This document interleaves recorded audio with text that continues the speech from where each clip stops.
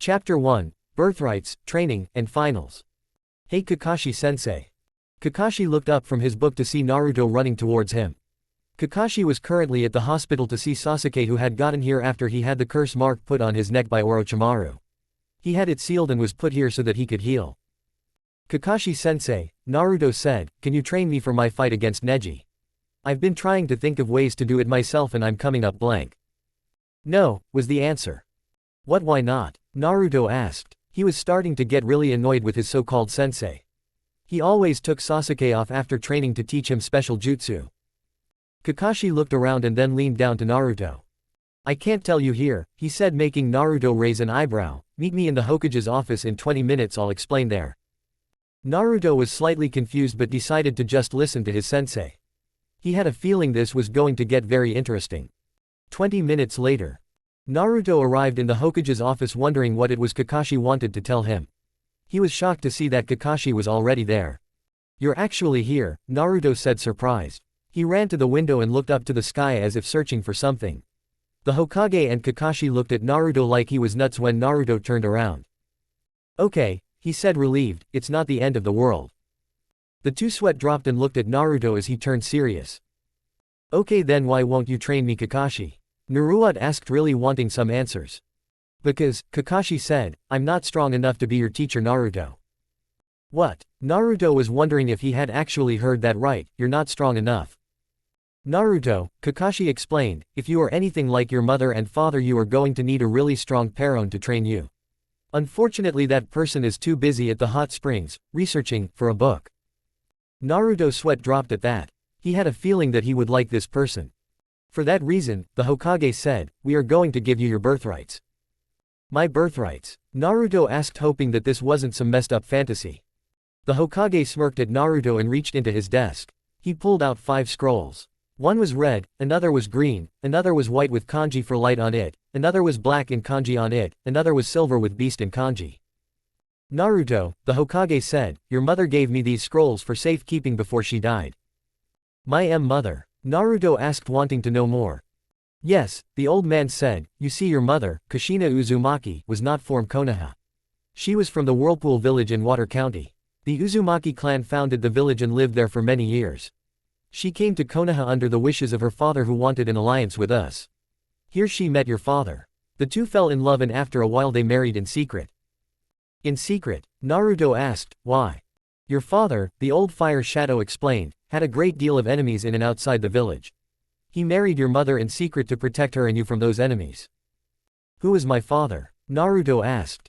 I can't tell you, the Hokage answered, making Naruto pout. However, I will tell you if you win the tournament and gain the rank of Chunin. Okay, old man, Naruto said, puffing out his chest, I won't let you down.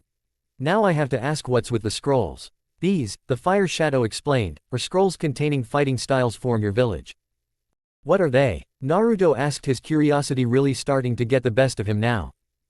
The red one holds the red leg fighting style, the Hokage explained. This particular fighting style uses only the legs to fight. The Uzumaki were known for their skills in a forge and thus made this fighting style to protect their hands from harm. The green scroll contains the Santoryu sword style. This particular style uses techniques that use fewer or more swords. In certain cases with no swords. Why would I need a sword style like that? Naruto asked. The Hokage smiled as he gestured to the lost 3 scrolls. These 3 scrolls, he said, each contain a set of swords. The white and black scroll hold the swords of light and dark. Both sets were forged by a pair of rival brothers. The one who forged the swords of dark defected from the village. The one who forged the swords of light worked for the village and brought his brother to justice. Cool, Naruto said, interest in the 2 sets, but what about this last one? This set, Saruto said, has a bit of a legend around them. It is said that the founder of your clan actually managed to gain favor from the 9 Biju. It is said that he carried these blades and upon gaining their favor they gave a bit of their chakra into the swords. Thus creating the swords of the tailed beasts. Naruto was floored. Not only had his clan made their own fighting styles and weapons, but they gained the favor of the 9 Biju.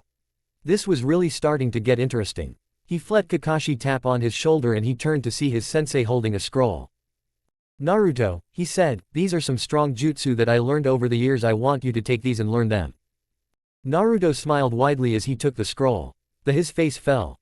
Hey old man, Naruto said, how am I supposed to learn these before the exam in 2 months? I don't have that kind of time. Naruto, the old man explained, the shadow clones you use are able to relay info to you up being dispersed. Just don't do too many at once, it could give you a major headache. Thanks old man, Naruto said. He reached out to the scrolls but Sarutobi stopped him. Naruto, the man said, I will only give you these on 2 conditions. 1. You drop your mask and show everyone the real you.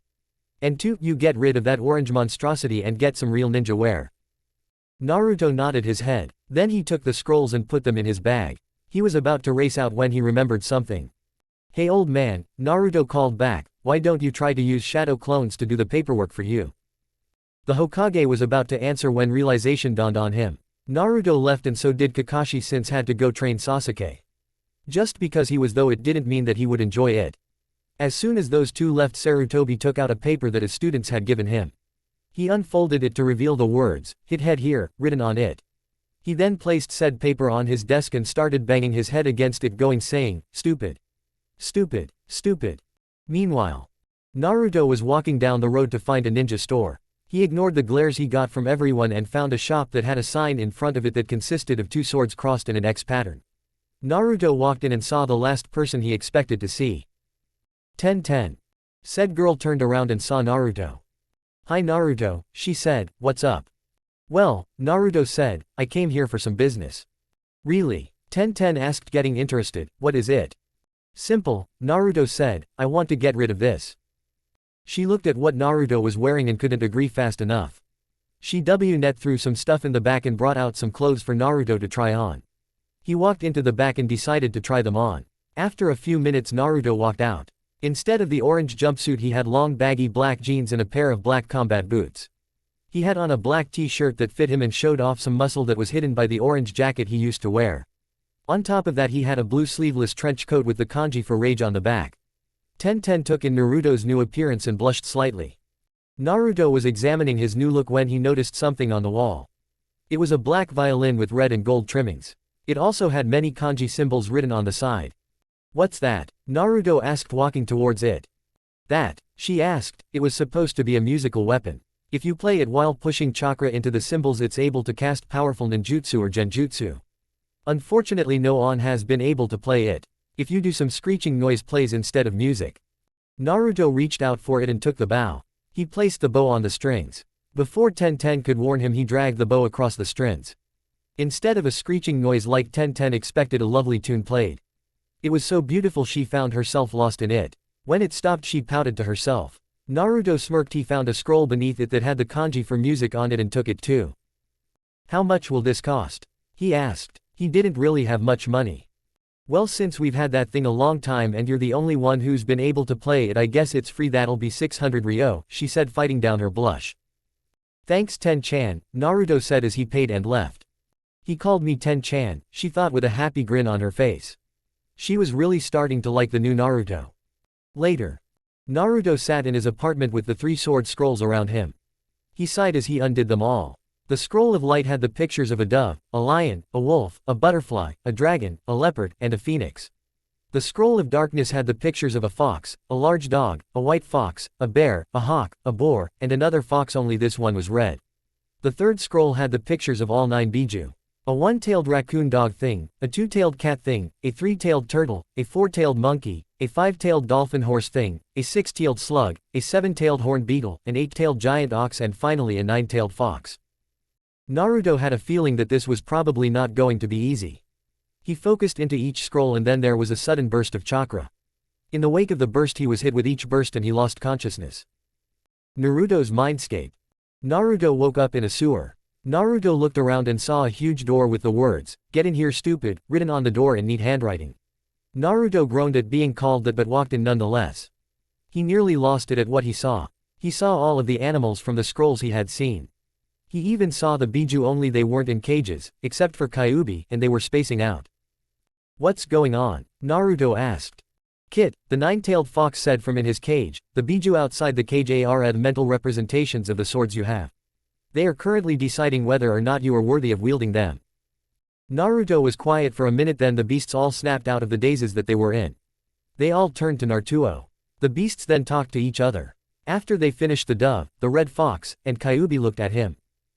Child, the dove said, me and the other beast of the swords of light have come to a conclusion. We have decided to let you wield us. You have shown great courage and a pure heart. For that we allow you to use us.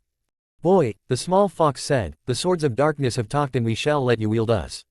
We know that you are willing to kill and that you have incredible strength that will not falter under normal circumstances. For this you will be allowed to wield us.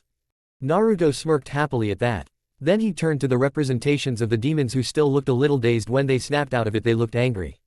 Naruto knew to back up. As soon as he did the two-tailed it roared. Impudence. She roared, I can't believe how narrow-minded these pathetic humans are. I agree sister. The ox snarled, I think it's time they learned the difference between a monster and its container. Kyuubi chuckled to himself. He had a good feeling about this. They all turned to him and they whispered to him trying to keep their voices hushed. Naruto was surprised that they could do that since they were like what 5 stories high. Kit, the fox growled, we have seen your past and we know the suffering. As an act of retribution we allow you to wield our swords, but we have one condition. What would that be? Naruto asked. That you find a group called the Akatsuki and destroy them. And while you're at it destroy Orochimaru. That dang snake has been alive for far too long. I accept your terms, Naruto said smiling. Good, Kyuubi said, now there is something you should know. To be able to use our swords you must adapt to our chakra. The result will be some physical changes. What kind of changes? Naruto asked wondering what would happen to him. Well, heightened senses, some height, increased strength and speed, a few tails, nothing major. Tails. Yes, the fox said, there will be signs when you master all the swords. For the swords of light and dark a crystal will appear on the hilt. For our swords you will grow a tail. By the end of that you will be strong enough to take on the greatest army. Okay, Naruto said, but when I start to grow tails could you put up an illusion so other people don't know? I don't think anyone will appreciate me having tails. I have enough problems with the whisker marks on my cheeks. Deal. At that moment all 9 beasts breathed in and let out massive burst of chakra at Naruto. Naruto took each blast and then blacked out. A while later Naruto woke up and looked around. He saw that he was still in the forest only it was night time. He apparently was talking to the people longer than he thought. Naruto decided to head home and go to bed. He ran home at a speed he didn't even know he could go. When he walked into the bathroom he found something that really made him reel. He saw that he was taller making him as tall as Sasuke and that he had some red streaks in his blonde hair. He checked back and saw that he didn't have a tail so he knew that he hadn't grown that much. Naruto thought one thing as he put on the pajamas and went to bed. Look out Konoha, your punching bag is ready to punch back. Time skip 2 months later. Naruto had trained his butt off for the 2 months. He learned the jutsu that Kakashi sensei gave him pretty quickly thanks to shadow clones. Unfortunately he also found out that the old man was right. To many shadow clones dispersing at once really did give you a killer headache. Naruto also trained in the sword's Santoryu style and mastered a few moves. He had only mastered the less complicated moves. He decided he would give one move a try in the fight with Neji to see if he could pull it off. The red leg style Naruto managed to get down easy. He had difficulty at first but managed to get it down. He found one move that really piqued his interest. The devil leg as it was called used enormous friction to increase the damage of a kick. As much as he wanted to he decided to leave this one be. He was good but he wasn't strong enough for a move like that yet. Naruto learned many songs with his violin. He also found out that when he played it he became very relaxed. At the end of the day he practiced and learned a great deal of songs. Finally at the end of the 2 months it was time and Naruto had an idea for a flashy entrance. He learned from Kyuubi that the enhancement he took to wield the swords of the 9 Biju also gave him an affinity for each element since it took all 9 Biju to do it. He would have asked Kakashi sensei for some new jutsu but he just decided to leave it be. He didn't want to end up arrogant and demanding like Sasuke. At the arena everyone was gathered. All the fighters were in the arena while everyone else sat in the stands waiting for the fights to start. The only fighters that weren't in the arena were Naruto and Sasuke. I wonder where Naruto is? Ino asked. Who cares about that blonde idiot? Sakura asked, he'd probably get beaten by Neji. The only one worth watching is Sasuke-kun. Ino looked at her friend. She was surprised at how she had belittled her teammate. She was starting to wonder what Naruto saw in her. In the cage booth the cage, and Hiruzen sat and waited for things to start. Where is he? Hiruzen asked, I hope he doesn't end up late. Yes, the cage said, I am also wondering where the Uchiha is. I wasn't talking about him, Hiruzen said, I was talking about someone else. The old man stood up before the cage could ask him to clarify. To those who made it the far, he said speaking into a microphone, I congratulate you on making it. Here we will choose who will receive the rank of chunin. To those who participate, good luck. To those of you who didn't, there's always next year. All right, the proctor, Genma, said, would Neji Hyuga and Naruto Uzumaki please approach the center of the arena? Neji walked forward when he noticed that Naruto wasn't to be seen. He smirked to himself. The failure apparently figured out that he could not defy fate, Neji said smugly. Genma rolled his eyes. Why was it that every clan member with a bloodline was so arrogant? He was about to call the match when a clap of thunder reached his ears. Everybody looked up to see the clouds turning dark and forming a funnel. Then out of said funnel something fell. It looked like a large comet, only it was made out of the 5 main elements: water, earth, fire, tightly compressed air, and lightning.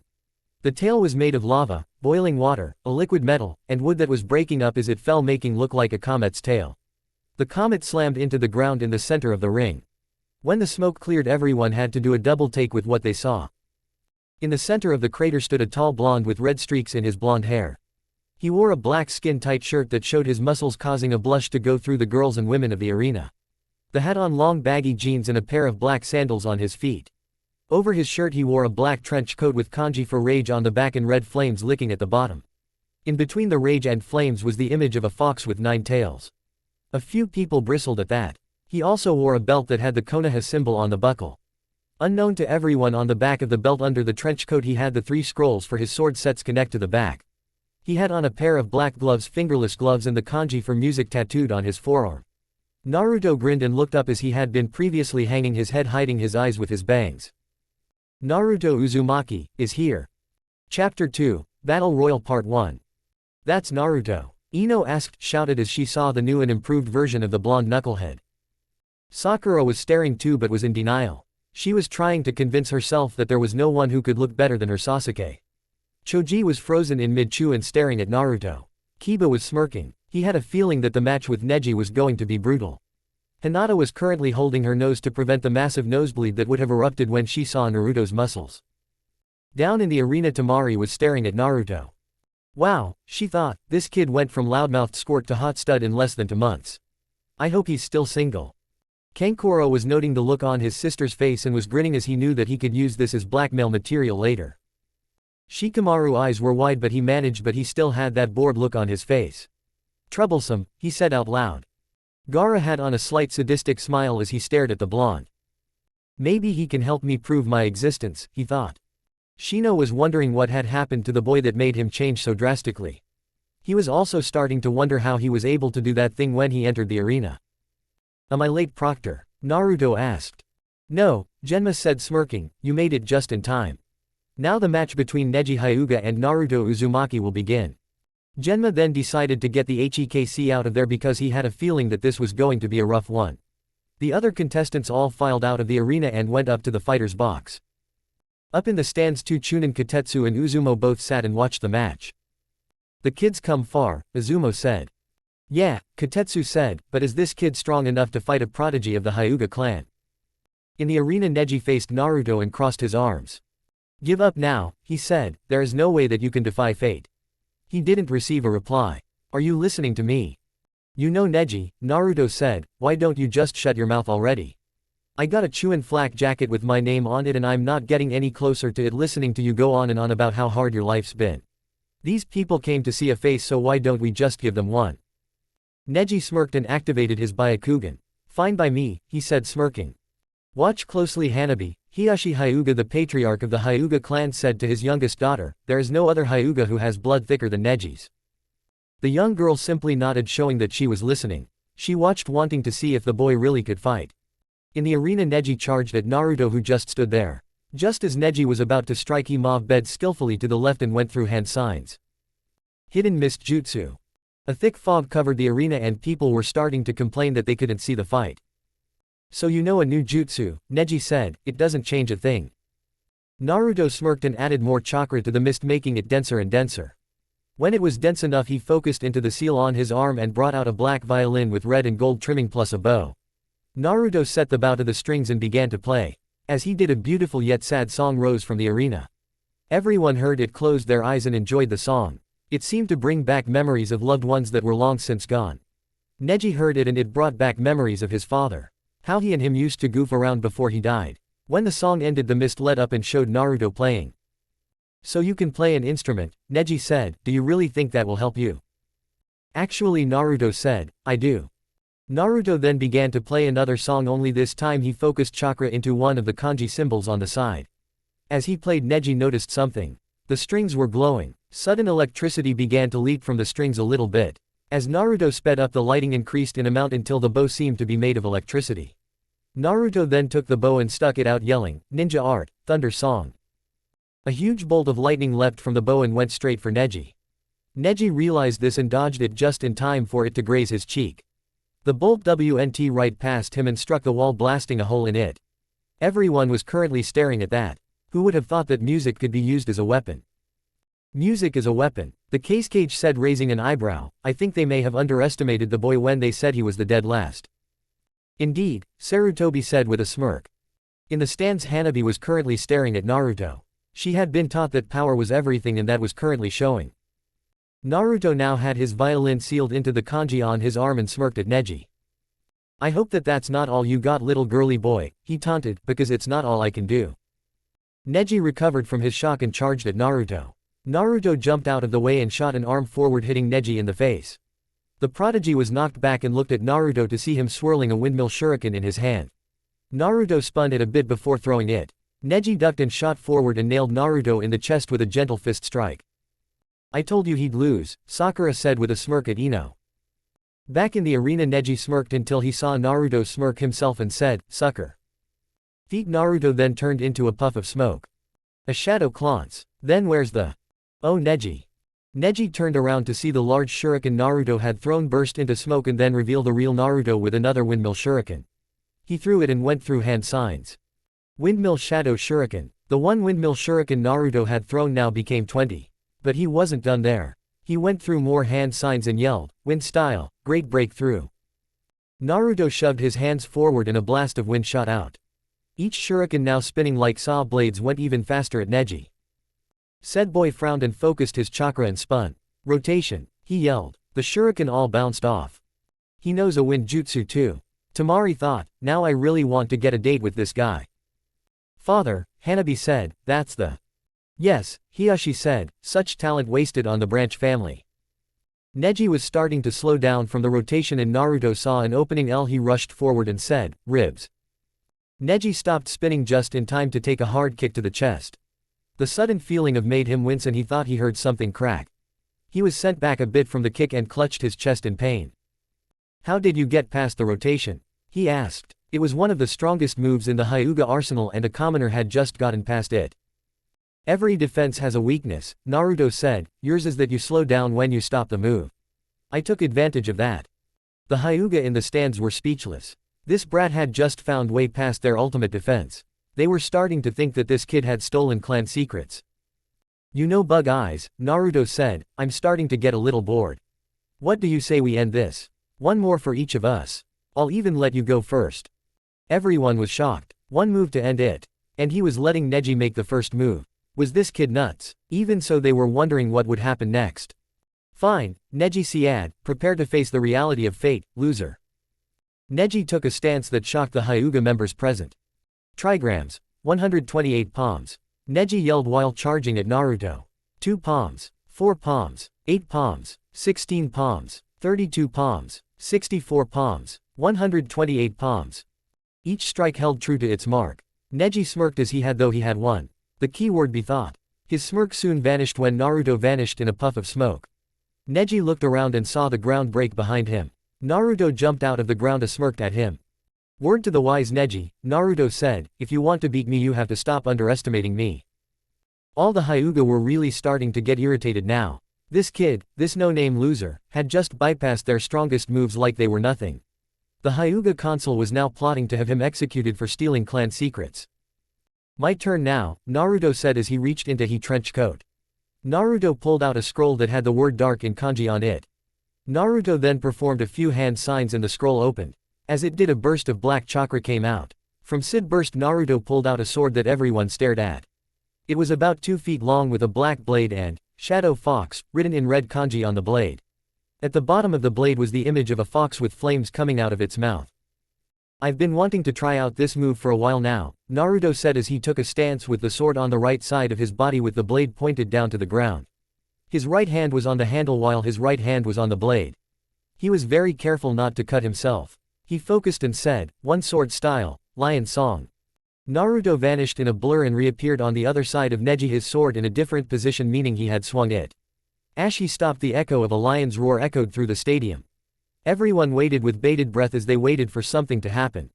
Seconds later, Neji screamed in pain. There was a black lash of chakra running down his chest into the ground. A long cut down his body formed. Neji fell to the ground on his back in pain, clutching his front. In the stands, Ten was staring at Naruto's sword with hearts in her eyes. Her father Dan Higurashi was staring also, but only because he knew what that weapon was. He really is her son, he thought. He smiled as he saw the look on his daughter's face. He knew that she would be pursuing him in the future. He just hoped that she didn't get heartbroken, because then he would have to go medieval on Naruto's butt. Winner of the first match, Naruto Uzumaki. Genma yelled. The crowd was silent until then everyone just burst applauding. Naruto smirked and bowed. As the medics came and took Neji off the field, Naruto stopped them. He leaned down and whispered into Neji's ear, 2 words: bug eyes, counter seal. As Naruto whispered those words, realization dawned on Neji like a gong. He then began to chastise himself because none of the branch family had actually thought of this sooner. He was referring to making a counter seal for the caged bird seal. If they had come up with this sooner, then they wouldn't be in the pain they were and his father might be alive. He actually won, Ino gasped. Sakura was completely silent as she was trying to decipher the fact that the dead last had just beaten last year's Rookie of the Year. That did not just happen. There's no way Naruto is this strong, she thought. It has to be a genjutsu. Yeah, that's it, a genjutsu. Kiba smirked. He was really glad that Naruto beat Neji. Now he didn't feel as humiliated that he had lost to Naruto before. Weird, huh? What do you think? Katetsu asked his companion. I think this guy deserves to be promoted to Chunin, Izumo answered. Chunin, Asuma, who was listening in their conversation, said, this kid found out how to counter 2 powerful moves, form one of the most powerful clans in Konoha. He replaced himself with a shadow cone and hanged into a windmill shuriken. He hid underground to avoid the trigrams move. He even tricked Neji into letting him use a surprisingly strong technique with that violin of his. Not to mention those moves he used were very impressive, and that was only a few things. Personally, I think this kid should be a Jonin right now. The two nodded to each other. They had to admit that even though Naruto had only done a few things, that they were all in fact rather impressive. They decided then that Naruto would be one of the ones who would be promoted to Chunin. Now they couldn't wait to see what this kid could do during the Jonin exam. Now that was something that they were really looking forward to. With the Hyugas, Hanabi was practically drooling over Naruto. Right now she was thinking of the power that could come to their clan if she were to have kids with him. The Hyuga Council was thinking something along the same lines and was trying to think of a way to marry him off to Hanabi. Hayase, however, knew what they were thinking and he didn't like it. He didn't like that fact that they had made his youngest a power-hungry runt. He knew that his wife would be weeping over the idea. He had tried to change her like her sister, but the council always threatened her with turning her into breeding stock for the branch family. The very thought made his stomach churn. Right now he was hoping that he could find a way to get rid of those old farts so he could finally have his family back. Naruto walked up to the fighter's box and was instantly besieged by the others. Naruto, how the heck did you get so strong? Shikamaru asked. First of all, I started training right, Naruto said, and second, I finally dropped my mask. So you dropped it, huh? Shikamaru said, good. It was getting a little bit annoying to find private places for us to play shogi. They play shogi? Shino thought as he looked at Naruto and Shikamaru. The next match was supposed to be between Sasuke and Gaara, but Sasuke hadn't shown up. Due to him not being here, Genma said, Sasuke Uchiha is hereby disqualified. The crowd instantly began to voice their opinions. That's not fair, Sakura yelled. Naruto just shook his head. He was really starting to wonder what he had seen in her at the academy. Now for the next match, will Kankuro Sabuka and Shino Aburame please come down to the arena? Genma said. Darn it, Kankuro mentally cursed, I wasn't supposed to reveal what I can do until after Gaara's match. Apparently that Uchiha's ego got the better of him. No, really surprising. Proctor, he said, I withdraw. Shino started to buzz, meaning he was annoyed. The crowd booed, showing that EHY were obviously displeased with what had happened. Okay, Genma said, now will Tamari Abaku and Shikamaru Nara come down to the arena? Tamari took out her fan and was about to go down when Naruto stopped her. Beat him, he whispered into her ear, and I'll reward you. Temari blushed fiercely and flew down fast so she could get that reward. Shikamaru was about to forfeit when Naruto picked him up by the back of his shirt, threw him up a bit and then hit him with a roundhouse kick, sending him out of the fighter's box and down the wall. Shikamaru then threw out a couple of kunai and caught himself. Phew, he sighed, then he felt the kunai start to give way. No, no, no, no, no. He fell down the rest of the way and landed on his back. He got up and faced Temari. The entire match mostly consisted of Temari using her fan to send out massive blasts of wind. Shikamaru usually hid to avoid them and used his shadow possession jutsu to try and grab her, but she figured out how far it could go before it stopped. Shikamaru then used his jacket, tied it to a kunai and let it float due to the air-blasted form Temari's wind-scythe jutsu. Unfortunately she dodged that. After thinking again, he got tired of this. This is too troublesome, he said, I'm just gonna end this. Shikamaru threw out a flash bomb and Temari was temporarily blinded. Fortunately the light made his shadow extend and he caught her. Temari was frozen. She was praying that he didn't do anything dumb to her. It was at that moment that Shikamaru forfeited. Why? Temari asked as she was released from the shadow's hold. You had me in the corner. I didn't have much chakra left, the lazy boy explained. I couldn't hold on for much longer, so I just ended the whole thing. The two Chunin examiners had to admit that though he was lazy, he had a point.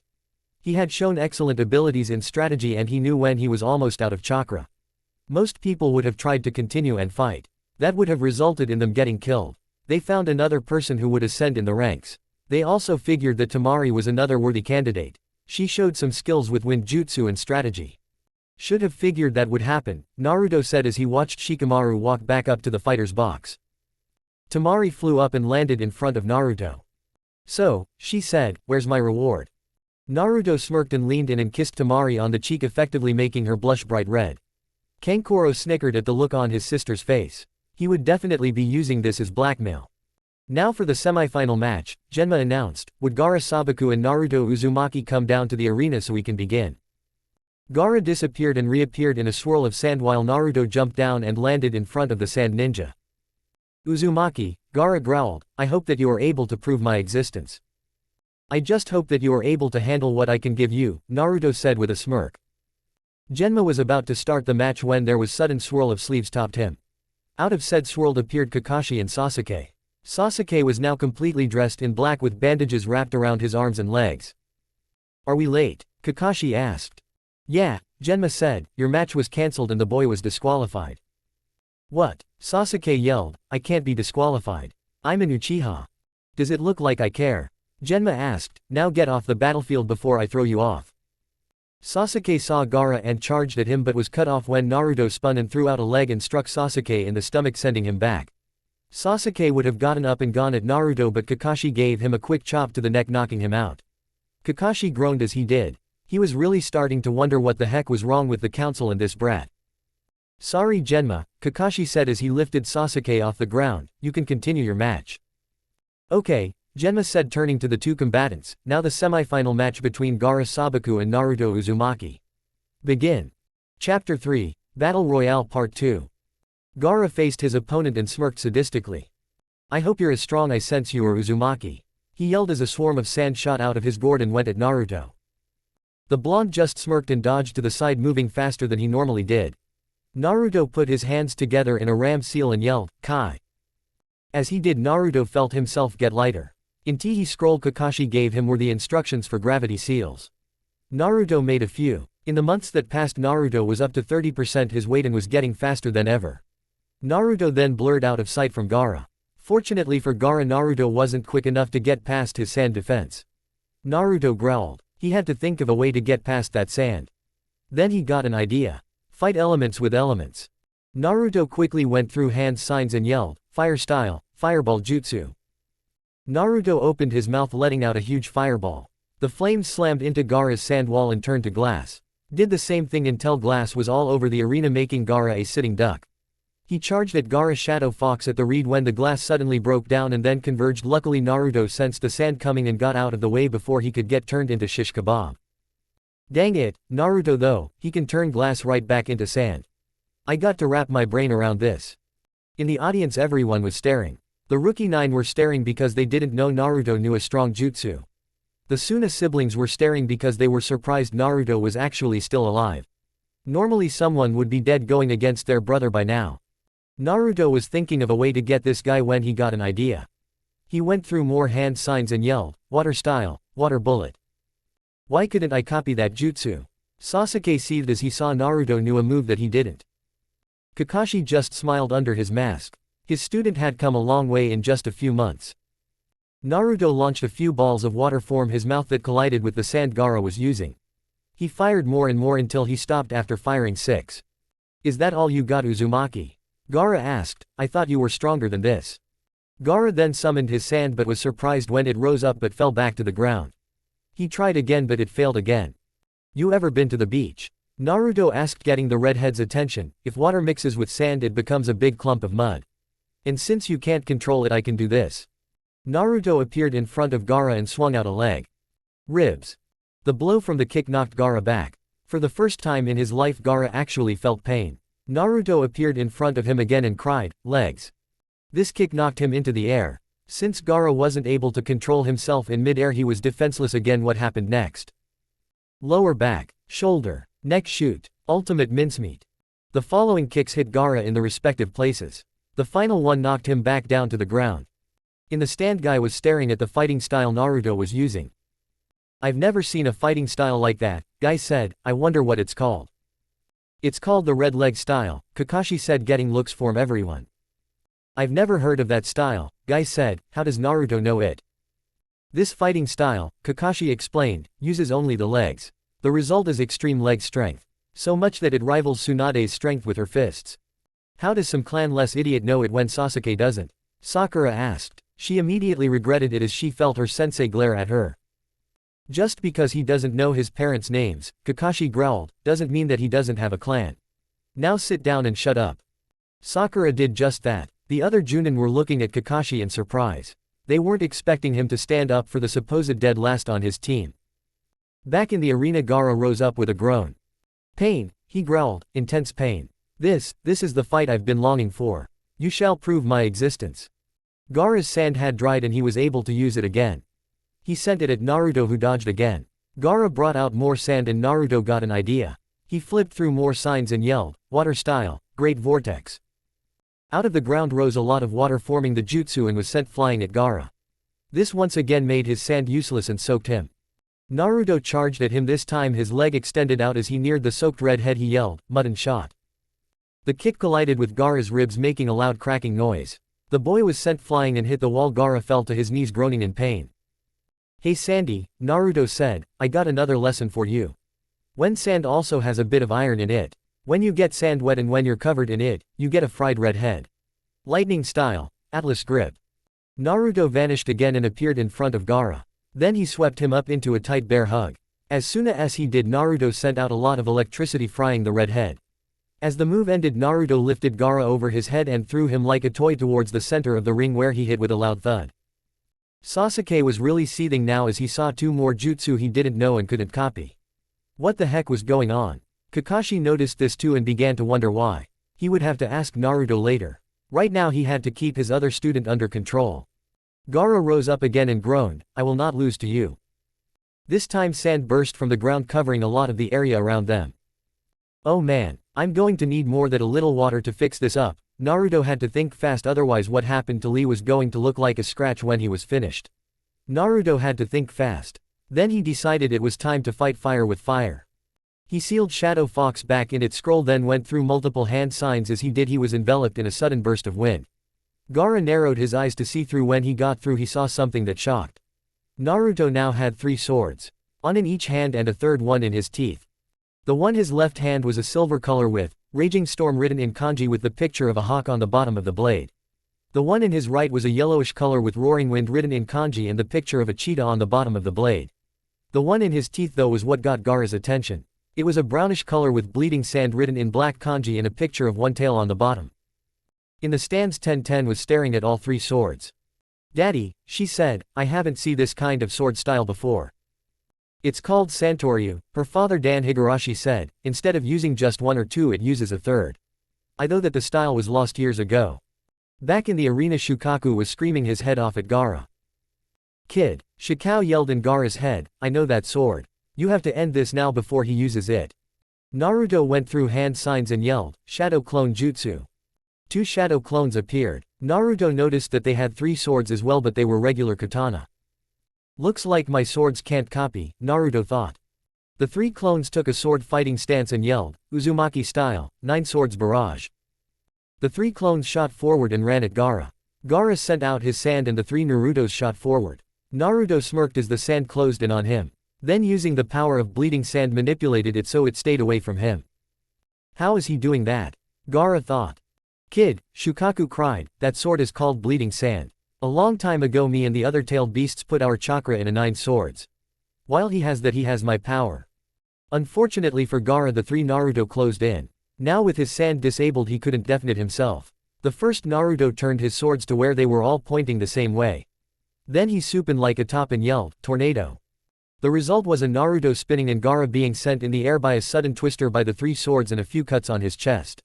The second Naruto disappeared and appeared in midair above Gaara. He drew back the 2 swords in his hands and swung them while shoving his head forward yelling, "Demon cut." Gaara screamed in pain as 3 more gashes appeared on Gaara's chest. Though was sent to the ground forming a few cracks. Gaara slowly rose up just in time to see the original Naruto running towards him. Gaara managed to bring a little sand to fight Naruto. When he did, Naruto bobbed and weaved until he was standing in front of the sand user. He swung his swords a few times and stood behind him. Bleeding the wolf. Gaara screamed as the large cuts appeared. Gaara fell to his knees in pain. He focused and formed a dome of sand around him defending himself. Oh no, he's actually going to use that here, Tamari thought. Naruto noticed this and sensed a lot of demonic chakra. He knew what was happening. He thought viciously to find a way that could pierce that dome. Then he got an idea. He guessed he will have to use these when he fought Gaara because of his sand defense. "All right you two," he said, "time for the iron sand breaker." The clones nodded and went through hand signs and yelled, "Water style, water bullet." The clones unleashed multiple water bullets from their mouths and soaked the sand, making it weaker and weaker. Finally Naruto took a stance and swung his swords yelling, "3-sword technique, 108-pound cannon." Chakra came off the 3 swords and a blast of energy went forward at the dome. The chakra went together to form a drill and pierced the dome. Gaara formed and slashed him across the chest. Gaara hit the ground and lost consciousness. Genma looked Gaara over and saw that this kid was just out cold. He was surprised that he was still alive after getting all those cuts on his chest. He was surprised that his heart wasn't cut. Winner, Naruto Uzumaki. Darn it, Orochimaru thought, I have to call off the invasion. I'll kill you someday, old man. Someday I will. He made a discreet hand sign calling off the invasion. The crowd cheered as Naruto put his swords back in the scrolls. Naruto smirked as he walked off the battlefield. Sasuke was watching Naruto walk out of the arena. Where did that loser get that power? I deserve it more than him. Sasuke thought. There's no way he can be that strong, it has to be a trick, Sakura thought. The teens then went down to the fighter's box to meet Naruto. Sasuke approached Naruto with a frown on his face. "Dobi," Sasuke growled, "where did you get that power?" "I earned it, simple," Naruto said. "Naruto," Kakashi said, "I have to say that you've come far. Proud to call you my student. I also see that you've gotten use of the Santoryu style down." "Yeah," Naruto said smiling, "good thing I got that and those other moves, otherwise I'd be a stain on the ground." "Dobi, I demand that you give me those swords." "No can do tem," Naruto said. "What?" Sakura screeched, "Give him those swords, Baka. He deserves them more than you do." "Okay," Naruto said, cleaning out his ear, "did anyone else understand that?" "I don't speak howler monkey." Sakura did a double take, as did everyone else. Naruto had just insulted her. "First of all, Sakura," Naruto said, his eyes narrowing, "I'm sick of your screeching. So do us all a favor and shut your mouth, you worthless pain in the neck." Sakura's eyes started to tear up and she ran away crying. "Man, that felt good," Naruto said, "and as for not giving you the swords, Tem, I have my reasons. First off, some of them are sentient. The others each come with their own summoning contracts. If you try to take them, you'd have to face them all. You wouldn't last a heartbeat." "Liar," Sasuke said, "those swords obviously belong to an elite like me. So hand them over to me or else." "Sasuke," Kakashi said, "drop it. Those swords belong to Naruto, be right from his mother. So unless you want to fight a lot of summons and then duke it out him, I suggest that you keep your mouth shut and learn your boundaries."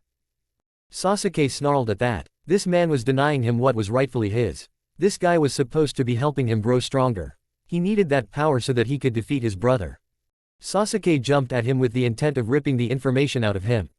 Unfortunately for him, Naruto spun on his heel and connected a kick to his side and knocked him through a wall. Dang, Naruto said, that really felt good. Now that the place has been fixed up, Genma said, will Naruto Uzumaki and Temari Subaku please come down to the arena? Proctor, Temari yelled, I forfeit. She looked at Naruto, who looked a little bit confused. If you can do all that to my brother, then imagine what you can do to me. Don't worry Temari, Naruto said, I wouldn't rough you that much. Unless of course, you want me to. Temari blushed at the fact that Naruto was flirting with her. She had to admit even though this kid was hot she cute, she would admit she would date him.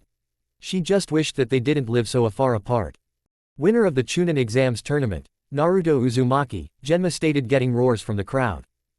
Now, he said as the crowd calmed, we'll have a few minutes to see who will become Chunin. For those of you who have to go to the bathroom, do yourself a favor and go. It was at that moment that a few people got up and went to the bathroom. While that happened, a certain Hyuga patriarch came down and approached Naruto. Young man, he said, getting Naruto's attention. Oh hello Lord Hyuga, Naruto said, sorry about beating your nephew so bad, but let's face it, that pain in the neck had it coming. Yes, Hiyashi said, letting a rare smile cross his face, it does tend to get annoying when a person keeps going on about fate all the time. I hope you managed to beat that out of him. Now I must ask, how did you know to get past the rotation? Well, Naruto said, I saw that you have to spin to use it. When you slow down you leave yourself open. I read about it in the combat journal of some old ninja who fought a Hyuga before. I hate to say it, but you are going to need some new moves to keep enemies guessing. If this had been a fight outside the village, he would be dead and his eyes and balls would be gone, and another village would have their own Hyuga bloodline. Good thing, Hisashi said, the Hyuga council is starting to think that you stole secrets from the clan. Now I can tell them otherwise. Hiyashi then turned and left. Naruto smirked. He knew that later he would be hearing from the council about hurting Sasuke, but he guessed that he could just ignore them as usual. After a few minutes of waiting, the Hokage came down with 3 flak jackets. Now that the tournament has concluded, he said, now those who will rise in rank to Chunin can come forth. Will Shikamaru Nara, Naruto Uzumaki, and Temari Subaku please come forth? Said 3 teens came down and approached the old fire shadow. You 3 showed qualities that make you good candidates for Chunin. Shikamaru, you showed impressive abilities in strategy and you knew when you were almost out of chakra. Normally someone would push their limits. For this you have received this rank. He handed the flak jacket to the lazy boy. Temari Subaku, he continued, you showed abilities in strategy and ninjutsu. A rare combination that is not shown among most ninja. For this I give you this rank. May you serve the Sand Village well. He handed her the jacket. She took it with a smile. Finally Naruto Uzumaki, he said, turning to the last one, I have to say you caught a lot of people by surprise. You showed power and smarts. You were able to bring down 2 strong opponents and all the while taking everyone by surprise. Your mother would be proud. For all this I give you the rank of Chunin. He handed the flak jacket to Naruto, who gave a foxy grin to his grandfather figure. Congratulations, Sarutobi said, and make your villages proud. What a drag, Shikamaru said, more work. Yeah, Naruto said, but at least this will get your mother off your back. Troublesome, he said. Outside the village, Orochimaru and his right-hand man Kabuto were making their way to the Sound Village. Are you sure we can just leave Lord Orochimaru? Kabuto asked. He didn't have any doubt in his master's judgment, but he was really looking forward to the invasion. With Gaara beaten we can't have the distraction we need, the snake Sanin said, and the summons would be a waste of time and energy. We can't invade them now, but we can try to later. We have all the time in the world. With those 2 the 2 left and headed home. One day, Orochimaru thought, one day I will kill you, old man. Chapter 4, Council and the Search for the Slug. Naruto was hanging around his apartment. He had been given the rank of Chunin and was right now just trying to relax after a few hard battles. He was just lying on the couch when he heard a knock at the door. When he answered it, he found a female Chunin who had a fair amount of pink in her cheeks. The hunk Hokage would like to see you, Naruto-kun, she said, doing her best to not get embarrassed around the blonde. Naruto nodded at her. She left, tripping over her feet comically as she took on last look at him. Naruto shook his head and left for the Hokage's office. Naruto ran across the rooftops to avoid the villagers. Eventually he arrived at the tower and entered the old man's office.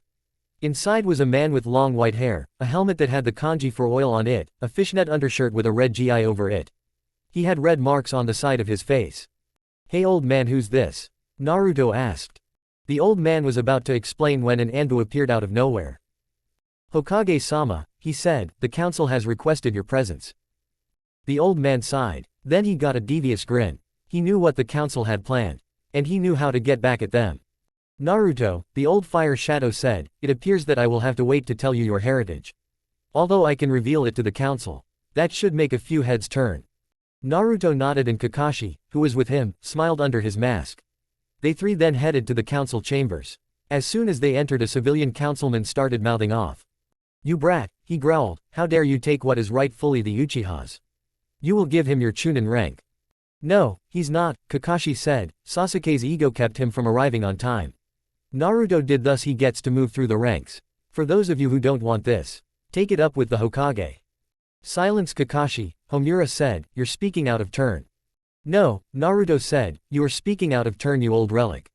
You are here to advise only. You don't have a say in these matters. So do us all a favor and keep your yap shut. The ninja clan heads were doing their best to keep from laughing. The civilian side, however, was fuming at the boy who dared mouth off to them. Naruto soon said, getting the boy's attention, I have to ask, where did you get those swords? You see, Sum, Naruto explained, after the preliminary round I went to Sensei to ask if he could train me. Unfortunately he couldn't because he had to train Sasuke. To make up for it though, he brought me to the Hokage and managed to get the old man to give me my inheritance. Inheritance? A councilwoman asked, what inheritance? You are some clan less orphan. Actually, Sarutobi said, his clan is from Water Country. An emissary was sent here by their leaders WIHS to form an alliance. I believe her name was Kushina. Kushina Uzumaki? Hiyashi asked. The old man nodded. Hiyashi said after a few seconds, that would definitely explain the love of ramen. The other clan head agreed. Unfortunately the civilian half is a bunch of idiots. So what? One said, you're the spawn of a whore who spread her legs just so she could have a place to sleep. Legs. Naruto nailed the man in the legs, knocking him into the air. Nutcracker. The following kick was brought up where the sun don't shine. The result made Everman involuntarily wince at the sight of the impact. Even the ever-stoic Shibi Aburame had involuntarily moved. Never, Naruto growled, ever, insult my mother. Naruto, calm down, Sarutobi said in an attempt to calm him down. Now what were you saying before you were interrupted? Oh right, Naruto said as he began to calm down. Well, my inheritance included 3 sets of swords and 2 fighting styles. What were these swords? A pink-haired councilwoman asked. The first 2 sets are brothers in a sense. The swords of light and dark. The swords of dark were forged by a man and his followers who left their village. The swords of light were forged by his brother who was given the job of bringing him back. And the third set? The same woman asked. Those have some legend behind them. It is said that the founder of my clan and the village they lived in actually gained the favor of the 9-tailed beasts by fighting alongside them. As reward for it they each sent their chakra into 9 swords, thus creating these. The council was in shock. He had swords that had the powers of the 9 beasts. They were grinning greedily. Before they could say anything, Inoichi Yamanaka interrupted them. What were the fighting styles they gave you? He asked. Those, Naruto explained, were the red leg style and the Santoryu sword style. The first one uses only the legs. This keeps the hands from taking damage. My guess it was made by someone who used their hands a lot. The other allows me to use 1 or more swords in combat. 1 in each hand and 1 in the teeth. We of the council demand that you hand over those techniques and swords to the great Uchiha so that he may become stronger, Koharu said, getting a glare from Naruto. Not going to happen, Naruto said. The swords of light and dark each come with a summoning contract. The swords of the tailed beasts are sentient, meaning that they have a bit of the demon, they got their powers from inside them. All of them have accepted me. If the Uchiha were to try to take them, then he would have to face all the summons plus the demons. He wouldn't last a heartbeat. As for my fighting styles, you have to be adept at swordsmanship to use the Santoryu. Plus the red leg style requires extreme leg strength and agility to perform. He'd break himself if he tried. Boy, a councilman growled, you will teach him war. Enough. The Hokage yelled, no, I was about to reveal the other half of Naruto's heritage. The part on his father's half of the family. Who was his father? Chusa Akamaiki asked. Just look and take away the whisker marks, was all the old man said. Everyone did in fact look. It was then they saw a resemblance that made a few people's blood run cold. Minato? The pink-haired councilwoman asked. Impossible, Danzo said, he never married. Actually he did, Hiyashi said. How do you know? Kakashi asked. He knew, he just wanted to play dumb. It was a double wedding, the Hyuga patriarch said, between those two and me and my wife Henna. Moving on, Sarutobi said, I have decided to step down from the position of Hokage, but don't worry, I have already picked a candidate to take my place. Who would that be? Kaharu asked. Tsunade Senju, the fire shadow said. The civilian council paled. She was as stubborn as they come. If she was the Hokage, it would be impossible for them to get her under their thumb. Naruto, since you have been recently promoted, Sarutobi explained, you will be accompanying Jiraiya, your godfather, to find her. I think you will be enough to bring her here, being her godson and all. Naruto smiled at the old man. He was about to leave when there was a knock at the window. It opened to reveal a small bird. To be precise, it was a desert bird. It had message in its beak which it gave to the Hokage, then it flew out. What is it? Naruto asked. It's a message from Suna, he said. Apparently it and Sound were going to invade us. They found out recently that their leader had been killed and impersonated. Because of this they wish to make amends by marrying off the daughter of the late Kazekage. She will be wed to the Uchiha, said a civilian councilman. She is strong and she will bear him strong children. I think not, said the old fire shadow. They are marrying her off to one Naruto Uzumaki. Apparently they are afraid of him since he managed to beat Gaara. Naruto hung his head. Over his training he had realized he had feelings for Hinata. Because of this he probably wouldn't be able to go out with her. Naruto, the old fire shadow said, before you go I should tell you that you fall under the CRA. I'll take it, Naruto said, knowing he could have more than one wife, but I don't want any of you guys trying anything. If I marry a girl she'll love me for me. I'm not going to be stuck in a loveless marriage. The civilian council mentally cursed. So much for that idea. Now, Naruto said, when do we go to get my godmother? Tomorrow, Sarutobi said, at noon. Naruto smiled at his grandfather figure and walked out of the council room. Naruto made his way home when he heard something. He looked around but didn't find the source of the noise. He kept walking until he heard it again. He turned around this time and his eyes went wide. Behind him stood a lot of girls, all of which had hearts in their eyes. They were the one thing that no male ninja should ever have to face. They were fangirls. Naruto fan club. Attack, said one random woman. Naruto took this as a hint that he should get his butt out of there fast. He ran for his life as the girls who were in love with him gave chase. He ran for about an hour before he managed to lose them. I hope this isn't going to be a daily occurrence, Naruto thought as he arrived at his home. There was a note on the door. He pulled it down and read it. Dear Naruto. Since you have been promoted and since you know of your father, I think it is time that you took your father's estate.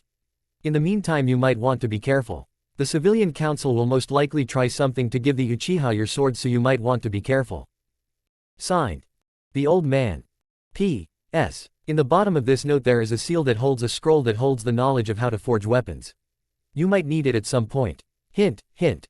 P.S. Also, to bring the scroll out, just focus some chakra into it. Naruto smiled to himself. He then took the note and found the seal. He focused some chakra into the seal and a scroll popped out as well as some keys. Naruto guessed that it was for his father's estate. He walked through the village ignoring the glares he got and the looks of fascination he got from the females. He had to run from another group of fangirls, but he managed to lose them again. Eventually he arrived at an old-looking complex. Naruto could sense a genjutsu over it. He walked forward and disappeared through the illusion. As he walked through he was greeted by the sight of a massive complex about the size of the Hyuga compound. He walked into the courtyard. The courtyard had to be about half the size of a football field and had the Namikaze symbol in red stone in the ground. He looked around the place. The central mansion had a few floors which he guessed was for a lot of people staying.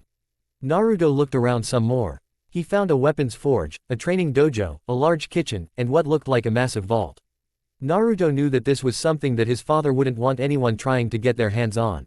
He guessed because of all the seals on it. Naruto had just finished looking around when he noticed that it was dark outside. He decided to head for the main mansion. He walked in and found that everything was in peak condition, like someone had been taking care of this place ever since. Naruto looked around until he found the master bedroom. He took off his coat and jeans and fell asleep on the bed. The next day, high noon. Naruto was at gate waiting for his godfather to show up. He had been waiting for him to show up for a few minutes now and it was starting to get on his nerves a little bit. Hey Naruto. The boy turned to see Ino running toward him. She stopped a few feet away. What are you doing here? She asked. Well, Naruto explained, I'm waiting for my godfather. He and I have a mission.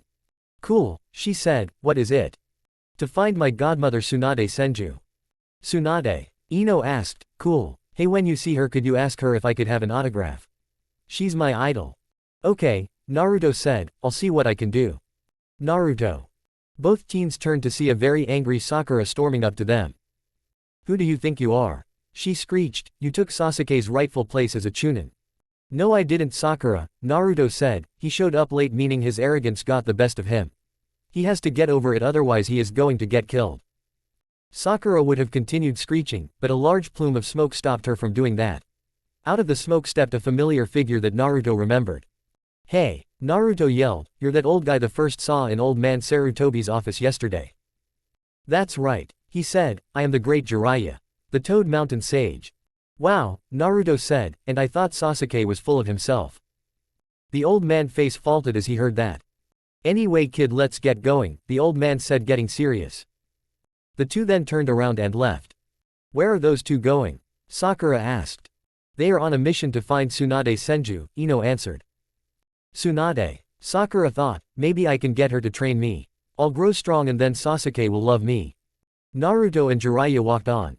They walked mostly in silence until Naruto decided to ask a question. So old man, he asked, why did you leave me to the village?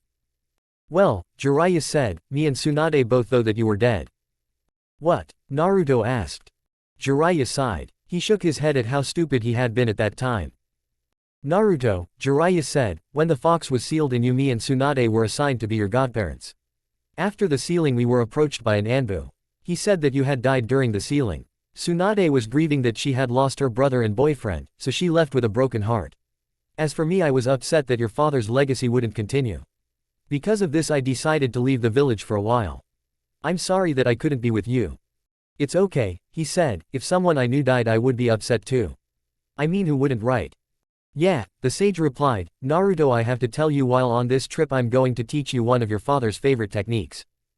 Really? Naruto said, awesome, what is it? I'll tell you when we find a place to stay, was the answer. Naruto groaned. He hoped that this was going to be a short mission. So what can you tell me about my godmother? Naruto asked. Well, Jiraiya started, she's tall, blonde, has a diamond tattoo on her forehead, well endowed, and she's older than he looks so she wears a jujutsu to make herself look younger. Also don't make her mad. If you do you are more than likely to get punched through a wall. She's also known for gambling. Don't tell me she had a massive winning streak, Naruto stated. No, Jiraiya corrected, she's known as the legendary sucker. She has a bill of gambling debts as long as the Hokage monument. Naruto's sweat dropped as he heard this. Why is it that every person in my family has some kind of problem? My mom was called a whore, my dad was hated for his power, my godfather's a pervert from what the old man told me, and my godmother is a very bad gambler. I hope that nothing else will happen. Meanwhile a little ways away two lone figures watched the two walk down the road. Is that him? The taller of the two figures asked. Yes it is, the shorter one said, we have to wait until he's alone before we make our move. Okay, the taller one said, but I don't want to wait too long. Meanwhile in sound. Lord Orochimaru, Kabuto said, two members of the organization have been seen in Fire Country. Interesting, the snake said, send two to follow them. Kabuto left. The snake growled. You ruined my plans boy, he said out loud, I will get you for ruining my plans Naruto Uzumaki. Unbeknownst to him a female figure just outside his chamber heard his name. She ran away before he knew she was there. She ran to her room and closed the door behind her. She stared into space considering what the old snake had said. Is it really you, little brother? There you have it folks. Naruto knows his heritage and is under the CRA. I know some of you don't like it but I just want something to make this story a bit more interesting. By the way I just want you to know that I don't do lemons. I never will, so no making any suggestions. Who is the girl who claims Naruto is her brother? Who were the figures that were watching Naruto and Jiraiya? Will Tsunade come back? Only one way to find out. Preview. Naruto, Kamen Rider Kiva. Naruto stood in front of a large door. The voice in his head still driving him to open it. He pushed in and found the door was heavy but he managed to get in. He looked around and saw something that made him stare in both awe and a little bit of fear. In the middle of the room was a massive stone. In said stone was a massive sword. He could only see the hilt and handle. The hilt was golden in the shape of a bat with red eyes and had its mouth clamped down on the blade. Around the rock were bunch of coffins. Each one was different. One was black with a bat symbol, another was white with the same symbol, another was white too but it had what looked like claw marks on it. Another one was blue with the image of a wolf's head, another was green with the image of a fish, and the final one was purple with the image of a fist on it.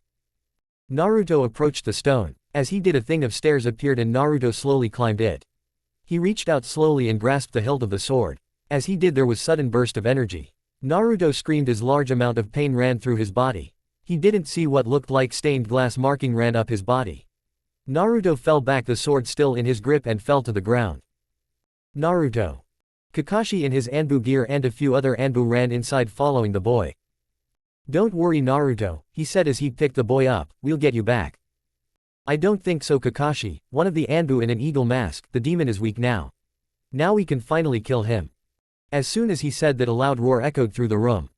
The coffins began to shake. Suddenly the lids were thrown off. The Anbu took a step back as figures came out of the coffins. The one from the black coffin wore red and black armor with a black cape. The shoulder armor was spike and the helmet had a green visor. The top had bat symbol with a green crystal. The top of the visor's points had been modeled after bat wings. On his belt he had what looked like an upside-down bat that had yellow eyes. The one rising out of the first white coffin wore mostly white armor. His chest had what looked like the design of a window you would have in a church window. His visor was bright blue. In his left hand he had a white rod with a blue circle that had a long red blade coming off. It looked like a sword you use in fencing. His belt had what looked like a mouth going out of the top and a large blue circle. The one rising out of the second coffin had white armor also and a blue visor, but he had his modeled after claws. He had chains wrapped tightly around his arms. On his belt was also an upside-down bat, only this one was white with red eyes that looked like they were made into an angry face. The one coming out of the blue coffin looked like a blue humanoid wolf with a gold horn on his head. The one coming out of the green coffin was covered in green scales, making him look like a fish. He had red eyes. The final one coming out of the purple coffin was a huge purple hulk of a man. His red eyes gleaming. If you looked from behind he would have looked like a big purple fist. Everyone was staring at the things that rose out of the coffins. "I told you he was demon," the Anbu in an eagle mask yelled. "He has brought more demons to fight us. We must kill him now." He was stopped however as he felt a large amount of killing intent aimed at him. He turned to see all the figures staring at him. "You," growled the one in red and black, "will not touch our king." With those words they all charged. Chapter 5, Conflict, Training, and Finding the Slug. Jiraiya and Naruto walked around for a while until they arrived at some hotel where they could stay. At that moment a pretty girl came up to the old man saying she knew who he was and that she was a huge fan of his work. At that moment the old man left with her, leaving Naruto and his tenant alone. The boy just signed and went to the room that they had gotten and sat down on the bed. As he did, the fox decided to talk to him. "Hey kid," the fox spoke up. "What's up, furball?" Naruto asked him as he heard that voice. Ignoring that, the fox muttered, "I have something to tell you. You can only master one sword of the tailed beast at one time." "What?" the blonde queried as he heard this. "Why?" "Each sword holds some of the chakra from each of the beasts," the fox explained. "The more tails the stronger the sword. If you use one sword before you're ready you could end up destroying yourself, and I really don't think that anyone you know would want that." Naruto had to admit that that was a good point. He really didn't want to die. Especially from chakra poisoning. I mean, who could that happen to? Naruto was still thinking when there was a knock at the door. He got up to answer it, and when he opened it he got a good shock. In front of him stood two men with black robes with red clouds on them. The shorter of the two had onyx eyes like Sasuke. The taller of the two had blue skin and was hoisting something on his back that was covered in bandages. Naruto guessed it was a sword since he saw a handle coming out of the bottom. Naruto Uzumaki, the shorter of the two, said, "We need you to come with us." "Come on Itachi," the larger man said, "you know this brat isn't going to cooperate. Can I just cut off his legs so he doesn't run away?" Kisame, the now named Itachi, said, "You know that we need him alive." As the two were arguing, Naruto went through hand signs. They were both stopped abruptly when there was burst of brown chakra. Naruto was now holding bleeding sand. "I don't know what you guys want," Naruto said, "but I don't like it." Kisame rose the thing on his back and brought it down only for it to miss the blonde by a hair. Naruto then rushed forward with his sword and it met Kisame's with a loud clang. Kisame was shocked when he actually had to put up a struggle. "Hey," Kisame grunted, "Itachi, a little help here. This kid is a lot stronger than we thought." Itachi took out a few shuriken and threw them. Naruto jumped to the side at the last second. He then rushed forward and threw a kick at Itachi's legs. Itachi jumped over the kick. He was, however, unprepared for the blonde to use the momentum of the kick and go into a handstand.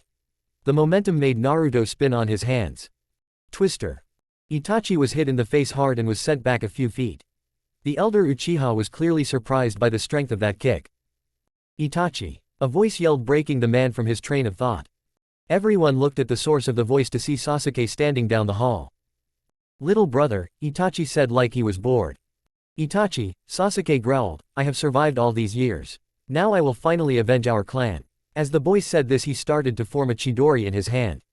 I'm finally going to kill you, he screamed as he ran at his older brother. As he got closer, Itachi just swept the move aside and grabbed Sasuke by the wrist. Brother, Itachi spoke in a low voice, you are as weak as ever. Itachi activated his Mangekyo Sharingan and put his brother in a Tsukinami. Sasuke screamed in terror and fell to the ground. The older Uchiha would have continued, but at that moment there was a large puff of smoke. When it cleared, it showed Jiraiya on a huge toad. A girl wouldn't go out with me because I am famous, he said, she would go out with me because of my awesomeness. It took you long enough, pervy sage, Naruto said, making the old man face fault. Kisame, Itachi said, we have regroup. Oh no you don't, Jiraiya said, ninja art, toad stomach trap. At that moment the entire place was covered in what looked like the stomach of a toad. Itachi and Kisame had already started running. Jiraiya and Naruto stayed put. Suddenly there was the sound of an explosion. They followed the noise to find a large hole in a wall that led to freedom. What got their attention was what looked like black flames on the side of the wall. What's up with the black flames? Naruto asked. That's another power of the Sharingan kid, Jiraiya explained, it's called the Amaritsu. It's a black fire that allows the person who casts it to burn anything. Naruto said, this just gets better and better. I have to say Naruto, Jiraiya said, you handled yourself well against them. It was nothing, Naruto said, I only got the drop on them because I did a few things they didn't expect to happen. Next time they'll be ready. Jiraiya and Naruto were about to leave when Jiraiya was suddenly hit in the back of the head. The attacker was Might Guy. After realizing his mistake of attacking his ally, he apologized profusely. He said that he had forgot a mirror and had to look at the reflection of his headband to see around the corner, and that he mistook Jiraiya for an enemy. It's all right Guy, the Toad Sage told him, getting up, take Sasuke back to Konoha so that he can heal. How did he even know where to find us? Guy told them that Kisame and Itachi showed up at the village looking for Naruto. Kakashi, Kurenai, and Asuma tried to fight them off but failed when Kakashi was put in a Tsukinami. Guy showed up and saved them. Unfortunately later Sasuke learned about it and tried to run after them to try and find his brother. What did you do to my hotel? Everyone looked to see the hotel manager seething behind them. Naruto said, look at the time. Got to go. The three then got the heck out of there before they got in trouble for ruining a hotel that was still in the stomach of a toad. After a while of running, Naruto and Jiraiya found another hotel and stayed the night. The next day Naruto and Jiraiya got up early and left to a nearby lake. Okay Naruto, the sage said, I'm going to teach you one of your father's prized techniques, the rasengan. All right, Naruto cheered. He may have been calmer but he could still be excited, so what is it exactly? It works like this Naruto, the Toad Sage explained, you have to be able to concentrate a large amount of chakra into your hand. Then you have to be able to give it shape. The final thing is that you must be able to hold that chakra in form so it doesn't recoil and hit you in the face. The old sage formed a spinning ball of chakra in his hand. Naruto stared at it with a look of complete and total awe on his face. He smiled at the thought of having such a technique in high arsenal. Okay old man, Naruto said, making the sage sweat drop, what do I have to do? Well, to start you're going to have to concentrate the chakra into your hand, the sage explained. Naruto tried to, but he couldn't do it. After a while of trying, Naruto got annoyed after a little bit. Darn it, Naruto growled, why can't I get this?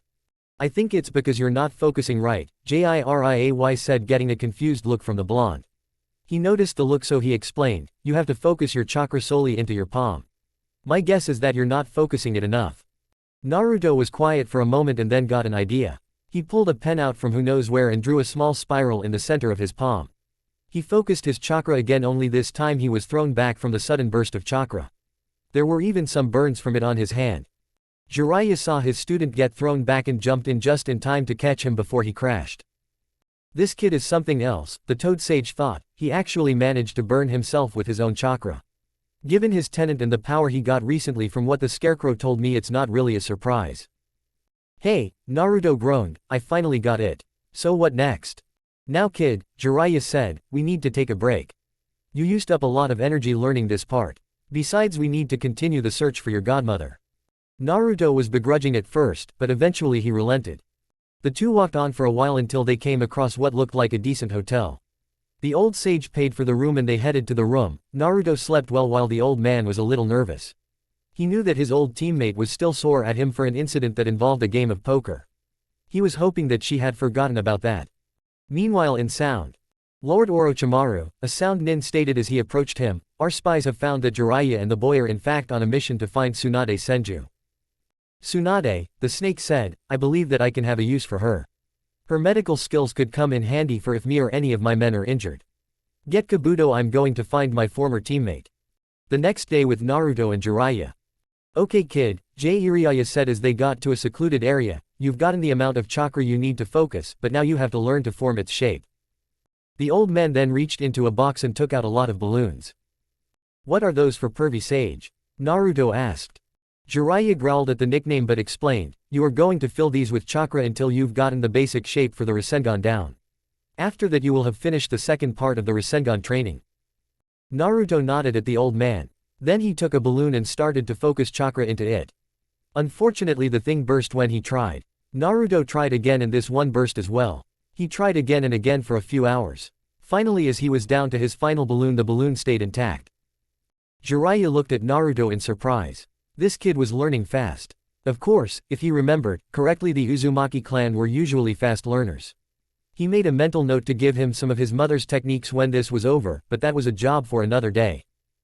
"Okay old man," Naruto said, "what do I have to do now?" Jiraiya was about to answer when they heard screaming.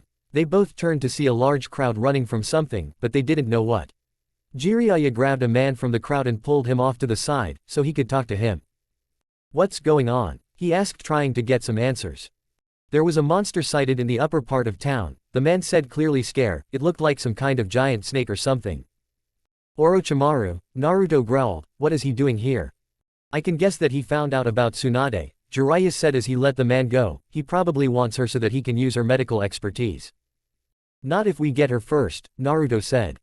Naruto and Jiraiya ran uptown and looked all over the place. They couldn't find Tsunade anywhere. They retired to a hotel and left town heading to the next one.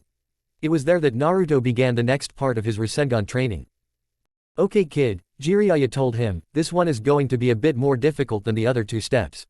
You'll need to fill these balloons with chakra. However, this time you'll have to keep the chakra steady and keep its shape, otherwise it will go up in your face. We're going to have to do this on the road, since that snake freak is after Tsunade." Naruto nodded and took the pack full of balloons that Jiraiya had. The two went around town asking to see if anyone had seen the woman, but almost all of them happened to be dead ends. The only one that seemed to give them a break was this gambler. "Yeah," he said, "I've seen a dame like that. Do you know where she might have been going?" Jiraiya asked. Naruto was busy trying to perfect his technique at the time, so he was oblivious to what was happening. "I will," the gambler said, "if you can win against me." "What do you want to wager?" Jiraiya asked. "Okay," the gambler said, taking out a cup and a pair of dice. "To win you have to guess whether the number on the numbers will be odd or even. If you win I'll tell you where that babe was going. If I win I get all of your money." The gambler did have a bit of a debt. With this money he could pay it off and, as a bonus, he could finally get his wife off his back and pay off the loan shark. "Okay," Jiraiya said, getting serious, "let's do this." The gambler put the dice in the cup and shook it up a bit. Then he slammed it down on the ground and held it there. "What's your bet old man?" the gambler asked, smirking. "Odds," Jiraiya smirked. The gambler closed his eyes and lifted up the cup. The number was evens. Jiraiya paled at the thought of losing all his money. Luckily, for him the gambler didn't notice because he was right now gearing up to sneeze. Apparently either his wife or the loan shark he owed money to was talking about him. Even more luck took place when Naruto failed to hold his Rasengan and the thing burst, casing a wave of chakra to come out and flip the dice to odds. The gambler looked at the dice and groaned, "Okay." The dame said she was going to head out tomorrow. By the look on her face she was trying to figure something out. Like someone made her an offer and she was thinking if she was refusing or not. Naruto heard that along with Jiraiya, and they both knew what the deal had something to do with Orochimaru. Jiraiya then turned to Naruto. "I think I know a place that we can find you, godmother," he said, getting a look from Naruto. "Let me guess," Naruto deadpanned, "she's going to be in some casino." "Nope," Jiraiya said, catching the boy off guard. "There's only one thing that you godmother does when she can't think. She drinks a lot of sake. We'll look around the bars tonight." Naruto groaned. He just hoped that this wasn't an attempt for him to get more research for that perverted book that old man Sarutobi. Oh man, he really hoped that this didn't have anything to do with that. The rest of the day was spent with Jiraiya lounging around and with Naruto trying to get the last step of the rasengan down. He was having little bit of trouble. Although he was managing to get the technique to hold longer, it wasn't long enough to hit whoever he was aiming at. After a few hours the two began searching some of the bars. Naruto wound up getting hit on by a few questionable women. Jiraiya tried the same thing, but he wound up with red handprints on his face. Naruto always turned the girls down saying that he had a fiancé at home. They all believed it. After about an hour of searching Naruto got tired of this. Come on old man, Naruto groaned, it's hopeless. We checked like 5 of these places and we haven't seen hide nor hair of the old bat. Don't worry kid, Jiraiya said as they walked into another bar, we might get a lucky break. As soon as he said that, he and Naruto spied in the corner booth of the bar a tall blonde woman with a diamond tattooed on her forehead and an ample chest. With her was tall brunette in a black gi. In her arms she held what appeared to be a very well-cleaned pig. Naruto thought it was weird that a pig could be so clean, but he decided that he could question that later. The two approached the bar, and Naruto called out to the bartender. Sir, he called, for bottles of your finest sake please. Kid, the bartender, a gruff man with a mustache, said, don't you think that's a little much for just you? It's not all for me, Naruto said, one for me, my old friend here, and for the 2 lovely ladies at the table over there. Hey kid, Suan said, realizing that they were being pointed at, just because you got us a bottle of sake doesn't mean that you can get something from either of us. I'm not trying to get anything, Naruto stated with a friendly smile, I'm just trying to be polite. May we? Tsunade was quiet for a moment then nodded. Naruto sat down and joined TH2. As soon as Jiraiya sat down Tsunade glared at him. Jiraiya you pervert, she growled, what the heck do you think you're doing here? Come on now Tsunade Heim, Jiraiya said trying to calm the woman down, can't an old friend find you so he can say, hi? I really doubt that that's why you're here, Tsunade stated with a disbelieving look in her eye, now why are you really here? And don't tell me it has something to do with the village that I left behind. Okay, Jiraiya stated, it doesn't have anything to do with the village that you left behind. Tsunade just sent him a very scary looking glare. Okay, Jiraiya sighed after a second, the old man wants you to take his place as Hokage. Why would I want to go back there? She asked with an obviously annoyed look on her face, that village stole all the family that I had. My great-grandfather, my great-grand-uncle, my brother, my boyfriend, and my godson. Why should I go back? Because your godson is really alive, Jiraiya said making Suan's eyes widen slightly. You lie, the brunette said. He's not, Naruto said, because you're looking at him. Tsunade then got a good look at the kid. She then noticed the similarities between this kid and Minato. It's kind of obvious those two were related. Even if you are my godson, Tsunade said, I still won't go back. That position is for fools anyway. All who have gotten that position have been killed one way or another. She probably would have continued, but she was silenced by a lot of killing intent. She noticed that it was all rolling off Naruto.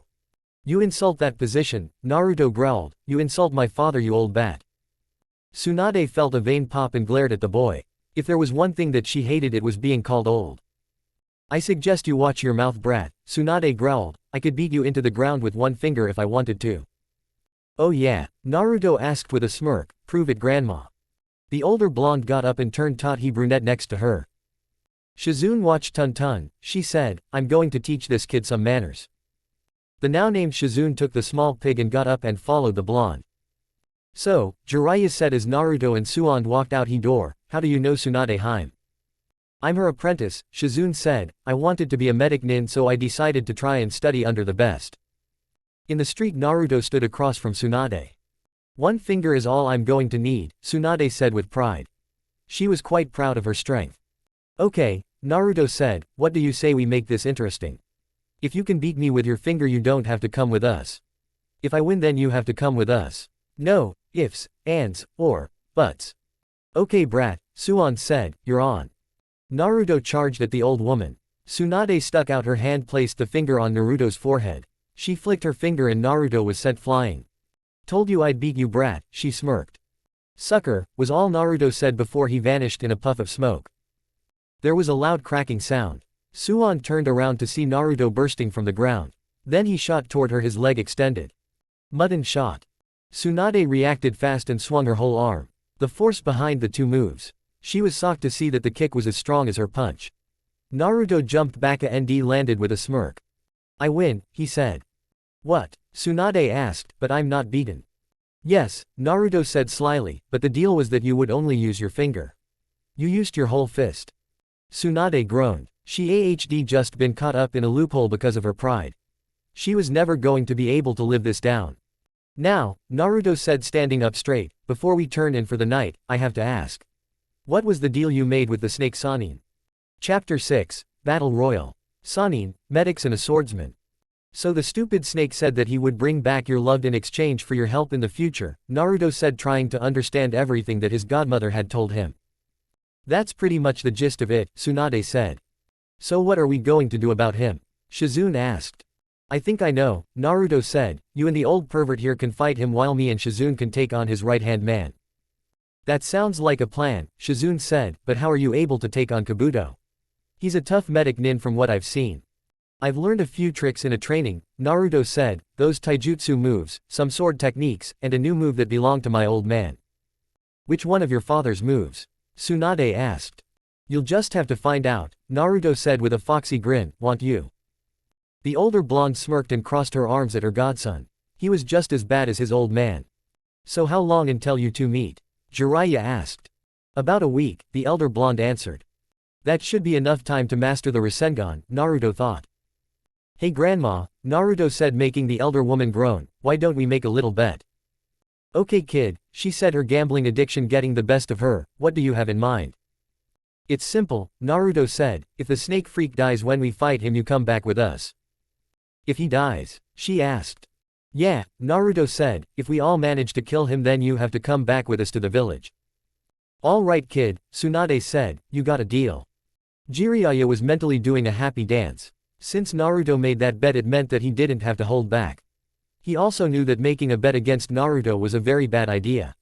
Over the Chunin exams, Naruto gained a nickname, the Cleaner. He had cleaned a lot of people out since they were betting on him losing his fights against Neji and Gaara. A lot of people lost a lot of money. Good thing that Hiashi was convinced to bet against Neji. He made a killing. Over the next week, Jiraiya, Tsunade and Shizune all talked about how to deal with the snake freak when the time came. Naruto was basically trying to master his rasengan. He was also trying to perfect his other techniques. He would spar with his clones and try out new techniques.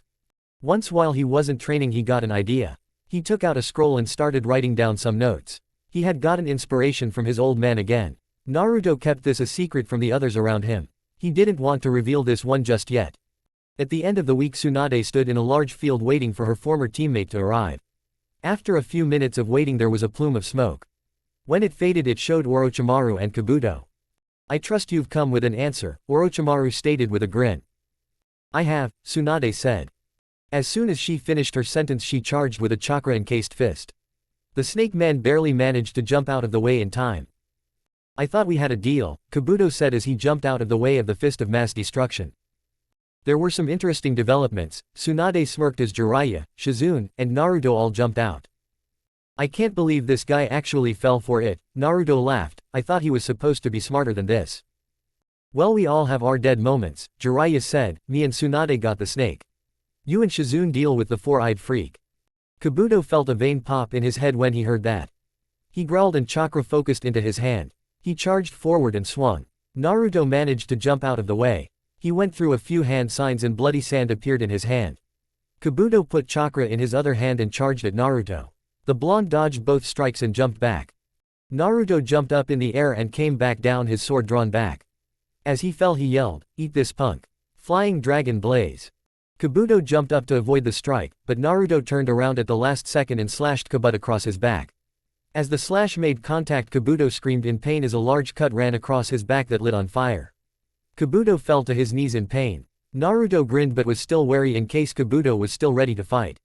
He was right. OTB as the wound on Kabuto's back healed up and he spun around, his hand glowing with chakra. Naruto brought up his sword to block the strike. Kabuto tried doing the same with his other hand, but Naruto, using the power of bloody sand, brought some out of the ground and caught the attack. "You heal pretty quick," Naruto said as he and Kabuto stood at a face-off.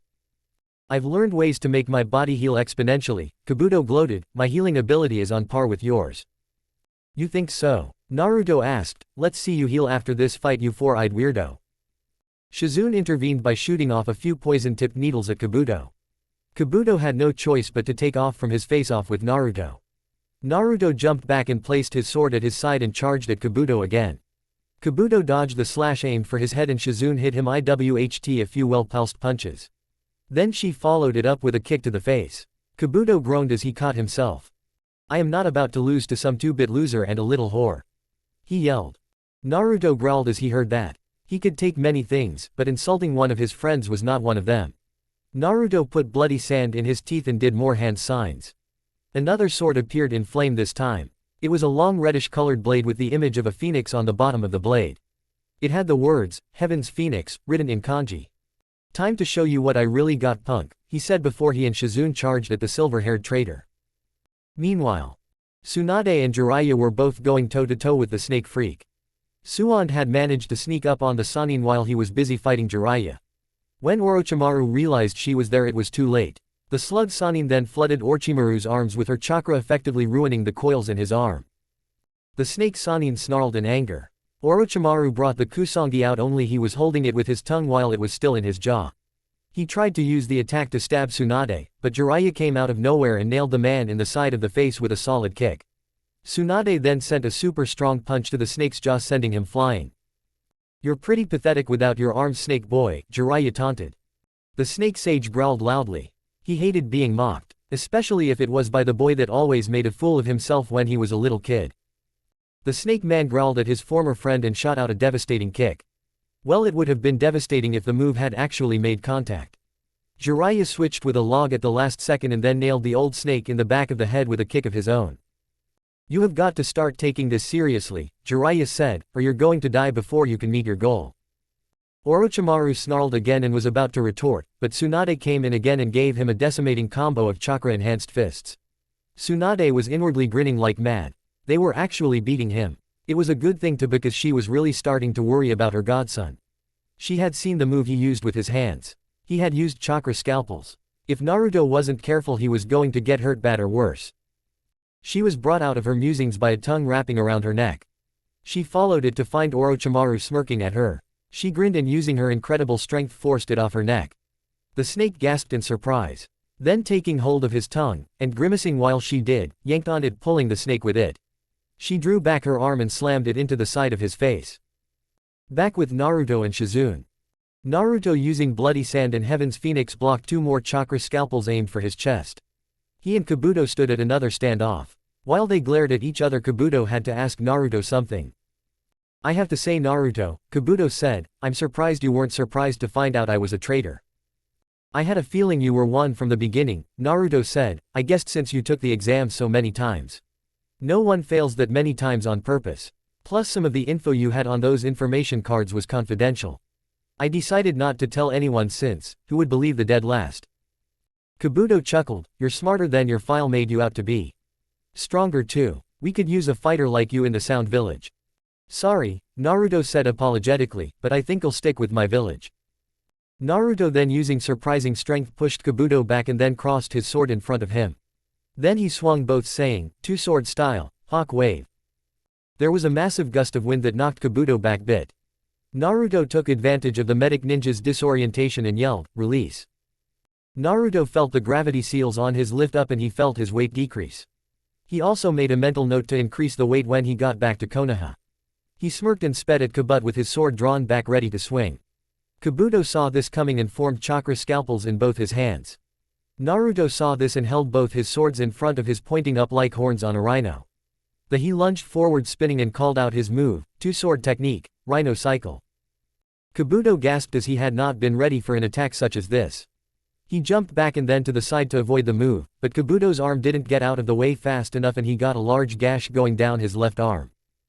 Kabuto clutched his now cut arm in pain. He groaned loudly. His arm was healing, but it was at a much slower rate. He growled again and looked at Naruto with a growing anger. He was not about to lose to this little squirt. Naruto knew he had to end this so he could help his godparents. He gave a look to Shizune, who nodded. The two charged. Kabuto dodged some poison needles from Shizune. Naruto made a clone and gave it bloody sand. The clone went after Kabuto and Naruto stayed in his spot.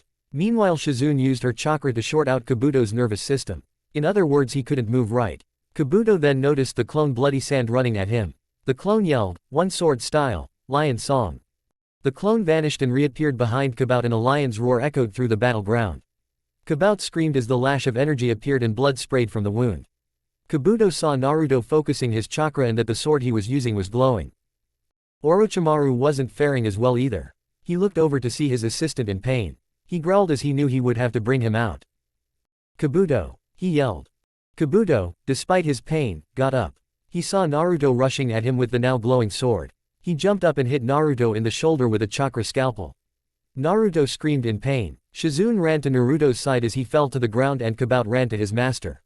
After bobbing and weaving past Jiraiya and Suon, he grabbed his master. He jumped back and landed a few feet from the two. He lifted Orochimaru's sleeve to reveal a tattoo and smeared some blood on it.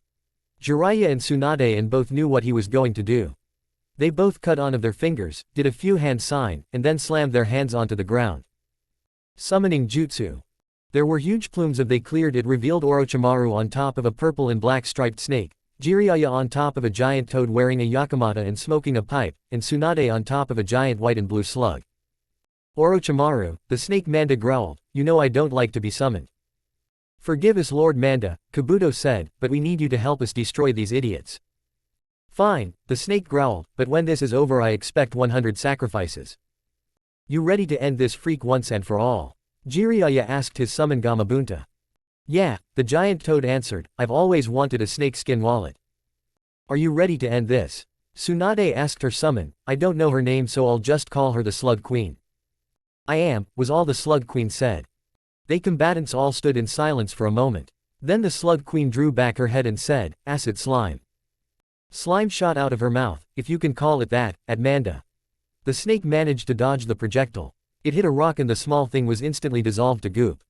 Manda charged forward and wrapped around the Slug Queen. He started to squeeze but Gamabunta pulled out his sword and charged at the snake. Manda barely avoided the blade and the Slug Queen burst into a bunch of smaller slugs. They all crawled away from the battle and then joined together to reform the Slug Queen. "We need some oil Bunta," Jiraiya yelled to his summon. "You got it," the toad said as his stomach started to swell. Jiraiya went through a few hand signs and called out, "Fire style, toad flame bombs." In perfect sync the toad sage unleashed a fireball while the toad boss unleashed a lot of oil. The result was a huge fire blast being sent at the snake boss. The move made contact with the snake boss and sage. Jiraiya and Gamabunta looked into the flames to see what looked like a snake getting burned away. He shed his skin, Jiraiya thought. The ground beneath them started to shake. "Bunta beneath us," Jiraiya yelled. "Yeah, I can feel it," the toad boss said. The giant toad jumped off the ground just in time for Manda to jump out at him. The snake wrapped around the giant toad and made an attempt to squeeze him to death. Fortunately for him Tsunade came out of nowhere and nailed the snake boss right in the head. The snake let go of Gamabunta. The snake then shot out its tail and sent Tsunade flying. "Tsunade!" Shizune screamed from her point of view on the side of the battle. Naruto was still at her feet. Apparently when Kabuto hit him on the arm he hit one of the arteries. Shizune wasn't as strong as her sensei when it came to the arts of healing, but she was able to keep him alive. If he was awake he would probably be kicking himself over and over again for not being able to see past this trick. Kyuubi was watching too and he knew he had to do something. "Kid, can you hear me?" Kyuubi asked into the darkness. "Kid, you have to wake up. If you don't your godmother will die. Kid, I never told you this, but when I attacked the village it was all because of this snake freak here. It's because of him that many people died. It's because of him that you had to be put through hell. If you want your chance at revenge this is your opportunity to take it. He's the reason you lived alone. He's the reason your parents are dead." As those words echoed through Naruto's mind something snapped. Naruto suddenly started to glow slightly. Then there was a huge burst of energy. It was a good thing Shizune sensed the energy before she was blown away and got the heck away from the boy. Naruto slowly rose up and opened his eyes.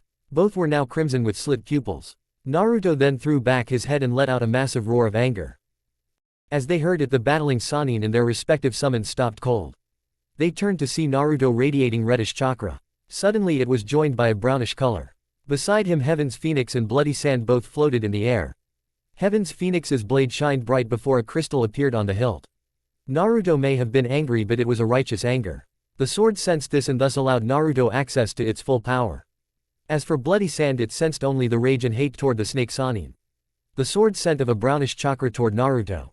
It mixed easily with the red chakra, making a brown and red twister.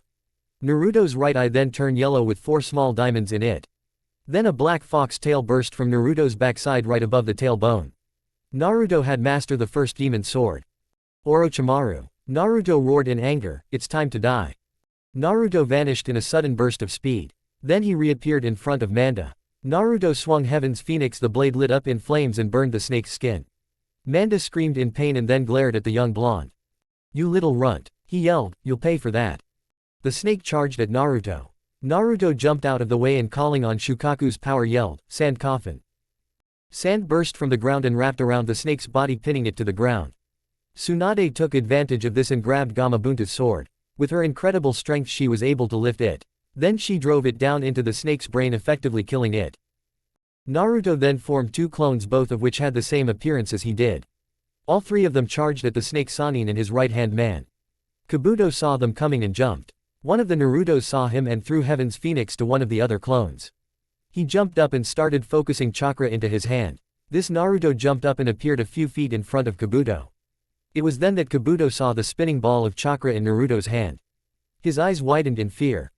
"Oh no," he thought. In his panic he didn't form a chakra scalpel and he couldn't dodge while in midair. The Naruto in front of him pulled back his arm and shot the ball forward, yelling, "Rasengan." The attack hit Kabuto hard. In addition, all the demon chakra that was inside of it made it hurt even more. Kabuto was sent spiraling down toward his master. He hit the now dead snake boss's back and groaned in pain as he looked up. He saw the clone that hit him vanish in a puff of smoke. The other 2 Narutos jumped up in the air above them. Orochimaru was about to try and run, but the Naruto holding bloody sand saw him. Using the Shukaku's power he brought out a lot of sand and then crushed the snake's arms and legs. The snake Sannin fell to the ground. The Naruto holding Heaven's Phoenix grinned evilly. He focused chakra into the sword and it burst into flames. The Naruto then held up the sword. Kabuto realized that this time he wouldn't be able to dodge whatever this was. Naruto brought down the flaming sword and yelled, "One sword style, Heaven technique, Phoenix Fury." As Naruto swung the sword, a huge jet of flame was sent flying at the 2. It took the shape of a phoenix and dove right at the 2. Kabuto gasped at the strength of the technique. He didn't even finish his thoughts as the flaming bird engulfed both him and his master. As the flames dissipated it showed that Kabuto was barbecued, but his master, if just barely, was still alive. The Naruto who performed the technique threw Heaven's Phoenix to the one holding bloody sand. It then burst into smoke. The real Naruto then descended on the prone Sannin. The Sannin tried to move but the sand that had crushed his limbs kept him in place. He looked up at Naruto who angry demonic eyes glared at him. He crossed both his sword and continued his descent. "No," Orochimaru yelled, "I can't die here. I won't die here. I'm supposed to find the secret to immortality. I'm supposed to learn all the jutsu in the world. I'm supposed to die." Naruto roared as Heaven's Phoenix and bloody sand both burst into energy. 2-sword technique, Heaven and Demon style, demonic Heaven's castle gate. Naruto brought both swords down on Orochimaru's chest right where his heart was. Orochimaru screamed as pure chakra and demon chakra both ran through his system. The 2 chakras clashed and finally exploded. The result was the pieces of Orochimaru being scattered everywhere. Naruto stood on top of the burning dead snake. He slowly reverted back to his normal state. His eyes turned back to normal, but the foxtail stayed. Meanwhile all of the other combatants stared on in awe at the strength Naruto held. Naruto panted in exhaustion. Since he had used the power of 2 demons at once he was going to be really tired. He looked over at Tsunade and said, "Hey Ba-chan, looks like you're coming back with us." With those words Naruto lost consciousness. A few hours later. Naruto groaned as he saw white. He got up and looked around to see Shizune. "What happened?" Naruto asked. Shizune jumped a bit when she heard Naruto's voice. "Well," she said, "after you killed Orochimaru and Kabuto you lost consciousness. We brought you back here so you could rest and regain your strength. I have to ask Thought, where did you get that power?" "The fox," Naruto said, "told me the real reason behind his attack years ago. I got mad." He looked at his swords to see that Heaven's Phoenix had a crystal. "I think something in that moment caused me to master my swords. One of them anyway. Also with that rush of power I managed to kill them. I guess you could call it a temporary boost. After I calmed down the power left. Not to self, keep temper in check." "Okay," Shizune said, "at least we don't have to worry about the fox getting out." Naruto grinned happily. Naruto never did notice his tail. He was glad and it started wagging. Naruto didn't notice, but Shizune did. She managed to keep her head about her, for a few seconds. Kawaii. She jumped at Naruto and landed on him. Naruto cried out in surprise. The brunette began to pet Naruto's tail. Naruto stopped struggling and to enjoy the sensation. He actually started to purr. That was when Naruto knew something was wrong and he got Shizune off. She pouted slightly when the softness of the fur left her grip. Naruto looked at his backside and saw his tail. He followed it in a circle for a moment, looking dumb, but looking really adorable to Shizune at the moment. Looks like I mastered 2 of my swords, Naruto muttered, great, 2 down 21 to go. At that moment Tsunade and Jiraiya both walked in with Tun. Hey brat, I see you're up, Tsunade said, I guess that we can head out then. You mean you really are going with us? Naruto asked. Sure, she said with a grin, I mean you did kill Orochimaru. In honor of our bet that means that I have to go back with you to the village. Besides I get to spend some long-lost quality time with my godson. Oh, and by the way, while you were out cold I excavated Kusangi from what was left of Orochimaru and I got what was left of Kabuto's head. Jiraiya put them both in a scroll. If you turn them in you can get a bounty. Alright guys, Naruto said, let's go home. Naruto headed for the door. Unknown to him though, his tail had a mind of its own, and when he passed Shizune it swept across her butt. Eep. Naruto looked at her and grinned shyly, sorry, it has a mind of its own. Shizune just blushed and the tail disappeared via a genjutsu Naruto cast. Omake 1 Orochimaru vs. Isam. Naruto stood over the defeated body of Orochimaru. The snake looked up at Naruto in fear. No, he yelled, I can't die yet.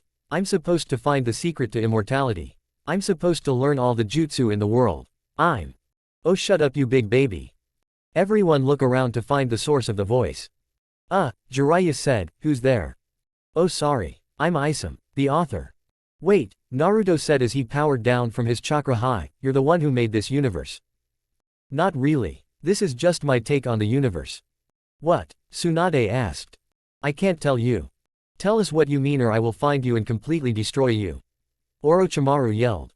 Just you try it, little man. Oh yeah, Orochimaru said, ditching his body and standing up, bring it. Author style, giant crushing fists. Giant fist came down from the sky and then proceeded to beat Orochimaru into the floor. They continued to crush until there was nothing left but a pile of red jelly. Anyone else want to challenge the almighty Isam? Naruto, nope. Jiraiya, no. Tsunade, nah. Shizune, we're good. Kabuto, no. Tun, oink. Good, whoops I forgot. Author style, giant crushing foot. A giant foot came out of the sky and squashed Kabuto. What was that about? Naruto asked. I just didn't like the guy. Everyone's sweat dropped. End Omake. Chapter 7, Return, Council, and New Weapons. Oh my. So has the old village changed at all? Tsunade asked as they group approached Konoha. They had been traveling for a few hours and right now they were about a 10-minute walk from the gate. If you mean that they are all mindless imbecilic idiots that can't see past their own hate, Naruto drawled, then no, they haven't changed. Tsunade groaned to herself as she heard this. Jiraiya had told her about how the village had treated its hero and how Naruto had been deprived of a family because of that. She also heard about how he beat Gaara and a Hyuga prodigy. Jiraiya left out the part about him being under the CRA, but she would learn about that later on. As they approached the gate, the 2 guards at the gate saluted. Welcome Jiraiya-sama, Tsunade-sama, they both said in creepy unison. At ease you too, Jiraiya said. The group walked into the village and Tsunade grinned. Despite what she had said back in the town, she was a little glad to be home. She had family and she could get those dead hunters off her back. Good thing too, because that never really happened a lot. The group headed toward the Hokage Tower. As they walked, a lot of things were heard as they walked. Hey, is that Tsunade? A man asked. It is. I wonder what she's doing here. Another man asked. Maybe the Hokage sent for her so she could kill the demon, said the first man. Tsunade heard that comment and focused a vicious glare at the 2. The 2 men paled and slowly backed away from the group. As they walked farther, Naruto heard some things from a few females. Yes, one said, I heard that Tsunade has been called in to be the new Hokage. It's about time that the ladies got their due. I know, said another, and there's Naruto-kun. Maybe I could get him to marry my daughter. He does need to revive the Namikaze clan after all. Naruto's eyes widened when he heard that. He knew that the civilian council must have leaked information throughout the village. So much for keeping his lineage a secret. Eventually the group made it to the Hokage Tower and they walked into the old man's office. As they walked in, they were treated to the sight of a certain pink-haired pain in the ears and a certain duck-haired annoyance who were, get this, making demands of the old man. Well, the duck-haired annoyance was making demands. The pink-haired pain in the ears was backing him up. For the last time, boy, the aged fire shadow said, I will not make you a chunin, nor will I order Naruto to hand over his techniques and weapons. But I need that power. Sasuke yelled at the old man. Sasuke, Naruto said, making his presence known, I know you did not just raise your voice to the Hokage. Dobi, Sasuke growled, I demand that you hand over those swords and techniques to me now. I told you before, Sasuke, Naruto said, narrowing his eyes, I will not give you my techniques or swords. Dobi, Sasuke growled, you will hand over your weapons now or I will. Bam. Sasuke was cut off when Naruto suddenly threw up his leg and nailed the boy in the chin. The Uchiha was sent flying up into the roof of the office, clearly knocked out. Naruto then pulled the Uchiha out of the roof and then threw him out the window. Sakura screamed at Naruto and would have run at him when she saw Tsunade. She smirked evilly. After a few seconds she got impatient. Well, she asked expectantly. Well, what? Tsunade asked as she looked at the pink-haired girl. Aren't you going to hurt him? She asked. You saw him hurt Sasuke. He should be punished. What I saw, the slug princess said, was an arrogant brat trying to claim things that weren't his and being thwarted in his attempts. What? Sakura screeched, he hurt Sasuke, he should. Bam. Naruto got sick of listening, got the pink-haired girl go on and on and on, so he just decided to kick the girl in the face and sent her flying out the window. There was another crash heard as she hit the ground. Thank you, Naruto, Sarutobi said with a thankful look. Now the mission was an obvious success. It was, Naruto said, but there were some interesting developments. What developments exactly? The old man asked. Well, Naruto said, we ran into the snake Sannin while we were on the mission. Really? The old man said in shock, what happened? He tried to get Tsunade here to go on with him to his village and use her as a medic in case he ever needed her. We all fought him along with his right-hand man Kabuto and, how should I put this, oh. I killed them both. There was a thick silence for a few moments and then it was broken by a very loud, WHAAAT. The group in front of the old man had to admit that the look on his face was absolutely hilarious. His jaw was on the floor and his eyes looked like they were about ready to pop out of his skull. How did you manage to kill one of the Sannin and his right-hand man? The Hokage asked, shock still clear on his face. Well, Naruto started to explain, during the fight I mostly fought Kabuto with Shizune by my side. Ero Sannin and Ba-chan here fought the snake freak. Anyway, in the middle of the fight Kabuto knocked me out with a chakra scalpel. From what I saw after that, they summoned creatures for their fight. While I was out, the fox told me why he attacked the village and told me it was the snake's fault. Obviously I got angry because of all he stuff that happened to me was because of him. In my rage I mastered 2 of my swords and gained a major chakra high. In my range and chakra enhanced state I not used a move I made for one of my swords and a 2-sword move to kill the both of them. Sarutobi was at a loss for words and was currently sitting in his chair with a look of total shock on his face. He looked at Naruto skeptically. Though he knew that Naruto was in fact strong, there was no way he could have killed a Sannin. Do you have proof of this? He asked. Naruto smirked as Jiraiya took out 2 scrolls. He undid them and unsealed what was inside. Out of one scroll popped the Kusangi and out of the other popped the severely charred head of Kabuto. The Hokage turned pale as he saw both of them. After regaining his composure he looked at the blonde in front of him. Naruto, the old man said, in light of this I'm willing to pay you the bounty for both Orochimaru and Kabuto. Since his betrayal Kabuto had been given a pretty hefty bounty. Naruto, the old man asked as he looked at the boy, how do you know you mastered your swords? Before Naruto could answer an Anbu appeared. Hokage-sama, he said, the council has asked for the presence of you and all the people who were involved in the mission to retrieve Tsunade-sama. The Hokage groaned. He had a feeling the council would try to get Tsunade under their thumb or at least try to get some more power out of the whole thing. He mentally smirked as he knew that this would be harder than it seemed and that with Naruto as an enforcer in this it would be a heck of a lot harder.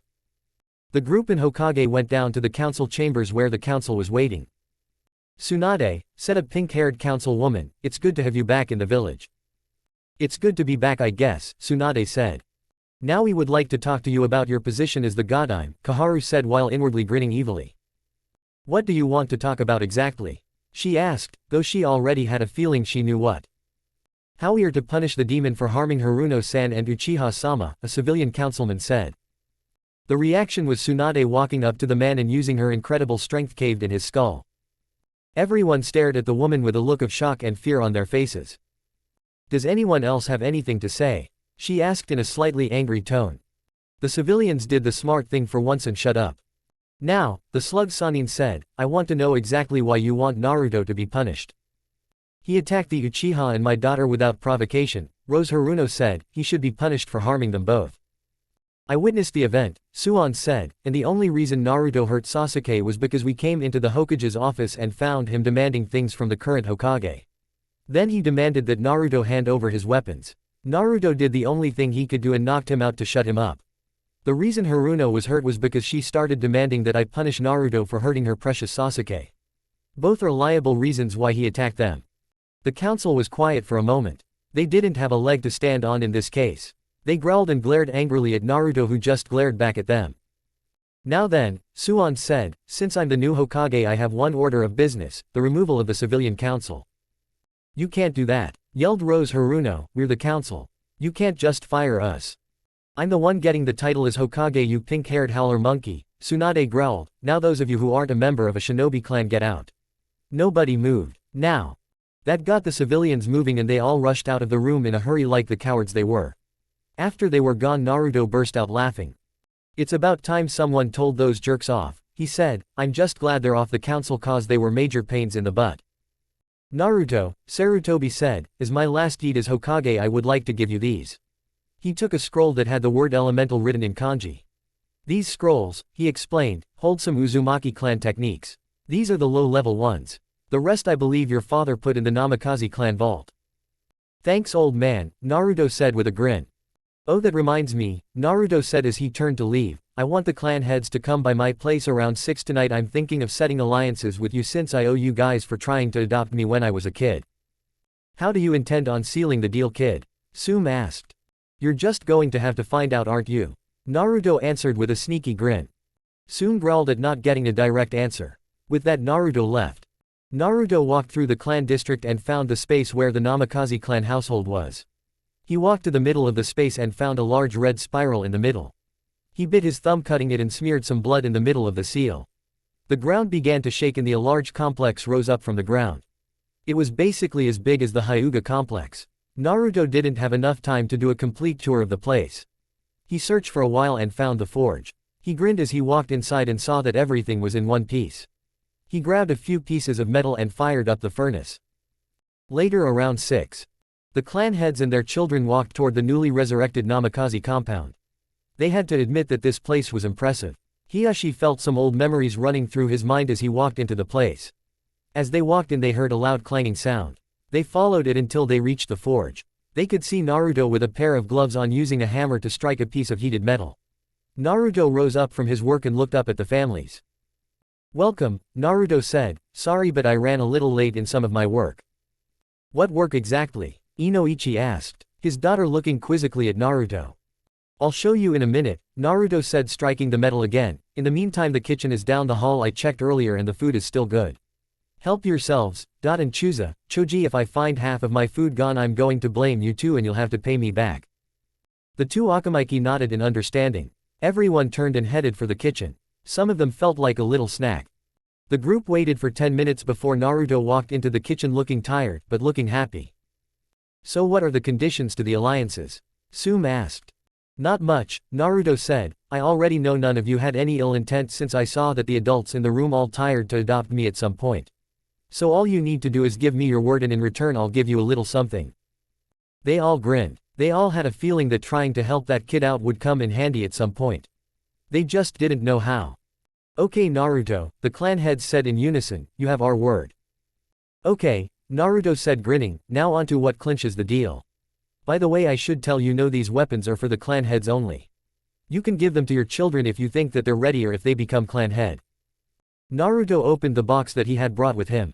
He took out a small scroll that had the Akamaki clan symbol on it. Naruto focused some chakra into it. There was a large puff of smoke and a really loud boom. Everyone jumped at the sound of the crash. When the smoke cleared, Choji and his father both had wide eyes. In the ground was a large black double-sided red trimmed axe. On the blade it had the kanji for Raging Earth. I take it a weapon like this is something the Akamaki could use, Naruto said as the elder Akamaki picked the weapon up. It was surprisingly light for something so big. I call it Raging Earth, Naruto said proudly. The scrolls one had came with instructions for making all sorts of weapons. I decided to make one like this for your clan. It's beautiful Naruto, Chusa said, but why call it Raging Earth? Go outside, focus some chakra into the blade and hit the ground with it, Naruto said. Chusa walked outside along with everyone else. They wanted to see what would happen. Once outside, Chusa took the axe and focused chakra into the axe. You could tell it worked since the axe gained a brownish glow. Chusa brought the axe down and the ground shook. Suddenly the ground in front of him split. A thin wave of chakra was sent out and it hit a nearby tree, splitting it in half. Everyone looked at the destruction with dropped jaws. Naruto grinned at his handiwork. He normally would gloat, but he had to admit the Uzumaki clan sure did a real good job when it came to forging weapons. He made sure not to say that out loud, otherwise he would sound as arrogant as a certain duck-haired jerk. Somewhere else a certain emo sneezed. What else do you got? Sume asked with a feral grin. I thought you wouldn't ask, Naruto said, pulling out 2 bracelets from the box, both of which had the kanji for jackal on it. These are for you, Sume. Ooh, Sume said, taking them. Jewelry on the first date. How sweet. Naruto blushed at Sume's flirting. Focus chakra into them, Naruto said. Sume did just that. As she did, metal spread over her hands and formed iron claws over her hands. Sume grinned at the sight of them. Can you make one for our dogs? She asked. She saw much promise in these weapons be wielded by both the masters and their partners.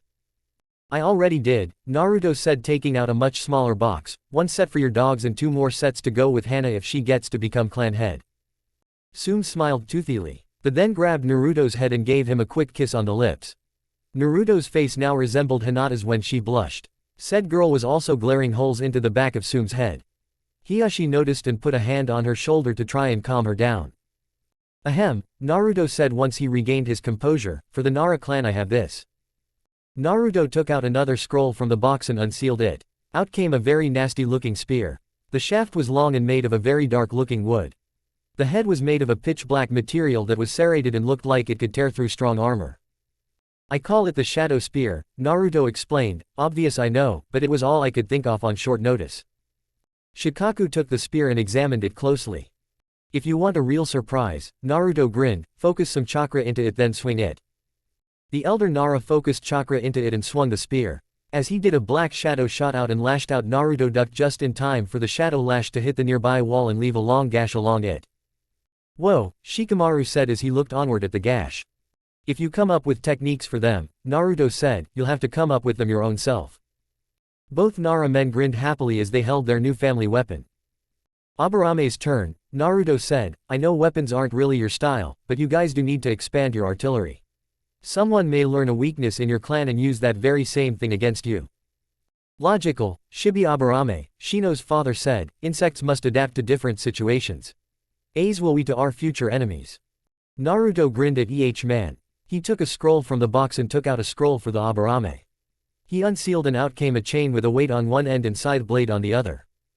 I couldn't really think of a name for this, Naruto said, but since the Abarame use ranged attacks, this could help you out. If you focus chakra into the scythe blade, it'll extend and do a bit more damage. The Abarame grinned toothily behind his collar. It was good thing that no one could see it because it would have been quite freaky to the other people in the room. Thank you Naruto-san, the Abarame said, bowing his head. Just Naruto, Naruto said, I hate formalities. And finally, Naruto said, reaching into the box, the weapon for the Yamanaka. He unsealed it and out popped a large scythe. This one had a long black staff with a bright red blade. The back of the scythe blade also had a few points, meaning hitting it with the back side of it would hurt too.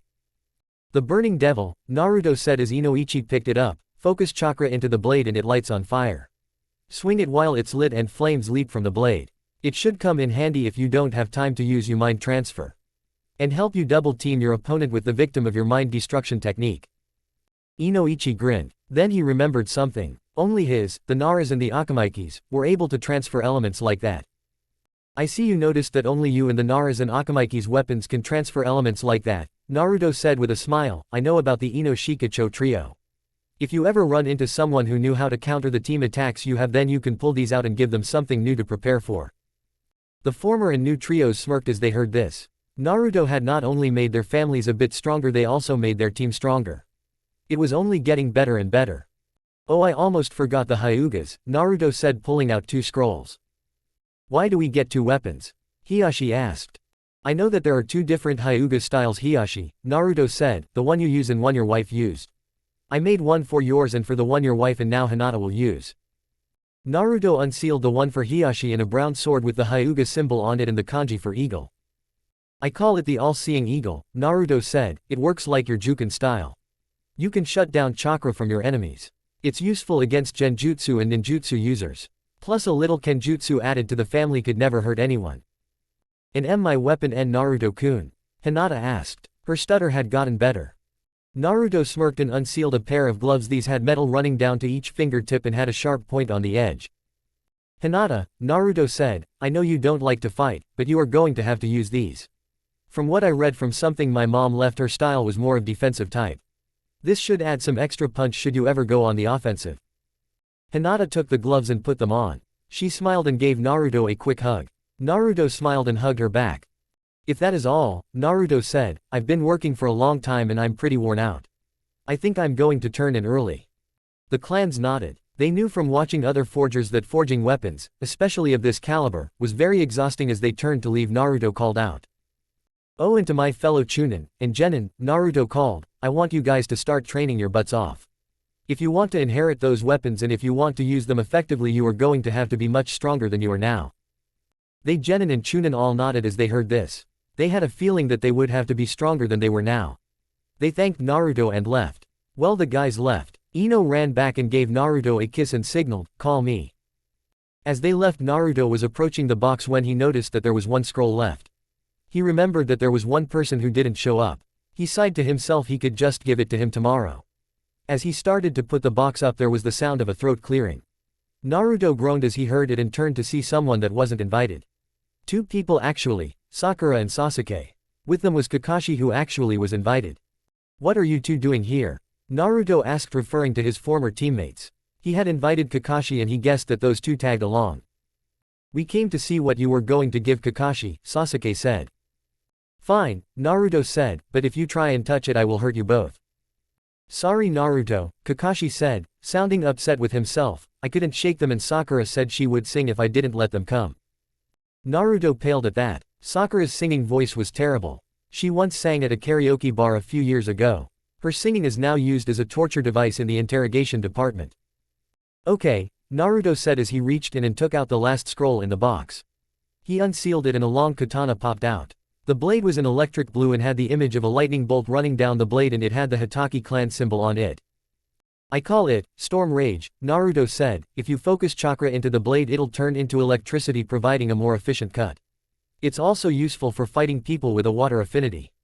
Dobi, Sasuke said, make me a sword like that. No, Naruto said, I won't make a weapon for someone as stupid and arrogant as you. Dobi, Sasuke growled, I demand you make me a sword. Yeah, baka, Sakura said, Sasuke deserves a sword. Do you ever shut up? Naruto yelled, making Sakura cringe. Dobi, Sasuke said, I don't care if I have to kill you to do it. You will make me a sword. Naruto had had enough. He growled, his eyes turning red with slits pupils.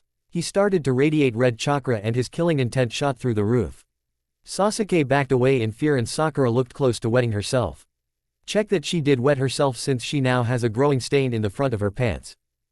Get out of my house, Naruto roared at the two.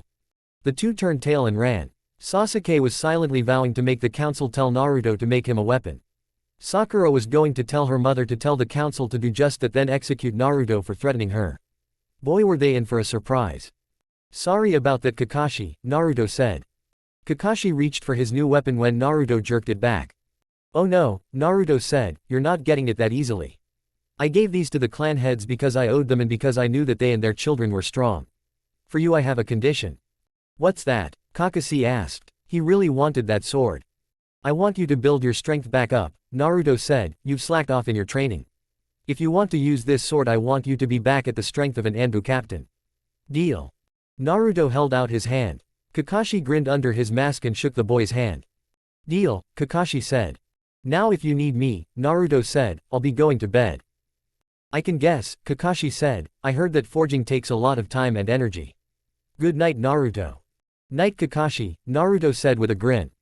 The two then went separate ways. Naruto went up to find his father's room. He walked in and then fell asleep before his head even hit the pillow. Meanwhile. So you're saying that the boy possessed a strange fighting style and impressive skills with swords, a shady figure asked. Yes, Itachi said as he looked at his boss. The figure said, keep tabs on the boy. Getting his hands on the Kyuubi may be harder than we thought. Much harder, Itachi said. I sent a spy to watch Naruto after our encounter. Apparently he called on some great power and what Itachi? The figure asked. He managed to kill Orochimaru. The figure's eyes widened. Orochimaru was supposed to be immortal. How could a Chunin have the power to kill one of their former members? The figure smirked. That is all, the figure said. If you find anything out, let me know. I want to know if the boy's power grows. Chapter 8. A new wielder and a new mission. It had been a few weeks since Naruto had given the weapons to the clan heads and he was currently having a good time. He had been writing to Temari in Wind Country. As it turns out, things were going pretty well over there. Apparently Gaara saw his life flash before his eyes when he fought Naruto. He apologized to his siblings and earned their trust. As it turns out, the two were never afraid of Gaara. They were just afraid that they would lose their little brother to the monster that was inside of him. Anyway, Naruto had gotten taught know the Wind Mistress pretty well from her letters. As it turns out, Gaara is actually being considered to become the next Cage. Naruto was happy for his friend and that things were going well. Right now Naruto was walking through the village. He ignored some of the glares he got. Although he was trying to ignore the flirtatious looks from some of the females. He was nervous around girls lately because yesterday he had heard one girl talking about chains, whips, and not leaving until neither of them could move. Naruto had made sure to steer clear of a few women that day. He was walking near a bar when he heard someone call out his name. Hey Naruto. Naruto turned to find that the person calling his name was Asuma. Hey chain smoker, Naruto said, what's up? Listen, Asuma said, I heard a rumor going around that you killed the snake Sannin. Is it true? It is, Naruto said, making Asuma gasp. Oh boy, he muttered. Then he looked at the blonde and said, you might want to make yourself scarce for a while, kid. Anko's had her eye on the snake's head for a while. If she finds you, oh man, I don't even want to begin on what would happen to you. Naruto nodded and decided to save himself some pain and ran back to his complex. Naruto was walking calmly through the courtyard when he sensed another chakra. He focused his chakra and sent it out like radar. It was something he had been working on. He felt some other chakra other than his own. It had a fiery yet poisonous feel to it. Then he felt something and jumped out of the way before he was hit by a barrage of kunai. Naruto followed the trail to see Anko standing there, and she did not look very happy. Hey Anko, Naruto said nervously, how have you been? How have you been? Me you little runt. Anko growled as she jumped down and landed in front of the blonde. Why did you do it? She yelled. Do what? Naruto asked. Anko charged at him, catching Naruto by surprise. The two busted through the door of the main house and landed with Anko on top, pinning the blonde to the ground. She got in close to his face and snarled. Why did you kill him? Anko yelled, he was mine. It was my revenge to take. I had no choice, Naruto said, trying to calm the angry snake mistress. If I didn't, he would have killed everyone else. Anko growled. She got in close to his face and hissed, if I can't kill him, I'll just take my aggression out on you. Hot blonde or not, you will pay for taking my revenge from me. Naruto knew he had to think quick or he was dead meat. He knew he was going to regret this. Naruto shoved his head forward and kissed Anko deeply. The snake mistress's eyes widened in shock at the fact that the kid she was threatening a few seconds ago was kissing her. Correction, was now making out with her. Anko broke away a bit of air. As she did, Naruto drove a knee into her back, making her cry out in pain. Naruto grabbed her by the trench coat and threw her off. Naruto took advantage of this and ran for his life. Anko growled as she got up and pain subsided. I'm gonna kill that runt. She did not like having her emotions played with. Naruto was running down the halls like mad. The last thing he wanted was to be killed by some angered snake woman.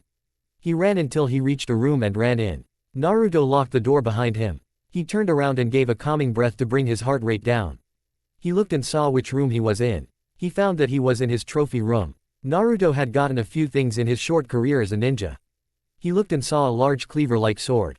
The sword that belonged to Zabuza Momochi, the demon of the bloody mist. Naruto at the man's request took his sword and put it here. He felt bad putting such a weapon away to gather dust, but heavy weapons were not really his forte. He then saw on the shelf next to the sword the shattered mask of a hunter nin. Naruto had taken this from Haku, Zabuza's so-called tool. Naruto took the mask, a reminder of the brief friendship the two had. Naruto saw Kusangi perched on the shelf next to it. Old memories, said a voice behind him. Naruto looked to see Anko before turning back to them. Yeah, just some old, wait. You. Anko tackled Naruto again and pinned him again. This time to have his legs pinned as well as his arms and making sure she kept her head a good distance so he couldn't kiss her. Anko grinned sadistically as snakes came out of her sleeves and bound Naruto's arms and legs. She reached into her weapons pouch and pulled out a kunai. Anko raised the kunai when. Stop, said a silent voice. Anko looked around and then looked down at the kid. You say something? Naruto shook his head no. It was then that Anko noticed that the kusangi was giving off a slightly glow. Naruto noticed it too. The snakes on the blonde's wrists and ankles slithered off and got a good distance away from the two. Anko got up and walked over to the sword of her former sensei. As she approached, the glow got slightly brighter. Anko reached out and then touched it.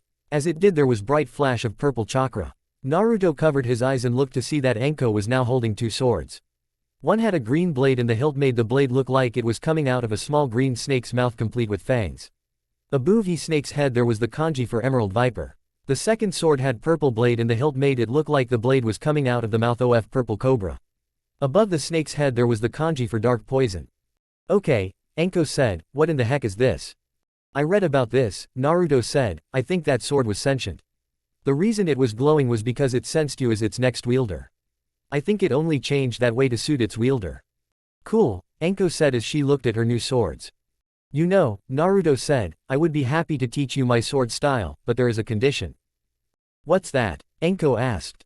I'd be willing to tell you over dinner, Naruto said slyly. You stare an angered woman in the face and then you ask her out. Anko asked, earning a nod and from Naruto, and she grinned, I like your style. So tonight around 6.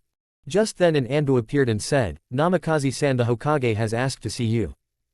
Looks like we'll have to hold off on that date, Naruto said with a sad smile. It's cool, Anko said. She walked out shaking her butt making Naruto stare, call me cutie. Naruto blushed and Anko giggled as she walked outdoor with her two new swords. A few minutes later. Naruto walked into the Hokage's office to find Kakashi along with Team Guy. What's going on, Ba-chan? Naruto asked. He ducked to avoid a punch to the face. Naruto, Tsunade said, you and Kakashi here have been selected to help Guy and his team on a mission that they accepted yesterday. What mission is that exactly? Naruto asked. To protect a movie crew as they filmed their latest movie in Snow Country, Tsunade answered, earning a raised eyebrow from Naruto. Why are ninja needed for that? Naruto asked.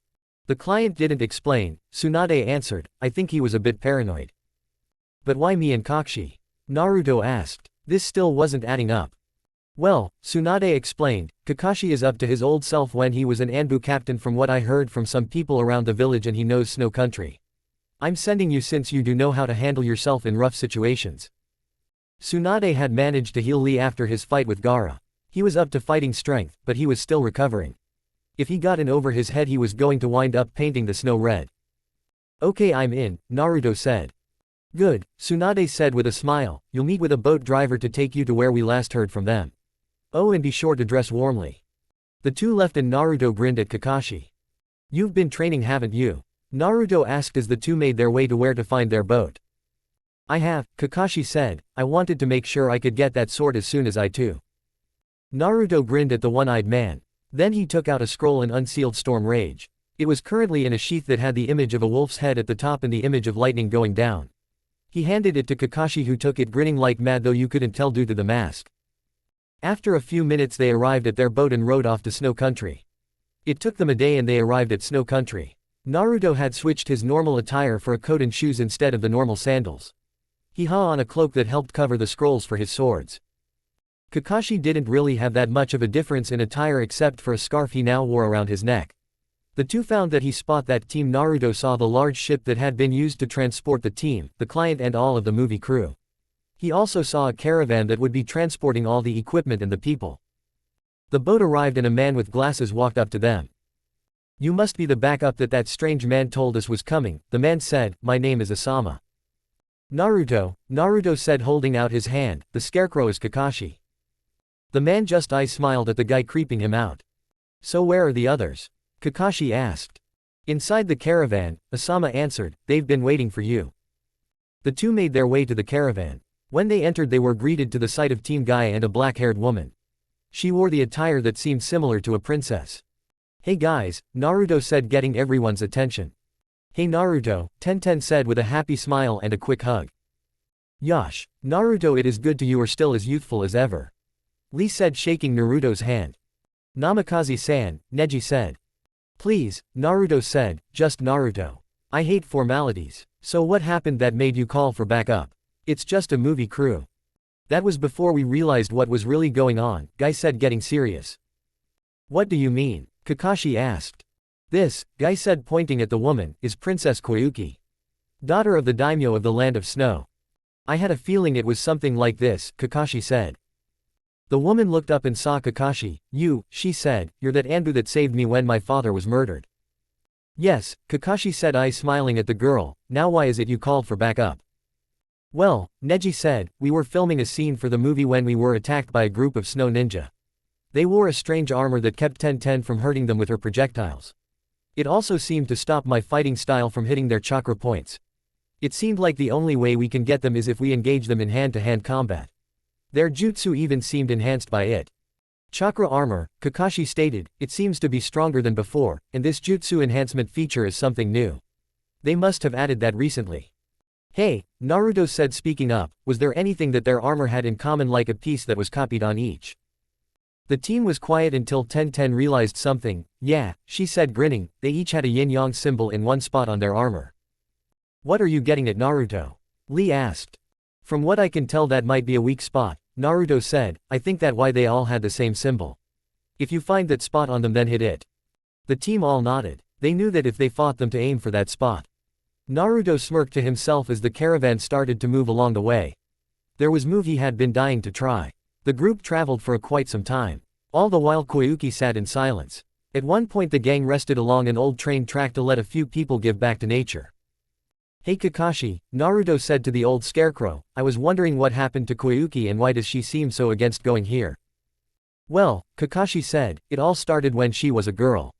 Her father was murdered by her uncle Dodo when he started an uprising. From what I can tell, the man wanted the family's treasure and was willing to do anything to get it. Naruto shook his head slightly to himself as he heard it. It seems that some people would just do anything to get money and power. Back in Konoha, a certain emo punk, a one-eyed one-armed war hawk, a pink-haired woman, and two very old geezers sneezed. Someone must be talking about me, they all thought in unison. As everyone started to get back to the caravan, one of the crew ran up to them. Sir, he yelled. Koyuki ran away again. Again? Naruto asked. She did the same thing when this whole thing started, Guy said. She really didn't want to come back here. Okay, Kakashi said. Everyone spread out. If you find her, bring her back to the caravan. Right, everyone said in unison. As Naruto headed off, he felt something nagging at the back of his mind. My idiot and banshee senses are tingling, Naruto thought. I think those idiots are trying something dumb again. Oh well, just so long as he gets hurt I don't care. Back in Konoha. What do you mean you won't make Naruto make me weapons? Tsunade was having a major headache at the moment. Sasuke came in with his usual smirk and demanding that she make Naruto make him a sword or any weapon like he did the clan heads and Kakashi. Tsunade said no of course and led her to the following argument. Her headache was getting worse and she was getting very irritable. I mean, Tsunade said, doing her best to keep her patience about her, I won't make Naruto make you a weapon because it wouldn't be in anyone's best interest, only yours. Then I'll go to the council, Sasuke said, as that had always worked in the past. He was caught by surprise when the female Kage smiled at him deviously. Don't even bother, she said, didn't you hear? The civilian council and advisors were all laid off. They don't have any position of power anymore. In other words, you won't be able to get anything from anyone in this village. So too bad, runt. Sasuke glared at the woman. And Tsunade leveled a glare right back at him. The two glared at each other for a few seconds before Sasuke turned around and stormed out the door. Tsunade then reached under the desk and pulled out a bottle of sake. She downed the whole thing in one go. Back in the land of snow. Koyuki was running through the snow and trees. In all honesty, running away from a caravan that had food and warmth was probably not the best idea in the world, but she just didn't want to go back to her old home. She had stopped to catch her breath leaning against a tree. You really are pathetic, said a voice, causing her to jump. She spun around to see Naruto standing behind her. He had an annoyed look on your face. Don't bother running, Naruto said. You can try all you want, but I'll just keep finding you and dragging you back. So are you going to comply, or am I going to have to wrap you in ninja wire and drag you back? Koyuki gave a grunt of defeat. Naruto just grinned at her. He walked over picking her up bridal style, making the woman blush slightly, and started to head back for the caravan. Back at the caravan, the crew was packing up their gear. "Do you think Koyuki will be okay?" one of the workers asked the director. "If I know those ninja, they will be just fine," the director said, "and as a bonus, if we run into those snow ninja again, we can use the footage in the movie." Suddenly the ice around the tracks started to melt. Everyone looked down at the tracks that were now ice-free. "What's going on?" one of the workers asked. "Chakra," Asama said, "it's running through the tracks and melting the ice, but then that would mean." "Everyone get off the tracks now," the director yelled, "something's coming this way and fast." With Naruto Koyuki. Naruto was now hefting the actress onto his back. It was good thing that Naruto trained his arms, because some of the moves he used in the Santoryu sword style put a lot of strain on a person's arms. It was probably that plus his leg strength that allowed him to lift the woman with such ease. "So you going to try and run away again?" Naruto asked. "What if I am?" Koyuki asked the blonde. "If you do," Naruto said, "then I get the chance to try out a new move involving ninja wire and some very gross slime." That was when Naruto heard something coming down the tunnel. Naruto's eyes widened in fear when he realized that it was in fact a very big train. Naruto could do the only thing that managed to go through his mind at the moment. He ran like heck. "Why are you even bothering to run?" Koyuki yelled at him. "Boy, we're going to die anyway. Will you shut up already?" Naruto growled, "I've heard people say that to me all my life, and just like them I'm going to prove you wrong." Naruto then started to pump chakra into his legs to get a little extra speed. It worked as he started to pull ahead of the train a little. A few seconds later the two arrived at the end of the tunnel. Naruto then jumped to the side of the tracks to avoid getting crushed by the train. After they jumped out of the way, the thing came to a screeching halt. Naruto and Koyuki lay in the snow. Naruto then, to Koyuki's complete and total surprise, started to laugh. "What's so funny?" she asked. "When you look death in the face like that," Naruto said, "you start to laugh at the fact that you managed to beat it." Koyuki was silent as she just stared at the boy. At that moment 4 figures appeared on the train. 3 males and 1 female. The first male was tall and thin with silver hair and had on a strange suit. Naruto noticed that he had a yin-yang symbol on his shoulder, as did one of the other males. The male mentioned was rather large man with a mechanical device on his arm. The only female among them was also tall and had pink hair, reminding him of a certain pink-haired banshee. "I hope she's not like her," Naruto thought as he looked at the woman. The final figure was a broad-muscled man wearing regal-looking clothes. Koyuki looked at the man with a look of shock and fear on her face. "I take it that he is your Uncle Dodo," Naruto said as he saw the terrified look on the princess's face. "I happen to be," said the man. "Now would you be so kind as to hand over my niece so I can have a little discussion with her?" "Sorry, old man," Naruto growled as he went through hand signs and drew out 2 swords, "but I don't hand over princesses to evil tyrants. It's not in my job description." At that moment the others showed up. "Roga," Kakashi growled as he saw the man with silver hair. "Hitaki," Roga grinned as he saw the masked man, "I see you got a new toy. Let's see if you can use them." Dodo knew that this was going to result in a fight and said, "I'll let you play. I'll wait for you to finish." Dodo was then lowered down back into the train and was currently safe, seeing the Genin, Chunin and Jonin present had to double team to take on their enemies. The larger man jumped down and Naruto stood at the ready with both swords at the ready.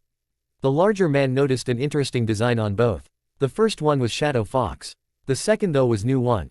It had a bluish blade with the image of 2 tails at the bottom of the blade and the kanji for twin fireballs in kanji. "Nice swords, little man," the large man said, "let's see if you know how to use them." The large man gripped his mechanical arm and the hand shot off. Naruto jumped to the side. He swung twin fireballs and cut the string that kept it attached. Naruto then charged at each man, both swords drawn. He swung one and it made contact with the armor, resulting in a loud clang. The two then held each other in a grappling contest. Tenten was fighting the female of the snow ninja.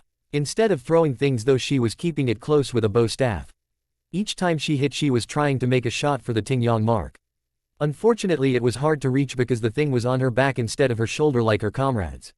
The woman then grabbed the staff in one hand and then she grabbed and lifted Tenten up by the throat. "I grow tired of this, you brat," the woman growled. "Did you really think that you would be able to beat me that easily?" "I wasn't trying to beat you," Tenten said, "just distracting you." The woman rose an eyebrow just in time for Neji to come up from behind and sink a kunai into the symbol on her back. The symbol shattered, revealing an orb. Neji made a quick shot to her back, making her drop Tenten due to the pain, and he attacked a quick explosive note to the orb. She growled and glared at the two with a look that promised pain. Meanwhile Lee had joined into the fight. Naruto jumped back and put away his swords. He grinned at He-Man, which managed to frustrate the man. The large man charged. Though his mechanical arm couldn't be shot, it could still make a nasty club. Lee jumped up and yelled, "Leaf Hurricane." The kick made contact with the symbol on the man's shoulder, cracking it. "Nice one, Lee," Naruto said. "Now it's my turn." Naruto ran at the man and sent a kick to the man's face. Neck. The man hit the ground on his back, but Naruto wasn't done yet. Shoulder. A strong kick hit the man in the shoulder and made him yell out in pain. Ribs. Saddle. Chest. Legs. The first one hit him in the back, the second one knocked him down to the ground, the third formed a few cracks in the ground, and the final one made the man roll backwards a bit. Naruto looked at Lee, who nodded. During the ride here on the caravan, the two came up with an idea for a move and a plan should they get attacked by these guys again. Lee nodded and then ran up the side of the mountain using his speed. "Hey fat man," Naruto said, "is that all you got?" The man growled menacingly and charged at Naruto with the intent to flatten him. Naruto just stood there, hands crossed over his chest under his cloak. Then he called out, "Anti-manner kick course." Naruto's leg shot straight up and nailed the man in the chin, sending him flying up. Naruto then used his own speed and ran up the side of the mountain. "Now you two," he yelled down to Tenten and Neji as they were in on it. Tenten grabbed the pink-haired girl and spun her around, then she focused chakra into the explosive tag on her back. Then the thing exploded. It sent Tenten back a bit and sent Snow Ninja flying, screaming as she did. Naruto saw her coming. He and Lee were now above the man they were fighting. The two stood back to back and locked arms. Then they shot off the side using their leg strength and aimed themselves at the Snow Ninja. Then they both called out, "Double high-grade mincemeat." The toes sent out multiple random kicks that sent the man flying at the pink-haired woman. As they made contact, the both of the orbs in their armor reached it and resulted in a weird light show just before an explosion. The two now lay on the ground, either dead or out cold. It was hard to tell. Meanwhile Guy and Kakashi were double-teaming Roga. Kakashi was using his sword with surprising efficiency since Ha hadn't used one for a really long time. Raiga was trying to dish out some damage with a jutsu, but Guy kept getting in the way. Finally Kakashi decided to try out the feature in his sword. Kakashi closed his eyes as he focused his chakra into the blade of the sword, which started to crackle with electricity. Suddenly the sword started to give off the chirping sound of the Reikiri. Roga heard it and grinned. He knew his armor would be able to take it. It was then that something strange happened. Instead of it just going like the Reikiri, it began to focus and gave off a screeching sound. Kakashi didn't have any idea what the heck was going on, but he decided to go with it. He charged at Roga. Roga panicked and managed to knock the taijutsu specialist away. He went through hand signs and yelled, "Ice style, wolf fang avalanche." The snow on the mountain started to fall and formed large wolves. Kakashi grinned under his mask and dodged each wolf. The last one came close to him and would have crunched him if it weren't for a large rock that came out of nowhere and flattened the massive thing. Kakashi didn't have any time to wonder what just happened. He swung his sword and cut through the chakra field that was up that protected the ninja in front of him. The symbol on his arm shattered and Roga jumped back.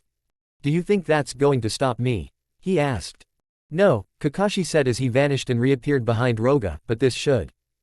He grabbed onto Roga in the end, jumped in the air, taking the Snow Ninja with him. The two flipped in the air and then dropped back down. While ninjutsu and genjutsu are useful, Kakashi said as they fell, a ninja still has taijutsu. "You rely on that armor too much." That was the last Roga heard before he met the ground. It may have been cushioned by snow, but it was still enough to make the guy hurt and knock him out. Dodo rose up from the train and saw that his soldiers had been defeated. "I must admit I'm impressed," Dodo said with a grin. "I never thought my elites would be beaten by kids." Dodo. Everyone turned to see Asama wearing battle armor along with a lot of other men. All of them were people who were loyal to Koyuki's father. "Dodo Fukuzame," Asama yelled, "with me stand men who will follow your tyranny no longer. On this day you will breath no more." Author's note: I know I did this out of sequence, but I just wanted to give Naruto a reason to do something in this scene.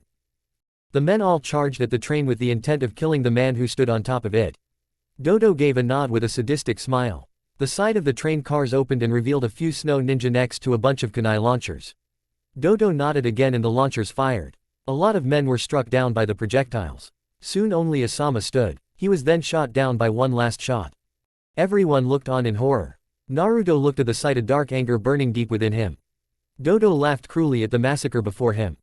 Naruto finally snapped. He yelled out in a complete rage, getting all to look at him. Naruto growled, He went through hand signs bringing out bloody sand and twin fireballs again. The genjutsu on Naruto lifted in his anger. Everyone's jaws dropped as the black fox tail came into view. Another shock was what looked like the ghost of a second tail along with it. Dodo's eyes were wide. Was this kid a demon? Naruto jumped up in the air and called out his attack. Two-sword style, demon style, demonic castle gate. Naruto swung his swords and a huge blast of chakra was shot. Dodo was smart enough to get off the train when the blonde jumped in the air. The force of the blast actually split the train in half. Everyone just stared in shock at the pure strength shown by the young blonde. How strong is this kid? Everyone thought at the same time. Naruto calmed down. He then saw everyone staring at the tail on his backside. Tenten looked about ready to explode with something. Out with it, Naruto said, crossing his arms. I know I'm going to kill my reputation with this, Tenten said, but, kawaii. She leapt forward and started petting Naruto's tail. Naruto just purred and started to rub up against Tenten since it felt really nice. A scream alerted them that Koyuki was in trouble. Everyone turned to see Dodo standing behind them with Koyuki under his arm. He too was wearing chakra armor. Unlike the gray suits that his elites wore, his was black and the yin-yang symbol was on his chest. If you'll excuse, Dodo said, picking up his niece, me and my niece here have some business to attend to. The man then sprouted mechanical wings from his back and flew off. They're getting away, Tenten yelled. Oh no they're not, Naruto growled as went through hand signs and took out Raging Storm. Naruto cut his thumb on the blade and ran it up the blade. Then he slammed it into the ground and yelled, summoning jutsu. There was a large plume of smoke. When it cleared it showed Naruto on a massive hawk. Follow those two, Naruto said. Then he turned to his friends and said, I'll explain later.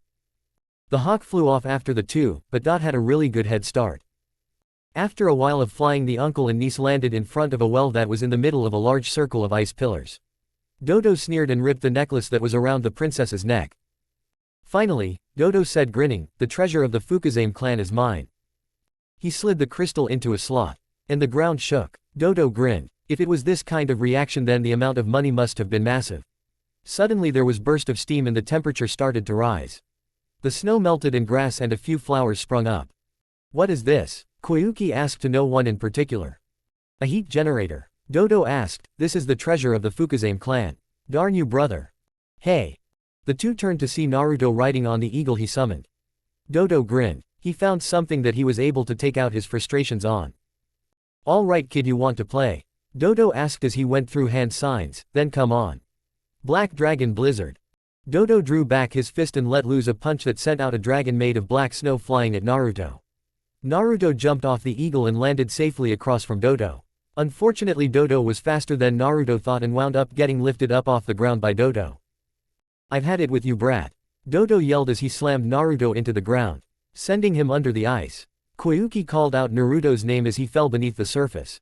Under the ice Naruto felt the cold water freeze him. Naruto growled slightly as he sank. He wasn't about to die now. As he thought that a bluish-purplish chakra ran over him. It formed a ghost of a fox tail next to the one Naruto already had. Then it burst, forming a real one. Naruto still had some of the chakra from the second demon sword. It reacted with his will to live and resolve. Naruto had just gotten stronger. Above the ice, Dodo was walking away when the ground started to shake. Dot turned just in time to see a lot of Narutos explode from the ice. Pay back time, jerk, they all said at once. Grr, how many times do I have to kill you, brat?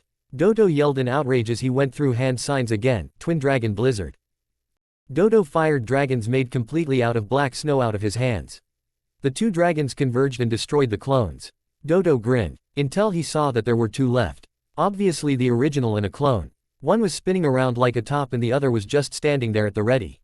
When the one spinning stopped, he had his arms up in a defensive position with one leg raised. To Dodo's surprise, the leg was glowing bright red and was giving off a lot of heat. Devil leg, the Naruto said as he smirked. The Naruto with the devil leg vanished from sight and the other one disappeared as well. He appeared in front of Dodo in a handstand and yelled, Chin. Dodo was sent flying upwards and the Naruto who kicked him burst into smoke. The Naruto coming down on him had the devil leg straight up in the air and was ready to bring it down. As Dodo grew closer, he did yelling, flaming shot. Dodo took the shot right to the face and was sent flying down into the ground. His face was burnt from the attack and more the likely that plus the force of him hitting solid ice killed him. Naruto's leg cooled off. He grinned and then fell unconscious due to the stress of both the attack and that he was tired from his second tail growing. Chapter 9. Return home, dates, secrets revealed, and a training trip for all. Naruto winced as he woke up to the sight of a white ceiling. He always hated hospitals. One thing, he always felt like he was in a prison when he was in one. Second, some of the doctors had tried to kill him whenever he was there. And worst of all, they didn't serve any ramen. Though now that he thought that, it seemed kind of stupid to him now. "Are you all right, Naruto?" a female voice asked. Naruto turned to find the source of the voice was Tenten. "Yeah, I'm fine," the blonde said as he rose up in his hospital bed. "Hey Naruto," the weapons mistress asked, "what happened to your tail?" Naruto turned back to see that he only had one tail again. What happened to my other tail? Naruto thought as he looked at his now alone tail. "Kid, I told you the swords were sentient," the fox said. "The sword sensed your will to beat Dodo. That's the only reason that the sword gave you access to its full power. Since that's over, it drew the power back." Tenten looked at Naruto as it had seemed he had gone into a deep thinking trance as he listened to the fox tell him why he was down to one tail again. She waited until Naruto opened his eyes to see her looking at his inquisitively. "Naruto," she asked, "are you all right?" "I'm fine," he answered. "I was just deep in thought. The swords I have are sentient in a sense. It sensed that I wanted to have the strength to kill Dodo. Once the fight was done and out of the way, it took the power it gave me back." Tenten nodded as she heard him answer. Then she remembered that she had seen Naruto's leg glowing when she saw the fight from a distance. Her curiosity reared itself again. "Naruto," she said, breaking Naruto from his thoughts, "I saw that you used this move that made your leg glow. What was that?" "That was the devil leg," Naruto explained as he got up and put on his pants. Tenten blushed as she saw Naruto's muscled chest. It used enormous friction to heat up the leg and cause extensive damage to whoever is unfortunate enough to get hit by it. The sudden burst of chakra allowed me to use it. "What do you mean?" Tenten asked. Lee, Guy, Neji, and Kakashi had come into the room and heard Naruto explain. They were curious too. "If you use the move before you're ready, it can burn your leg," Naruto said. "Even if you are ready, it can hurt you if you use it too much or if you use it too long. I'm not sure I can do it again with how I am right now." Everyone nodded. The dynamic duo nodded as well, since they knew that certain taijutsu moves can inflict damage on the person who used it. It was important to know one's limitations. If you didn't, you would wind up killing yourself in vain if your opponent survives. Later, Naruto and the others came out to find a large parade going through the city that they were staying in. In the middle of it was what resembled a throne, and on it sat Koyuki. The people were rejoicing the return of their princess. After the whole thing, everyone went to the palace and had a huge after party. Most of which was spent outside in the garden. Guy was making sure to keep Lee away from any sake since the last time he saw the result was utterly disastrous. Naruto was enjoying him as he drank and goofed around with his friends. Then, to the utter shock of everyone, Neji actually let himself unwind. He was laughing and having a good old time. Tenten was just talking with Naruto, trying to get to know him better while they were. She finally got to ask about the hawk that the blonde had brought out. "Some of my swords come with summoning contracts," Naruto explained to the inquisitive weapons mistress. "I channel chakra and use the sword in a certain way. I can bring out the animal that I am imaged at the bottom of the blades." "I see you're enjoying the party," Koyuki said as she approached the group of ninja. "We are," Naruto said, grinning at the princess. "I guess you won't be able to continue your career as an actress, huh?" "Now," she said, taking out a script. "Who said that I was going to quit being an actress? I think I'll be able to manage both." That script," Kakashi gasped as he read the title. "Oh, I almost forgot," Koyuki said, grinning at Naruto. She bent over and kissed the blonde on the mouth. Naruto froze up for a second, then he kissed back. If either of them had noticed, there was a dark glare on Tenten's face. When Koyuki broke away, she looked in Naruto's eyes. "That was a thank you for protecting me so well," she said, smirking at the shocked and slightly embarrassed look on the blonde's face. Tenten growled slightly as the woman walked away and a group of kids came up begging for autographs. Before this mission she would have just ignored them, but now she was signing them with a smile on her face. Back in Konoha, Tsunade was going through her files. She had some feeling that there was something that she was missing. She knew that Danzo and the council advisors were all up to something. She just didn't really know what. After a few minutes of searching, she found something interesting. It looked like a file that belonged to Itachi Uchiha. She read it and was growing steadily more interested. "Tsunade," Shizune asked as she walked into the room, "what is it?" "I've been going over some files," the female Kage said. "According to these, there don't seem to be any mental reasons for him to try and kill his clan. In other words, he was never crazy at all." "What are you saying?" Shizune asked. "I think," Tsunade said, "that someone's been hiding secrets. I also found this. The busty cage took out a birth certificate. This is the birth certificate for one Sayuka Haruno. According to this, she should be Sakura's older sister. What are you getting at? Shizune asked. I think, Tsunade said, we just stumbled upon somebody's dirty little secrets. Tsunade called in a few Anbu that to her knowledge were completely loyal to Sarutobi before he retired. Speaking of the old man, since his retirement he has since gone to his clan complex and spends most of his time goofing off with his grandson and watching TV. I need you to search and find anything in the possession of Danzo that has anything to do with Itachi Uchiha.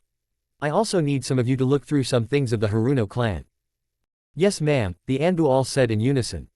A few days later Naruto and his group returned home. As soon as they got home they were besieged by a bunch of fans. What's going on? Naruto asked. You don't know? A girl asked as she held up a movie poster. All their jaws dropped as they saw it. In the picture was Koyuki dressed as Princess Gale, a character she was famous for playing. Along with her in the picture was a picture of Naruto with two swords drawn and pointed down, Tenten twirling a kunai on her hand, Neji with his Byakugan activated and in a Juken stance, Lee holding up a clenched fist, Kakashi with his new sword held out lit up with electricity, and Guy with his arms crossed. The background was a large mountain and above them in the sky was a transparent image of Dodo with an evil grin. In bold letters at the bottom was the title, Ninja Clash in the Land of Snow. Whoa, Naruto said, is this settled? Looks like we're going to be famous, huh? Yeah, Tenten said. Well, Kakashi said, I don't know about you guys but, I'm going to go see the movie I'm in. Hey wait up, Naruto yelled after him as they ran toward the theater. When they saw the movie they were surprised that they saw most of what the movie portrayed in a regular Princess Gale movie. It showed them the fight between Team Guy and the Snow Ninja and how they only managed to run them off with the damage inflicted by the combined taijutsu skills of Guy, Lee, and Neji. Apparently they edited in a conversation between the team and Princess Gale where the ninja offered their services to help her along the way and to call for backup. Everything after that was straightforward from the train to Dodo's death. Though they cut the part out where Koyuki ran away. They even showed the kiss scene between Naruto and Koyuki. Though during Dodo's death they changed the animation to where Naruto's leg when he used the devil leg to let out rays of rainbow chakra when it hit. As soon as the move was over Naruto was approached by Anko. Hey there kid, Anko said grinning, I see you managed to make it big. Yeah, Naruto said, I guess you still want that date huh? Yep, Anko answered. When everyone who was in hearing distance heard this they felt their hearts stop. Naruto and Anko were actually going on a date together.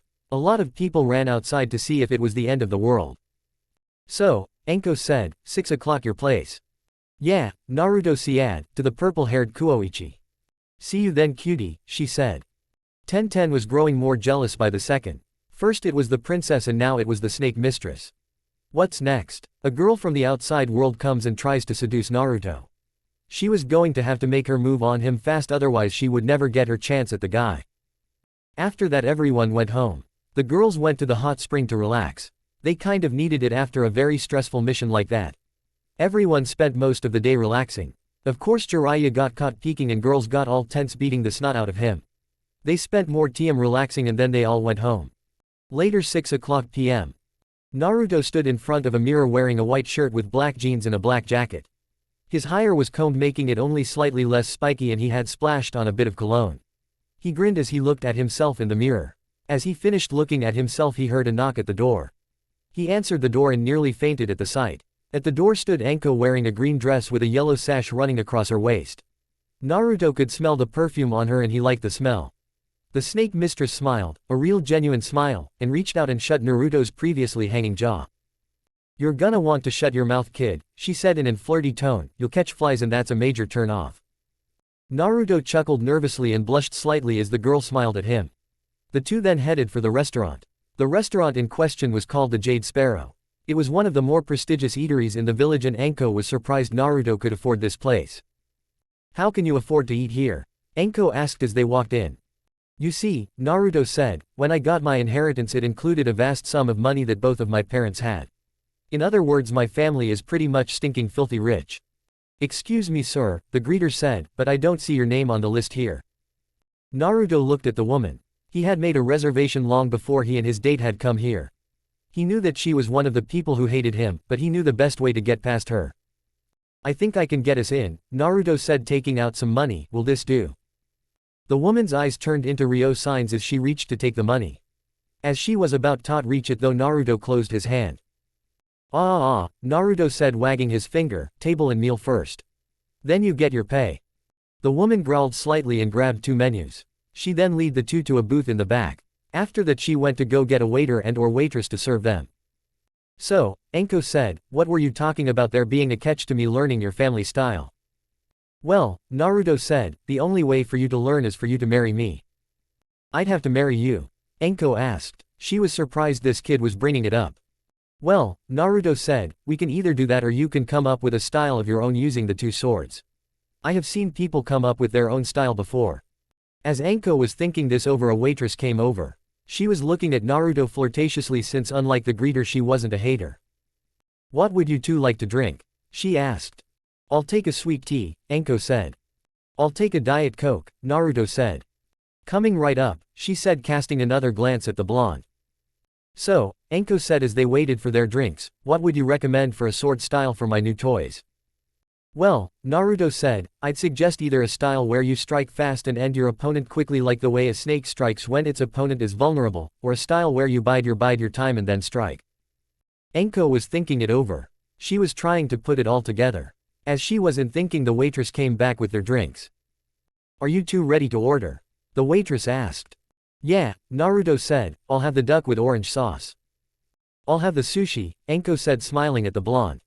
After that the 2 just began to talk about how things had been. She had seen Naruto's movie and she asked what it was like at O-Star in the movie and if that is how things really happened. The blonde happily filled her in on what really happened and what things were exaggerated. When their food arrived they ate heartily. After they ate Naruto paid the bill and gave a small tip to the waitress. As they left he slipped the money for the greeter. I can't believe you actually gave her all that money, Enko said as they left the restaurant. I wonder how she'll react when she finds out that most of that was just chocolate wrapped up in a very convincing looking foil, Naruto muttered.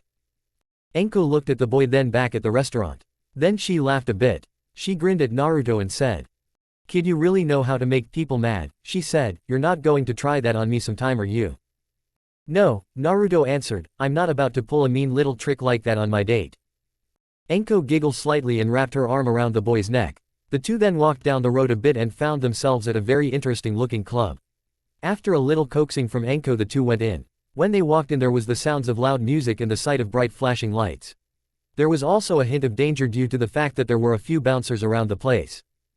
After getting inside the 2 immediately hit the dance floor. The 2 danced for hours and had the time of their lives. When it was over Enko was exhausted, but Naruto, who was a stamina freak, had enough energy to last much longer. He then led Enko home. The snake woman looked at Naruto gratefully. She smiled at him as he held her hands in front of her home. I guess this is where I go home huh? Naruto asked. Not quite, Enko said grinning, this is the part where you kiss me goodnight. The blonde boy leaned up and kissed Enko. Unlike the kiss he gave her to keep her from killing him, this one was much gentler and he didn't use any tongue. The snake mistress wrapped her arms around the blonde-haired Chunin as they continued to kiss. Eventually Naruto needed air and he broke the kiss. This in turn earned a groan of disappointment from the woman. Good night, Naruto said as he turned and left. Enko walked into her house. As Naruto left he heard her yell, woohoo. Yeah baby. Naruto chuckled to himself and vanished as he went home. The next day Naruto woke up and was making breakfast for himself when an Anbu appeared via Shushin.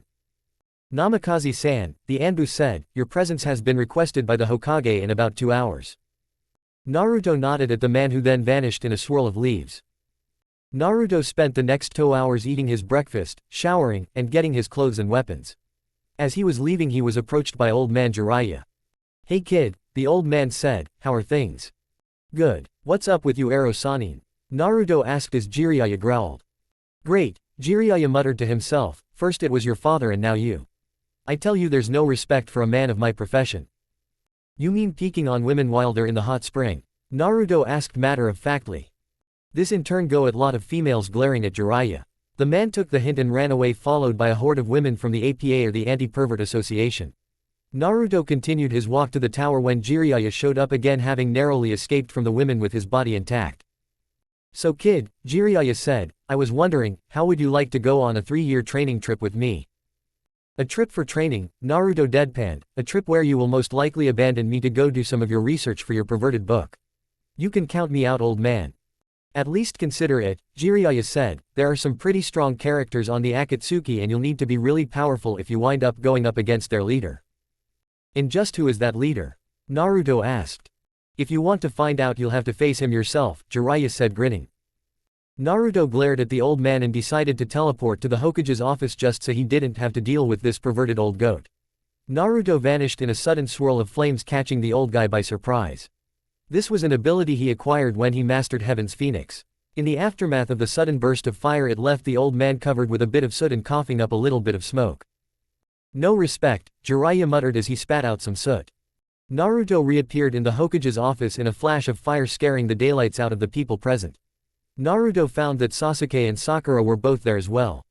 Looks like the Hokage finally came to her senses, Sasuke arrogantly thought. What's up, Ba-chan? Naruto asked the older woman. I called you all here to share something with the three of you, the woman said, more with these two than you, Naruto. Certain information that was denied to these two for some very long years. What information could possibly be important to me? Sasuke asked with a raised eyebrow. How about the reason that your brother killed the clan? Tsunade asked.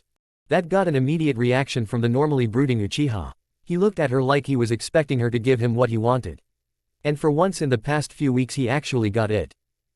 This was found in a file in Danzo's office, Tsunade said as she took out a file. Find anything strange? She took out a picture from the file. The picture was of Itachi's eyes when he had his Mangekyo Sharingan activated. Sasuke looked at the picture with a puzzled look on his face. That was when he noticed something. There was a slightly line around the white of the eye and there seemed to be a glare on it from a nearby light. That wasn't something the eye could reflect unless the person was wearing contacts. Itachi, Sasuke muttered, was framed. Yes, Tsunade said. In addition, he had to leave the village, but he was able to plant himself as a spy gang called the Akatsuki. He's been feeding us information for the past few years. My brother never murdered the clan. Sasuke asked, trying to comprehend that the fact that he had been training to kill an innocent man. Yes, Tsunade said, from this file I've learned that Danzo was the one who sent in a member of his root division, which was supposed to be disbanded. He did this in an attempt to gain your favor through offering you power and turn you into his puppet. The advisors were in on this little scheme. Sasuke was currently thrown for a loop. He backed up a bit, his hand on his forehead. He was having some trouble processing the fact that all these years he was just being used as a pawn by some cripple and two old farts. Sakura tried to put an arm around him to comfort her crush, but Naruto stopped her. He just learned a lot of info, he said. I don't think now would be a good time to try and get close to him. That's not all though, Tsunade said, getting the boy's attention. What else is there? The young Uchiha asked. It seems your clan had a hand in the Kyuubi attack a few years ago, she said, making the boy's eyes widen as well as hers. Danzo also appeared to be in league with the traitor and now deceased Orochimaru, the older woman continued. Apparently he along with a few Uchiha put it under a genjutsu that made it go berserk. The Uchiha were planning on using it in coup against the village. If it had succeeded, the Uchiha would be in control of the village and all the other clans, shinobi and civilian, would be treated as slaves. Sasuke was thrown for another loop. He was sitting down in a chair, a faraway look on his face. His eyes shadowed by his hair. Everything was quiet for a minute. Then Sasuke broke the uneasy silence. All this time, he said quietly, then a little louder, all this time, I've been used in trying to avenge a clan of traitor. The lady Cage nodded and Sasuke got up. Right now he had a lot to think about. Wow, Naruto said, I guessed that the Uchiha had some dirty little secrets, but I never would have thought that it was going to be that bad. Sakura was completely silent for once in her life. The clan that she had thought was so great at one time was actually just a bunch of traitors. Then she remembered that the Hokage said something about a truth for her. What is it you have to tell me? The pink-haired girl asked, thought she was starting to hope that it didn't have anything to do with her clan. Sakura, Tsunade said, I trust you know of a girl named Sakuya who would be your sister if she were alive today. Yes, Sakura said, she was killed by the Kyuubi attack. Not exactly, the woman said, taking out another file. This one had the picture of the Haruno clan symbol. She wasn't killed. In fact, she was alive much longer than that. What do you mean? Sakura asked, a little scared of what she was saying. I trust that you know of why Naruto was hated. Tsunade asked.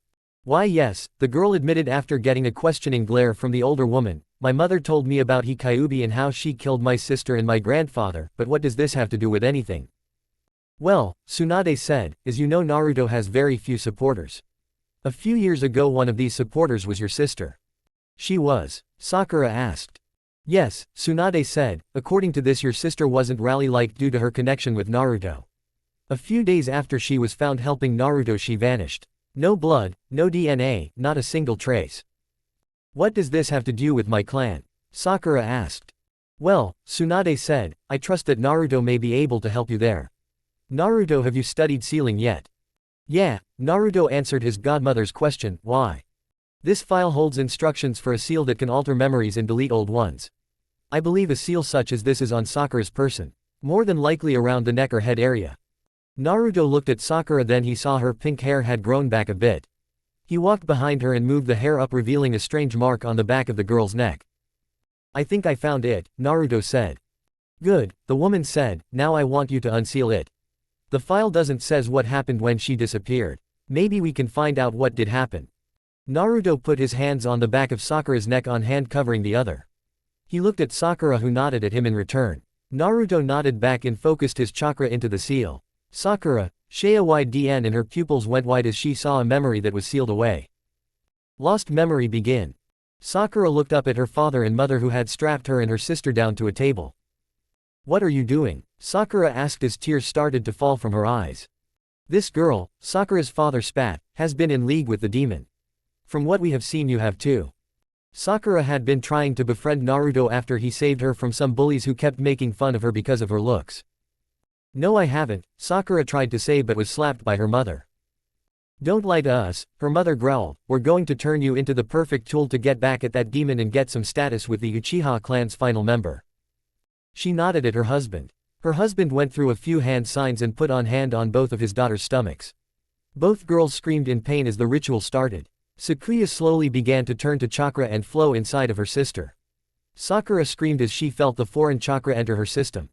Finally it was done. As she did, her mother picked Sakura up and with a paintbrush branded a seal on the back of her daughter's neck. Sakura fell asleep as her memory was jumbled. She saw that the memory of her sister died and was replaced with loneliness of being an only child. Then her memory changed from Naruto saving her from those bullies to Sasuke. As she slept, her parents grinned. All was going to get better for them. Lost memory end. As the memory faded, Sakura fell to her knees and started sobbing uncontrollably. Naruto put an arm around her to comfort her. What happened? Naruto asked. The distraught girl told Naruto in a very sad voice what she had seen and what her family had done to her sister. As she continued, Tsunade's grip on her desk slowly increased until it actually broke in her grasp. After a few more minutes of crying, Sakura got up and hugged Naruto tightly, sobbing apologies for how she had treated him. Naruto hugged her back and accepted the apologies wholeheartedly. I'm going to take care of this, Suan growled. What Danzo and the advisors have done counts as treason, and those two have spoke freely of an S-rank secret. They will face execution for this. Sakura nodded at the woman. Her previous sorrow gone and now replaced with an intense anger. When? Naruto asked. Tomorrow, Tsunade said, grinning, in public. It should send a message to those who oppressed you that they shouldn't have done that.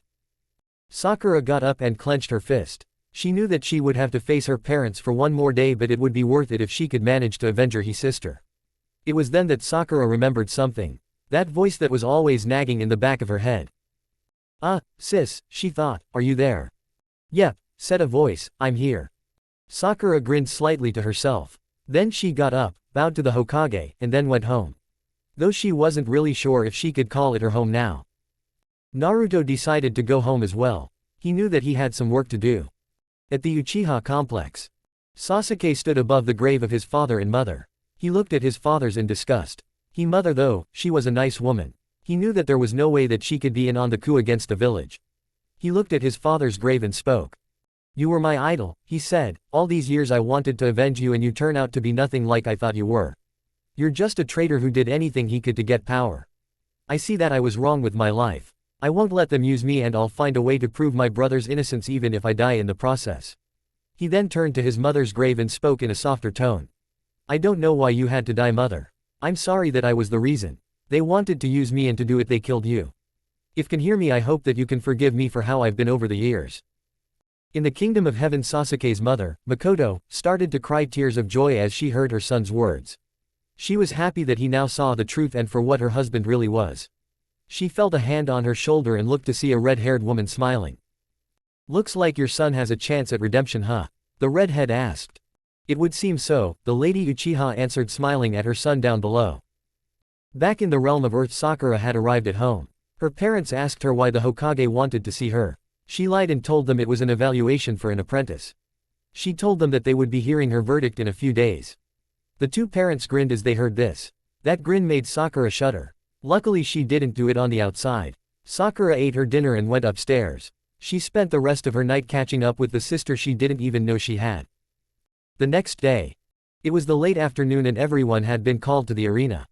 There wasn't a fight going on that they knew of. It was then that they saw Naruto, Sasuke, and the Godime in the middle of the arena. Looks like the demon is finally going to get what he deserves, a civilian said, grinning happily. People of Konoha. Tsunade yelled, I have come across some very grave news. For the past few years there have been traitors in our midst. There were loud gasps as the people heard this. Others were curious as to who the traitors were. Tsunade turned and yelled, bring them out. Everyone gasped in shock as the council elders, Danzo, and the two elder Harunos were led onto the field in chains, or in Danzo's case chakra cuffs. In case you're wondering why they are here, it is for the following, Tsunade said, the council elders and Danzo are traitors for conspiring against the village. A conspiracy that led to the near extinction of the Uchiha clan and the wrongful banishment of an innocent man. In addition, Danzo allied himself with the Nuke Nin Orochimaru. The Harunos are traitors for the spreading of an S-rank secret. There is only one penalty for these crimes, death. The crowd gasped as they heard that these people were going to be executed for things that they didn't even know were going on. They were also surprised that the honorable elders were traitors. Naruto. Sasuke, the Lady Cage said, turning to the two, since their crimes have affected you in some way, you shall be the ones to execute them. Any objections? Both of them shook their heads no. Naruto brought out Shadow Fox and walked over to the two Harunos. Both of them were then set down on their knees and had the necks extended for a clean cut. Any last words? The blonde asked. Yes, Sakura's father said, we hereby denounce our daughter, and banish her from the clan. We would also like to say that the Shinigami will feast on your soul demon. Not likely, Naruto said as he brought up his sword and then brought it down. A few people covered their eyes as the sword cut through the two civilian clan members. In the stands, Sakura started to cry. The Haruno clan was gone. Like Naruto used to be, she was a clan-less orphan with no name. She felt an arm wrap around her and saw that it was Ino trying to comfort her in her sorry. She sent a thankful look to her former friend. Naruto turned to Sasuke, who was glaring at the three in front of him. Sasuke was about to go through hand signs for a fire jutsu when Naruto stopped him. Sasuke looked at Naruto with a puzzled look. Naruto grinned and reached behind him, taking out a scroll with the Uchiha symbol on it. He unsealed it and what came out made Sasuke's eyes widen. It was a long black katana with the image of a raven on the bottom of the blade and the kanji for Avenger written in white. Naruto handed the sword to him and Sasuke took it. As he faced the elders, they began to try to reason with him. Sasuke, please, Hyora begged, we had your best interests in mind. We were going to make you the strongest Uchiha alive. Yes, Kaharu said, agreeing with Homura, we still can. All you have to do is kill the boy next to you. First of all, Sasuke said coldly, I know how to find power, but I will not let the need for it corrupt me any longer. Second, I will not kill my teammate. And before I kill you, I just want to say that this is for the death of my mother. Sasuke rose up his sword and in two swings cut the two elders down. After the bodies fell, he turned to Danzo. This, Sasuke growled, is for my brother. As Sasuke rose up his sword, a barrage of kunai were sent out at him. He jumped to the side to avoid getting cut. Then a bunch of Anbu with blank masks appeared. Each one had the kanji for root on it. They looked at the two and narrowed their eyes behind their masks. One of the Anbu picked Danzo up and the group ran for it. Oh no you don't. Naruto yelled as he went through hand signs.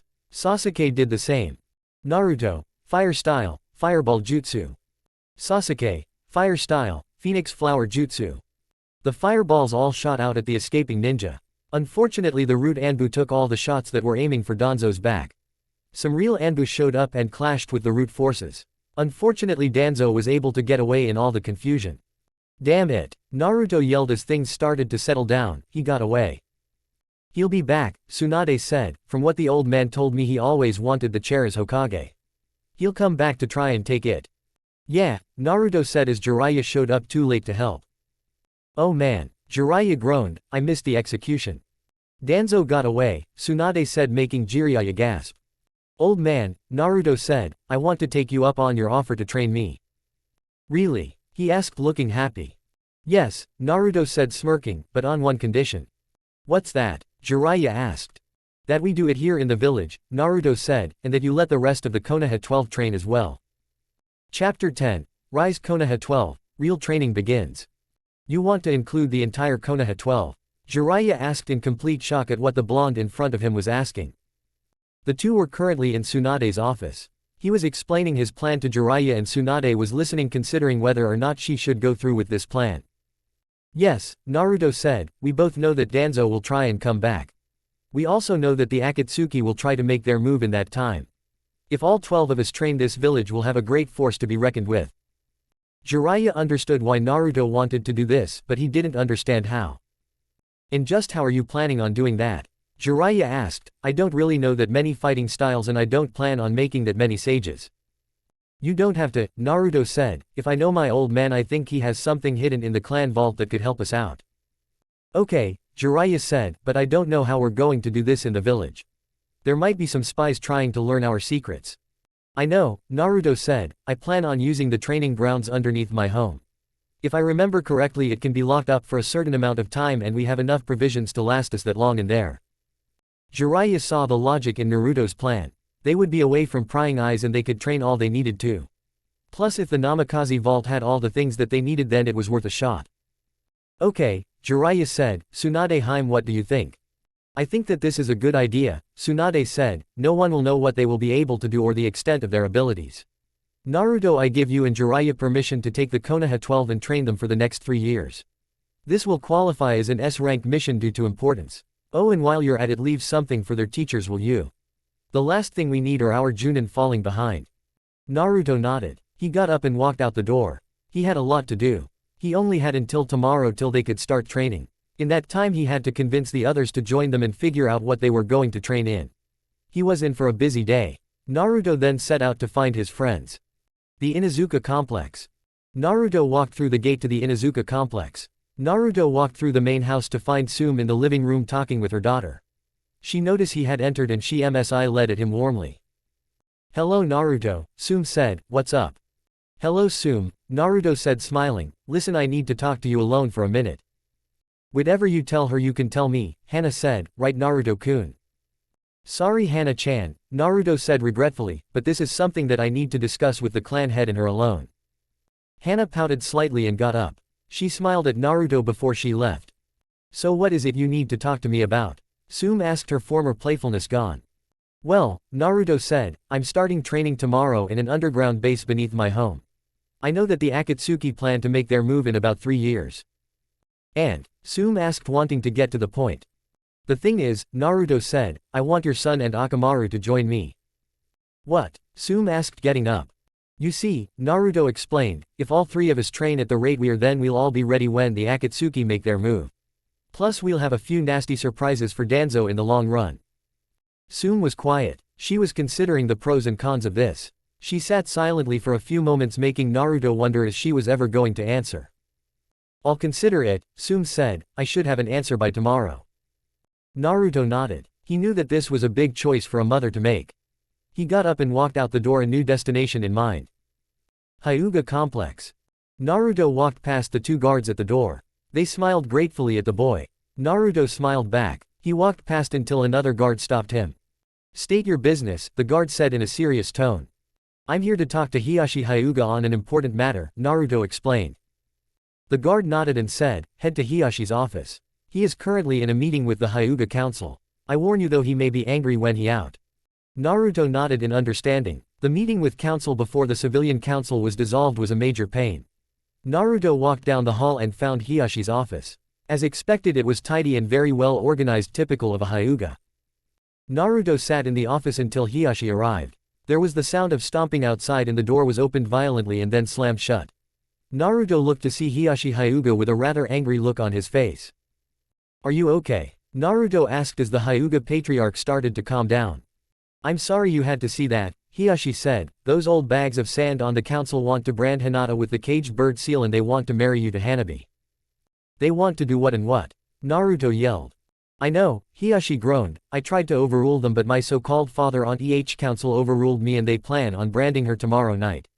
They also want to marry Hanabi to you and she wants to because of the power you showed. That council is tearing my family apart. What am I going to do? I'd sooner die than let my own daughter be turned into breeding stock for my own clan. I think I can help you with this little problem, Lord Hyuga, Naruto said, grinning. How? Hiashi looking at Naruto pleadingly, how can I save my daughter? Easy, Naruto said, I'm starting this training thing soon and I want your daughter and nephew to join me. The other clan heads' children are going to join in too. A chance for Hinata to grow stronger. Hiashi asked. Yes, Naruto said, since it's under my home she'll be under Namikaze clan protection. She won't be branded with the seal, and if one of those old farts on the Hyuga council tries to pull something she'll deliver a grade A butt whoop. Hiashi nodded and said, I accept. Now I just hope that Hinata is willing to do so. If she is, she will be there tomorrow. So will Neji. Naruto smiled and left the room. He had to admit this was going quite well. Yamanaka flower shop. Hey Naruto, Ino said as the blonde walked into the flower shop. Hey Ino, Naruto said, can I talk to your dad? What's up? The platinum blonde asked. It's important, Naruto whispered. Hey dad, Ino yelled, Naruto here has something to talk to you about. Send him in, Inoichi yelled as he heard his daughter. Ino watched as Naruto walked into the back to talk with her father. The door closed and she waited intensely for the blonde to walk out. She heard her father say something like, you want me to what? And she couldn't make out any more than that. After a few seconds the spiky-haired blonde walked out of the door and smiled at Ino. He then left the shop. Inoichi said, can I have a word with you? Sure dad, Ino said, getting up from the counter and walking in her father's office. Naruto just made me a very interesting offer, Inoichi said looking at his daughter. The man then relayed the deal that he and Naruto had just made. As he did, his daughter felt like her eyes were going to shoot out of her eyes and that her jaw hit the ground. She then threw her arms and yelled, woohoo. Training Ground 10. Naruto. Guy yelled as he saw the blonde approaching he and his team, what brings you here on this most youthful day? Nothing really, Naruto said, I need to talk to you and your team for a minute. What do you need of us? Lee asked in his usual manner. Hey Neji, Naruto said, how's that sword wound healing up? Fine, Neji said, me and the other branch members are working on the counter seal for the caged bird seal. And Hiashi told me about the deal he and you made, so I already know what you're going to ask. I also believe she's already told Shino about it and his father has already accepted. What is he going to ask us, Neji-san? Ten asked the Hyuga branch member. I'm going to ask, Naruto started, if you would join me and the rest of the Konoha 12 in a training session for the next 3 years. To train with you for 3 years. Ten yelled, asking the boy if he really meant what he asked. Yep, Naruto said, we're going to need to be pretty strong if we're going to fight some of our future threats. Good point, Guy said as he was pondering, I'll let them train with you if you only do one thing for me. Keep Lee youthful and make him able to surpass me at some point. Right, Naruto said, I got to go take care of a few things. The blonde walked away, and then vanished in a sudden flash of fire. Meanwhile, Team 9 training ground. He wants us to do what now? Choji asked as he heard Ino. You heard me, big guy. Ino said, he wants us to train with him for the next 3 years. You saw how strong he was after 2 months of training. With 3 years of it under our belts we could very well be invincible. What a drag, Shikamaru groaned, we got more work. Although it will get my mom off my back. Yeah, Ino said, come on, go tell your parents and hope that they say yes. I get it, Ino, we need to tell our parents about this, Choji, but what about our sensei? They'll understand, Ino said, besides I think Naruto will think of something that will keep them busy. Knowing him, yeah, Choji said as he finished eating his chips. Okay, Ino said, you go tell your parents, I'll tell sensei. Tell me what? Asuma asked as he approached the group. Ino has something to tell you, sensei, Shikamaru said, anyway me and Choji have some business to take care of. The two then got up and left heading for home. What is it you need to tell? The smoker asked as he looked at the young girl. Well sensei, Ino said, me and the other Konoha 12 are going to join Naruto for a training session OFR the next 3 years. Really? Asuma asked, so what Guy was saying wasn't a complete and total crud? You know, Ino asked. Yeah, Asuma said, Naruto talked to Guy's team. From what I can tell, Guy told all of us individually. The other teams have also started telling them. Wow, Ino said, well I'm going to get ready for the session. It starts tomorrow. Asuma nodded at the girl. He did feel bad that he wouldn't be able to help his students reach high levels of power. He then knew that if they reached that power that they would be incredible. He smiled to himself as he thought this. He would have to find a way to help them somehow. Meanwhile Naruto was walking out of the Aburame clan home. He heard that he had already been told of what was going to happen by Hinata. Shibi also agreed to let Shino join them and help them. Naruto grinned as he left the home. He had told all of them about the training trip and all of them agreed to train with them. Naruto was happy that they would. He would have a nasty surprise for the people who would fight them. He went home and sat on the couch and was in thought. Kyuubi felt Naruto's thoughts. "What's wrong, Kit?" the fox asked. "I feel bad about taking the students away from their sensei," Naruto mentally told the fox. "I don't want them to feel like they haven't been helpful." "How about you allow them to grow stronger as well," the fox suggested. "How am I supposed to do that?" Naruto thought. "Make them weapons or new jutsu or new fighting styles for them to use," Kyuubi stated, "and if I remember correctly you forgot that Uchiha and the pink-haired girl." "I don't know if I can trust those two," Naruto thought, "plus I'm still upset about Sasuke being so demanding all my stuff." "Then test them," Kyuubi said, "test them to see if you can trust them and then offer to take them with you." "Hey, that's not a bad idea," Naruto said aloud this time. As he said that, he began to scheme on how he would test the two and see if he could trust them on this training trip. A few minutes later at the Uchiha complex. Sasuke was just sitting on his couch bored out of his mind. He was about to fall asleep when he heard a knock at the door. He got close to the door and got ready. He sniffed and didn't smell any perfume nor did he hear any giggles, so it wasn't any fangirls. He had been a bit wary when he woke up to find a few of them in his room going through his underwear drawer one night. He slowly opened the door to find a note taped to the door. He took it off the door and read it. "Dear Sasuke. I need to have a word with you. It's something important and I don't have the time to write the reason to write it in this letter. So do me a favor and get your butt in gear, man. Signed, Naruto." Sasuke placed the letter on the coffee table and then ran out the door to go find his friend. He wondered what it was that he needed to talk to him about. Meanwhile at some apartment complex. Sakura sat in the apartment she was forced to rent after her parents disowned her before they were executed. The landlord here took pity on her since he knew that they were the villains and that she was a victim. He was kind enough to provide her with a place to sleep and stay for a while. She heard a knock at the door and walked toward it nervously. Some of the villagers viewed her as the daughter of a few traders. A few people glared at her when they saw her. It was only a select few that did though, because others saw how she was at the execution and knew that she wasn't as bad as her parents. She opened the door and saw a note taped to the door. She took it down and read it. "Dear Sakura. I need to have a few words with you. Don't worry, I don't see you as the daughter of a trader. I just want to have a conversation. The reason behind which I don't have the time to write down, so just come down to my home so we can get this done and over with." Signed, Naruto. "I wonder what he wants to talk to me about," Sakura thought. "Don't worry," Sakuya said in her sister's head, "I'm sure he doesn't have a problem with you. Now get down there and find out what he wants." A few minutes later at the Namikaze complex.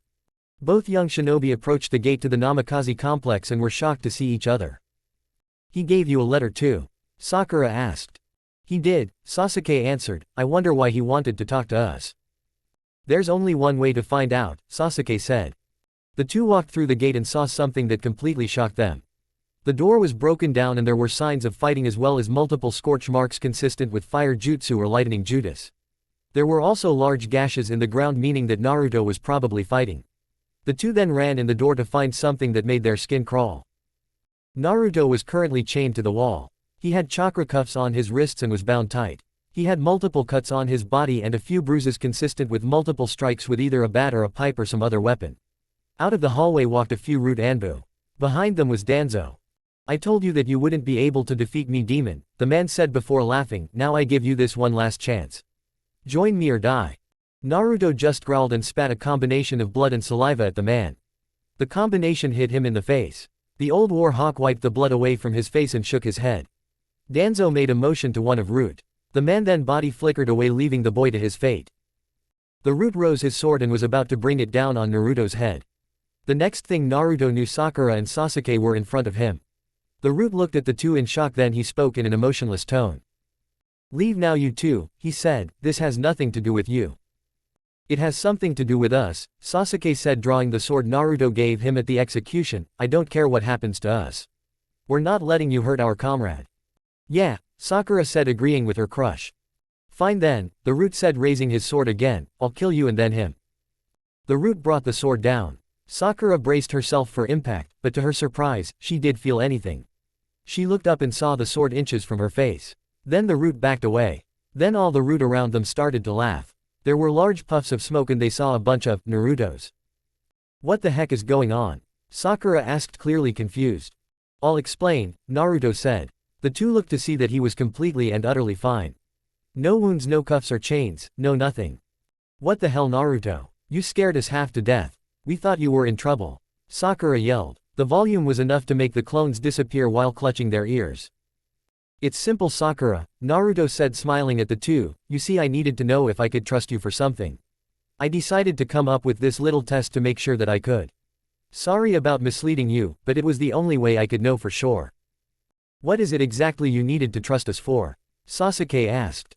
Well, Naruto said, I'm doing a training session here for the next 3 years involving the rest of the Konoha 12. I wanted to make sure I could trust you two to join in on it without having to deal with both you being arrogant and with you being a screeching harpy. The two looked at each other. They were a little mad that they had been tricked like that, but they had to admit that it was a very clever idea. So what do you guys say? Naruto asked the two, are you in? I am, Sasuke said. I want to make sure that if I find my brother I want to show him how strong I've become. Yeah, Sakura said, and I want to show the world that I'm not just some weak harpy anymore. Naruto smiled at the two as they said this. Good, Naruto said, we start the training tomorrow afternoon around 2. If you want to be a part of it, show up and be ready. I have to warn you though, this will not be easy. Now if you'll excuse me, I have some work to do. The two nodded. They then went home to start packing for the training session that would be their lives tomorrow. After they left, Naruto headed for the forge. He had some serious work to do before it was time for bed. Later that night, Naruto walked out of the forge and walked slowly and clumsily. He looked at his clock and it was almost midnight. He had been in there for almost 12 hours. He was glad that he had taken in a few soldier pills with him so that he could continue when he got hungry. Naruto slowly made his way to the living room. He was way too tired to climb stairs. He walked slowly to the couch and collapsed on the thing and fell asleep instantly. Hours later, Naruto woke up as he was suddenly hit with bright light. He cursed the large solar object and groaned as he rose up from the couch. He looked at the clock. He gasped when he saw that it was almost noon. He realized then that he had 2 hours before his friends came. He got up quickly and ran to the shower. After a quick shower he got dressed. Then he formed a few shadow clones and ran into the forge. A few seconds later he came back out with a few boxes. Okay, Naruto said to his clones, I want you to drop these off at the addresses on the boxes. Got it? Yes sir, the clones said in unison and giving him some mock salutes. Make sure no one sees you, Naruto said, if anyone does the whole thing is ruined. The clones all nodded in understanding. Each one then took the boxes and vanished in flashes of fire. Naruto then heard a knock at the door. He quickly composed himself and answered the door. He smiled as he saw all his friends at the door along with their teachers. He also noticed the parents were there as well along with Tsunade and Jiraiya. Glad you guys could come, Naruto said as he let them in. Are you kidding? Kiba asked the blonde. We've been itching to start this training thing ever since we were told about it. Of course, Naruto said. Now there was one thing that I forgot to ask before this whole thing, Naruto said, do you guys know your elemental affinities? Or what now? Ino asked as she was not familiar with the term. Oh brother, Naruto said, a person's chakra is different pertaining to the person. One person can have a fire affinity giving them to control the fire element to a small extent. It allows them to have strength in certain jutsu, or if they have more than one they can combine them. Like the way that the Shodaime was able to form wood by combining his earth and water affinities to make wood. Whoa, Kiba said, so you want us to know our elemental affinities so we can utilize that information during our training with you for the next 3 years. Bingo dog boy, Naruto said, making the dog boy growl at the nickname. All right then, Naruto said, does anybody here have any chakra paper? Almost all the Junin took a few pieces of the paper Naruto mentioned almost simultaneously. Well that's helpful, Naruto said. Okay, who wants to go first? How about Team 7? Jiraiya asked. Okay, Naruto said, taking a piece of paper from Kakashi. Now for this to work you need to focus chakra into the paper. Fire makes it burn, water makes it wet, lightning crumples it up, earth turns it to dust, and wind cuts it in half. Sasuke took a piece of paper. He focused his chakra into it. The paper crumpled up and then caught on fire. Afraid he would be burned, he dropped it on the ground. Fire and lightning, Naruto examined, a very interesting combination. Fire you probably got from you old man, while lightning came from your mother. Your turn, Sakura. Sakura took her piece and focused her chakra into it. Almost immediately the paper turned to dust. Earth, Naruto examined. I have to say I'm not really surprised. It explains where you got all that power behind your punches. Sakura blushed slightly and said, what about you, Naruto? Naruto shrugged. He took a piece himself and focused. The result shocked a lot of people. The paper split in 4 pieces. One piece got wet, another turned to dust, another crumpled up, and the last piece caught on fire. I have an affinity with all the elements, Naruto said. It's something I got since my sword had control over certain elements. Okay, my team's turn, Asuma said, handing pieces of chakra paper to Ino, Choji, and Shikamaru. Ino's burst into flame, Choji's turned to dust and caught fire, and Shikamaru's turned black. Fire, earth and fire, and darkness, Naruto said, shaking his head. I have to say that I'm not really surprised at this. Thought I have to say training with Choji is going to be very interesting. Our turn, Kurenai said, handing the pieces to her students. Kiba's caught fire and Hinata's became wet. Shino's surprised everyone. It turned to a greenish substance and started to bubble. The boy dropped it in shock. What is that? He asked. Looks like we got a sub-element user, Naruto said, smiling. What? Kurenai asked. Sub-elements, Naruto explained, are either very rare elements that are only seen in bloodline or seen in people with more than one affinity. An example is lava. Since Choji has a fire and earth affinity, he can combine both to perform lava jutsu. Shino here has a very rare affinity, acid. Wow, Shibi said, shocked. Who would have thought it? Moving on, Guy said, taking out a few pieces of chakra paper. He handed them to his students. Neji's turned to dust and so did Lee's. Tenten's did something that no one else expected. It actually hardened and turned to metal. Will there be no end to today's surprises? Naruto asked to no one in particular. This probably explains her thing for weapons. She's got a metal affinity. Man, Dan Higurashi said out loud, there is no end to today's surprises. Alright, Naruto said, I suggest you say goodbye to your parents since you won't be seeing them for a few years. The parents said goodbye to their kids and gave them each one long-lasting hug goodbye. Lee and Guy would have done their weird sunset hug thing, but Naruto put a sword to the back of the younger clone's neck to get him to not do it. Before they left, the adults gave their weapons to their children. Well, Hinata had her pointy gloves, so he gave the sword to Neji. This actually shocked them. If you guys are going to train like he has for the past few months, Shibi explained as they left, then we have a feeling you are going to be ready to use those by the time you're done. Besides, you going to need to use them anyway. The children saw their parents off. At least the ones that had parents did. As the parents left, they looked back at each place. Do you really think that they'll be strong enough? Hiyashi asked Sume. Yeah, Sume said, plus you know what we entrusted to his father in that vault, right? Yeah, Dan said, I just hope that they don't get put through heck with that training. I know, Inoichi said, well, we better head home. The parents and teachers left. Tsunade left to go with them and Jiraiya had stayed behind in the complex since he was going to be the one in charge of training them. As the parents left, there was a sudden blast of chakra to the sky. They turned and saw a large dome of chakra form over the complex. They looked at it with their jaws on the floor. Well, Sume said, that's one way to keep out intruders. I wonder if I can get one of those.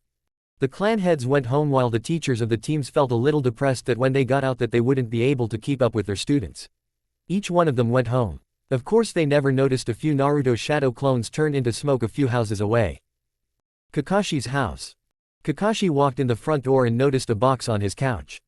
He walked over and noticed a small note on top of it. He opened it up and read it.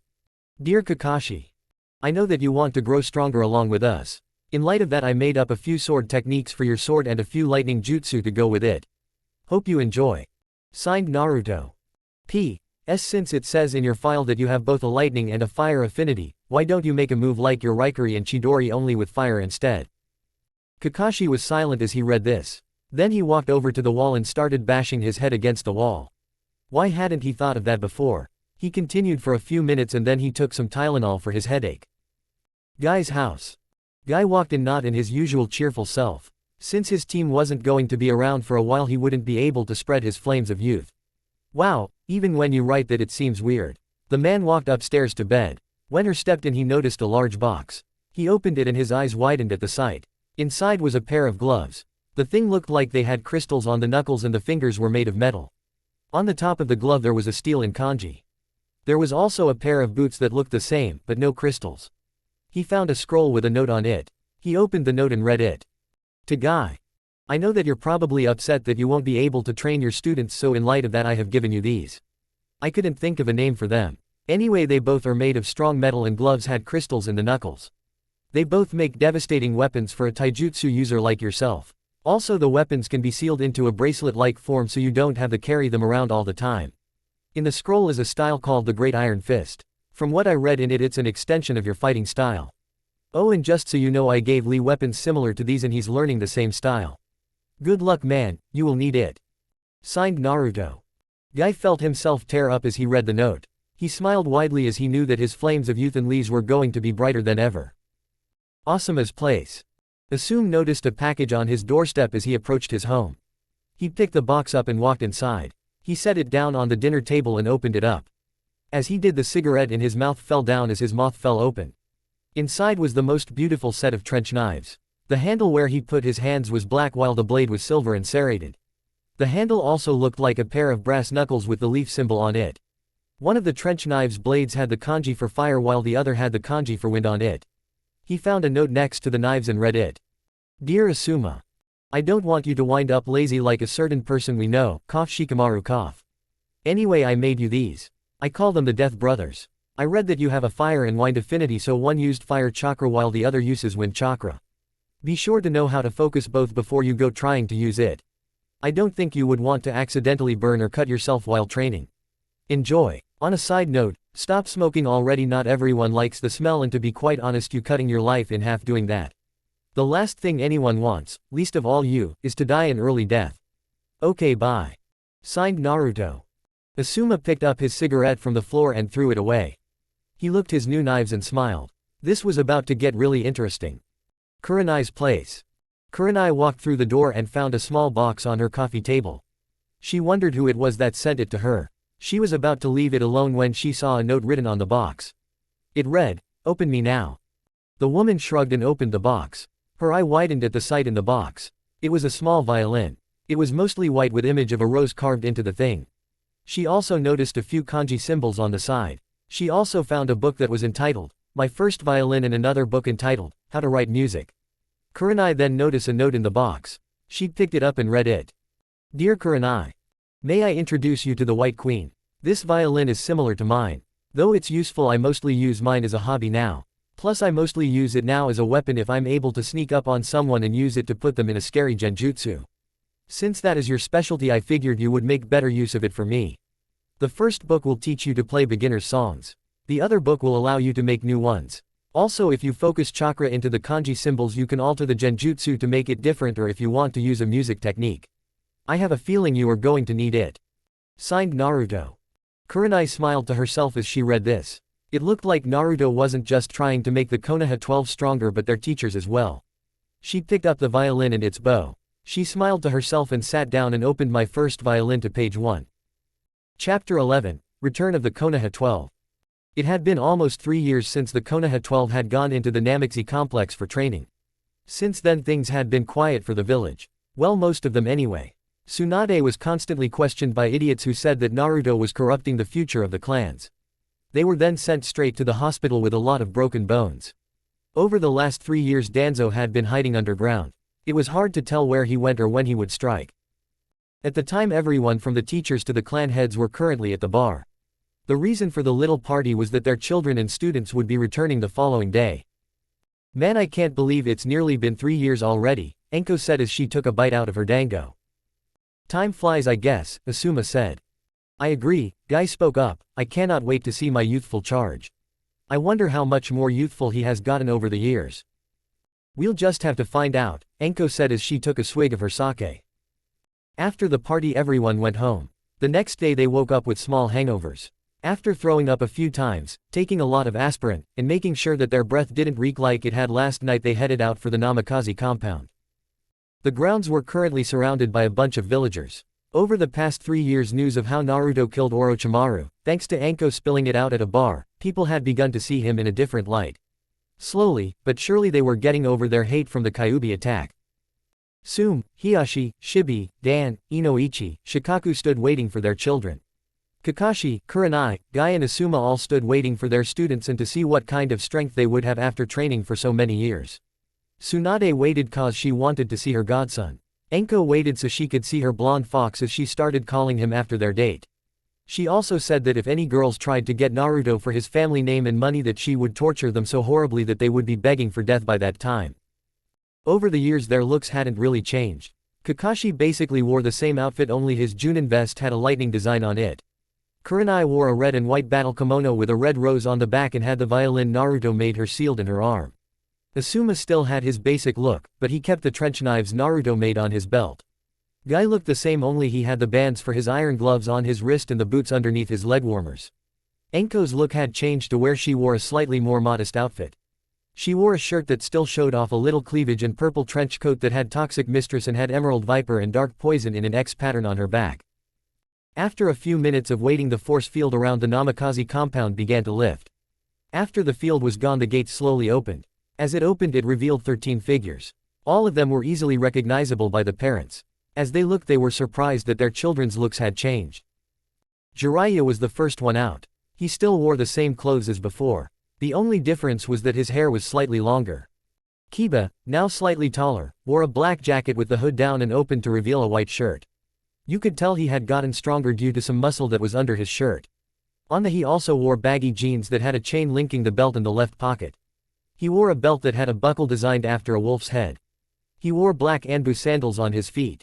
On his wrists were 2 bands that had the kanji for coyote on them. Soon recognized them immediately as the weapons that Naruto made. On the back of his jacket he had the kanji for werewolf. Akamaru walked at Kiba's side. The small puppy had grown into a large dog that was big enough for Kiba to ride. Shino wore a long white baggy outfit with the hood up and a high collar that covered his mouth. The baggy clothes hid his muscle. The usual sunglasses were there too. One thing that was different was the large chain he had wrapped around his chest. Shibi recognized it as the chain Naruto made for his clan. On the back of his coat he had the kanji for Acid Beetle. Hinata's look shocked her father. She no longer wore the baggy coat. She wore a long sleeve that was blue on the shoulder and white throughout everything else. This shirt showed off that she was rather well developed. A few men had a few nosebleeds. She also had long Anbu-style pants that showed her curves a little and black sandals. Her hair was no longer short and grew out past her shoulders. She wore a pair of brown gloves. Her shirt had the kanji for Hyuga Water Princess on her back. Ino was the next scene. She was sporting Red Devil on her shoulder. She wore a purple top with no sleeves that showed off her assets slightly, but not too much. She also wore a long purple skirt that ended below her knees and blue sandals. Her long blonde hair was still in a ponytail. She had Fire Princess tattooed on her left forearm. Choji walked out with Raging Earth mounted on his back. The boy now wore samurai-like armor. The armor was red while the shirt he wore was brown. He had lost some of the baby fat he had. The armor, surprising, showed off some muscle he gained over the 3 years of training. In his left shoulder armor he had the kanji for Colossus written in black. Shikamaru walked out next. He wore a gray shirt with his Chunin flak jacket over it. The shadow spear was slung over his shoulder. He had gained a slight bit of muscle as well. He wore short jeans and black sandals. On the sleeve he had the kanji for Abyss.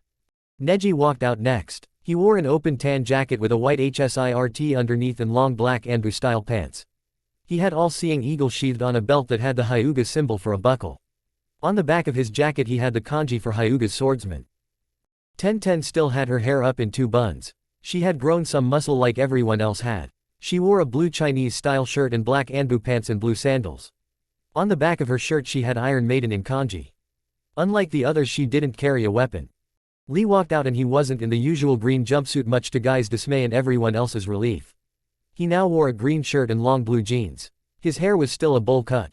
Since he didn't have the jumpsuit he didn't need leg warmers to hide the weights on his legs. Guy noticed the bands on Lee's arms and legs and knew that he had the same weapons he did. On the back of his shirt he had Konoha's Iron Fist in kanji. Next was Sasuke. He wore a black short sleeve shirt and long baggy black jeans and a chain around his waist like a belt. He had Avenger, the sword Naruto gave him during the execution 2 chapters ago, on his back. He had gained muscle like his male friends. He also had Uchiha's Burning Strength in kanji. Next was Sakura. She had grown a little muscle, but not too much. She wore a red battle kimono with blue shorts under it. She had bandages wrapped around her forearms and white fingerless gloves. On her back was a large black and gold bow that had the kanji for earth, fire, water, lightning and air. Her shirt had the image of a white dragon wrapped around her and had Elemental Archer tattooed on her arm. Finally Naruto came out. Enko felt her face flush as she saw the little friend. He was now a little taller than Sasuke. His hair was still blonde with red streaks except he had it tied in a ponytail. His outfit consisted of a black shirt and long black anbu pants. He also wore a blue trench coat with the sleeves torn off to show off his muscled arms. On the back of his trench coat he had the Namikaze symbol and Konoha's ultimate swordsman written in kanji. Everyone was embraced by their parents, for those who had them, and teachers. My youthful charge. Guy yelled as he crushed Lee in a manly hug, it is good to see you again. How are your flames of youth? Bright as ever, Guy-sensei. Lee answered. Lee, Neji said, what did we talk about? Oh, Lee said in a normal voice, it is very rude and unyouthful to yell when the person you are talking to is right next to you. Guy gasped as he dropped his student. You have become more youthful. Guy said with anime tears running down his face, I applaud you Naruto for making my charge more youthful. You're welcome, Naruto said smirking. Hey mom, Kiba said, before this goes any further there's something we need to talk to you about. So do the other children of the shinobi clan heads. Soon knew that tone from when Kiba's father used it. Everyone nodded and entered the Namikaze compounds. Everyone was surprised to see much damage was done to the training area. Cracks in the ground, slash marks on the walls, burn marks and some acid burn marks. Everyone walked into the main room and sat down. So what is it you want to ask? Sume asked her son. Why were some of our clan jutsu in the Namikaze vault? Kiba asked with the large Akamaru sitting down next to him on the floor. Well, Hiyashi said, while we were children and Yuru grandparents were clan heads our houses were broken into. Their target were the clan jutsu of our clan. The powerful ones that could easily kill someone. Luckily they didn't get away with it. We recently found out that the heists were planned by Danzo after going through some papers that he carelessly left behind. That son of a, Kiba started, but was knocked over the head by his mother. We decided, Hiyashi continued, with the help of Naruto's grandfather to put our jutsu that only one of the Namikaze could open. That's what led to the Namikaze vault. Whoa, Naruto said as he heard that. I take it you found the techniques, Tsunade said. Not only that, Hinata said, we learned them. Oh man, Dan said, I can't wait to see some of those moves in action. After that the kids told their parents and respective sensei about the training they had undergone. Apparently Naruto was a slave driver. When Shikamaru he made him do push-ups with a 20-pound rock on his back. And each time he was lazy the weight of the rock was increased. Shikamaru wasn't that lazy during the training this time around. After a few minutes there was a knock at the door. Naruto got up and answered it to reveal the Hyuga Council with a smug-looking Hanabi.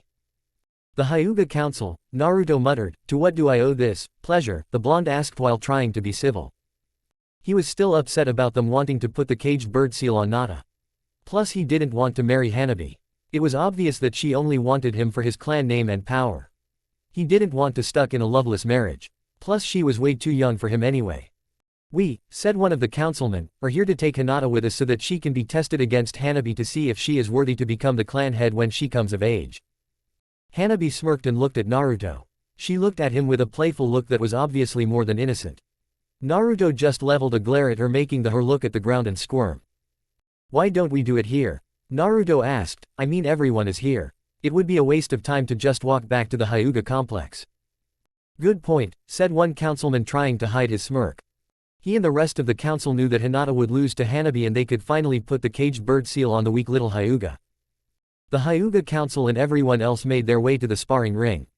The Hyuga Council didn't see the training area that they had been in so they didn't know how vigorous the training session had been for the past 3 years. The two Hyuga entered the ring. Hanabi grinned at her sister. Don't worry sister, Hanabi said as she activated her Byakugan, I'll take good care of Naruto-kun. Hanabi lost her grin as she felt a little killing intent aimed at her. She was surprised to see a bit of anger in her big sister's eyes. Hanabi, Hinata said, shut up. I think it's time for a long overdue spanking. Hanabi steeled her nerves and got into a gentle fist stance. Hinata got into her stance too, only her hands were put out on front of her a little bit. She can't even do the gentle fist stance right, one council member laughed. However, one member, Hiyashi's father, had a glimmer of recognition in his eyes. He had seen that fighting stance before, but that was a long time ago. In the ring Hanabi ran at her sister. Hinata just dodged to the side. Hinata then threw out a Juken strike that Hanabi managed to dodge. Hanabi was surprised that the sister that had never struck out at her before was doing it now. As she was thinking this she realized another strike was heading for her again. She jumped back. Hinata grinned as she suddenly front flipped over Hanabi and then nailed her in the back of her shoulder with a Juken strike. Hanabi cried out as she stumbled forward and clutched her shoulder. Hanabi turned and glared at her sister. She tired to get back in the stance, but then she realized something that shocked her. I can't move my arm, she said. What? A councilman yelled. How? The Juken style closes tenketsu. It shouldn't be able to do that. How did you do that? Hanabi asked. My little secret, Hinata answered, making Hanabi scowl. Her scowl turned to shock when Hinata vanished and appeared in front of her. Divination, 64 palms. Hinata said, 2 palm, 4 palms, 8 palms, 16 palms, 32 palms, 64 palms. Each strike hit its mark and Hanabi fell to the ground in pain. The Hyuga council gaped in shock that the Hyuga failure had just beaten her little sister. They were staring in shock at her. How did she manage to beat Hanabi? Asked a Hyuga council member. Simple, Hinata said, I used my mother's version of the Juken style. I thought I recognized that stance, Hiyashi's father said, you used a perverted version of our style. No, Hinata said, the style are the same, but mine is better. You lie, said another council member. She doesn't, Hiyashi said, the fact that she beat Hanabi is a clear sign that our own is quite flawed. I thought you would have realized this when Naruto beat our so-called prodigy during the Chunin exam 3 years ago. But how did she manage to take away the use of Hanabi's arm? Asked a council member. I have water-based chakra instead of earth-based, Hinata explained, because of that I can expand the reach of my strikes. Thanks to this, if I strike a joint I can paralyze it through the tenketsu. I knew we shouldn't have let this happen, growled a council member, winner or not you will still be branded with the caged bird seal. She won, Hiyashi yelled. She didn't use the regular Juken style. The council member growled back, it doesn't count. Neji, subdue her so we can brand her. No, Neji replied, drawing his sword. Now, the council member commanded. Neji just stood defiant. All right then, the councilman said as he formed a half-ram seal. Silence. Nothing happened. The councilman tried again as did the others. The caged bird seal isn't activating, the councilman whispered. Neji removed his headband. The Hyuga council member's eyes widened in shock and a little bit of fear. The seal was gone. How? Hiyashi's father asked, being answered by Naruto's laughter. Being a seal master in training has its advantages, Naruto said. The Hyuga council was sweating at this point. They then tried to make a break for the door, but they were cut off by Akamaru jumping in front of it and roaring angrily. There is also something I would like to know, Tsunade said. I had a look at Hana's body with the consent of Hiyashi. Imagine my surprise when I find leftover traces of poison in her body. Care to explain? The council was sweating bullets at this point. At that everyone could tell that they had something to do with it. Anbu, take these traitors to the interrogation and tell Ibiki that Enko is on her way for a session. Tsunade said as a bunch of Anbu appeared out of nowhere. The Hyuga council was then put in chakra cuffs and then taken off to the interrogation department. Enko walked over to Naruto and gave him a small peck on the lips. See you later cutie pie, she said as she sauntered off swaying her hips. Hinata and Ten both glared holes in the back of the snake mistress's head. This didn't go unnoticed by their parents. I thought he would be with my daughter, Inoichi said. I would be, Naruto said, but Shikamaru beat me to the punch. Shikaku's and Inoichi's jaws both dropped as they stared at their children. Shikamaru walked over to Ino and put his arm around her waist and pulled her close, making her blush. What about Sakura? Tsunade asked. Sakura waked up to Sasuke and took his arm, leaned against it, making the Uchiha blush slightly. Okay, when did this happen? Kakashi asked. Well, Naruto said, Shikamaru and Ino were sparring about a month after we got in. While sparring, both of them slipped on some banana peels Choji left around, sent a look at said boy who grinned sheepishly. They wound up kissing and wouldn't go near each other for a while. In the end we locked the two in a closet. About an hour later we opened it to find the two making out.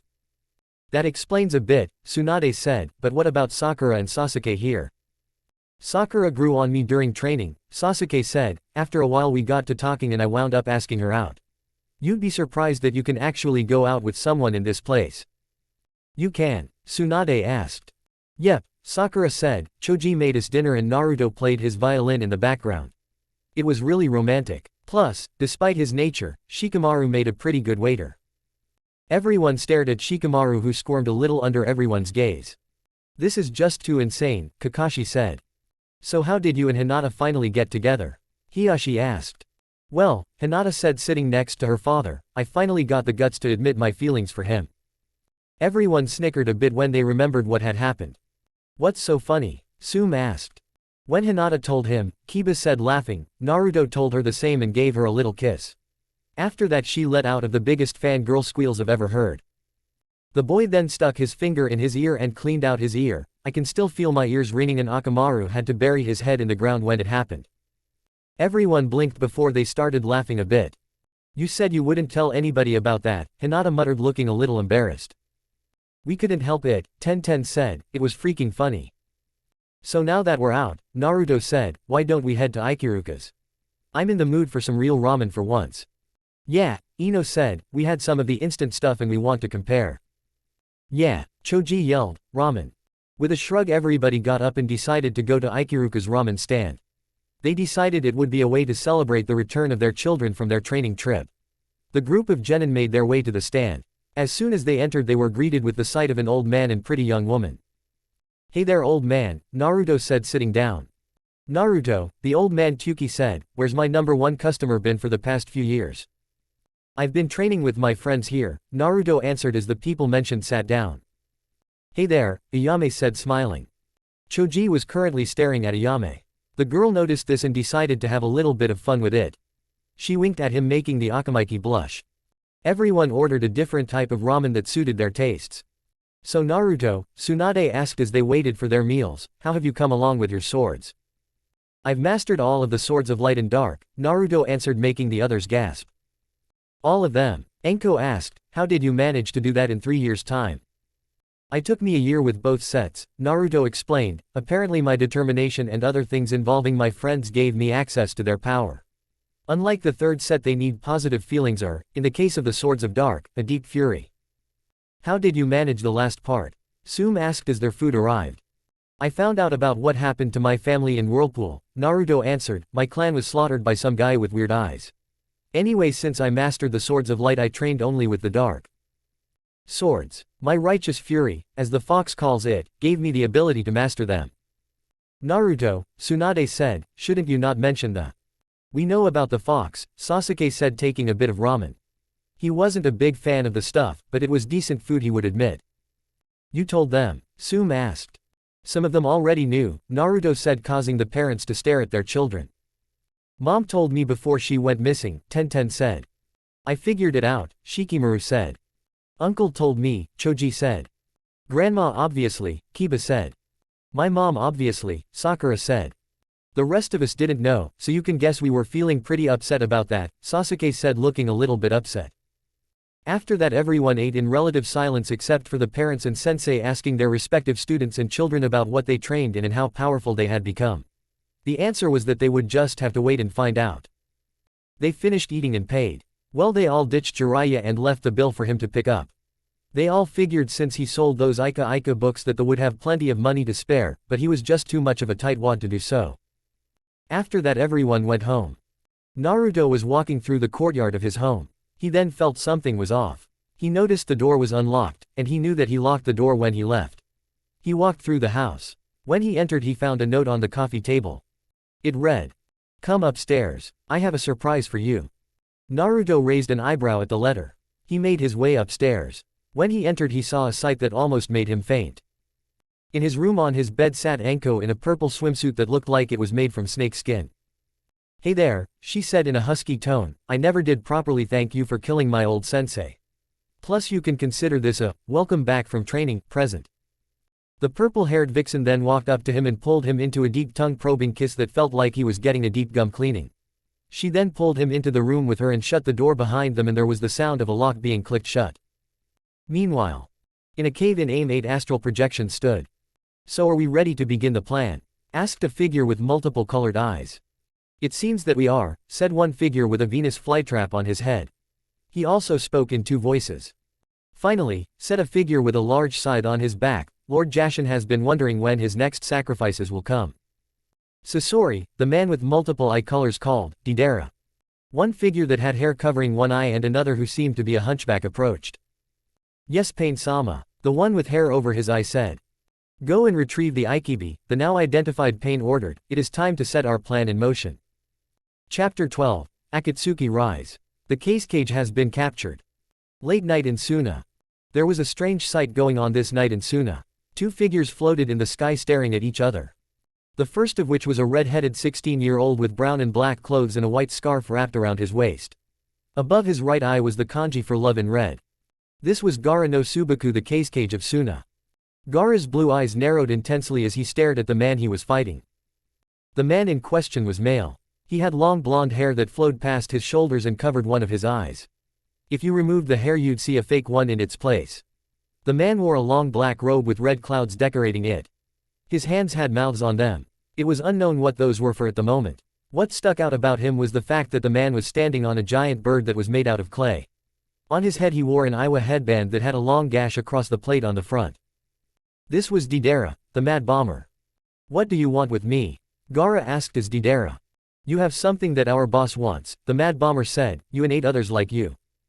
"You want the shukakao," Gaara said, "you can take it from me, when you rip it from my cold lifeless corpse." "Oh," Deidara said, "now you're making it fun." The man held up his hand revealing the mouths on his palm. The mouth opened and clay came out. The clay shifted and formed a small bird. The bird flew at Gaara. The redhead didn't see any immediate danger, but the sand on the desert floor flew up and formed a shield around him. Good thing too. A few seconds later the bird exploded. Deidara smirked as he saw the explosion. His smirk fell when he saw that the shield around Gaara held. The blonde Akatsuki member smiled as he saw something on the shield. "Got you," he said. Gaara then realized that there was a clay spider on his shield. Before he could consider this, the whole thing exploded in a huge blast of smoke and chakra. Down below. "Gaara!" a figure yelled. This one was male. He wore a black bodysuit that covered his head with a hood that gave him the appearance of a cat. He had war paint all over his face and a large bandaged pack on his back. This was Kankoro, Gaara's older brother. "You will not interfere," came a new voice. Kankoro turned to see a hunchbacked figure wearing a black robe with red clouds on it. He couldn't see his face due to the fact that it was shadowed by a straw hat that the figure wore. "I don't know who you are," Kankoro growled, taking the package of his back, "but I won't let you hurt my little brother." The package unwrapped itself to reveal a large monstrous-looking puppet. "Oh," the figure said, "a fellow puppeteer." The man then held out his arms. As he did, multiple strings shot out of his sleeves. Then about 50 or so puppets came out of the ground. "No way," Kankoro gasped, "You're Sasori of the Red Sand." The figure finished for Kankoro, lifting up his head revealing a Suna headband with a large gash running across it.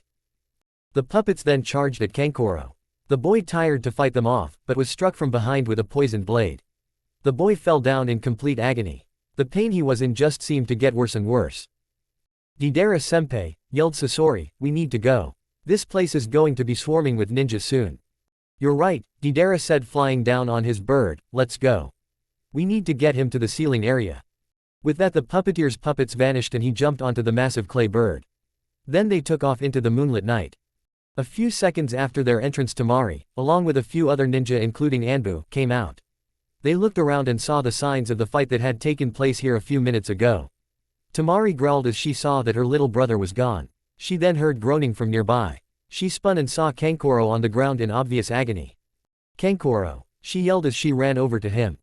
"Tamari," Kankoro growled through his pain, "they came for him, just like the old man warned us, the Akatsuki." "Quick," Tamari ordered, "someone get some medic nin down here. And someone send a message to Konoha. We need all the help we can get."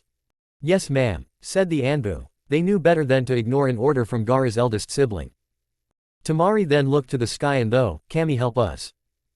Back in Konoha. Naruto was brought out of his blissful sleep when he heard a loud knocking coming from his front door. He tried to remember what happened. He then looked to his side to see Anko snuggling him. Her hand was on his chest and her head was snuggled into his shoulder. He smiled and blushed slightly as he remembered what happened. He then remembered the knocking that was going on at his door. He managed to get of Anko's grip, making the sleeping Jonin whimper from the lack of warmth. The blonde then made a shadow clone that got back in bed and started snuggling with her again. The woman sighed in her sleep and then started to cuddle with the clone. As the moon shone through the window, Naruto's back was illuminated. There you could see multiple symbols arranged in 3 circles on his back. The innermost were in white. They were the kanji for phoenix, leopard, dragon, butterfly, wolf, lion, and dove. The second layer was in black. They were the kanji for burning fox, hellhound, arctic fox, bear, hawk, boar, and cheetah. The final layer was written in red.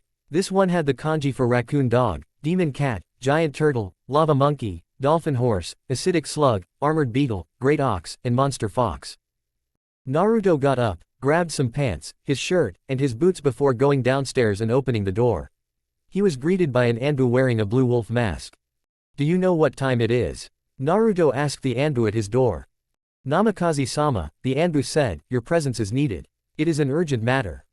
"What is it and can't it wait till sunrise?" Naruto asked, trying to get the sleep out of his eyes. "The cage has been kidnapped," the Anbu yelled. Naruto's eyes shot open. He ran back, grabbed a weapons pouch and his trench coat and made like heck for the Hokage Tower.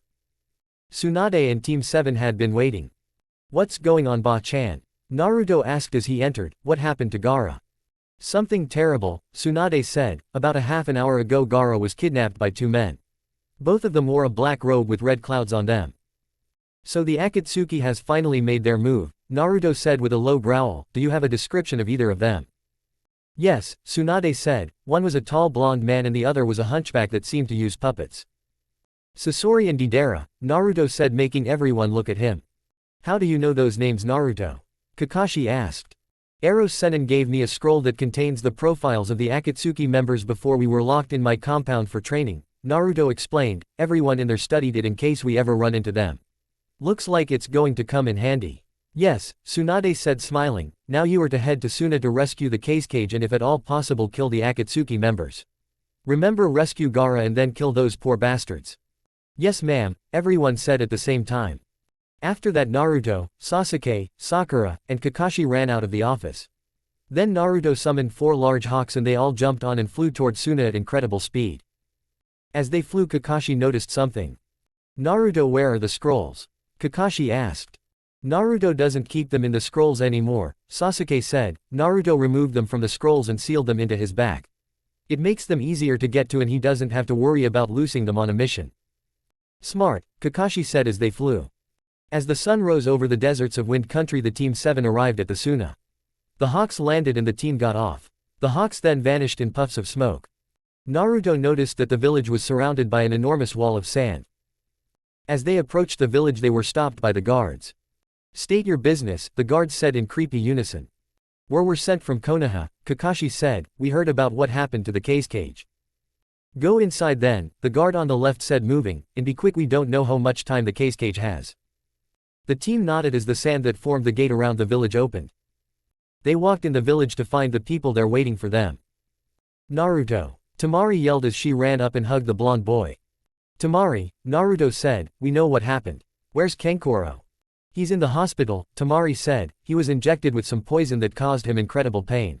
Luckily we had a major medical specialist in the village at the time." "Who would that be?" Naruto asked with a raised eyebrow. "That would be me," said a voice that no one knew. Everyone turned to see a wrinkled old woman with gray hair. "Who are you?" Naruto asked. "My name is Chiyo," the old woman said. "I was the one who came up with the antidote for the poison in Kankuro here." "So do you know where they went?" Naruto asked. "Sadly no," Temari said. "We can't find any trace. We only found what's left of Gaara's gourd." Naruto thought for a minute. Then he snapped his fingers in an idea. Naruto focused chakra into his back. He reached for his back and there was a small puff of smoke. When it cleared, he pulled out a sword. It was a light blue blade with stripes that looked like scratch marks from a wolf. At the bottom of the blade was the image of a wolf's head. Above that it had the kanji for Hunter's Touch. "Is that one of the swords of light?" Chiyo asked. "Yes," Naruto said. "Why do you ask?" "My grandmother witnessed the fight between the warriors who wielded these swords," Chiyo said. "How did you manage to get them?" "I inherited them," Naruto said. Chiyo was quiet as she stared at the boy. Naruto then bit his thumb, drawing a bit of blood. Then he threw the sword in the air. He went through hand signs, then he caught the sword before he stabbed the sword in the ground, yelling, summoning jutsu, carcass trackers. There was a huge puff of smoke. Everyone shielded their eyes from the smoke. As it cleared, it showed 4 large wolves. Each one was black and looked very strong. The obvious leader was the largest of the 4. He had on an iron mask that let his ears and eyes show, as well as a few metal-tipped teeth. He also had few scars from many fight. "For what purpose have you called upon the carcass trackers, my lord?" the wolf asked, bowing. Everyone was staring at that. Even Sakura and Sasuke. They knew it came with contracts, but they didn't know that contracts could talk. Naruto had never summoned them. At least not while they were around. "I need you to get the scent of Gaara Subaku," Naruto ordered. "We need to find him. He may be in mortal danger." The wolves nodded before they went to work sniffing the gourd. After a few minutes the head wolf picked up the scent. My lord, the lead wolf said, I have picked up the scent of blood and sand. We have found the trail. I hope so, Naruto said, the last thing we need right now is to have the cage die. I don't think people are going to take too kindly to that. Let's go guys. Hold on, Chio said, I'm going with you. Look Granny, Naruto said, I appreciate your intentions, but we're going against S-ranked criminals here. None of us want you to get hurt. The old woman gave Naruto a sly smirk. Then she walked up to a building and drawing back her fist punched it. A huge spider web of cracks and weaknesses appeared as he made contact. Naruto's eyes went wide as he saw Tsunade standing in the old woman's place for a few seconds. I may be old, Chio said, but I still have some kick in these old bones. Plus I have the antidote for that poison. It may come in handy for when you fight these guys. Okay Chio Oba-chan, Naruto said, you can come with. Gnarl let he woman ride you. She's going to need all the strength she can get if she's going to help us. I appreciate your concern, the old woman said, slightly annoyed that Naruto kept calling her old and was treating her like she was a weak old lady when in fact she was not weak. Old yes, but not weak. She climbed on Gnarl, the head wolf, and they were all about head out of the village. Naruto, Tamari said, getting the blonde's attention.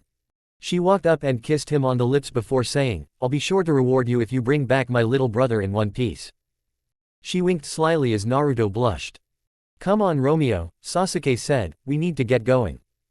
Naruto shook his head out of his daze and ran to join his team and Chio.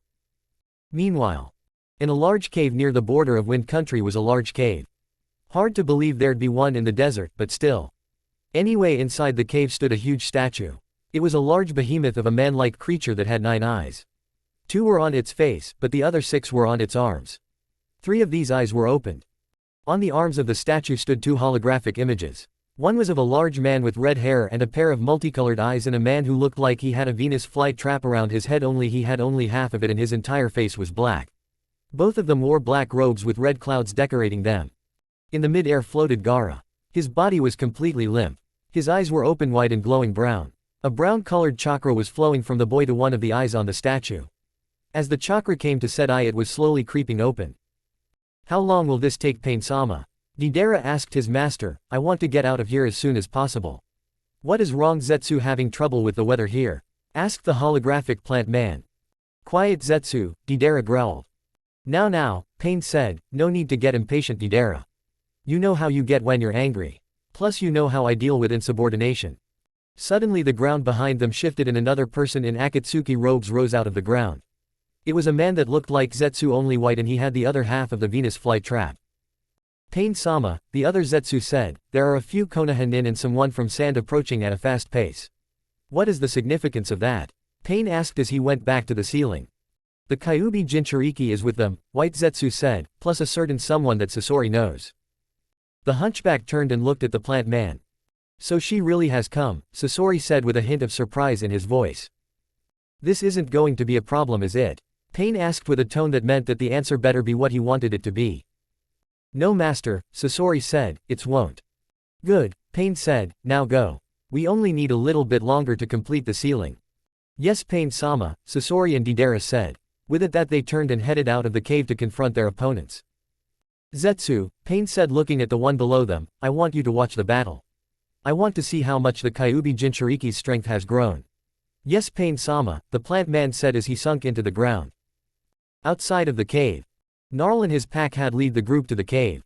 As soon as they arrived they were greeted by the sight of Sasori and Deidara waiting for them. So these are the Konoha-nin that they sent to rescue the cage, Deidara said, what a waste. They should have sent some more of you, so you could at least give us a challenge. Just because we're teens, Naruto growled, doesn't mean we're weak, you transgender freak. What did you call me? Deidara asked, his eyes narrowing in anger. Even the fake one behind his hair. The hunchback looked at Chio, who had gotten off Gnarl's back. It has been a great deal of years since I last saw you, Chio said to Sasori, you look like you haven't aged a day. You know him? Sasuke asked as he looked at the old woman. She does, Sasori said stepping forward, hello grandmother. Grandmother? Kakashi asked. Yes, Chio said, I'm his grandmother. I'm also the woman who raised him after his parents died and taught him the arts of puppetry and poisons. So that's how he knew that stuff, Naruto said, wait, you raised him? What happened to his parents? Ask him, Chio said pointing to Kakashi, his father is the one who killed them. Sensei, Sakura asked. It was a mission my father was on, Kakashi said. If he had known what would become of the orphaned son he probably never would have done it. Speaking of which, Sasori said, where is your old man? I'd like to kill him. Too late, Kakashi said drawing thunder rage, he's been dead for quite a few years now. Oh, Sasori said sadly, well it looks like I'm just going to have to settle for killing his son. Sasori held out his hands and then about 50 puppets shot out of the ground. Each one brandished a weapon that was dripping with poison. Gnarl, Naruto said, go. This is our fight. Yes my lord, the wolf said before it vanished in a puff of smoke.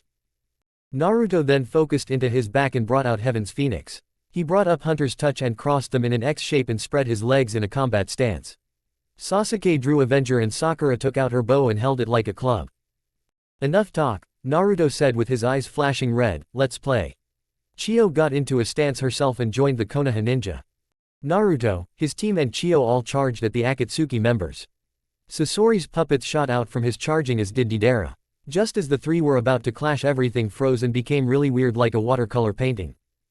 Chapter 13, Team 7 and Friend vs the Art Psychos. Naruto jumped to the left to avoid getting poisoned knife to the chest from one puppet. He then had to throw out a quick kick to stop another one from stabbing him in the back. He spun around and aimed for the puppet's legs. Shin. The puppet was knocked into the air. Naruto jumped after him and aimed a leg at the puppet's thigh. Veal shoot. The puppet was sent flying away and crashed into a rock hidden in the sand dunes. Sakura jumped up to avoid getting hit with a poisonous dart shot from a puppet's mouth. She then charged at it ducking more darts before she threw out a punch that obliterated the puppet's torso. Whoa, Kakashi said as he used Storm Rage to cut down a puppet, when did Sakura get so strong? I was given a medical scroll by the old pervert, Sasuke explained as he threw a kunai embedding it between the eyes of one puppet. She has incredible strength that might be on par with Tsunade, but we aren't sure yet. Kakashi was taken out of the conversation when a puppet wielding a poison axe nearly cut him in half. He charged Storm Rage with electric chakra and swung it destroying the puppet. Don't think you're out of this yet, Deidara said as he shot a clay bird at Sasuke. Sasuke jumped away just in time for the bird to explode. He then went through hand signs. Fire style, Hell's Furnace. He shouted in his mind. A huge jet of flame shot out of his mouth. A few puppets were burned and Deidara managed to jump out of the way. The sand on the ground was turned to glass and when the flames hit a rock it exploded. Deidara growled angrily. He then glared at the Uchiha. As he did he noticed something that was strange. You don't have your Sharingan active, he said surprised. I don't follow the ways of my old clan, Sasuke said, I fight using my own strength. Well then, Deidara said forming a katana out of clay, let's see how strong you are. The two then charged at each other and locked swords. Kakashi saw this and became worried. He looked at Naruto and made a few indiscreet signs despite the battle that was waging around them. Naruto nodded as he saw them. Then he jumped up on top of a puppet's head. Party table kick course. The blonde athletically moved on the puppet's head and grasped it despite the swords in his hands.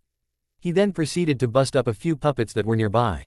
Each one had either its chest busted open or had its head crushed. The blonde then jumped off and then kicked the puppet he was balancing on. Naruto made hand signs at Sakura who nodded. She then charged at the remaining of Sasori's puppets with Chiyo, both of them using their incredible strength to destroy them. Meanwhile Sasuke and Deidara were locking swords. Surprisingly the clay used in Deidara's sword was very durable and matched Sasuke's steel. You're good, Deidara said, but it won't be enough to beat me. To you maybe, Sasuke said, but you made one tragic mistake when it came to fighting me. Deidara leaning in and growled, what? You're looking me in the eyes. Sasuke said. The Uchiha then opened his eyes to reveal a fully matured Sharingan. Deidara would have moved, but he was then placed in a genjutsu that kept him from moving. Genjutsu art, Night of the Clan Massacre. Deidara froze, then he fell prey to genjutsu. He saw his old home in Iwa. He saw his family all slaughtered like pigs. He heard footsteps and turned around. He saw his father dragging his mother's still alive, but severely beaten body. He then took out a kunai and drove it into his wife's skull as she screamed out. He screamed as the trauma set in. He fell to his knees weeping. In real world Naruto rushed up taught him followed by Kakashi. Now, Kakashi said, while he's down. Two-sword style, Hawk Wave. Naruto called out sending a huge wave of wind knocking Deidara back and out of the genjutsu. My turn, Sasuke yelled as he ran up going through hand signs. Fire style, Dragon Blaze. The Uchiha sent out a huge blast of flames that swallowed the Mad Bomber. Now to end it, Kakashi growled going through hand signs, lightning style, arc lightning.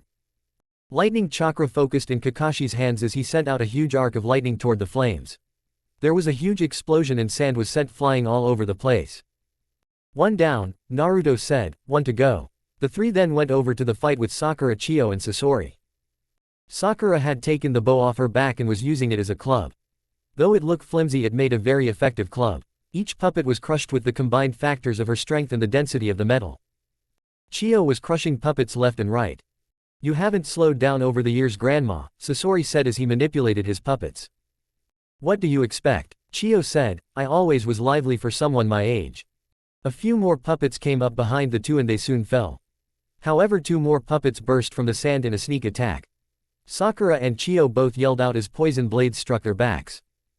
Sasori smirked to himself as he saw this. He felt a little pang of regret as he saw his grandmother fall, but he shook it off. Then the last thing he expected happened. Chiyo spun on her heel and destroyed the puppet with an incredibly strong punch. How? Sasori asked, completely dumbfounded. I created an antidote for the poison you used on that boy in Suna, Chiyo said with a grin. Did you really think that we would be stupid enough to not take it before we came? As she said this, Sakura aimed her bow and focused chakra into the kanji for fire. Flaming arrows. As she called out her attack, flames gathered on the bow, formed flaming arrows and fired off. Each arrow ignited the remaining puppets. Sakura then rushed forward, putting her bow back on her back with Chiyo by her side. Sasori tried to turn and run but was cut off by Naruto, Sasuke and Kakashi. Naruto got to him fires before front flipping and landing on his hands with one leg aimed at the hunchback's chin. Mixed vegetables shot. Naruto then used his arms to launch himself upwards, sending the puppeteer flying skywards. Naruto flipped and landed on his feet. He then threw out a leg. Sasuke jumped on it balanced. Naruto turned around before aiming at the airborne form of Sasori. Naruto then threw out a kick that sent Sasuke soaring at the flying puppeteer. Sasuke flew towards the puppeteer at an incredible speed. Once he was behind the hunchback, he grabbed him by the shoulders. Lion's barrage. Sasuke sent out a few punches and then sent Sasori flying down towards the earth. Ba-chan, Sakura, you're up, Naruto yelled, creating a clone. The two got the message and jumped on a leg themselves. They were thrown at the falling puppeteer at a slightly faster speed than Sasuke. The two kunoichi grabbed onto an arm and each brought down a powerful punch that sent the puppeteer flying down into the ground with a resounding boom.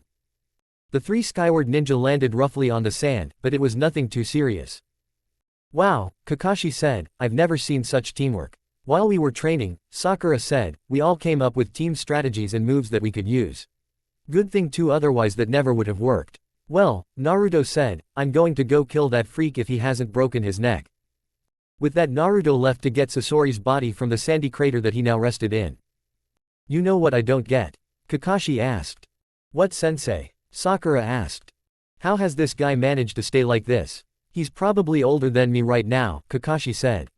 I have wondered that myself, Chiyo voicing her thoughts. Naruto walked up to the crater that Sasori rested in. He looked down at the broken body. The broken, cracked, empty body. Guys, Naruto yelled, turning back to his friends, it's a puppet. We've been duped. Very good, came Sasori's voice. Naruto jumped away just in time to avoid a bunch of poison blades that came out of the ground. The blonde back flipped away and landed in front of his friends, brandishing his swords, which had managed to stay in his hands the whole time of the fight. Out of the sand rose a few more puppets, followed by a new face. It was a tall red-haired man with spiky red hair and a piercing. Sasori, Chiyo said, I was starting to wonder how you changed so much.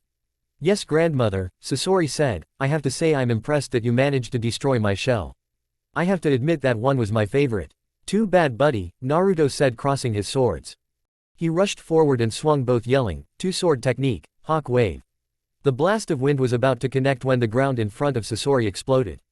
Out of the newly formed hole jumped a bruised and bleeding Deidara. What the hell? Naruto yelled, I thought you were blown up. I switched myself with a clay replica before the fire blast hit, Deidara said, good thing too. I'd be dead if it wasn't for that. I'm getting sick of this, Naruto growled.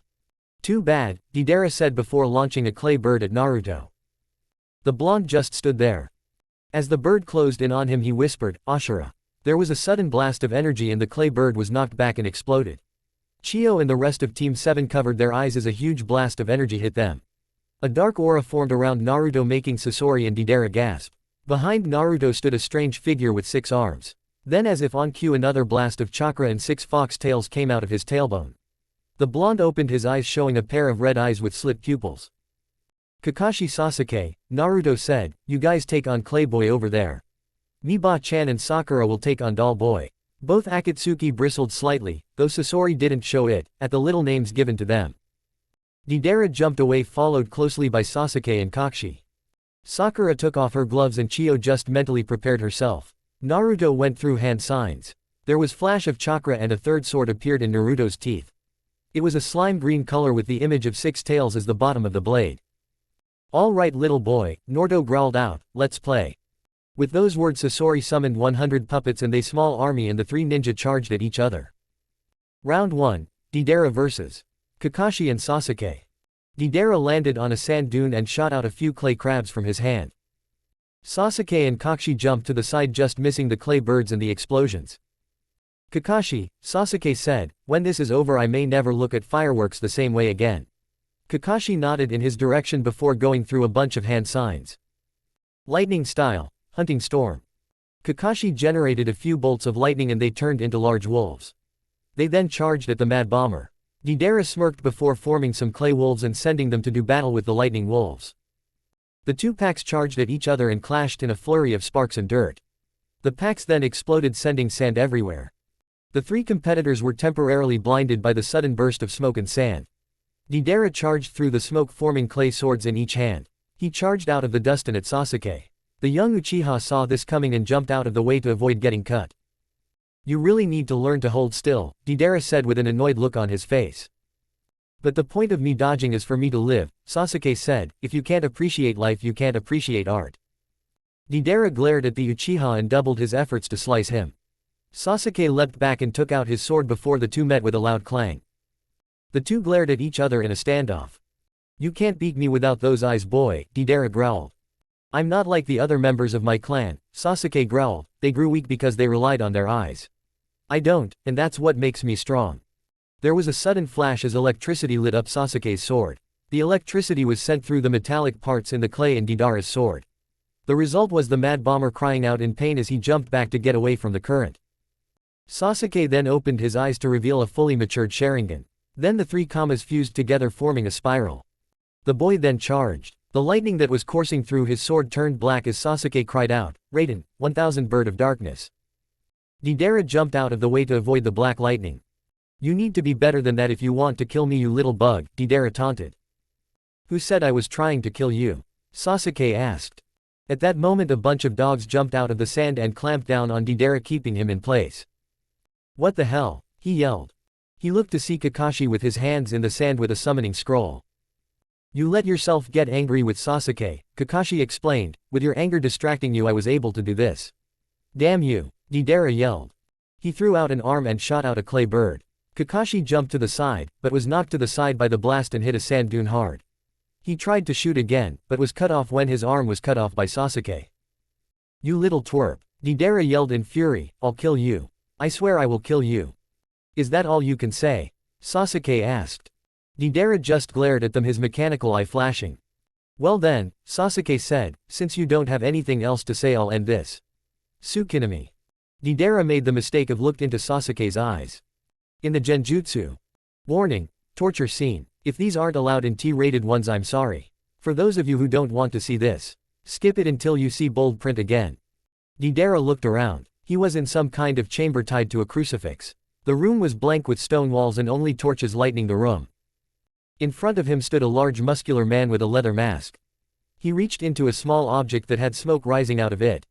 The man then approached Deidara and ripped open his shirt. He then took out a hot metal brand and pressed it to Deidara's chest making his scream in pain. The man then removed the brand. The Uchiha symbol was now branded on his chest. Deidara couldn't move he only whimpered as the man reached for the thing again and took out heated poker. He turned Deidara around and started cutting his back. Deidara screamed again as the searing metal cut through the flesh on his back. He was then spun around again. A knife was put in his jaw. It was then slit across his cheeks. The man then put on a pair of studded brass knuckles and started beating the mad bomber into the wall. After Deidara had 2 broken ribs, one of which pierced his lung, multiple broken teeth, and his bionic eye was shattered. The man then put a knife under each fingernail and peeled each one off at a slow and torturing pace. The pain was completely. The maid bomber was then hit multiple times with a whip over his chest. The gash marks were then covered with salt and gravel, making them burn even more than before. As that was over, Deidara was cut down from the crucifix and onto the floor. The blonde, despite his pain, rose up from the ground. He saw a shadow loom over him. He looked up to see his tormentor wielding a very large axe. The man rose it up and then brought down on his neck. All went black. Deidara then rose up and looked around. He was in the same position as when he started. He still felt the pain from his earlier torture. He then noticed the man before him from before, reaching for the brand. As the searing metal touched his skin, Sasuke's voice hit his ears. Only 71 hours, 23 hours and 59 seconds to go. At that, the mad bomber's screams only got louder. And done. For those of you who read this, let me know what you thought. Deidara's screams faded as his limp body fell to the ground at Sasuke's feet. Kakashi was looking at the fallen Akatsuki member with a look of shock and slight fear on his face. Not to self, he said out loud, if Sasuke is mad, never look him in the eyes. What was in that illusion? Medieval torture chamber, Sasuke said, read it in a book. Huh, Kakashi said, can I borrow that book sometime? Sasuke shook his head. Then he heard an explosion. Come on, Sasuke said, we need to find the others. As the two left, they never noticed Sasori's hand twitching ever so slightly. Round 2, Sasori vs. Naruto, Sakura and Chiyo. Naruto was using his swords to cut down puppets left and right. Chiyo and Sakura were managing to put a beat down on each puppet as well. None of them were able to get a good shot in with Sasori because there were so many puppets. They didn't even have time to do any jutsu. Naruto was making good time. Apparently his tails had some use as well. They grew to surprising lengths and crushed some puppets every now and again, allowing Naruto to cover his front and back. Of course he did have to dodge a couple poison arrows here and there and a few other projectiles, but he was still doing good. Chiyo and Sakura were both doing the same thing. Thanks to their chakra control, they were able to sense incoming attacks using a chakra radar. Good thing these puppets were made from old bodies and still had an amount of chakra that could be traced. Oh man, Naruto yelled out as he cut down another puppet and dodged a poison needle. How many puppets does this maniac have? He's like a one-man army. He's probably gotten them for all the people he's ever beaten, Chiyo said as she performed a dropkick on some puppet that got in her way. We need some way to take these guys down and fast, Naruto thought out loud, then he got an idea. He looked at Sakura and made motions with his swords. The girl nodded and took out 2 scrolls from her pocket. She cut her thumb and spread them on each before jumping in the air to avoid a volley of poison arrows. She unsealed the 2 objects, which were 2 giant pillars. What are those supposed to do? Chiyo asked incredulously. Sakura then took out her bow. She then separated the 2 halves and revealing a strong chain. She then stabbed each end into a pillar. Hit it, Naruto! Sakura yelled as she came crashing down on another puppet. Naruto cut down 1 puppet before making a beeline for the giant pillars. The blonde then stabbed the 2 swords into the bottom of the pillar and lifted them up with a strained grunt. He then spun on his heel and started rotating his arms a bit. The pillar on top spun with it. Chiyo then realized what it was. It was a giant nunchaku. Naruto then brought one end down, yelling, 2-sword style, great fencing sword.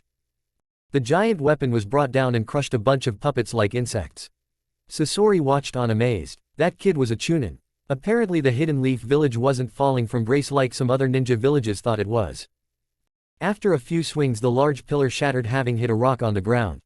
The blonde then drew his swords out of the pillar. Looks like your army is gone, doll boy, Naruto taunted. Sakura pulled her chain out of the pillar that was left and changed it back its bow form. I'm not dead yet, boy, Sasori said with a smirk. At that moment 3 puppets shot out of the ground. The 3 didn't have time to react as poison blades were slashed across their backs. Now you die, Sasori said with a victorious grin. He still had his guard up though in case the other 2 showed up. There you are, Sasori said, turning his gaze at Sasuke and Kakashi. What did you do to them? Sasuke asked. My poison, Sasori said, it causes agonizing pain until death. Your friends will die slowly. The man then turned his attention to the 2 and was about to fight them when Mudden shot. Sasori was sent flying to a sand dune. He rose up with a lot of cracks formed on his face. He rose up just in time to take 2 more strong hits to the chest and stomach. He let out a low groan of pain. He rose up and looked out and his eyes widened at the sight of Naruto, Sakura, and his grandmother standing fine but looking a little pained. How? He asked. Naruto smirked at the former Sunanin. Flashback. You want us to drink this? Naruto asked as he looked at Chiyo. Yes, Chiyo said, it's the antidote for the poison that Sasori used on Kankuro. If we drink it now it should help us when we fight him. Thanks Chiyo, Sakura said taking a sip of the fluid. The pink-haired kunzite grimaced at the taste. Naruto, Sasuke and Kakashi all took a sip of the vial.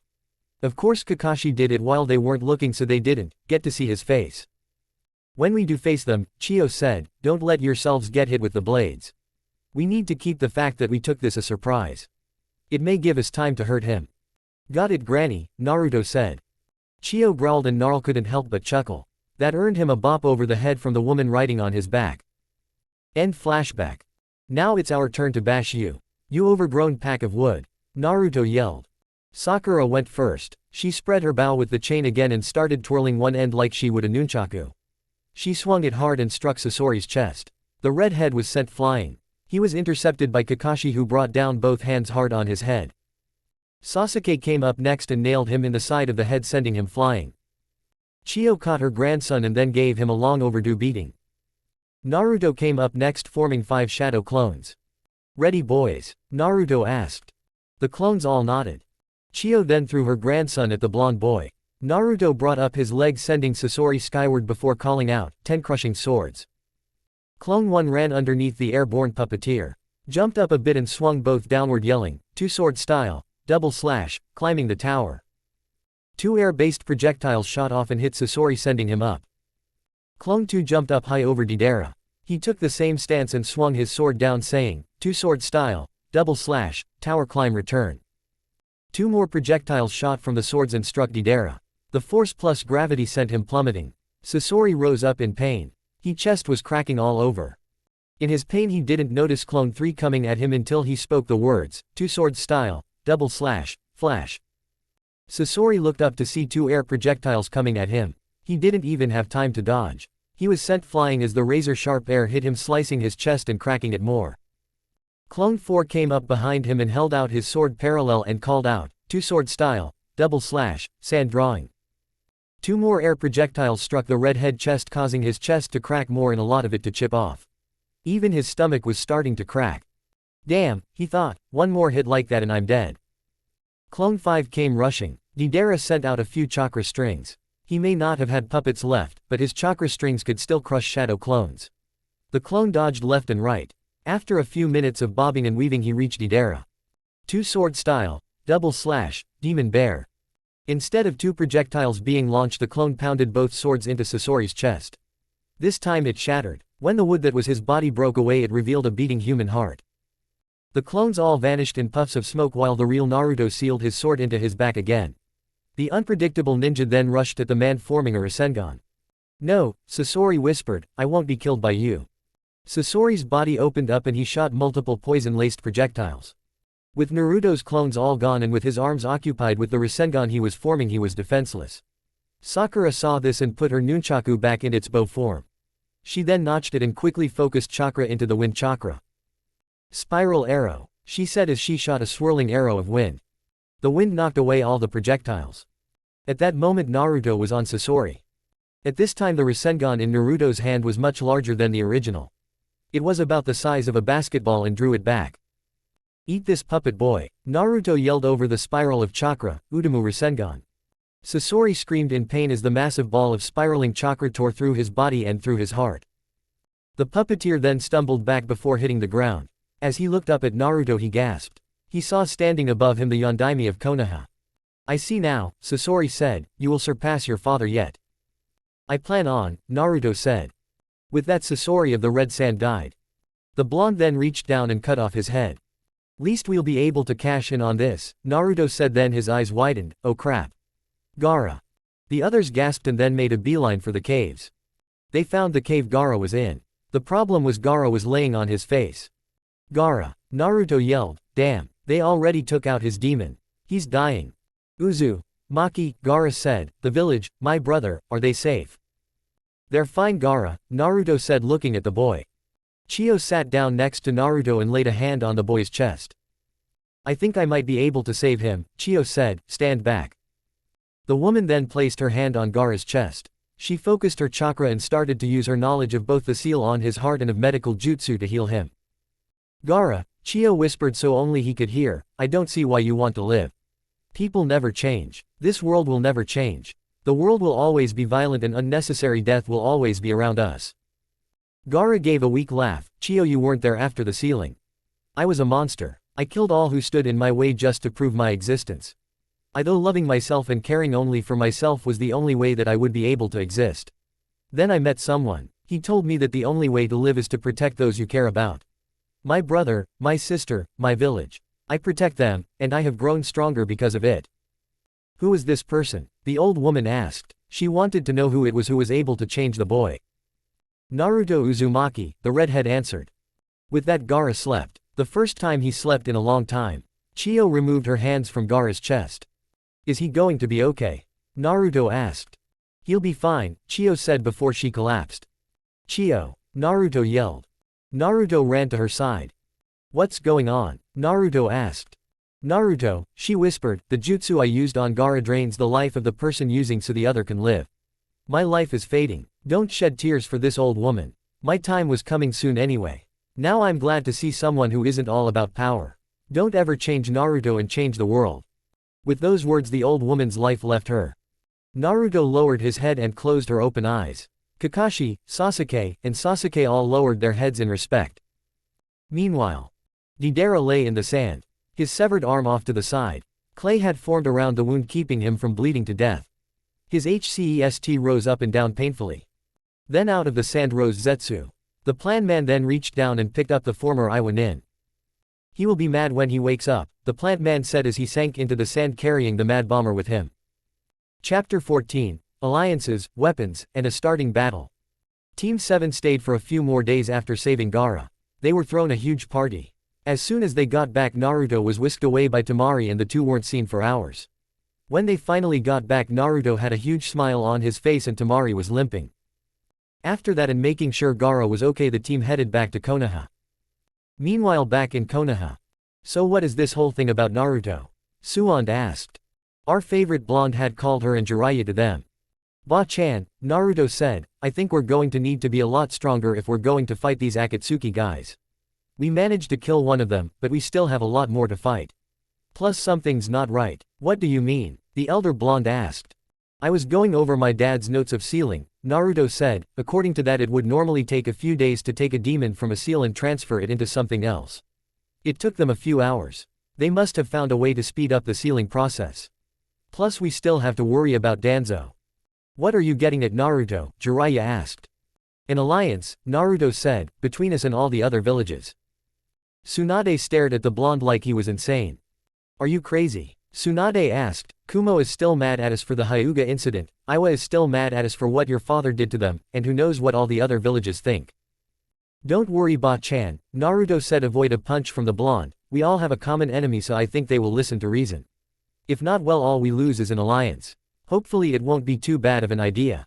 Okay Naruto, Tsunade said after a few minutes of thought, I'm going to send messages to the cages requesting their audience with their Jinchuriki.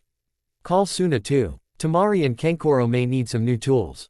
Got it Ba-chan, Naruto said as he avoided a punch to the face again. Now Ero Senin, what can you tell me about the cages and the current Jinchuriki? Well, Jiraiya said, the new cage of mist is made Terumi.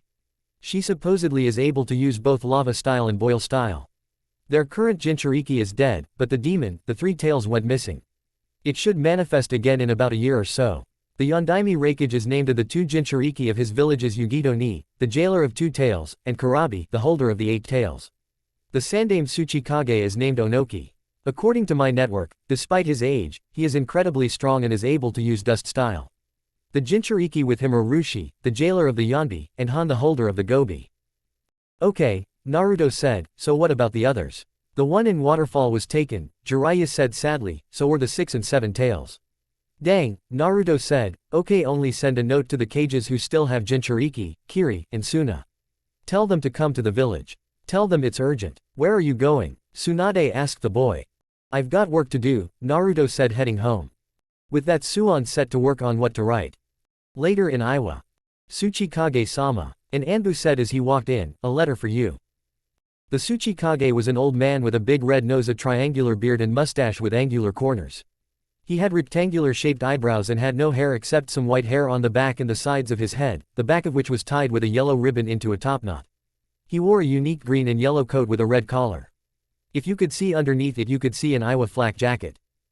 The old man took the note and read it. Dear Tsuchikage Dono, I would like to request your presence in Konoha. We know about our past differences and struggles, but we need to put that aside.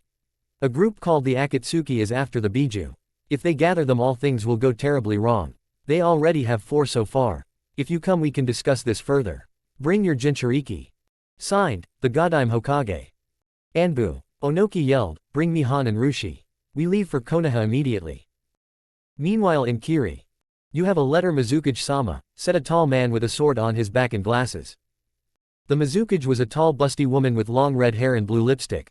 She had on a blue battle kimono with a fishnet shirt underneath it. Thank you Chojuro, Mei said, and what did I tell you about calling me that? She opened the letter and read it. Dear Mizukage Dono.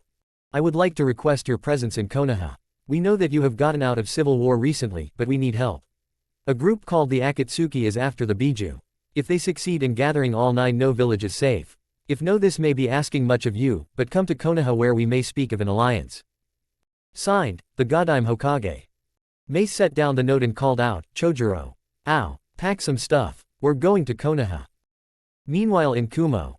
A tall dark-skinned, well-muscled man with shades, a muscle shirt and 8 swords on his back walked into the Raikage's office.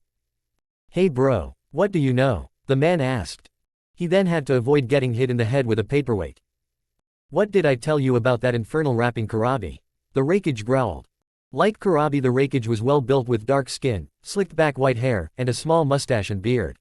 He wore regular cage robes. Under it he had no shirt, Fuma shuriken tattoos on both shoulders, and gold bangle bracelets on his wrists. He also had a gold belt on his waist with a boar's face engraved in the center. What's it about, little brother? I asked as he took the note and read it.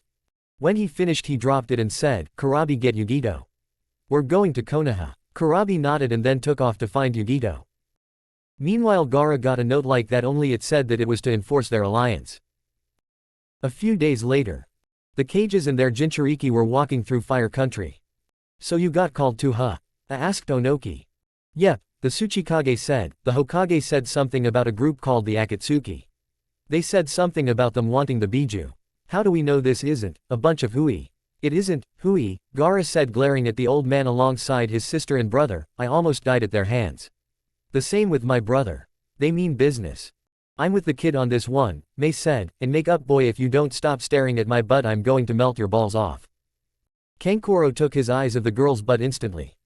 Meanwhile Yugito and Tamari had struck up a conversation. It had been a while since either of them was able to make some girl talk. I don't know what they say, and I don't think I want to know.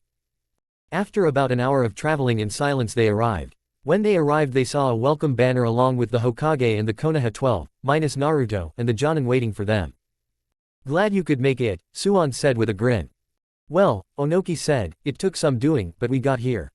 This is Han and Rushi. My village's Jinchuriki. Han was a tall man that stood a head taller than Kurabi. He wore red armor that covered most of his body and covered up half of his face. On his back he seemed to have some kind of furnace thing. Underneath the mask he also wore a white cloth that covers both sides of his face and the top of his head. Aside from the red armor he also wore a red kasa over the white cloth, and it seemed to be made of the same stuff as his armor. Over his armor he wore a black gi, with the sleeves seeming torn off, and black gloves. He also seemed to wear a bronze ring around his neck over his armor. Rushi wore a large headpiece consisting of a 3-pointed crown-like ridge, bearing his Iwa headband and a ring. It also had a black piece of armor running across his cheeks and the bridge of his nose. His hair was solid red and he had a beard and mustache that were also red. He also wore a long-sleeved purple shirt, pants, and brown armor. He also had a bag tied to his waist. Glad to see another woman given her due, Mei said, shaking Sunan's hand. Yo girl, Kurabi greeted, how you doing? Yugito and the Raikage froze. Oh my god, Yugito whispered, he didn't rap. I guess since this is something other cages were warned about I figured I'd be serious, Kurabi said, but that doesn't mean I'm stopping permanently. What's he talking about? Rushi asked. Kurabi has a bit of a rapping habit, Yugito explained, though funny at time it is annoying. As Yugito was made known everyone got a good look at her. The girl had straight blonde hair bound with taut bandages and dark eyes. She wore a short-sleeved black and purple blouse and black pants that had the images of clouds on them. On her hands she wore purple fingerless gloves and a chain of white beads were wound around her left hand. The standard kumo headband and her kunai holster were strapped to her right thigh. She also wore bandages around her arms and legs as well as a red belt around her waist. "So why are we here?" asked Suan. "The cage summits are usually held in the Land of Iron." "It'll be explained soon," Tsunade said, motioning for the cages and Jinchuriki to follow her. The Jinchuriki followed their cages. Mei was followed by two men named Chojuro and Ao. Chojuro had short tufty blue hair and dark eyes. If he smiled you could see a mouth of pointed teeth. He wore a square black trimmed glasses connected to what appears to be headphones, a blue pin-striped shirt, and camouflage pants. His headband was worn on the front of a holster. He used to carry a sword that seemed to have two handles linked by a chain. Ao had a patch over his right eye. He wore a talisman in each ear with the kanji for "to hear" written on them twice on each side. He also wore a striped shirt and pants with the same pattern. He had spiky blue hair that resembled Kisame Hoshigaki. The group made their way to a large complex. When they entered they were greeted to the sound of a hammer striking metal. "What is that?" Rushi asked as he looked around. "Naruto must still be in the forge," Tsunade said. "Naruto?" Han asked. "Our village's Jinchuriki," Suan said, "the jailer of the Nine Tails." "Whoa," Kurabi said, "Nine Tails?" Hichibi was wondering what happened to that guy. "Well," Tsunade said, "since Naruto is going to be busy for a little bit I suggest that we go ahead and get started." Suan led them into the main room. Waiting for them was Jiraiya, who hit a switch as soon as they entered. After he did there was a blast of chakra that shot into the sky. And grew until the chakra field that surrounded the place during the training session for the Konoha 12 surrounded it. "Now that is security," Han said in awe. Everyone else, who hadn't seen it before, was also shocked. "Ahem," Tsunade said, getting everyone's attention. They all walked in and found a large table waiting for them. A chair had their village symbol on the back. Each one took their seat. "So what's this Akatsuki business?" Onoki asked, annoyed. "What did they want with the demons inside the Jinchuriki?" "Apparently," Tsunade said, "they're transferring the demons into a large statue. It's not really known what the statue is for, but whatever it is it can't be good. So you want an alliance between our villages so that we can be better prepared for these guys," Mei said, crossing her arms under her chest. "It makes sense," Gaara said. "With the power of all the tailed beasts at their disposal they could destroy all of the elemental countries. No one would be safe." "What do we get in return?" I asked. "I want to protect my brother and all, but what else do we get out of it?" "I was hoping you would ask," Suan said with a smirk. At that moment footsteps were heard. The door opened to reveal a tired-looking spiky-haired blonde with red streaks tied in a ponytail wearing a black that showed off the muscles on his arms. He wasn't too bulky but it was more of an athletic build. On his back he carried a massive scroll. All the foreign cages and Jinchuriki thought they were seeing a ghost. "No way," Han said, shock in his eyes. "The yellow flash is alive?" Rushi asked in a slightly fearful voice. The blonde chuckled. "I may look like him, but I'm not the Yondaime." "Take another guess."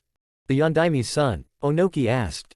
"Correct, Tsuchikage Dono," Naruto said in an unusually respectable tone. "Naruto Uzumaki Namikaze, at your service." Everyone sat in silence for a few minutes. "Weird," Naruto said after a few minutes, "I thought you would have tried to kill me." "What?" Onoki asked, clearly confused.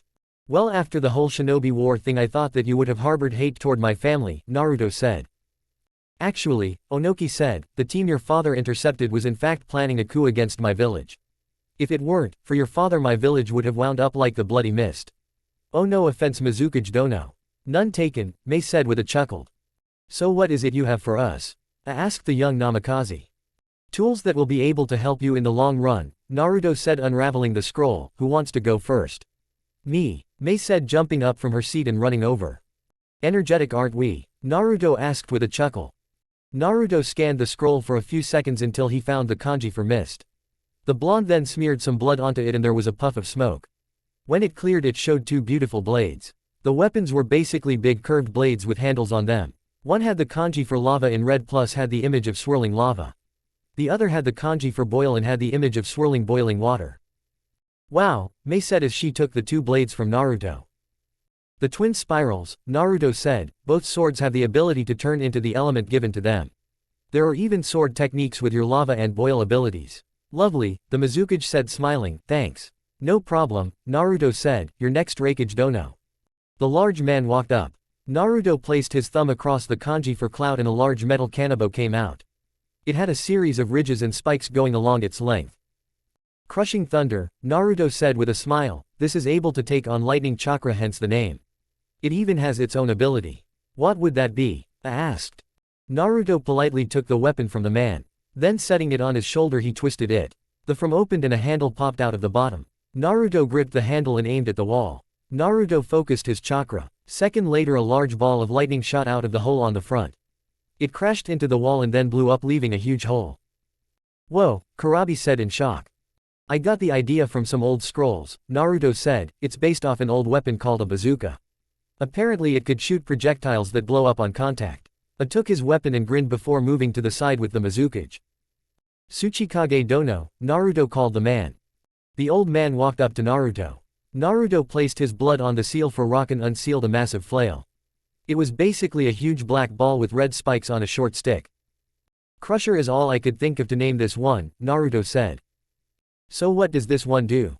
Onoki asked interested. Naruto focused chakra into the handle and swung. A chain made of chakra came out, attacked to the ball and it smashed into the wall forming a huge dent.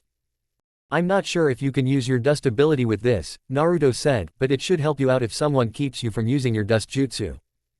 Thank you boy, the old cage said joining the other two. Gaara, Naruto called to the boy, I know you can't use sand anymore, but I made you this. Naruto unsealed a gourd that was filled with sand. This sand, Naruto said, can be manipulated by your chakra. It'll take more concentration, but it should help. In addition I've added some materials to it that diverts electricity and it can dry automatically. Thank you Namikaze-san, Gaara said. Gaara please, Naruto said, just Naruto, I hate formalities. Okay then Naruto-san, Gaara said with a cheeky grin. Naruto growled and glared at the back of the cage. Tamari, Naruto said, you can consider these engagement gifts. The blonde took out two weapons that made Tamari gasp. They were two small black fans. The paper inside of the fan was green and both had the kanji for cyclone on them. The twin cyclones, Naruto said, work like your regular fan. Being smaller they're made for close combat and are much more effective in close combat. Tamari smirked before kissing Naruto deeply. This earned coos from the women around him and chuckles from the older men. Tamari broke the kiss and then walked away swaying her hips. Yo Blondie, Kankuro yelled, you still there? Oh right, Naruto said unsealing a new item. Kankuro gasped as a puppet the size of a full-grown man stood before them. It looked human but its head was a block. The face seemed to be in a frozen smile. Its arms had small blades coming off and pointing outward as well as one coming of the front and back of its legs. There were also small spikes on its hands and the bottom of its feet. On its chest were what looked like multiple rolls of ninja wire. I call it Jester, Naruto said, as you can tell it's made for battle and capture. The blades help with combat while the chest is able to shoot of ninja wire. It has a multitude of 4 faces, happy, sad, angry, and scared. For each face it controls a different elemental seal in the mouth. Focus chakra at the point and the element will fire. Sad uses water, happy uses lightning, angry uses fire, and scared uses earth. Earth most because it can be used for defense. Thanks man, Kankuro said taking his new puppet. You're up Hokage dono, Naruto said smiling getting a shocked look from the woman to whom he replied, you think I'd leave you an arrow senin out of this? The cages looked at Naruto in shock. Did he just, started but Naruto interrupted saying. Dude, Naruto said, we're talking about the guy who writes Ika Ika. At the mention of the book series every girl glared at the man who gulped nervously. Now where was I? Naruto asked out loud, oh right. Naruto unsealed a pair of gauntlets. Both had razor blades coming off and spikes on the knuckle as well as armor that covered the fingers and palms.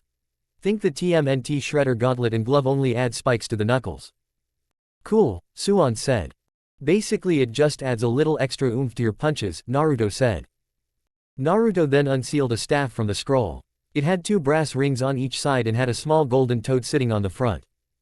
This is for you arrow senin, Naruto said, add chakra to it and it can crack armor. The toad on the front is able to shoot oil so watch where you aim it. Naruto then turned to the Jinchuriki present and said, you guys are next. Hey don't we get anything? Ao asked a little annoyed. Dude, Naruto said, you have a Byakugan eye under that eye patch and your friend there is one of the 7 swordsmen of the mist. I think you go the strength thing covered. Cheeky little brat, Ao mumbled. Now then let's go from lowest to highest, Naruto said, you're up first little kitty. Yugito blushed slightly at the name and Kurabi chuckled slightly.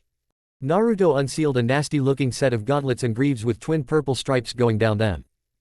These claws, Naruto said, are capable to withstanding Nibi's chakra. It can help you spread her demonic fire while at close range. Wow, Yugito said. She heard Nibi purring in approval. He certainly knows his weapons kitten, Nibi said. I suggest we find a way to thank him later. Oh quiet Nibi, Yugito said. Are you sure? Nibi purred. I mean look at those muscles, and with Q-kun's chakra he could go on for hours and hours and, Nibi. Spoilsport, the cat grumbled. Roshi, Naruto said. The bearded man stepped up as Naruto unsealed a large hammer. It had a long black shaft and the head of the hammer had multiple prongs on it. This hammer, Naruto said, is able to take on the Yanbi's chakra. With this you can not only crush your foes but also burn them alive. Hot, Roshi said. Han, Naruto called out as Yugito walked toward the wreckage. The armored man walked up. Naruto unsealed a pair of katana. The hilts didn't look normal. They made it look like the blade was coming out of a vent. These swords should help you out with the Gobi's steam ability, Naruto said. I didn't know what to go with, but I heard you used a steam ability once because of your armor. This should help you out a bit. Thank you my friend, Han said smirking. You're up number 8, Naruto said as Kurabi stepped up. Naruto then unsealed 7 swords that had jagged edges and each had the kanji for 8 at the bottom of the blades. These swords, Naruto said, are capable of releasing lightning chakra and demonic chakra. I already know about your buzzsaw move from the bingo book. Think of this as an extra edge to it. Nice man, Kurabi said, taking the swords and replacing his old ones with them. So, Naruto said, do we all have an agreement? Yes, Onoki said, there shall be an alliance between our villages. Now we just have to deal with a few loose ends. What would that be? Onoki asked. Naruto was about to answer when he noticed that the shield around the complex was gone. At that moment there was a loud explosion. Everyone turned just in time to see a bunch of men in blank masks with the kanji for root on them jump out. Time for you and your kind to die, demon. One of them yelled before charging. The others were about to jump in when Naruto unsealed a silver sword with the image of a dove on the bottom with the kanji for heaven's dove on it. The blonde swung his sword calling out, one sword style, phoenix of the 36 earthly desires. A razor-sharp whirlwind shot out and sliced up each and every one of the root soldiers. At that moment more explosions rang out from all over the village. More specifically the clan compounds. Naruto turned to the cages. Seijin Jinchuriki-san said, playtime's over. Let's show these guys how you earned your titles. With that they all ran out to join the battle. Chapter 15, Tearing Up Roots. Naruto jumped out of the Namikaze front door with Heaven's Dove in his grip. The blonde dodged a few sword strikes from the left and swung his own sword, slicing through one of the root's arms. The blonde followed it with a kick to the chin that knocked the root upward. Naruto then ducked an incoming kick before spinning around and slicing through a root's midriff.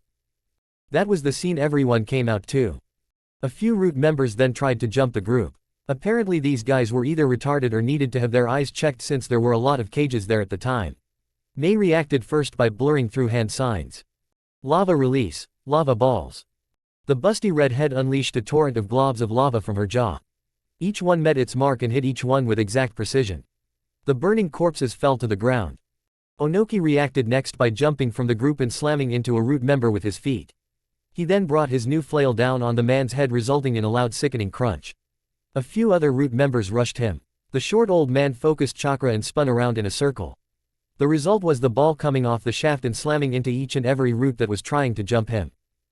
Never underestimate the old, Onoki said wisely. A brought out crushing thunder and started turning the battle into a major league game. Root were sent flying left and right. A then turned his kanabo into its bazooka form and took aim. Chew on this for a while, he yelled as he fired an electric ball. The root were blown away in a huge blast of lightning. Jiraiya was making good use of his staff. The wood was apparently very sturdy. Each time he struck a root member there was a loud crunch as bones were broken. He even heard a clang when he brought the rings or the metal toad on the end down on an enemy's body. Jiraiya then held out his staff and the mouth of the toad on it opened up. Then out of a seal on it oil shot out like a fire hose. The old sage then threw out a kunai that had a paper bomb on it. Instead of exploding, the paper just sparked a bit and flames spread across the oil and the root, burning them alive. Then the paper bomb exploded, taking out more. Tsunade had turned in a psychotic boxer. Her new gauntlets make her punches even more devastating than ever. The metal added an extra kick to her strikes, making even more bones crack. She even managed to break through one man's ribcage. While Tsunade was utilizing her fists of fury, one root snuck up behind her and grabbed her while she was distracted. Sadly for him, his hands wound up in an area that no one ever dared to touch on this woman. Her eyes went stormy and the blonde spun on her heel and brought her metal-clad fist down, completely obliterating the man's skull. Ao was basically just using his enemies' weapons against them. Each time a kunai or a shuriken was thrown at him, he would catch it and just throw it back at them. This tactic was effective thanks to the use of the Byakugan eye he had hidden under his eye patch. Ao's friend Chojuro was faring pretty well. The blue-haired boy was currently fighting off root after root with a series of punches and occasional bringing Haramakare into play. The blue-haired boy then decided to end this petty fight and pulled his sword from his back before pulling it back. Haramakare unsealing. The swordsman swung his sword. The bandages around the blade separated and a blast of chakra shot forward, forming a massive hammer. A root at the front of the group went through hand signs and called out, "Earth style, stone wall." A massive wall of earth shot up from the ground. The chakra hammer flew at it and then busted right through, crushing the root, who brought out the jutsu and sending chunks of rock at other people. Chojuro was panting as he tried to catch his breath after that. The blue-haired man was unaware of the root sneaking up on him. Chojuro sensed him too late and spun to see the root about to bring an axe down on his skull. At least that's what would have happened if a cart hadn't come out of nowhere and smashed into the root and crushed him against a wall. Chojuro looked to see Naruto smirking with his leg extended. Chojuro nodded his thanks and then went back to the battle at hand. At the same time, the Jinchuriki were smashing root up, down and sideways. Roshi's hammer was a perfect fit for him. The redhead would punch the guy he was fighting to the ground and then bring his hammer down on their head or chest. Anything that would guarantee pain and suffering when the whole fight was over. The hammer also had a nasty punch when Roshi added his chakra. The head would erupt into flames and launch lava when he swung it. Han was giving his new swords a workout. The steam that came out came in handy when it came to blinding his enemies. The resulting lack of sight gave him an advantage when he wanted to end his opponent quick and, well, not so painlessly. He also found out that when he focused enough chakra into his swords, the steam was actually hot enough to singe flesh. Kurabi was making good use of his swords. Hichibi's chakra gave the swords an electric touch that allowed him to send out bolts from the blades and shock enemies from a distance. The dark-skinned man made use of his own powers by shooting ink from his mouth, blinding his enemies, allowing him to cut them down with relative ease. At one time when he was locking swords, a root did something very dumb. He grabbed Kurabi's swords. "Oh no, you didn't." The root member was promptly electrocuted and flown back. Kurabi then threw up his swords and caught them in multiple places. He held one at both of his elbow joints, one at his left armpit, one in his mouth, one at his right neck joint, one between his stomach, and one at his right leg. The stance looked strange, but then Kurabi spun like a buzzsaw and then charged. 7 Swords Dance. The now human buzzsaw cut through root members like a hot knife through butter. Yugito's claws were also making an impression. Her superheated weapons burned and cut, cauterizing the wounds and preventing blood from spilling all over her. Good thing too, because she just bought the shirt she was wearing.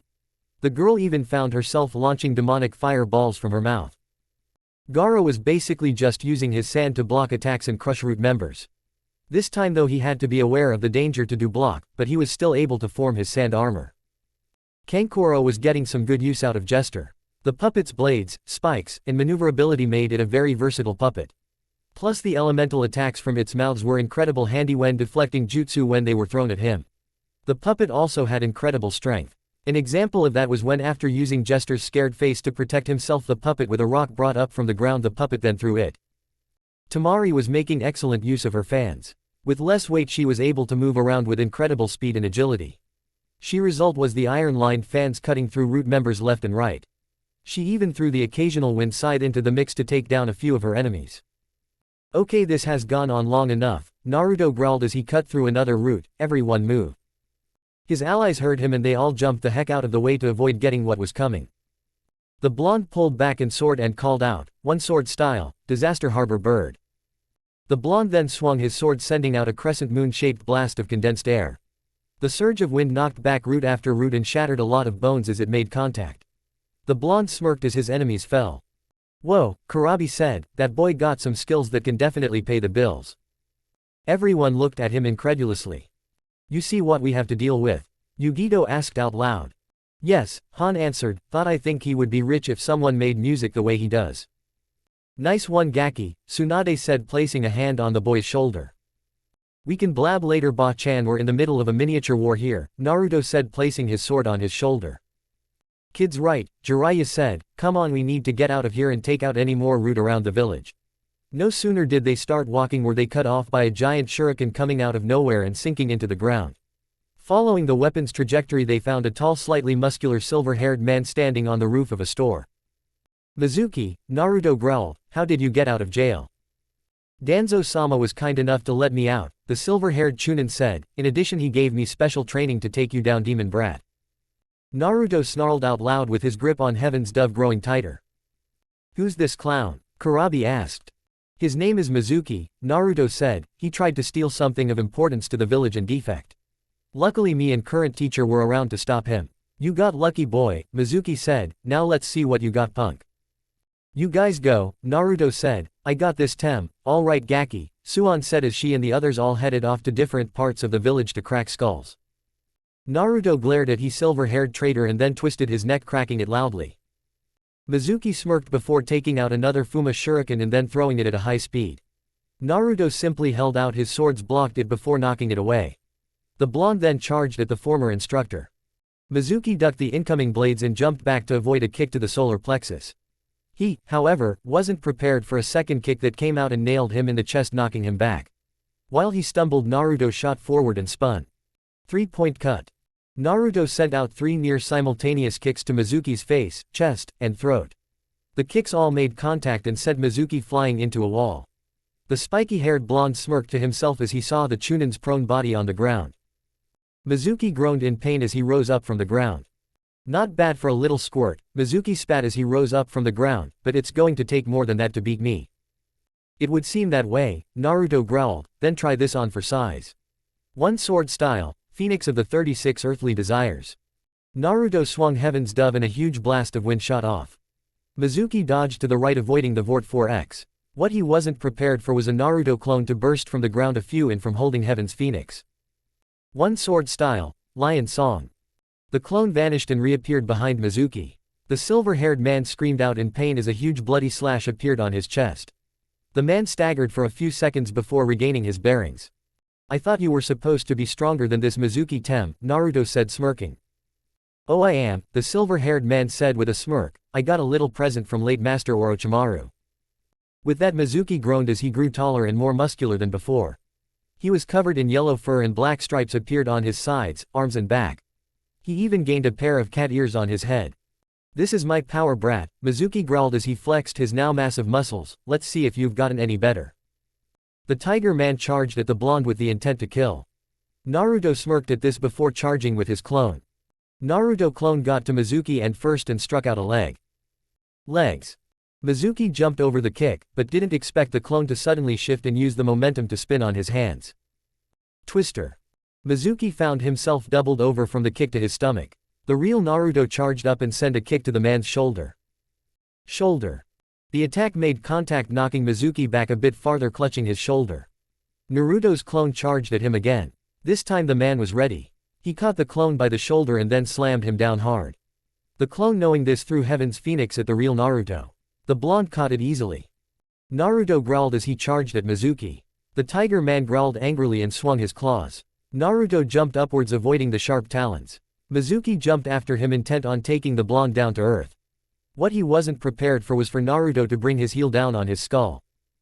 Mizuki was sent flying downwards and crashed into the ground. Mizuki spat out some dirt and got up with a groan of pain. Naruto landed and charged at the tiger man. Mizuki was still trying to regain his bearings at the time. Naruto jumped up and hooked his leg around Mizuki's neck. Reception. Naruto flipped with his leg still hooked around Mizuki's neck, bringing the man down hard face first onto the rough ground below. Naruto unhooked his leg and walked away from the man whose body was still sticking up from the ground. The blonde was a few steps away when he heard a low groan, then a growl. He spun around to see Mizuki with blood running down his face, rising up from the hole his head used to be in. You little piece of, Mizuki started to yell but was interrupted when a large rock nearly struck him in the back. The only thing that allowed Mizuki go dodge it was the fact that he saw the shadow before jumping away in time before getting crushed. When the smoke cleared, it showed two figures. One was a man who had black hair, black eyes and a yellow scarf that was slightly pudgy. The second was a girl with short black hair and pupil-less pink eyes. What was similar about them was that they both had Iwa headbands. Who are you brats? Mizuki growled angrily. The name is Kuritsuchi, the girl said, placing her hands on her hips, the big guy Akatsuchi. Mizuki growled at the two who had interrupted his fight. While he did though, he made a very crucial mistake that even the most inexperienced genin knew. You never take your eyes off your enemy. While Mizuki was distracted, Naruto unsealed Hunter's touch from his back and put it in his teeth. Hey kitty kitty, Naruto said in a sing-song voice. Mizuki spun on around just in time to see Naruto slam his foot into Mizuki's chest. The tiger man stumbled back. Naruto then charged forward and extended both his arms. One gorilla, Naruto said as his right bicep flexed and the muscle seemed to grow to twice its normal size. Two gorilla, Naruto said as his left bicep flexed and the muscle seemed to grow to twice its normal size. Then Naruto charged, swinging both swords so that the one in his left hand and his mouth were at the same level. As he did, the image of a large gorilla flexing its muscles seemed to appear for a moment. As the swords neared their target, Naruto called out, "Three-sword style, two-arm strength slash." Mizuki didn't have time to react as the sword slashed right through his thick muscle and bone. A huge slash ran across the man's chest. Everyone stood still, then Mizuki fell over with the swords having cut through his heart. Naruto then faced Akatsuchi and Kuritsuchi. He was silent before saying, "Let me guess, you're with the Tsuchikage." "Yeah," Akatsuchi said, "he brought us and had us in hiding in case things went south." "Good thing then," Naruto said as he sealed his swords away. "By the way, thanks for the help. Now I believe we have a big fight going on at the Hokage Tower." "How do you know it's there?" Akatsuchi asked. The answer was a large explosion that seemed from that relative direction. "I'd say that was a dead giveaway," Naruto said, pointing his thumb in that direction. "Sure," Kuritsuchi said with a gleam in her eye. Akatsuchi just nodded. With that, the three ninja ran for the Hokage Tower. Meanwhile, at the academy, the students and teachers were being gathered up and held inside of the academy, as were the other civilians that couldn't be sent to shelter in time. Since no one knew about the invasion, not a lot of people were able to be prepared for the sudden attack. As a result, a lot of civilians were captured and are now being held hostage. At least some people were trying to resist, but they were killed to make an example of them. The inside of the academy was becoming too cramped, so the hostages were being held in a group in the academy courtyard. Inside the academy, a few root were hunting for three particular students. While searching, they were trying to find them. They were unaware of the present danger they were walking into. As they looked in a certain classroom, they were unaware of a pair of eyes watching them from outside the door. The figure laid a few seals at the door and made herself known. She walked out of the shade. She had brown hair that was drawn up in pigtails, a perpetual blush, and a pair of green goggles on her head. "Hey stupid," she yelled. The root turned to her and ran at her. The girl ran down the hall as fast as her legs could carry her. The root never noticed the seals at her door. As soon as they made contact, there were huge explosions of rainbow-colored paint. The girl giggled to herself as she ran down the hall. Unfortunately, the explosion caught the attention of some more root that had been searching down the hall a bit, so they came after her. The girl noticed this and ran for her life. As she ran, a few small round objects rolled out from under the doors. The root were too busy chasing to notice until it was too late. The round objects happened to be marbles. The root slipped on them and lit all the way to the wall at the end of the hall where the girl opened the window. The root were sent out of the window and fell down. After a few seconds, there was the sound of a thud as the root hit the ground. The doors the marbles came out of opened to reveal a boy with spiky brown hair and a yellow shirt, and a boy with a bowl-cut glasses and apparently sinus problems due to a runny nose. Like the girl, they both had a pair of green goggles on their heads. "Nice timing, Udon," the girl said, slapping the boy with glasses a high five. "Thanks, Moegi," Udon said to the girl with a slight blush. "Not now, you two," the second boy said. "We need to get the others out of there." "Right, Konohamaru," Moegi and Udon said in unison. The three kids then ran outside and, using real kunai that were conveniently placed in one of the classrooms, they ran out and cut the ropes that were being used to hold the prisoners. "Come on everyone, let's get out of here," Konohamaru said as everyone ran for it. As they did, they ran smack dab into the middle of a group of root soldiers. This isn't what it looks like," Udon said lamely, trying to cover. The root drew their swords and were about to charge when, Earth style, forest of stone. The ground trembled beneath everyone's feet and huge trees made of rock burst from the ground. Soon a large forest of stone trees surrounded every root in the area. As the root looked around, they never noticed a figure jumping from branch to branch through the trees. One root looked up just in time for a figure to come down and cry out, "Jungle Lotus." The root didn't react in time and wound up with a boot coming down and crushing his skull. As quickly as the figure came down, he jumped back up, preventing the other root from seeing his face. Outside of the stone forest the cry of jungle lotus followed by small explosions of dirt and rock continued for a few more seconds before everything fell silent. Then a figure jumped out of a stone tree and landed in front of the forest with his back facing the recently freed prisoners. The man went through hand signs and said, "Earth style, great earth shaking." The ground then started to shake again more violently than with the earlier jutsu. The stone trees toppled over and the roots cried out as one by one they were crushed under the stone structures as they fell. The figure then turned to face the freed hostages and the young children. Everyone smiled, but Konohamaru beamed brightly. "Oja-san," he yelled as he ran up and hugged Hiruzen Sarutobi. "Hello Konohamaru-kun," the old man said with a smile. "What are you doing here?" Konohamaru asked as he let his grandfather breath. "I decided to come out of retirement just this once," Hiruzen said smiling at the young boy. "Besides those root tem actually hurt your mother. Now I believe it's time I knock some sense into these traitors. Now Konohamaru, take these people and head up toward the cage monument. There's a place there you can hide and be safe until this whole thing is over." The boy nodded before getting everyone to head off toward the cage monument. The old man smiled to himself before becoming serious again. He then headed toward the explosions and sounds of battle going on at the Hokage Tower. At the Hokage Tower. One thing that could describe the fight going on at the Hokage Tower would be the word, damn. It was basically one huge fight going on between a whole bunch of root and everyone who was able to get there in time to fight them. The Jonin were present and so were most of the Rookie 12. "This is really starting to get annoying," Enko growled, who had been cutting down enemies for a while now with Emerald Viper and Dark Poison.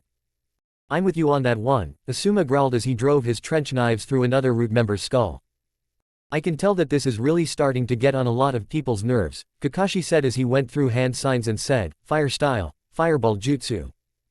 The silver-haired man launched a huge fireball from his mouth that burned a couple of root before dissipating.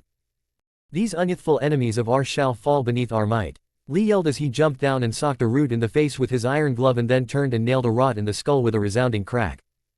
The strangely dressed boy continued to lay down a major smackdown until each one he fought was down. Ten was fighting off enemies with a katana and combining that with a series of kicks and punches that broke bones. At least they thought it did, since they could hear loud cracks each time the strikes hit their mark.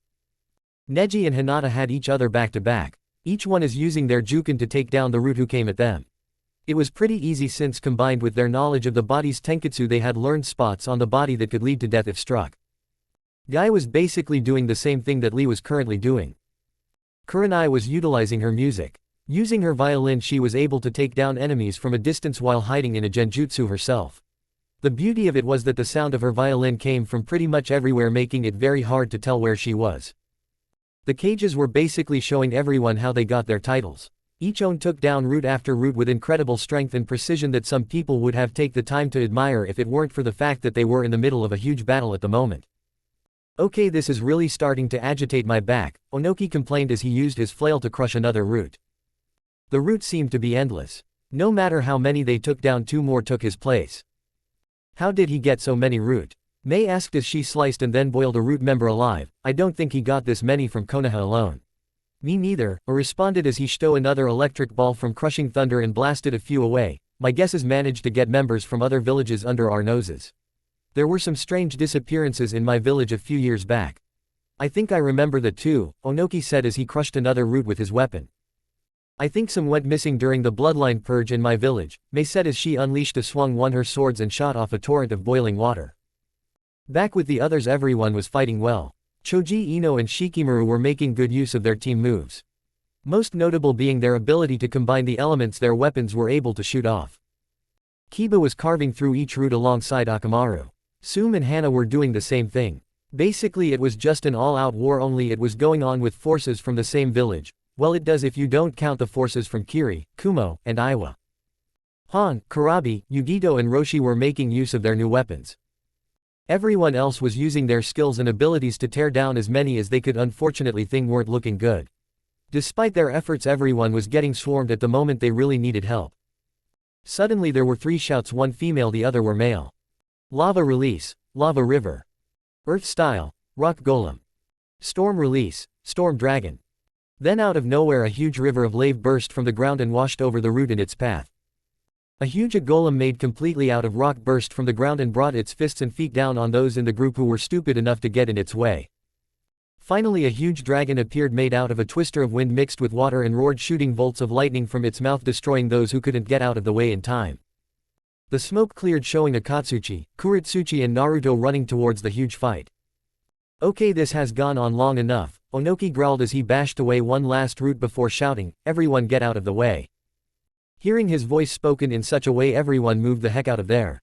The old man then went through hand signs and announced, dust release, detachment of the primitive world jutsu. The old man then held out his hands and a small cube appeared in between his hands that looked like it was made of glass and had a small glowing sphere in the middle.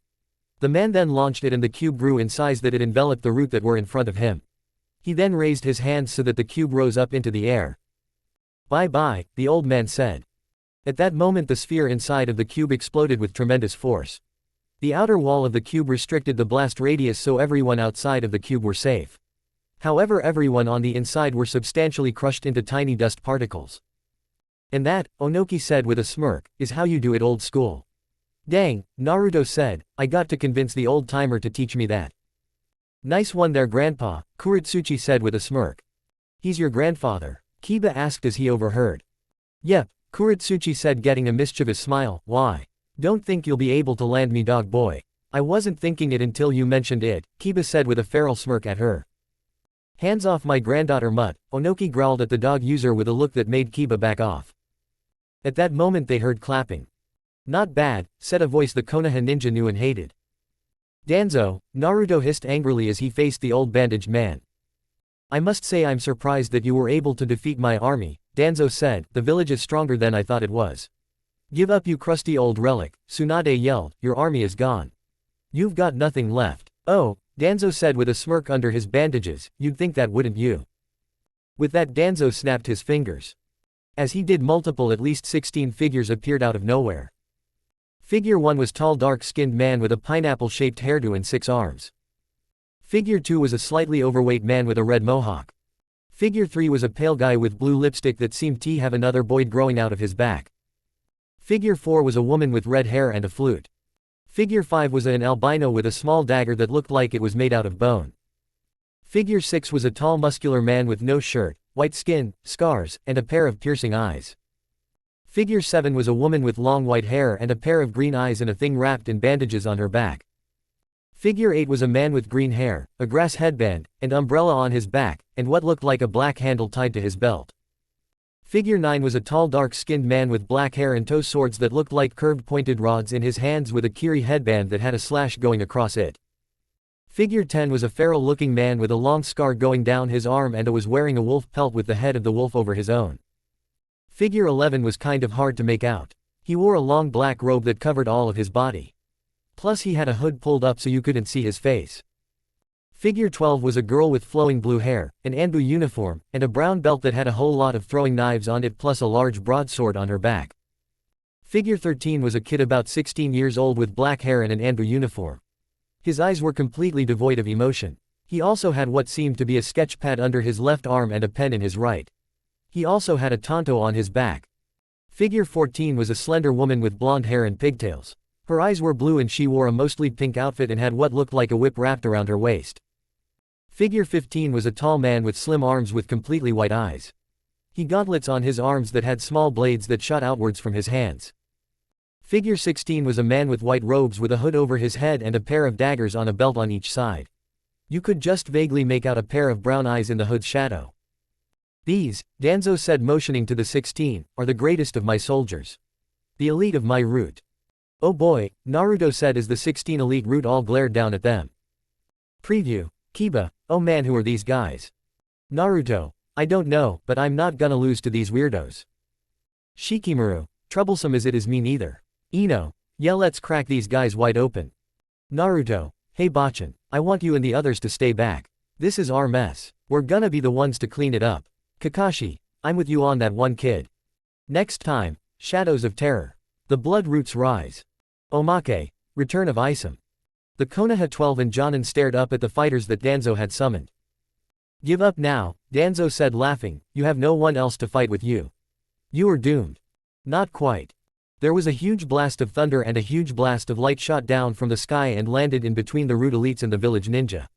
The light faded to reveal a person in black armor with a white cloak. The cloak had a hood that covered his head and a black mask that covered the lower half of his face. Isam? Naruto asked. Yep, the figure answered. You know this guy? Kiba asked the blonde. Yeah, Naruto said, his name is Isam. He's the author. The what? Danzo yelled down to him from his high spot. He can't tell you, Naruto said, I think if he did his bosses would get angry. That they would, Isam said shaking his head. Who cares? Danzo said, kill this fool. The elite root jumped on and charged. Isam just stood still until he raised his foot. Author style, world split. Isam stomped his foot creating a huge crack that all the elite root fell into. The crack then closed. Everyone was shocked at the incredible power the author had shown. Dazno started sweating. The one-eyed man said, mercy. Isam shook his head before holding out one hand. Danzo then tore the bandages off his arm and eye showing Sharingan eyes implanted in his arm and eye. He then tried to gain control of Isam. The man just blurred out of existence. A split second later Danzo screamed in pain as he clutched his now empty eye socket and screamed even louder when he realized the arm with the implanted Sharingan were gone. Isam then held out his right hand and said, author style, erasing character. To everyone shocked Danzo turned white with an outline. Then the man's outline turned light blue before he completely faded away. Cool, Ino said. My work is done. Goodbye Cages, Jonin, Genin Chunin, and various other ranks. With that in a flash of light. Who was that? Ino asked. That, Naruto said, was an author. Chapter 16, Shadows of Terror. The Blood Roots Rise. Part 1. Every ninja and Cage glared at the group of elite root. The roots glared right back at them. Ba-chan, Naruto said, I want you, the other Cages, and their ninja to stay out of this. What? Suand asked, Naruto are you nuts?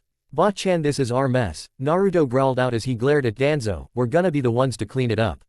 I'm with him on this one Tsunade-sama, Kakashi said as he cracked his knuckles, no need putting you at risk.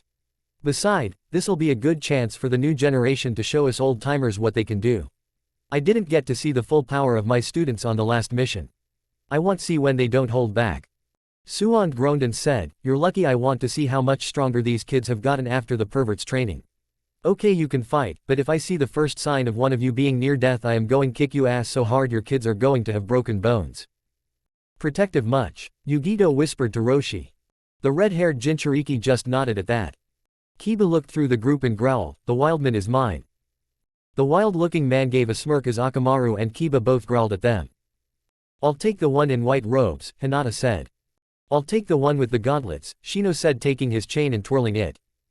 I'll take the bodybuilder, Choji growled hefting his axe on his shoulder while glaring at the scarred and muscled man. Tall dark and robed is mine, Shikamaru said as he looked at the man in black robes. Blue hair is mine, Ino said as she drew her scythe. I'll take the white-haired girl, Neji said activating his Byakugan. I'll take the green-haired guy, Tenten said cracking her knuckles. I'll take the unyouthful man from Kiri, Lee said getting into his typical iron fist stance. I'll take the blonde, Sakura said as he pulled out her bow and glared at the slender blonde. The one with the pen and tanto, Sasuke said brandishing his sword. At that moment the Konoha Chunin and Genin who chose their opponents and said opponents jumped off to find a good place to fight. That just leaves you, me and the 5 freak shows over here, Naruto said with a smirk. Who you calling a freak you ugly mother beep? The redhead with the flute said then covered her mouth after the beep. Oh what was that? The one with the 6 arms asked. I got sick of her swearing so while she was sleeping I put a seal on the back of her neck that causes her to let out that beep noise whenever she says something dirty, Danzo said. That's one way to shut that little wench up, said one of the heads on the white lipstick wearing guy. Enough, said the albino with the bone dagger, you destroyed my former master. Danzo has given us this chance. I plan on avenging him and Kabuto, despite the fact that he was 4-eyed prick.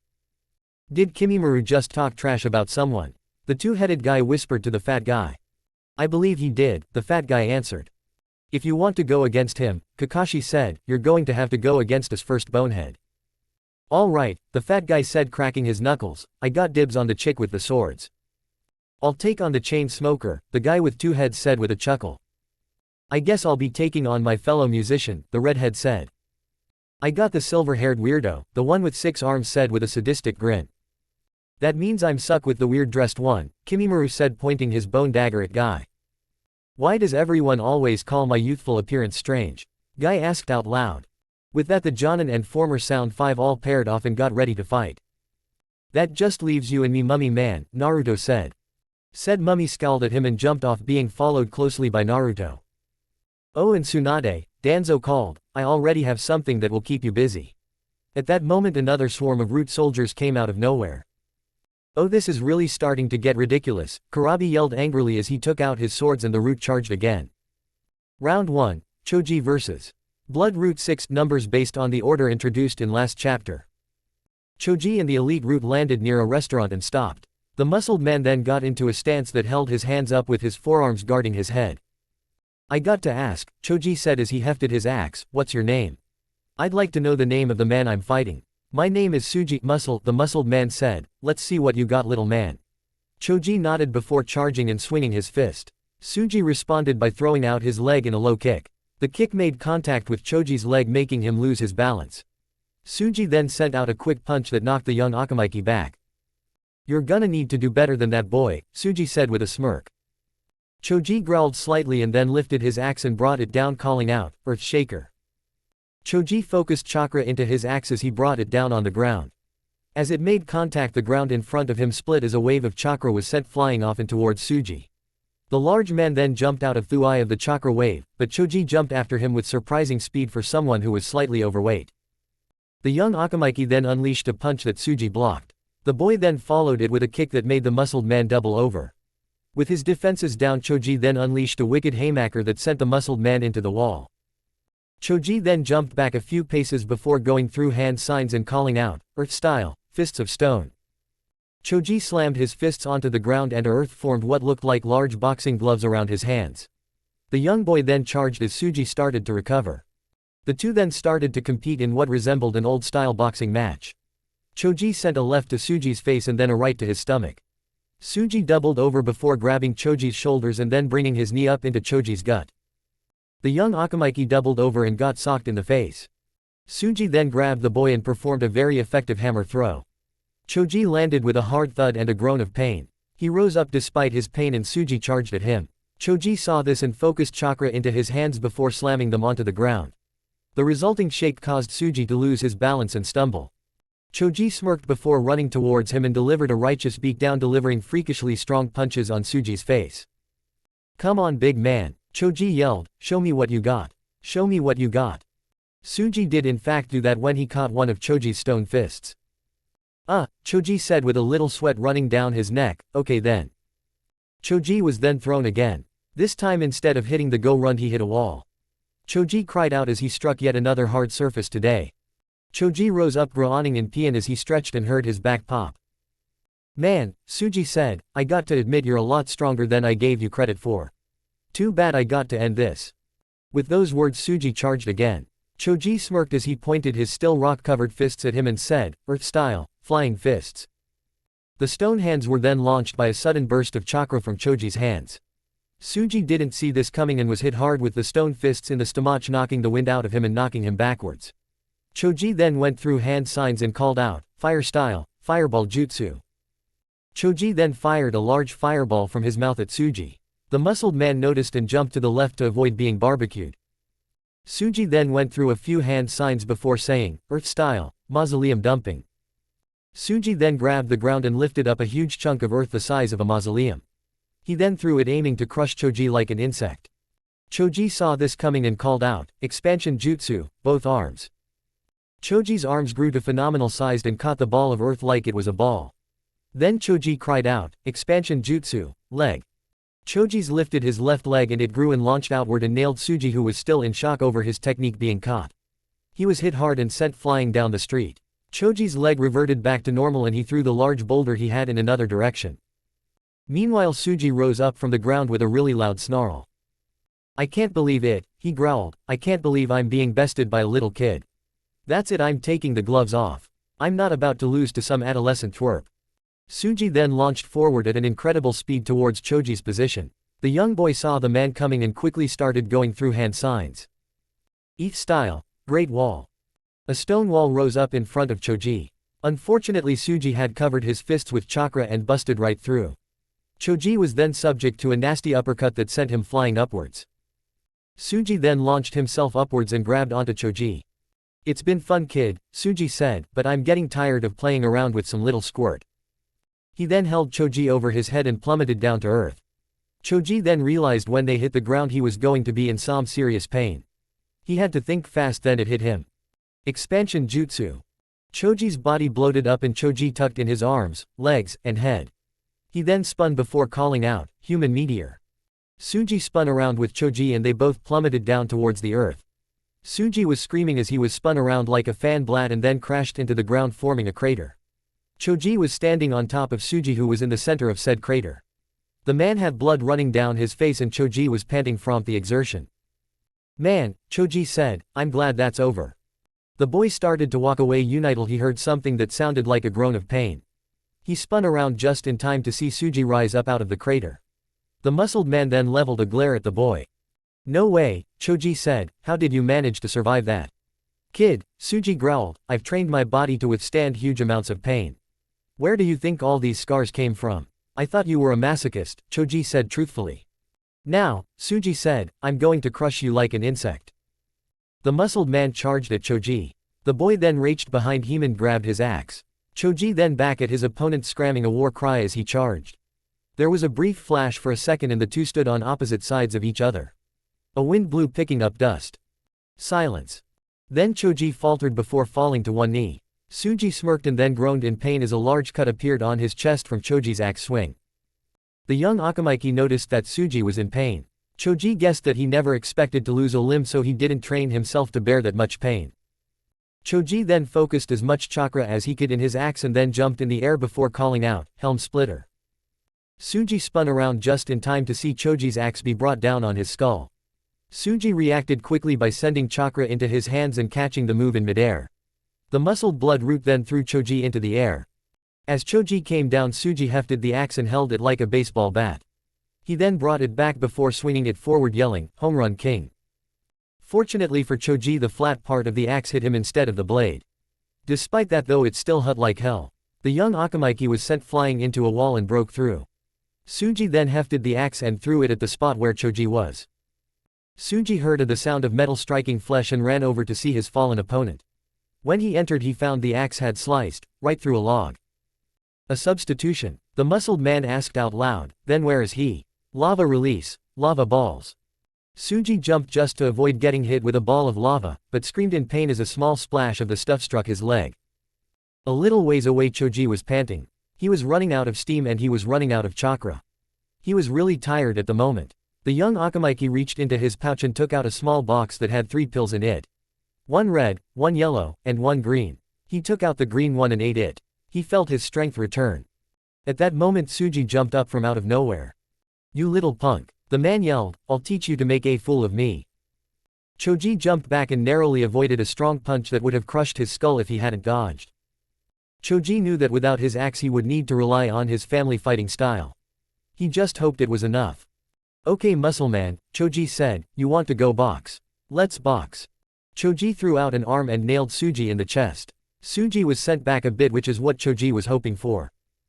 The young Uzumaki then focused chakra into his hand. Suji charged again and Choji threw out his palm. Hammer shot. There was a loud bang as the attack made contact with Suji's chest. The man cried out in pain as his chest was struck. When Suji regained his bearings, he noticed a hand print on his chest. "The Uzumaki fighting style," Choji said, "I learned that from my training. Let's see how well you fare against it." Suji growled angrily and charged blindly at his opponent.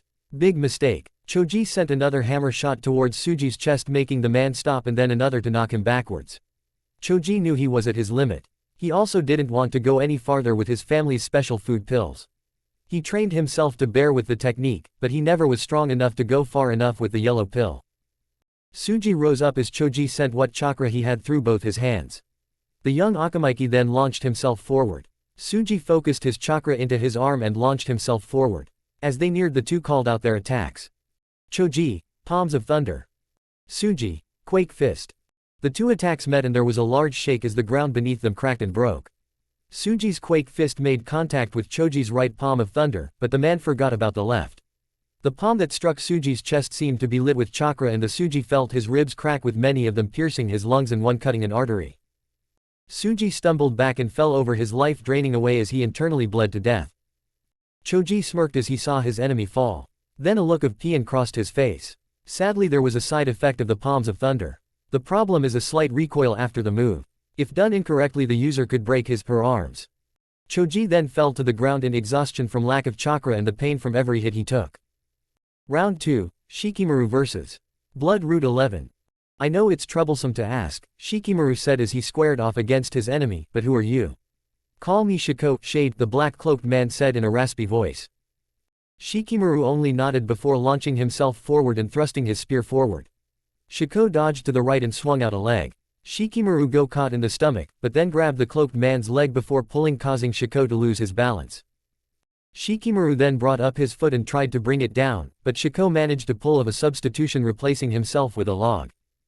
Shikamaru looked to the right to see Shiko appearing out of nowhere and throwing it 5 kunai from each hand. Shikamaru grabbed his pair and spun it and deflected them. The young Naruto then focused his chakra into his spear before thrusting it forward. Shadow Strike. Shiko dodged to the right before spinning on his heel and then knocking the shadow to the ground. Sadly, him shadows are more versatile than that. The shadow then wrapped around his leg. Shikamaru then swung the spear upwards, taking Shiko with it, and then repeatedly slammed him down onto the ground. After being slammed, Shiko caught the ground and then pulled his leg up, effectively yanking Shikamaru from his spot. The young Nara then met Shiku's fist and then got a kick to the chest. Shikamaru was knocked to the ground. Shiku's hands came out of his cloak, showing daggers in each hand. The cloaked root charged as Shikamaru stood up. Shiko swung both daggers in an attempt to try and pierce Shikamaru's chest. Shikamaru just stood there and whispered, "Void step." Just as Shiku's daggers were about to slice through him, Shalimar vanished. Shiko stopped his charge, but had to catch his balance since he had to stop from running so fast. Shikamaru then reappeared behind him and spun while swinging his spear and called out, "Void Whip." The black whip struck Shiko in the back, making him cry out in pain. Shikamaru then charged at Shiko before jumping into the air and bringing the side of his spear down on the side of Shiku's head. The attack temporarily dazed the cloaked root. Shikamaru then shot out a punch that caught Shiku's jaw. Then the young Nara shoved his fist into the cloaked root's gut, followed by a quick punch to the throat.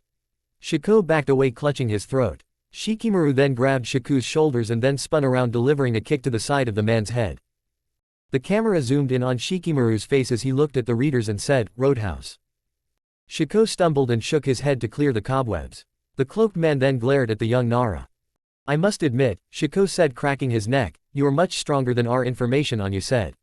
Shikamaru smirked and said, "Yeah. It's a bit of a drag.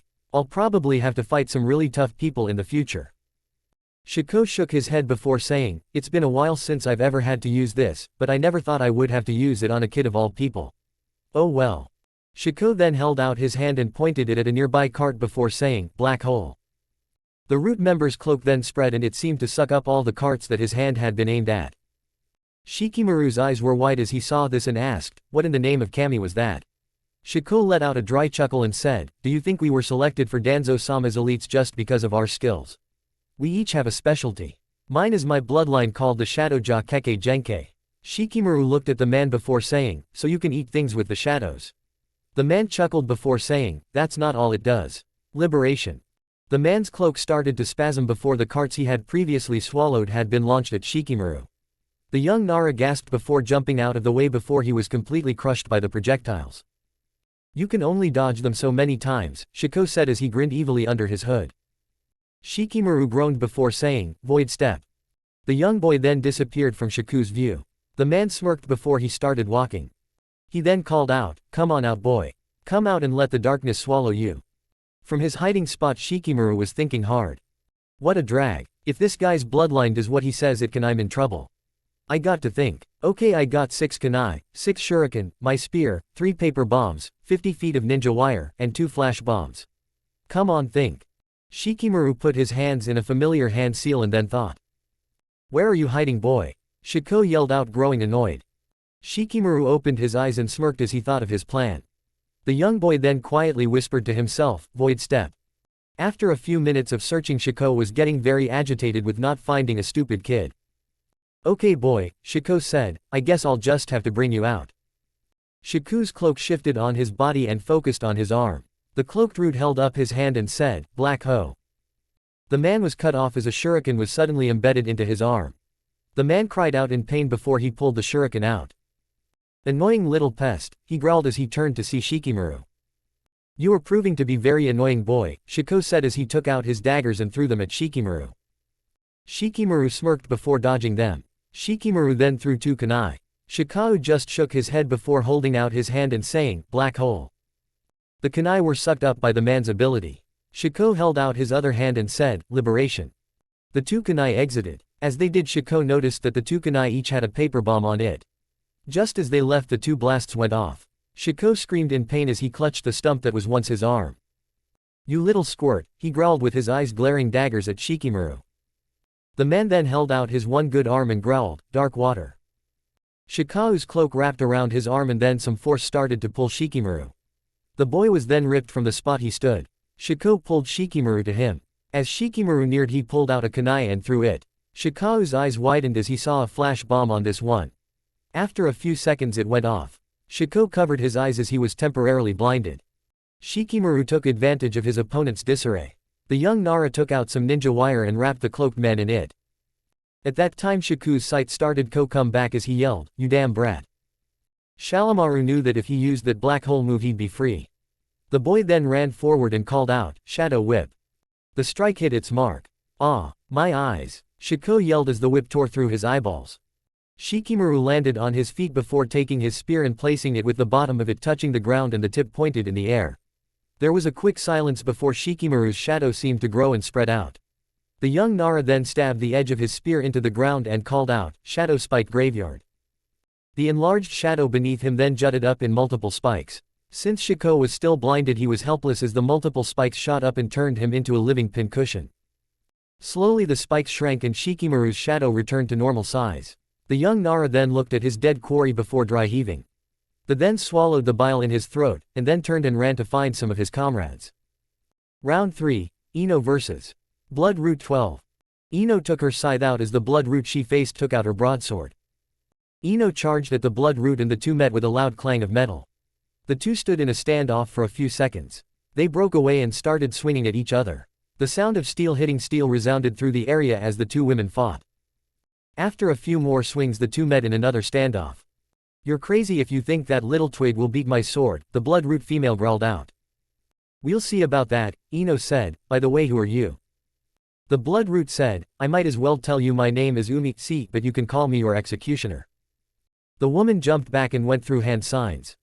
Water style, great torrent. Umi took a deep breath before letting out firing off a huge torrent of water. Ino responded by going Thora hand seals of her own. Fire style, fire dragon projectile. The girl took in a deep breath before unleashing a huge blast of fire that took the shape of a dragon. The toe moves clashed resulting in a sprays of boiling water and bursts of steam. Ino backpedaled to try and get out of the steam to find a spot where she could actually see. She jumped up on a roof. At that moment Umi burst from the steam with her broadsword drawn. The female blood root swung it calling out, Kenjutsu, Crimson Mist Slice. The sword flashed red as chakra was pumped into it. The woman then swung it causing a blast of red chakra to launch from it. Ino jumped OT the right to avoid the shot which destroyed the roof she was on. At least that wasn't my family's flower shop, Ino thought. Unfortunately Ino forgot she was in a fight at the time and got socked in the jaw by Umi. Ino was sent flying and struck the opposite wall. Ino shook herself and thought, I got to learn to not get off topic in a fight. The blonde then took out her scythe and swung it calling out, Fire Blade. A crescent-shaped blast of fire shot out of the blade. Umi saw it coming, sped through hand signs and called out, Water style, water wall. Water burst up from pipes underground and formed a wall of water in front of Umi. The fire attack hit it causing steam to erupt. Ino clenched her fists and jumped up into the haze. Umi wasn't expecting this and got a hard tsunade-like punch to the face that cracked a few teeth and sent her flying down to the ground. In descended and yelled, Fire wheel. Ino threw her scythe down. The weapon spun like a saw and the blade caught fire giving it the look of a flaming wheel. Umi looked up with a pained look and her eyes widened as she saw the wheel of death approaching. The blue-haired girl rolled to the left to avoid getting struck with the flaming wheel. She was however intercepted by Ino who brought her knee down on Umi's stomach. The blue-haired girl cried out in pain as her stomach was bashed in. Ino then grabbed the girl by the throat and then threw her like a rag doll into a wall. Ino then went through hand signs and called out, Fire style, Great Fire Blast. Ino fired a huge blast of flames from her mouth. The flames struck Umi who screamed in pain. Ino smirked at her victory until she saw Umi boil and turn into steam. A water clone, Ino thought, then where's? Ino was taken out of her thoughts when Umi burst from the ground behind her and knocked her over the head with the flat side of her broadsword. This made Ino drop her scythe. Umi then punched the platinum blonde into the wall. She then took the throwing knives from her belt and threw them at her, hitting her clothes and pinning her to the wall.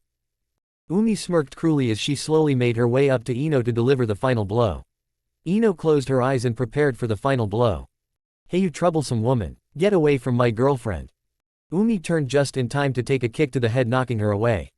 Shikamaru then turned to his captive girlfriend and grabbed the knives, pulling them away from Ino. "Have I told you I love you?" Ino asked as she smiled at her boyfriend. "Not today you haven't," Shikamaru said with a slight smile. Slowly Umi was getting up with a groan of pain. The two looked at each other and smirked. Ino picked up her scythe and lit the blade on fire. Shikamaru hefted his spear and let the shadows wrap around head. The two then pointed their weapons with the edges pointed at each other. The elements then seemed to merge. They swung both weapons forward and called out their attack. Fire, shadow fusion, black flame drill. A spiraling blast of black flames shot off from both weapons. Umi was unprepared for this and screamed out in agony as the black flames ate away at her flesh. Shikamaru smirked slightly. He still felt slightly sick from killing her. He noticed Ino and put a comforting arm around her. "Think of it this way," Shikamaru said, "you did the village a service getting rid of her." Ino sniffed. She felt really bad for killing someone, but she decided to do as her boyfriend said and think that she did the village a favor killing her.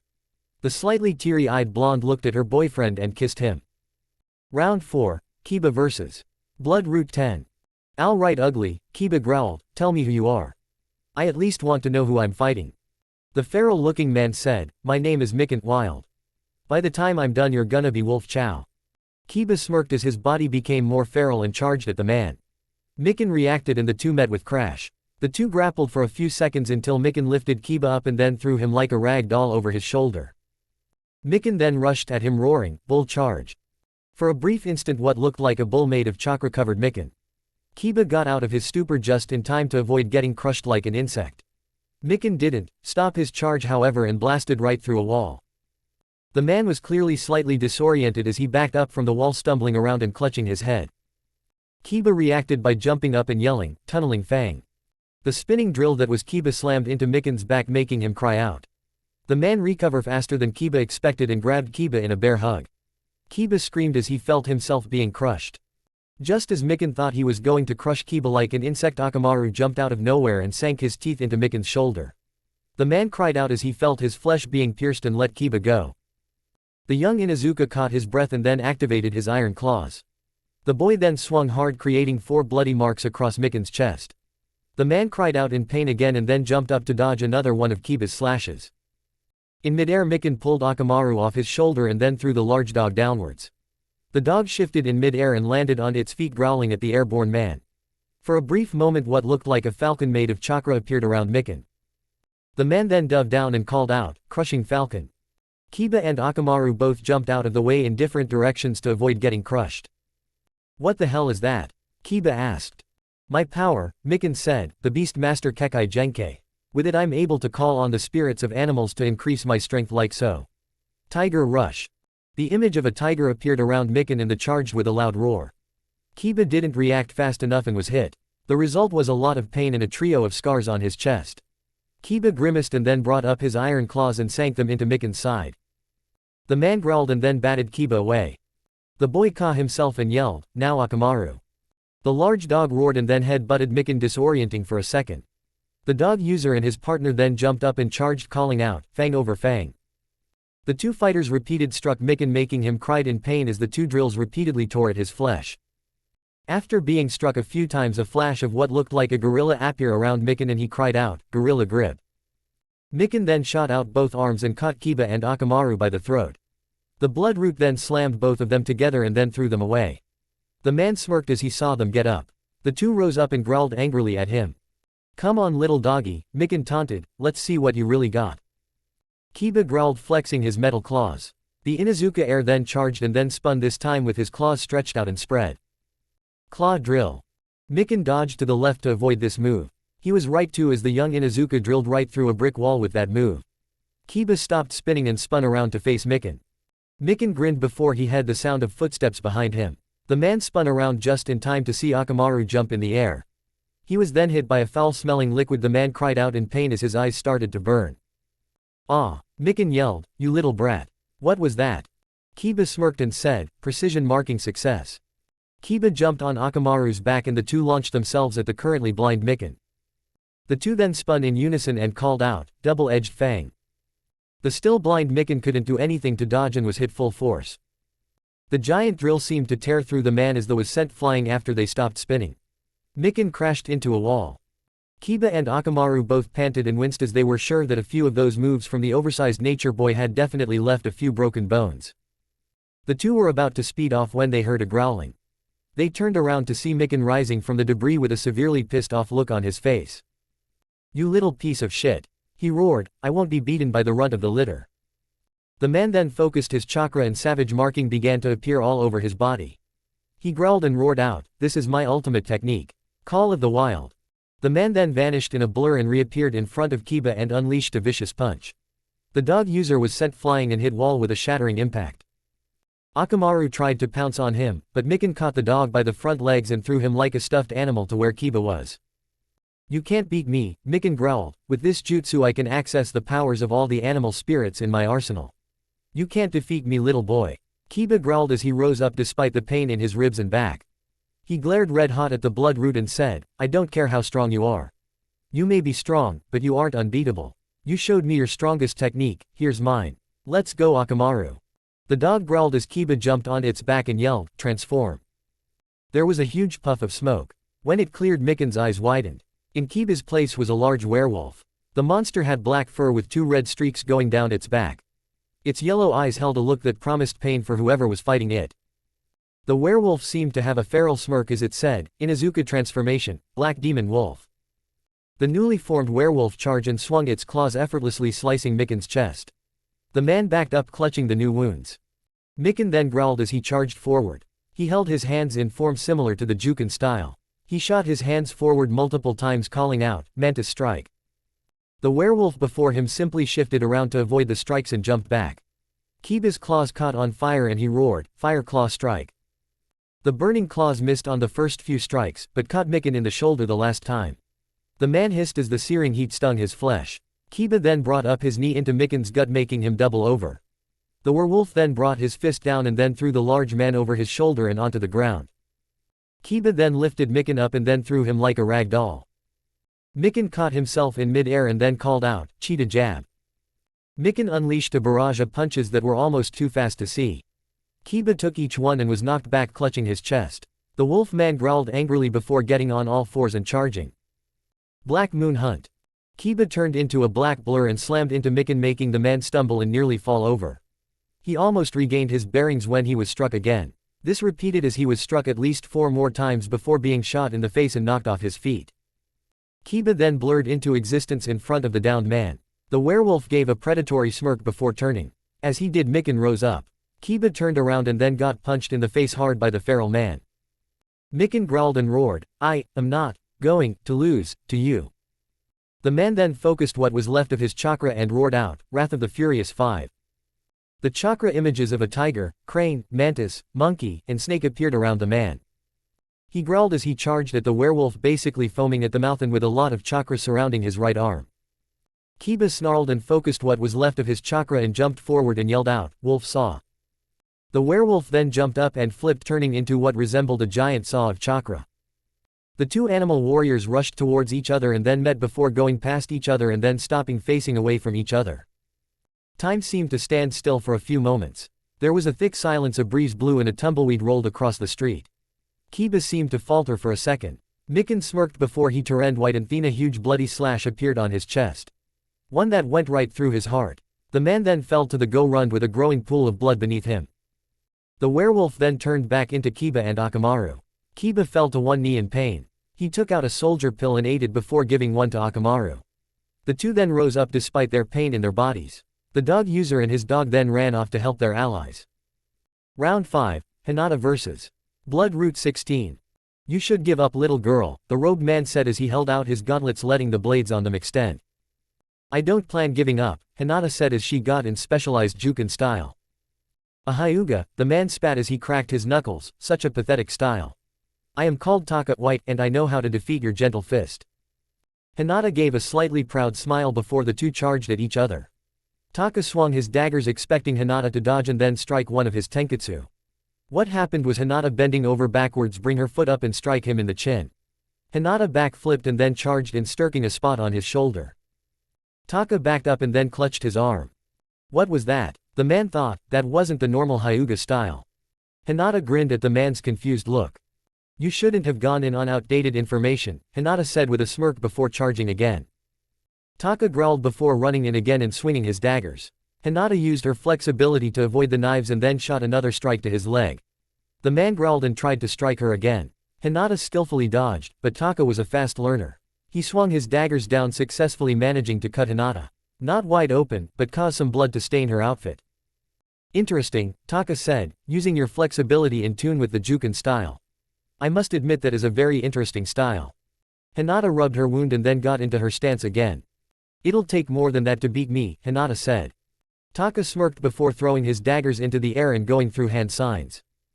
Ninja art, shadow dagger barrage. The two daggers in the air multiplied into 50. As they fell, the Taka dexterously caught and threw them with impressive accuracy. Hinata focused her chakra and called out, Kaden. She spun in circle forming a dome of chakra around her deflecting the technique. As she stopped spinning she focused chakra into her hand from a distance before calling out, water style, gentle water spear.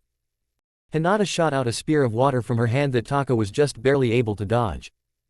To say he was nervous was an understatement. This kid had created her own version of her family style and she was able to combine it with her affinity as well. This was insane. She was supposed to be meek little runt according to the information they had. Either the information was outdated or Danzo-sama was an idiot. Taka shook the thought from his head and charged at the girl with a second pair of daggers hidden somewhere in his robe. He charged again as Hinata got into a stance before calling out, water style, water Kaden. As Hinata spun water chakra spread instead of regular chakra. The result was a torrent of water catching Taka's hand. As Hinata went full circle she was surrounded in a dome of water. Wasting no time she sent out a burst of her own that chakra burst the dome and sent a lot of water everywhere. Taka was knocked backwards by the sudden flow and Hinata saw her chance. Water style, 128 water spears. The small points on Hinata's gloves extended a bit and then she unleashed her moves. The result were multiple pricks in his body and foreign chakra flooding his chakra coils. The chakra then headed straight for his heart. Taka stood ramrod straight before he groaned and then fell over onto his back with a little bit of blood leaking out of his mouth. Hinata panted slightly. Even thought it looked easy, the moves he made took a lot of concentration to maintain. She panted slightly from her exertion and then breathed before running off to try and find her friends. Round 6, Shino vs. Blood Root 15. Shino landed and started twirling the end of his battle chain. His opponent's pale eyes stared at him. I am called Yeba, the man said as the blades on his gauntlets lengthened. Remember my name for it is the name of your executioner. Yeba then charged at Shino prompting Hiboy to dodge. As he dodged Shino wrapped the edge of his chain around Yeba's wrist and then pulled knocking the man of balance. Shino then ran in and sent a quick kick to the man's back making him stumble a bit. Yeba took the force of the blow and then swung around to bring his heel down on Shino's head. The blow made contact, but then burst in a swarm of fireflies. Shino burst from the ground and called, insect formation, firefly, explode. The small insects flashed red before exploding. Yeba was currently blinded by the smoke, and Shino took his chance. The young Aburame shot out a chain and wrapped it around the root's neck before giving it a harsh yank. The force wasn't enough to break his neck, but enough to yank him from the spot. Shino then swung the chain spinning them both around before the chain unraveled from Yeba's neck and sent the man flying into a wall. The man growled and then crossed his arm before swinging both parallel to the ground and called, Blade of Wind. Shino focused his chakra and jumped to avoid the deadly technique, but was tackled before getting slammed into a wall. Is that all you got, boy? Yeba asked the young Aburame. His answer was the chain from before wrapping around his waist loosely. Shino focused his chakra and the chain wrapped more tightly around Yeba's waist. The blood root screamed in pain as he felt the chakra and the chain burn his flesh. In his lack of concentration Shino pushed him away and punched him in the stomach before sending a roundhouse kick to the side of Yeba's head. Shino then said in his usually calm voice, parasitic insects, insect pillar. Kikai swarmed around Shino's hands and formed pillar that knocked Yeba into a wall. This time the impact actually knocked the wall open and Yeba was sent flying into it. There was a tense silence before Yeba shot out of the wall and then drove the blades of his gauntlets into Shino's shoulders. The boy cried out in pain as the blades pierced his flesh, just barely missing the arteries. Yeba pinned the young Aburame to the wall and growled, "Listen here, boy. I hold your life in my hands. I will give you a choice. I can cut the arteries and let you die slowly, or you can join Danzo-sama and kill the people who have betrayed this village. What do you say?" Shino was quiet as if contemplating the offer and then, "Acid style, acid spray." Shino's hand painfully made its way to his high collar and pulled it down before letting out a spray of acid right in Yeba's face. The man backed away, clutching his face when Shino spiked up. "When you want to kill your enemy," the boy stated, "kill them. You don't just stand there talking about it." Shino went through some hand signs and said, "Acid style, acid sludge." Shino then fired a huge blast of acid from his mouth. Yeba screamed as the corrosive fluids ate away at his flesh. Soon there was nothing left but a pile of green slime on the ground. Shino then fell to the ground, having lost a good deal of blood from his shoulder wounds. The boy reached into his pouch and took out a plasma pill to regain the blood he lost. Then he took out some bandages and wrapped them around his shoulders to try and stop some of the bleeding. The young Aburame then ran off to find his comrades. Meanwhile, with the Jonin, Kakashi, Anko, Kurenai, Guy, and Asuma were doing well against the Blood Roots, who they found out to be the former Sound Ninja 5. All of them were currently standing apart from each other, panting. All of them were panting and sporting bruises and cuts. "I hope that's not all you got," Kitamaru, the guy with a lot of arms, spat. "No, it's not, Spider Boy," Anko said with a smirk. "Well," Jirobo said, flexing his hands, "I think it's time we end this." Kakashi looked over the man's shoulder and said, "Actually, I think you should be more worried about that." The 5 turned just in time to get knocked around by 5 figures. In a few minutes the former Sound 5 were knocked out and 4 figures stood. The first was boy with white hair that had a light blue tint to it and purple eyes. He wore a purple sleeveless shirt with gray pants and a belt around his waist that had water bottles attached to it. The second was also male. He had spiky orange hair, tan skin, and a calm face. He wore black pants, a tan shirt, and brown sandals. The third was female. She had red eyes matching her short and pointy red hair. She had on brown glasses, black shorts, a lavender shirt, and long black thigh-high stockings. She also seemed to have multiple bite marks. The final figure was also female. She had long flowing red hair, light sky blue eyes, and milky white skin. She wore a black shirt that had a black flame on the back, long black pants and blue sandals. She also had 2 katana swords at each hip. There was a silence between them before the guy with white hair said, "Hey baby." He walked up to Anko and said, "Name's Suigetsu Hazuka. When this whole thing is over, want to go have some fun?" Anko looked at him and said, "I suggest you back off, little boy. Unless you want me to give you an instant sex change." Suigetsu paled almost as white as his hair and back away from the woman in front of him. "Nice one," the girl with the sword said, giving a thumbs up. "Thanks," Anko said. "Who are you anyway?" The long-haired redhead smiled and said, "You already know Suigetsu over here. My fellow redhead is Karen. Mr. Cool over here is Jugo. And I'm Kira Uzumaki." At that the Jonin froze. They looked at the girl in question and said, "Do you know anyone by the name of Naruto Uzumaki?" Kira looked at the woman with surprise on her face and asked, "You know my Ototo?" The Jonin looked at each other and Kurenai said, "Come on, we'll explain on the way." Omake, Kiba's transformation. The reaction. Kiba smirked at Mikan and said, "Inazuka transformation, Black Demon Wolf." At that moment a couple of civilian teenagers who were heading for safety saw Kiba in his transformed state. "Jacob," one squealed. Kiba turned to her and asked, "What?" Then a whole bunch of other girls come out holding signs that said, "I heart Jacob," or wore shirts that said, "Team Jacob." "Hey, wait a minute," Kiba tried to say, but was knocked to the ground. Mikan took that time to get out of there before the fans noticed him and tried something stupid. Meanwhile Kiba jumped up and tried to get away from the crowd, but apparently some of the Team Jacob members were shinobi and tackled him to the ground. As Kiba was approached by the Jacob fangirls, there was one thought going through his head. Damn you, Jacob of the Twilight series. Chapter 17, Root's Bloody End. Round 7, Rock Lee vs. Blood Root 9. Lee landed and got into a fighting stance. The Blood Root landed across from him with both swords drawn. "In case you don't know me, boy," the Blood Root said, "my name is Raiga. When this is over I plan on giving you and your friends funerals." Lee gloves and boots appeared in puffs of smoke and said, "I do not plan on losing today, Raiga. Now come show me your power." Raiga snarled and charged at Lee. Raiga's sword sparked with electricity and Lee dodged. The young taijutsu specialist then ducked under and delivered a powerful shot to Raiga's stomach, making him double over. Lee then shot out a kick to Raiga's skull, knocking him over.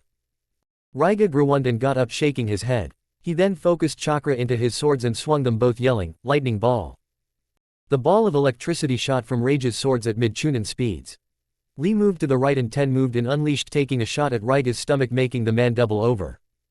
Lee then brought back his arm and yelled, "Knockout!" The iron-plated fist cracked Raiga's teeth and sent him flying. Lee grinned victoriously and eased out of his stance, thought he still had his guard up. He was right to do so as Raiga burst from the ground in a burst of lightning chakra. "You little runt," Raiga growled with blood dripping down from his mouth. "I was going to make this quick, but now I'm going to kill you nice and slow." Raiga then charged at Lee, who just barely had enough time to block. Raiga's swords didn't cut him, but they gave him a rather nasty shock. Raiga brought up his foot and kicked Lee in the stomach before sending him flying with a roundhouse to the chest. Lee dug his iron-plated boots into the ground. Lee groaned and coughed slightly. The boy then deactivated his gloves, knowing that the metal would make him a bigger target for his enemy. Lee reached under his pant legs and pulled off his weights. He threw the weights in the air before sending them at Raiga with strong kicks. Raiga sent out bolts of lightning with swords that destroyed the weights. The next thing the former Kumo ninja knew, he was sent flying into a wall by some invisible force. The man rose up with one eye shut in pain to see Lee with his fist extended. "I must," Lee said, "despite your unyouthfulness you are a very strong opponent. For that I shall test my new fighting style on you." Lee then got into a stance and rushed forward. When he was in front of Raiga, he shot his arm forward and yelled, "Pistol!" Raiga was knocked back and disoriented by the punch to the head. Side. Lee ran forward with his arm extended to the side and hit the man with a vicious clothesline. Raiga groaned in pain and jumped up from the ground and swung both swords, sending bolts of lightning at Lee. The young taijutsu expert in training jumped upwards, avoiding the blast before coming down with his foot held high. Axe! Raiga screamed out in pain as he felt the strike hit his shoulder. There was a loud crack and Raiga dropped his sword. Lee took the opportunity to end the fight. Drew back both arms and yelled, "Bazooka!" Raiga felt his ribs crack as the two fists collided with his chest. The force behind it actually sent Raiga into the wall. Lee then launched himself forward and called out his final attack. Gatling.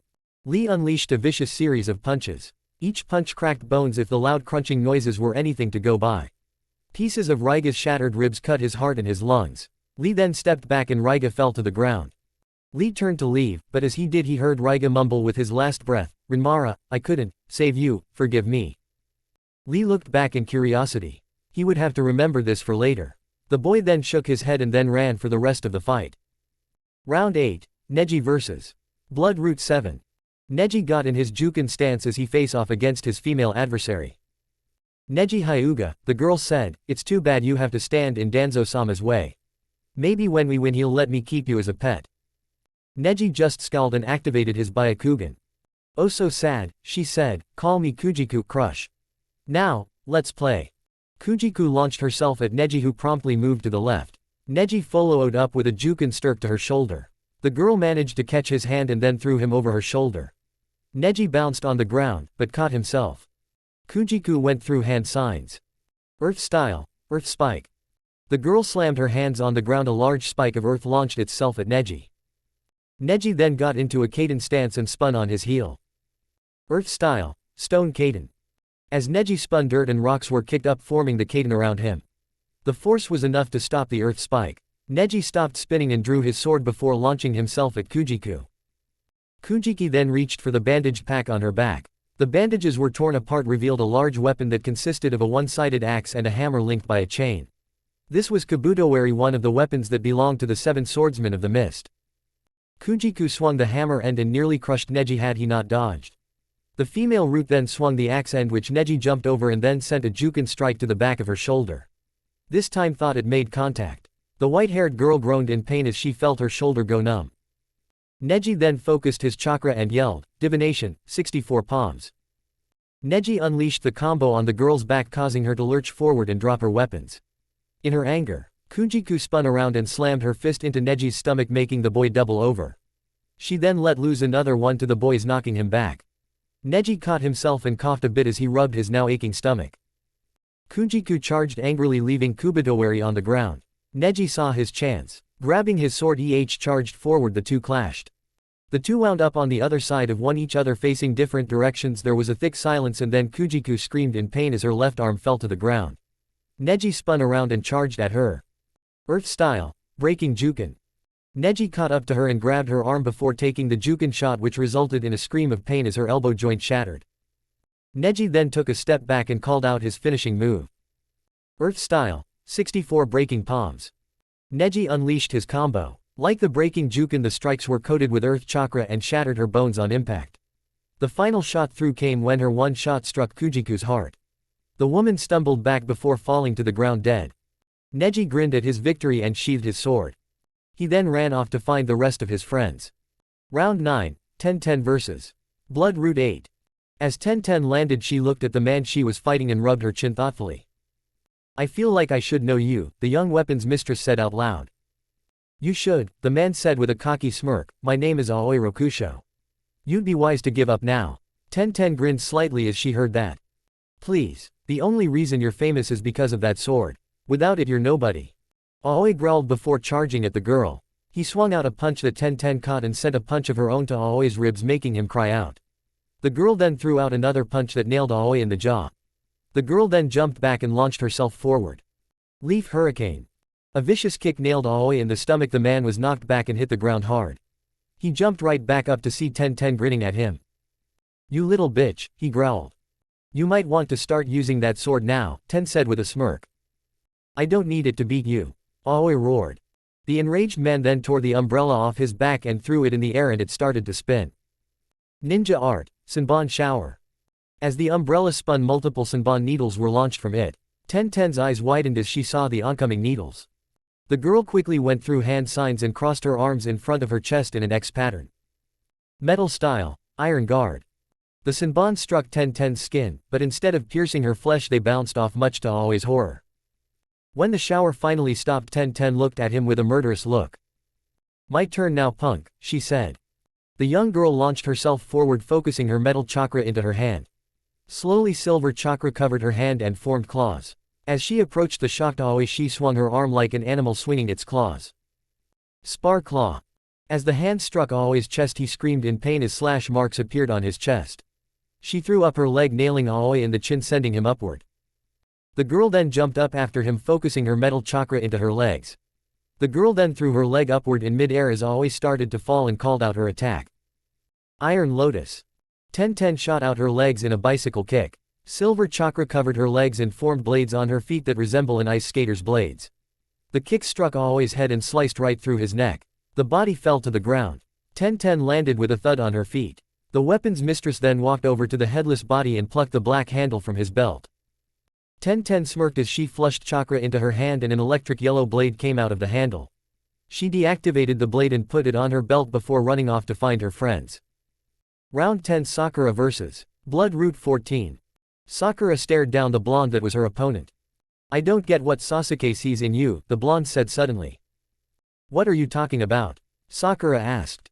The girl smirked and said, I mean, you have pink hair. I really don't think that's very appealing to anyone. Oh well, I guess you'll see what a loser you are when I beat you. Sakura glared at the blonde as she took out her bow and changed it to nunchaku form. The blonde just took out her whip and said, you know, Kyogi Vanity Uchiha does have a nice ring to it. Sakura had enough and charged at the blonde. Kyogi simply took out her whip and cracked it. Sakura swung her nunchaku at Kyogi, who dodged to the left and swung out her whip. Sakura held up her arm, making the whip wrap around her forearm. The girl grimaced at the feeling, but shook it off and pulled on it with all her strength. Kyogi was ripped from her spot and was sent flying into Sakura's fist. Kyogi hit the ground rolling. Sakura looked at her opponent, who was rising from the ground. Kyogi's face now sported a large bruise and her outfit was all covered in dirt. Kyogi put a hand to her face and felt the large lump and looked down at her outfit. Killing intent filled the air as she glared murderously at Sakura. You ruined my face, she yelled, and this is my favorite outfit. I'm gonna tear you apart, you pink-haired freak. The blonde charged at Sakura, swinging her fists. Sakura backpedaled to avoid the fists of not-so-divine wrath. Sakura caught one fist, but got punched in the stomach with the other. Kyogi then lifted the pink-haired girl up and then threw her into a wall. Now, Kyogi snarled, I'm going to ruin your face like you ruined mine. The blonde cracked her whip before bringing it up. If she hadn't been so blinded by anger, she would have noticed Sakura pushing her weapon back into its bow form. Just as Kyogi was about to bring down her whip, Sakura swung out her bow and struck the blonde's knees. Kyogi screamed out in pain as a loud crack echoed out into the air. The blonde fell to her knees, her broken knees. Kyogi looked up at Sakura with puppy dog eyes. Mercy. Sakura merely scowled. The blonde was then picked up and sent flying by Sakura's boot to her chin. The pinkett then pulled out her bow and focused chakra into the fire kanji and the wind kanji. Phoenix arrow. A huge blast of fire shot out as Sakura let go of the string. The flames took the form of a large phoenix that screeched and exploded when it hit Kyogi. The blonde screamed in pain as her flesh was melted from the blaze. Ashes rained all around Sakura, who grinned as she hefted her bow onto her shoulder. The pinkett then shot off to go fight off more enemies. Round 8, Sasuke vs. Blood Route 13. Sasuke landed with his sword drawn at the pale boy he was fighting. Before you die, the boy said with no emotion in his voice, I am called Sai. Know it well, for it is the name of your killer Uchiha. The boy drew his tanto and charged at Sasuke. The young Uchiha tore out his katana and blocked the strike. Sai shot out a fist to try and knock Sasuke away, but the Uchiha blocked it and brought a knee up into Sai's gut. The two then jumped away from each other and Sai ripped out a sketch pad. Using his pen he seemed to start drawing something, much to Sasuke's curiosity. The boy then stopped after a few seconds and said, Super Beast imitation picture. As soon as Sai's pen left the page, 3 lions and a tiger made completely out of ink burst from the page and stood in front of Sasuke snarling. Oh boy, Sasuke said. The lions all charged. Sasuke focused fire chakra into his sword, setting the sword ablaze. He swung his weapons and the first lion fell to the ground in a splatter of ink.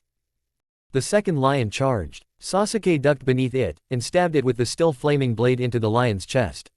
The animal splattered all over him. The final lion pounced. Sasuke leapt over it and sliced right through its shoulder blades, effectively making it splatter. Your technique isn't that effective, Sasuke said. That's what you think, duck butt, Sai said, ink flush. The ink that was on Sasuke's body suddenly turned into snakes. The ink sankes then wrapped around Sasuke's body and held him tight. Sai gave an obviously fake smile and charged, drawing his tanto. Just as the pale boy was about to slice Sasuke's chest open, the young Uchiha burst into flames. Sai backed up due to the heat. The ground beneath Sai cracked. Sai gasped and jumped up as Sasuke burst from the ground. Sai quickly went through hand signs. Ink mist. Ink quickly covered Sai, forming a smoke screen. Sasuke swung his sword and cut through the cloud, but not Sai. Sasuke landed on the ground and looked around for his enemy. Sasuke activated his Sharingan to find him. At that moment Sai came out of a swirl of ink behind Sasuke and charged. Sasuke spun on his heel, focusing lightning chakra into his sword, causing a few volts of electricity to go through it. The electrified blade collided with Sai's tanto, sending an electric shock through the black-haired boy's body.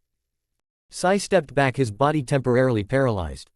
Sasuke took advantage of the moment and stabbed his sword into Sai's shoulder and into the wall, pinning him there. Sasuke jumped back and went through his hand signs. The boy held out his hand and lightning started to collect in his hand. Then in the center of the lightning a small red flame ignited and spread until the flames covered the lightning. Sai rose his head as the sound of crackling fire hit his ears. He saw the technique and for the first time in his life the boy felt emotion. So this is fear, the boy thought.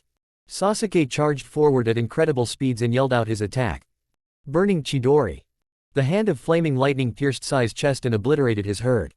The boy slumped over with blood coming out of his mouth. Sasuke pulled his arm from the boy's chest and shook it to shake off some of the blood. Sasuke shook his head and then ran off to take more root members. Final round, Naruto vs. Danzo, crowd going wild in background. Naruto growled as he gripped both of his swords, Hunter's Touch and Heaven's Dove, in his hands as Danzo reached around with his good arm to take out a sword of his own. I'll give you this one chance, Danzo, Naruto growled, give up. Danzo chuckled and said, I don't think so, boy. Now prepare to die.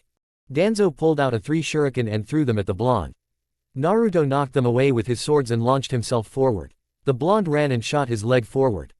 Mutton shot. Danzo dodged to the side of the technique and brought his sword down on Naruto's head. As the blade was about to strike there was a puff of smoke and in Naruto's place was a large log. Naruto jumped down from his hiding place and brought both of his swords down with him. Double slash, tower climb return.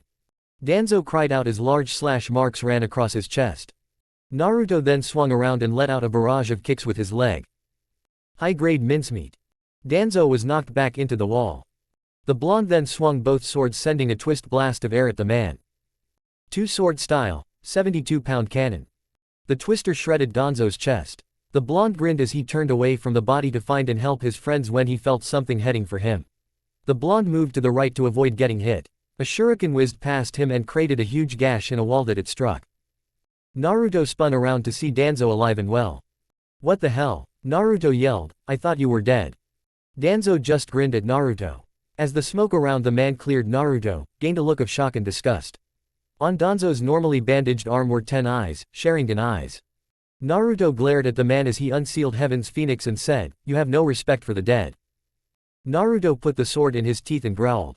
Danzo drew his sword and cut his thumb. The man then slammed his hand on the ground. Summoning Jutsu, Baku. In a large blast of smoke appeared a bizarre-looking creature. It was elephant-like in shape. It had a dark orange body, tiger-like limbs, and bandages around its head. Danzo jumped on its back and went through hand signs and the monster inhaled, sucking Naruto with it. Wind style, vacuum serial waves. Wave of wind shot forward. Naruto cried out as the blades sliced his skin. Naruto slammed his feet into the ground as well as his swords into the ground to hold himself in place. Naruto dropped the sword in his mouth and blurred through hand signs. Fire style, great fire blast. Naruto launched a plume of fire from his mouth. The vacuum increased the power of the flames. The Baku's eyes widened as it saw the massive flames were launched at it. The flames hit it and burned its body. Danzo was smart enough to jump off, barely dodging the flames. With the vacuum gone and Danzo vulnerable, Naruto grabbed all 3 swords and jumped in the air after the old war hawk. Naruto swung the swords in his hand horizontal across his chest and shoved his head forward, but also twisted the sword for some extra power. 3-sword style, Charm Demon Sleepless Night Demon Slash. As the attack made contact, steam generated from the swords, making the look like they were bending, and the image of a cloaked demon with red eyes appeared behind Naruto. Naruto hit the ground in a crouch, and spun around to see Danzo's mutilated body. The body then vanished and reappeared a few feet away from Naruto unharmed. Damn it! Naruto roared in anger, why won't he die? Danzo started going through hand signs. Wind style, vacuum great sphere. Danzo launched a huge sphere of wind from his mouth. Naruto dodged to the right to avoid the sphere. As Naruto dodged, he noticed something on Danzo's arm. 2 of the Sharingan eyes were closed. That's it, Naruto thought as he dodged a few more spheres. He has a technique that keeps him alive, but it costs him those eyes. He probably has one underneath those bandages on his eye too. I have to get rid of those fast or this is going to go on for way too long. Naruto charged, aiming for Danzo's arm with his swords. Sadly, Danzo blocked him and they stood at a standstill. Naruto got a glance over Danzo's shoulder and noticed something. A red-headed girl with green eyes. She pointed at Naruto, then at her eye. Then she pointed at herself and then at her arm. Realization HTI Naruto as he figured out she was helping him. Naruto then pushed Danzo away, crossed both the swords in his arms. Double slash, flash. As Naruto's swords clashed, there was bright flash of light. Danzo covered his eyes, temporarily blinded by the sudden flash. Naruto then started to spin around on leg. When he stopped, his leg was bright red and there was a sizzling sound. Naruto then charged and the red head came out of her hiding place. As the two jumped up and aimed themselves at Danzo, they called out their attacks. Devil leg, eye. Storm leg, severing cut.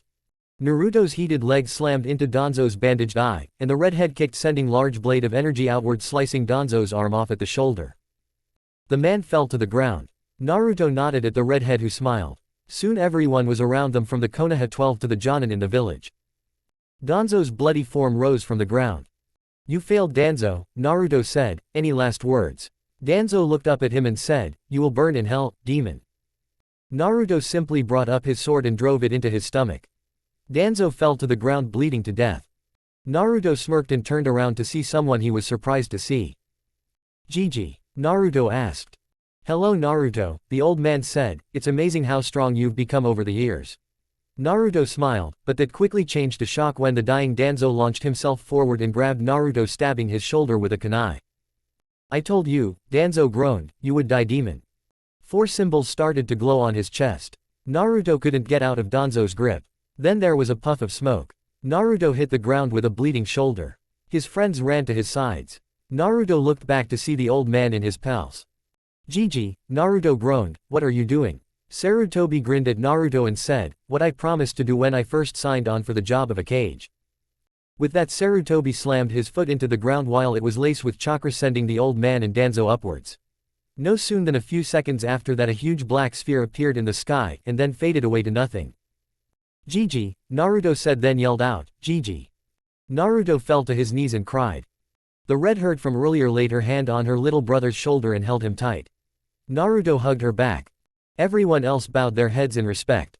Though it was a victor, it was still a dark day. Chapter 18. Aftermath of War. A light rain fell down like the heavens were crying.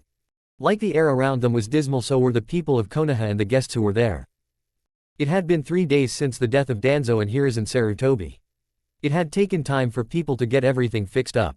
They didn't fix everything, but just enough to get back on their feet after a surprise attack from their own. Every ninja and civilian now stood at the graveyard. Since Sarutobi's body had been destroyed, they didn't have something to bury. Still, they held a large stone that read, "Hiruzen Sarutobi, Sandaime of the Leaf." Gone, but not forgotten. Everyone in the village was in attendance. Every civilian and ninja, even the foreign ones, laid down a flower at the headstone. As the funeral thinned out, Naruto stayed. He looked over the stone. He was quiet before he spoke. "You really were crazy, old man," Naruto said. "You always were there for me no matter what I did.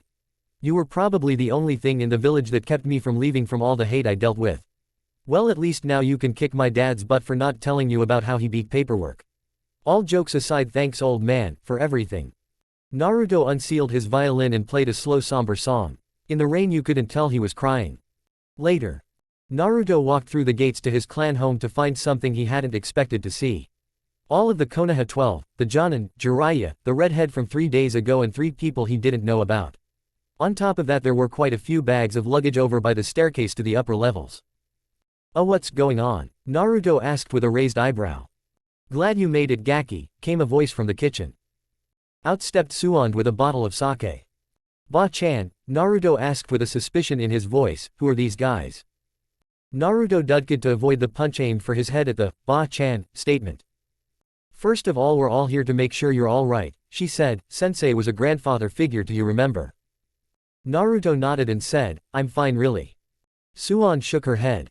"The other reason is because I need you and the others to help me out with something," the blonde cage said. "These 5 are seeking asylum in our village." Naruto turned to the 5 strangers and looked them over. There was a guy with orange hair, a tan guy with white hair, and a redhead with glasses. "Who are they exactly?" Naruto asked. "That's something I think would be better discussed in private," Tsunade said, giving a hint that a lot of people got. Soon all there were left in the room were the people Naruto didn't know, and Suand. "Now," Suand said, "now that we're in private we can start introductions."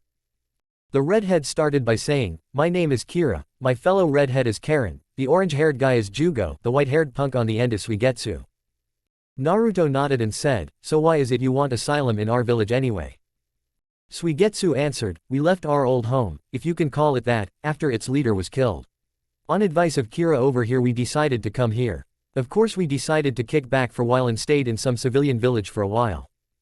Naruto got curious and asked, "What village were you from exactly?" The orange-haired guy answered, "Sound." All 3 present Konoha ninja gasped as they heard that. "You were with that psychopath Orochimaru?"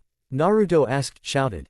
"Easy there," Karen said, "we left as soon as we heard he was dead. Besides, Kira here couldn't wait to see you." Naruto gained a suspicious look as he eyed Kira and asked, "Why would you be interested in me?" Kira smirked and said, "Oh, that hurts, you don't recognize your own sister."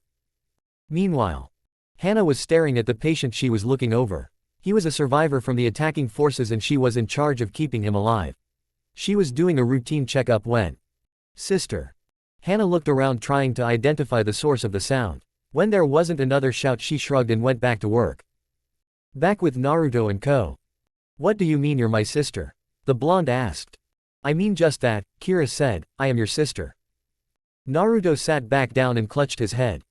"How do I know you're telling the truth?" Naruto asked. "How do I know you aren't some nut job from Sound trying to get in my good graces, and then try to stab me in the back?"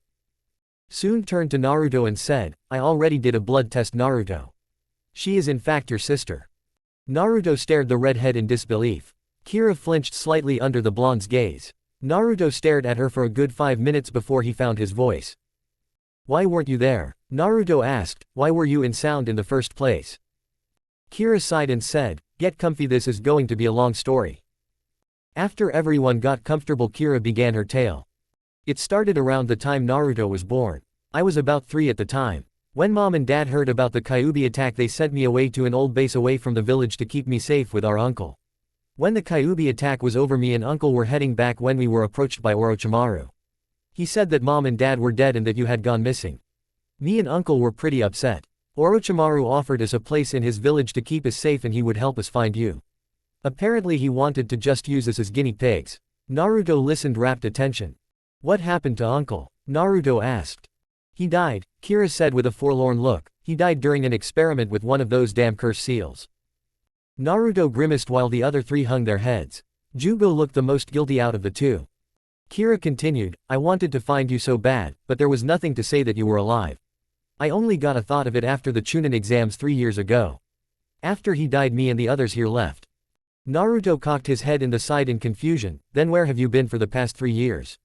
Karen answered, training. We wanted to get stronger. Since Orochimaru didn't really train us in anything, we decided to go with some old fighting style and jutsu we picked up from Orochimaru's base before heading out.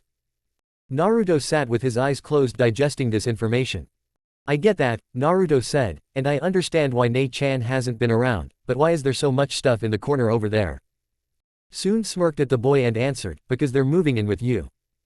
Naruto looked at her with a raised eyebrow. Kid, Jiraiya said, they are going to need a place to stay.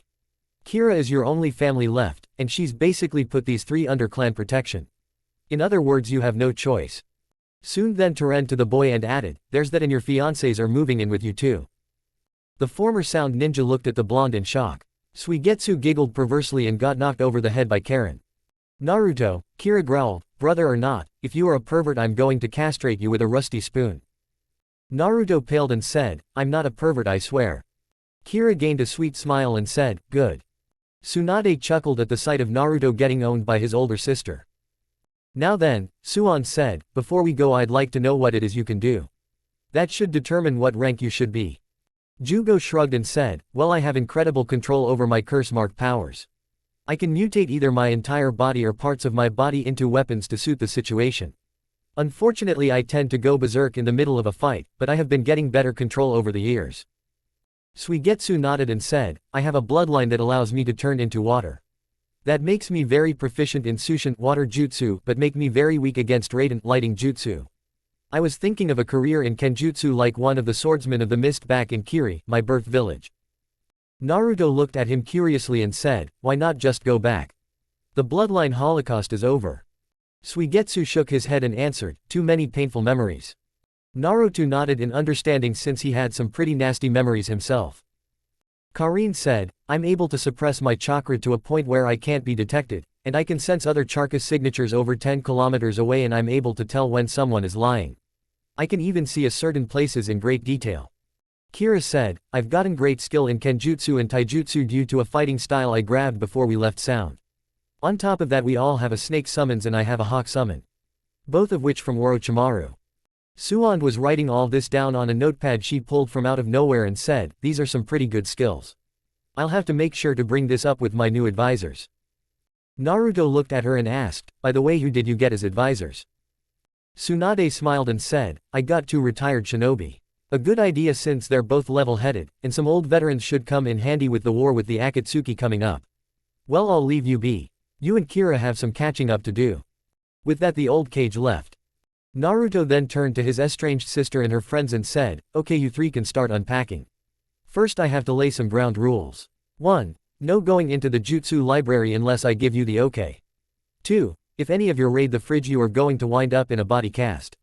3. Stay out of my trophy room. Naruto turned to his sister and said, come on ISS. I know a place we should be able to catch up. A few minutes later Ikiruka. Iyame and Kyuki stared in amazement at the sight before them. Naruto had walked in with a girl he said was his sister. Then the next thing both cooks knew there was a mountain of ramen bowls. Where does it all go? Iyame thought. At this rate I'll be able to retire early. Yes, thought Kyuki. Between mouthfuls Naruto told Kira about his life, even the tragic stuff. Kira was upset and was on the verge of using a few civilians as target practice. Luckily she was happy to see that others had treated him well. She was especially glad that Naruto had gained friends, and that she was able to stop Sasuke from going crazy for power out of jealousy. So sis, Naruto said, did Orochimaru actually give you one of those Kira shook her head and said, no. I think he might have wanted to use me as leverage or something in the future. Naruto nodded. The blonde then reached into his pocket and pulled out his wallet, which was shaped like a frog, and paid the bill for their meal. After seeing the money, Kyuki's eyes turned to Ryo signs. As they left, Ayame stopped Kira and said, listen here. If you were just trying to get at Naruto. Ayame rolled up her sleeve to reveal an Anbu tattoo. Kira gulped. She may have been strong, but she wasn't Anbu level. Not yet anyway. Kira nodded as she saw the sign. As they left, Kyuki looked at his daughter. You know, he said, I'm still surprised that you quit Anbu to work with me in the stand, sweetie. Ayame looked at her grandfather and said, Dad, you know I wouldn't be able to protect you from some of those protection scam artists if I was in Anbu. Plus let's face it, I don't trust you with money, seeing as you almost always had these get-rich-quick schemes before Mom died. Kyuki groaned and said, you'll never let me live that part of my life down, will you? Ayame grinned. At the Hokage Tower. Tsunade sat at her desk filing through paperwork. Actually, she was sleeping on the couch while two shadow clones did paperwork. Sarutobi told the secret before he died. Just as the clones finished, Shizune walked in through the door. The brunette shook her head as she saw her leader and her former teacher asleep on the couch. She walked over and promptly bopped her teacher over the head, waking her up. Suan-sama, the woman said, we just finished raiding through Danzo's hidden base. Tsunade rose from her sleeping position, rubbing her head, and asked, and? Shizune frowned and said, we found a child there. Suan's eyes widened and she asked, what? Shizune continued, the child we found was male, and apparently he has a bloodline we've dubbed the Bennigan Crimsonite due to the color it gives his eyes when active. Apparently Danzo was using him as a bargaining chip with one of his blood roots. Apparently he planned to kill the blood root after the war, and then use the boy as breeding material, so he could have an army of these bloodline users. Tsunade snarled, just when she thought that the old war hawk couldn't sink any lower. Take me to him, the bust cage said as she rose up from the couch. Later at the hospital. Suan and Shizune stepped into the room where the boy was staying. The boy was short and had short purple hair and white skin. His eyes were currently glowing red, meaning he was using the Bennigan. Who are you? The boy asked, what have you done with Raiga-senpai? Suan stepped up to the boy and answered. My name is Suan. This is my apprentice Shizune, the woman said, who are you? The boy's eyes topped glowing, revealing a brown color, and answered, my name is Rinmara. Where is Raiga-senpai? Suan sat down in the chair in front of the bed and said, Raiga's dead. He died in the fight with us. Rinmara hung his head. The bandaged man said that when the fight was over he would let us go, the boy said with sadness in his voice. Suan hung her head and said, he lied. Rinmara looked at her with a shocked gaze. When the battle was over he was going to kill Raiga, and then use you as a breeding stock so he could have an army of warriors with your bloodline. Rinmara felt his eyes sting as tears began to flow down his cheeks. I have no reason to live now, the boy said, shocking Tsunade and Shizune. What do you mean? Shizune asked. When I was born I had a weak body, Rinmara explained. I was fortunate enough to have the farmers from the village bring me food. I had to stay inside, and I was naturally curious about the outside world. I used my powers to see outside the shack I stayed in. One day I noticed a man had cut his leg with my powers. When I mentioned it he realized I was strange. After that they stopped feeding me. Eventually Raiga-senpai came. Instead of killing me he put me in a pod and carried me with him. I saw the outside world, and I gained a friend. With him gone, I don't know what to do. Suan scowled at the part where the farmers stopped taking care of him because of their fear. Shizune was in tears over the boy's sad tale. So what are you going to do with me? The boy asked. Suan looked at him and said, first, we're going to get you strong enough to walk on your own. After that it's up to you. Rinmara looked at her with a look of surprise and then smiled happily. At that moment there was a knock on the door. A moment later Hana Inuzuka came in. I was told you were here, Tsunade-sama, the Inuzuka said. Rinmara took one look at the woman and, even though he didn't know why, blushed at her beauty. What is it, Hana? Shizune asked. The survivor you assigned me to is awake, the Inuzuka said. Suan nodded and followed the woman. Suan, Hana, and Shizune entered the room to see the patient. The patient was an albino male with pure white hair and dark eyes. He was hooked up to a great deal of machines. What's with all the machines? Shizune asked. He has a condition that is affecting his lungs, Hana answered. Apparently he's been taking a special medicine that has been suppressing the disease. Given that, I'm surprised to see him alive. Suan approached the albino and said, can you hear me in there? The albino turned his head and answered, I'm sick not deaf woman. Tsunade scoffed and said, who are you and why did you help Danzo? The man leveled a glare at her and said, my name is Kimimaro Kagaya. I fought alongside Danzo so that I could avenge my fallen master, Orochimaru. Suand raised an eyebrow and asked, you would follow a madman so blindly? Kimimaro's glare intensified and said, he was a genius. He saved me from being killed in Kiri years ago. Suand crossed her arms and shook her head. Orochimaru would have probably just thrown you away, Tsunade said, plus Danzo would have just used you to breed soldiers if you had some bloodline. Kimimaro just glared at the woman. He wouldn't have been able to, the man said, I would have died by the end of this revolt due to my disease. Suand looked at the Kagaya and said, listen, Danzo and Orochimaru are dead. If you want somewhere to stay then you might as well stay here. We could always use a new Jonin here and there. Kimimaro just turned away and looked out the window. If you want I can cure that disease of yours, Tsunade said, getting the albino's attention. Orochimaru said my disease was incurable, Kimimaro said with an angry look. Well, Suand said with a smirk, he wasn't a well-accomplished healer. Besides my guess is that your problem is that curse mark. Kimimaro looked at her confused. The curse marks were never complete, Tsunade explained, there were always side effects. Your mark is probably what caused your disease. You were dying the minute you had it put on you. Kimimaro was quiet as he heard that. Had Orochimaru known that, had he sentenced him to death from the very beginning. The machines here should keep you alive for another 2 days, Suand said, I suggest you come up with your answer soon. With that the 3 doctors left leaving a thinking man behind. Later at the Namikaze household. Suigetsu, Jugo, and Kari all stared in shock. In front of Naruto and Kira were a large number of plates.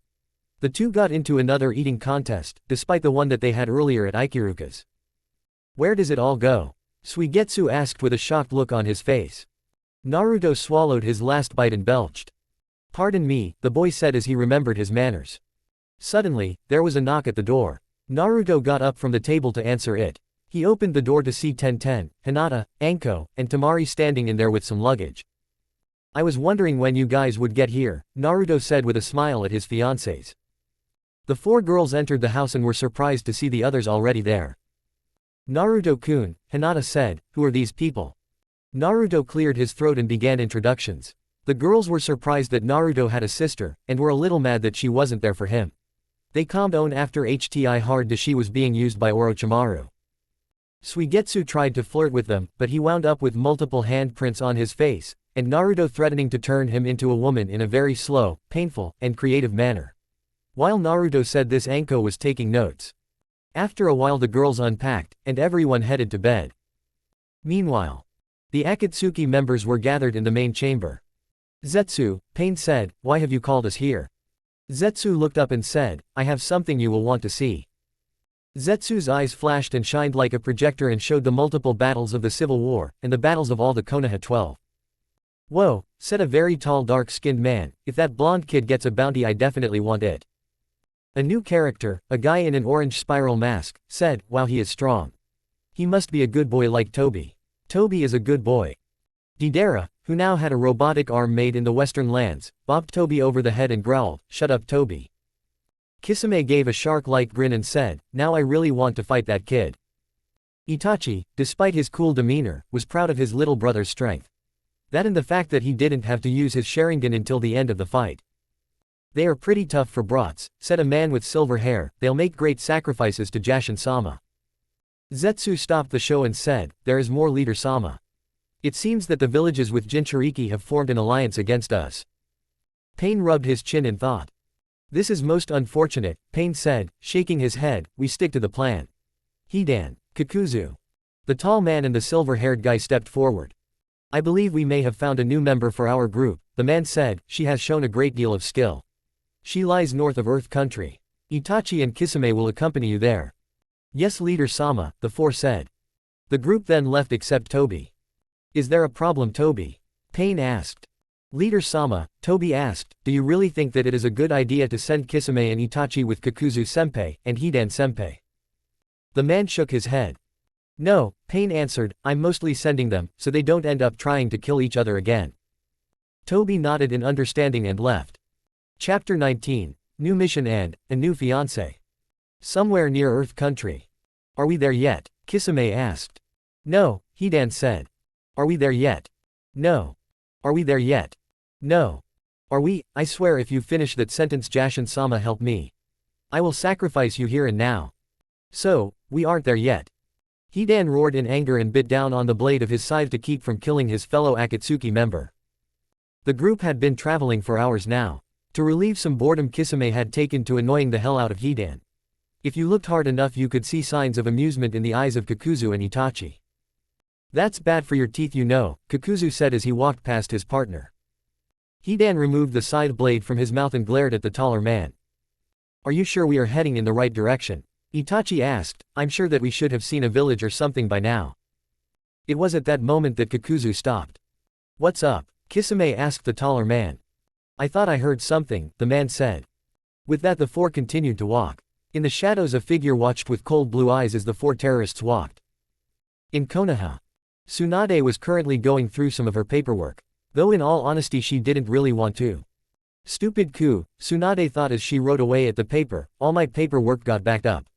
I swear if it was possible I would travel back in time and convince Kami not to create this stupid thing. In her mind a chibi Tsunade whipped out a flamethrower and burned all of the papers to ash. At that moment she heard a something tapping against her glass. The blonde turned around to see a messenger bird. The cage reached out and the bird fluttered in and landed on her desk. Tsunade gently removed the letter tied to the bird's leg. Just as she was about to open it Jiraiya burst into the room. Tsunade Heim, Jiraiya panted, Akatsuki is on the move. Suand laid down the letter on her desk and the messenger bird flew away. What are they up to? Suand asked. According to my spy, Jiraiya said, they are heading northwest for one of the western lands. From what I understand they are trying to recruit somebody. Tsunade's brow furrowed and said, get Kakashi's team in here as well as Kira, Karen, Suigetsu, Jirobe. And bring in Tenzo while you're at it. The old sage nodded before rushing off to do as he was told. A few minutes later. All the people called for plus an ANBU that had a cat-like mask covered in red and green markings. I'm glad you all made it so quickly, Suan said, we just received word that the Akatsuki are on the move towards the western lands. Naruto rose an eyebrow and said, what are they doing over there? Suan answered, apparently they are trying to recruit a new members. The man in the cat mask said, we are not about to let that happen. Tsunade grinned and said, I hoped you would say that. I'm sending in Team Kakashi with backup from you 5 points at Kira and her group. I'm also sending Tenzo here to keep an eye on you. The slightest hint of betrayal and you are dead.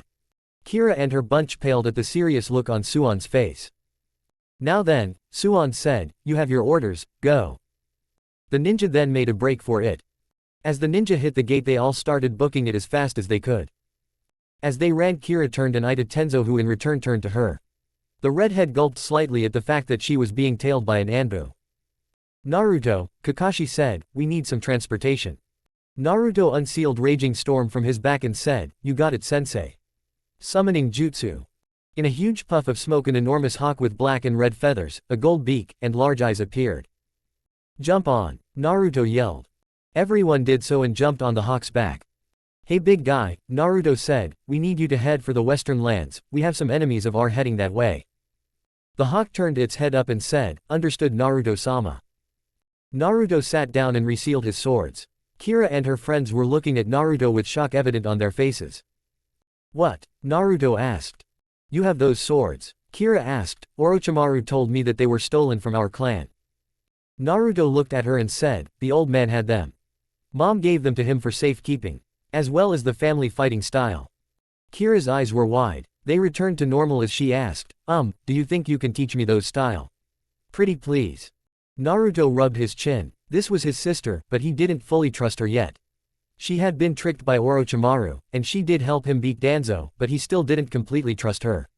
After being betrayed by people he called friends in the past he had become wary. I'll think about it, Naruto said. Kira hung her head. She had a feeling that he would say that. Karen put a comforting hand on her shoulder. A few hours later, with the Akatsuki.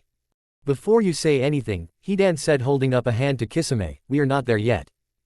Kisame grunted in frustration. Over the past few hours Hidan had grown to predict when he was going to ask, are we there yet? He would have tired it with Itachi or Kakuzu, but he didn't want to be trapped in some horrible genjutsu or get his heart ripped out respectively. It was at that moment that the four saw a village in the distance. About damn time, Hidan grumbled, I can hear Jashin-sama asking for his sacrifices. Kakuzu rolled his eyes at his partner's statement. With that the four made their way to the village. As they made their way to the village they found that it was completely empty. There were no signs of life anywhere. Either the village had been the victim of a raid and its people had been taken away, or it had just been abandoned by all the people looking for a new place to live. Hold on, Kisame said as he and his fellow Akatsuki members entered the village. What is it? Itachi asked. Kisame sniffed the air. A part of his bloodline enhanced his sense of smell. Right now he could smell something, chakra. He smelled smoke and ash with it along with metal, and a bit of lightning chakra. He could feel Samahata reacting to it. We are not alone, the man said. At that moment a mix of red and blue fire shot out of a nearby store. The four S-class criminals dodged to the right to avoid the deadly attack. Just as soon as they dodged, a barrage of knives came out of nowhere and almost impaled them. Most of them, but Hidan took a few into the shoulder. Who's there? Itachi said with a little bit of anger in his usually monotone voice. Wow, a female voice giggled, he sounds just like Yumai. At that moment 3 girls and a man appeared before them. The first girl had amber eyes and black hair pulled up into a tail with a red band allowing 2 long locks to frame her face. She wore a black armor top with a red collar and a gold trim. Her pants were black and she had unpointed shoes. Her eyes showed a deep suspicion and barely any emotion at all. The second girl was a little taller than the first one. She had pale skin and black hair with bangs in front of her face and toe buns on her head. She also had some of it flowing down past her shoulders. She wore mostly red robes that were long and left a lot to the imagination. She also had a bored look on her face. The last girl also had pale skin, a red shirt. She also had on pink pants and a pair of sandals. She had long brown hair that was tied up in a long braided ponytail. Unlike the other 2, she had a happy air about her and she had a small smile plastered on her face. The male of the group, who was undoubtedly the leader, was the oldest, about 24, and was a little creepy.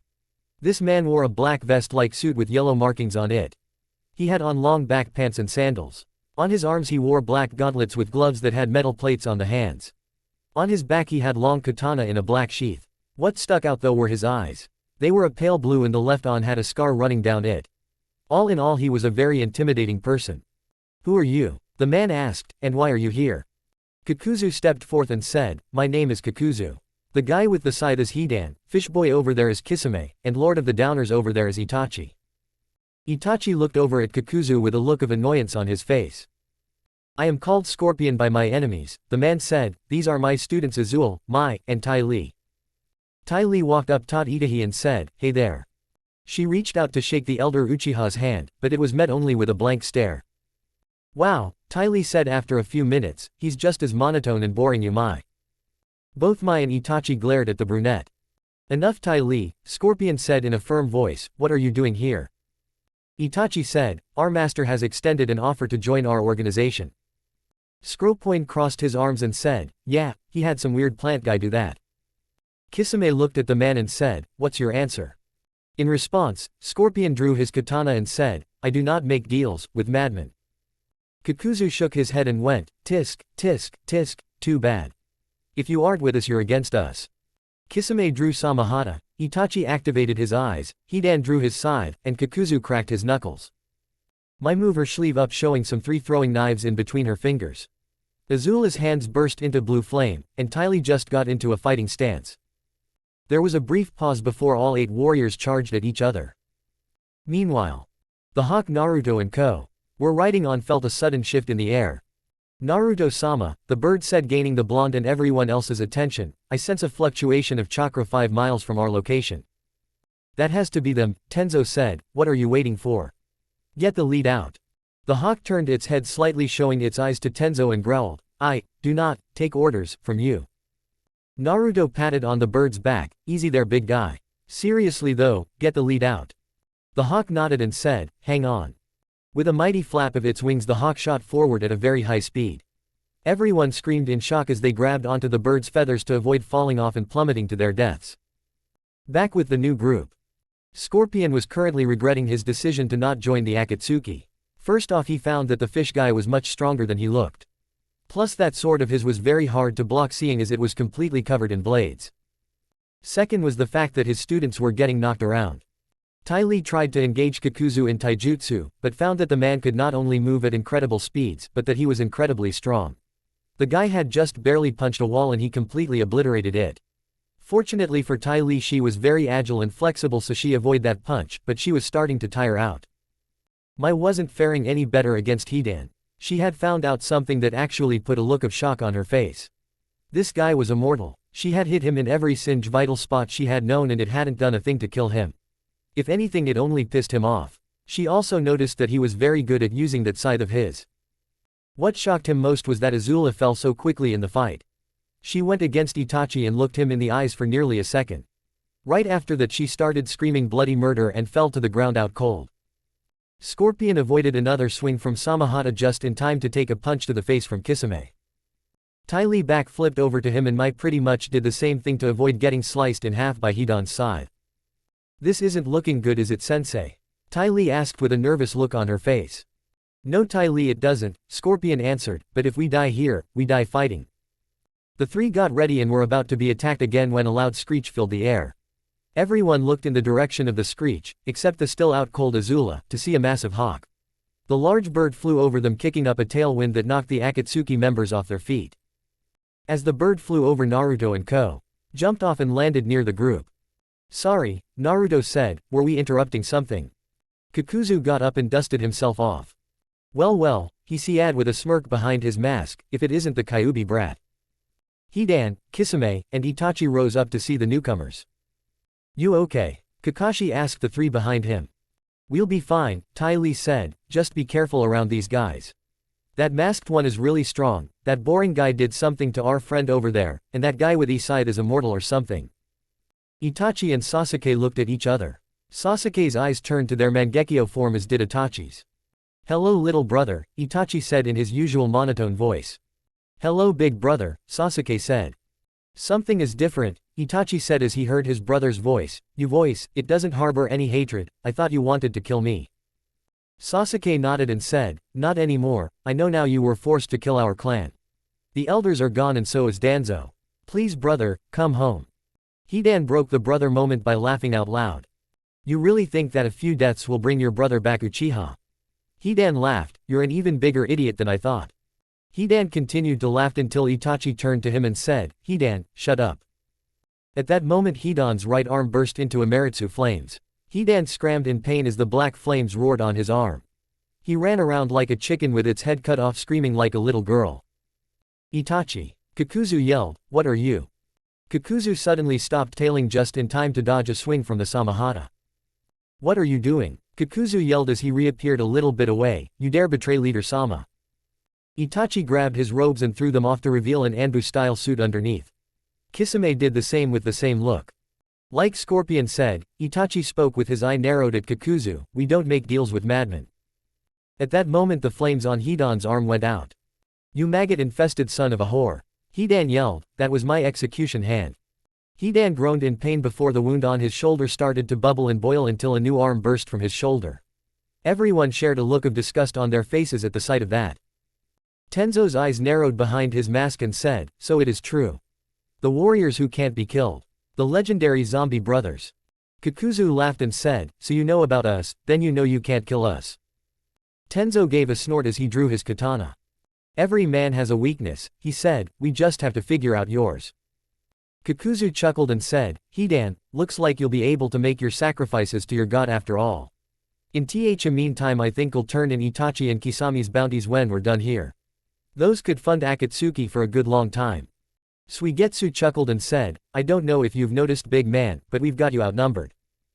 Kikuzu's eyes showed a bit of merriment, "Do you?" Kikuzu suddenly groaned in pain and hunched over. To the shock and disgust of everyone, the back of his cloak started to extend and there was the sound of ripping flesh. Soon the back of his cloak was torn to shreds and a whole lot of threads were coming out of his back. The threads all joined together to with 5 different masks that came out with them. One had the mask of a demonic creature with a beak that walked on 2 legs. The second took the form of a demonic-looking tiger. The third took the form of a deformed-looking creature with 2 legs. The final one resembled a 4-legged creature with wings. Each creature looked at the group and snarled. "Suigetsu," Sakura said, "if we get out of this, I'm going to pound you into the dirt." Hidan cracked his neck and hefted his scythe. "Can we get on with this already?" The silver-haired man said, I really want to sacrifice these little punks. Especially Itachi for what he did to my arm. Naruto chuckled as he unsealed Heaven's Phoenix, Heaven's Dove, and Hunter's Touch. You guys stay back, Naruto said to the people recovering from the fight, this is gonna get messy. With that the Konoha nin and Rouge ninjas charged at each other. Chapter 20, the zombie brothers fight for their lives. Hidan began the conflict by swinging his tri-bladed scythe and nearly tore off Naruto's arm. The blonde swordsman jumped upwards to avoid the crimson blade. The blonde started to spin in mid-air and came spinning like a saw blade and brought his heel down on Hidan's shoulder yelling, crush. Hidan cried out as he felt his bones break under the force of the kick. Sakura ran up going through hand signs. Sakura drew back her arm as a green glow of chakra focused and flowed around it. She unleashed a vicious right hook yelling, jaw buster. The Pinket's fist shattered most of Hidan's jaw making the silver-haired Reaper reel and clutch his broken face. Sasuke came up next going through hand signs of his own. He took a deep breath and yelled, fire style, firebomb blast. The duck-haired boy unleashed a few blasts of fireballs. When they made contact with Hidan's body they exploded with the force of a paper bomb. The man's right arm and leg were now severed and charred. Kakashi then ran up with lightning chakra around his hand. He shoved his arm forward and called out, Chidori. The attack pierced Hidan's chest before throwing him away and then kicking the silver-haired man in the face. Itachi jumped up and unleashed a vicious combo that shattered a few bones and then unleashed a roundhouse kick to the undamaged side of Hidan's face. Hidan's body hit the ground hard and rolled before stopping. That did it, Naruto said with a smirk. The blonde's statement was then proved false as the burns on the body healed, the hole in his chest closed up, the bones that were broken shifted back into place, and the cut-off limbs started to bubble and 2 new limbs burst from the stumps. Okay, I have to admit that was gross, Naruto said. Hidan laughed maniacally and said, do you like it? This is the power granted to me by Jashin-sama. Now then, let's continue this fight. I'll make it more fun when I send you to Jashin-sama. Meanwhile with Kakuzu and Kira's team. Kakuzu threw out a right hook that Kira jumped to the right to avoid. The punch that formed a large crater in the wall that shattered under the force. Tenzo came up next to them and started throwing kunai. The blades pierced Kakuzu's side making him cry out in pain. You punk! The man yelled as he turned towards Tenzo. The Anbu member quickly weaved together some hand signs and called out, wood style, for pillar prison. A huge cage made completely out of timber burst from the ground. Kakuzu was ensnared in wood. The masked man laughed and said, is this all you can do? The man then unleashed a vicious combo of punches that destroyed the wooden bars around him. Kira drew out one of the swords on her back and whispered, shave, razor. In an instant she vanished and a zigzag line of dust appeared in the ground. Seconds later Kakuzu cried out in pain as he felt the steel blade slice across his back tearing through his heart. With the man dead Kira and Tenzo turned to help Jirobo, Karen, and Suigetsu who were fighting off the monsters that Kakuzu had brought out. Jirobo jump dodged to the right to avoid a blast of pressurized balls of air that the one with wings fired. Suigetsu was bobbing and weaving bolts of lightning fired from the deformed biped was shooting. Karen was avoiding blasts of fireballs and earth spears that the other 2 monsters were shooting off. Tenzo went through hand signs and called out, wood style, wood spike. Tenzo slammed his fist into the ground and a huge spike made out of wood shot out of the ground. The beaked biped, the earth mask, avoided by jumping to the right. Round them up, Kira yelled. Jirobo got into a grappling match with the deformed biped before slamming his knee into its stomach.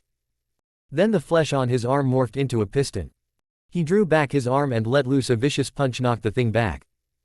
The beaked biped threw out a punch at Karen who dodged it and using her chakra control sent out a wave of chakra that made the lightning mask crack slightly and was knocked backwards slamming into the beaked biped. Suigetsu turned to water as the demonic tiger fired a jet of flame from its mouth. Steam filled the air as it struck his body. Then it flowed up and he materialized behind the tiger before he grappled with it and then threw it into the group. Kira ran up to the winged monster fired off a few blasts of pressurized air. Kira dodged to the right and called out, storm leg, line. The redhead then shot a beam of chakra from a kick she threw out. The blast hit the winged monster in the chest and knocked it back into the group of monsters. She then charged and jumped upwards and said, moon step. As she kicked downward she was launched farther up. When she got to a certain height before she said, storm leg, confusion. She then unleashed a barrage of kicks that sent multiple rays of energy downward. As the blasts made contact they exploded loudly forming craters. The smoke cleared revealing that the monsters were down. Okay, Kira said as she dusted herself off, let's go help the others. The group then sped off toward Naruto and his team's fight with Hidan. When they ran they didn't notice the beaked biped, the demonic tiger, and the winged creature rise out of the crater. The creatures ran toward the fallen Kakuzu only to be stopped by a twin jet of red and blue fire. The three creatures turned to see a recently awakened Azula, Ty Lee, Scorpion, and Mai standing at the ready. "Let's see how you little freaks fare without your master here," Scorpion said as he drew his sword. The creatures snarled and then charged. Back with Naruto. One sword style, lion song. Naruto charged forward and slashed his sword downward. Hidan cried in pain as the whiskered boy's sword tore through his shoulder. A new limb quickly grew back and then spun around before backhanding the boy away.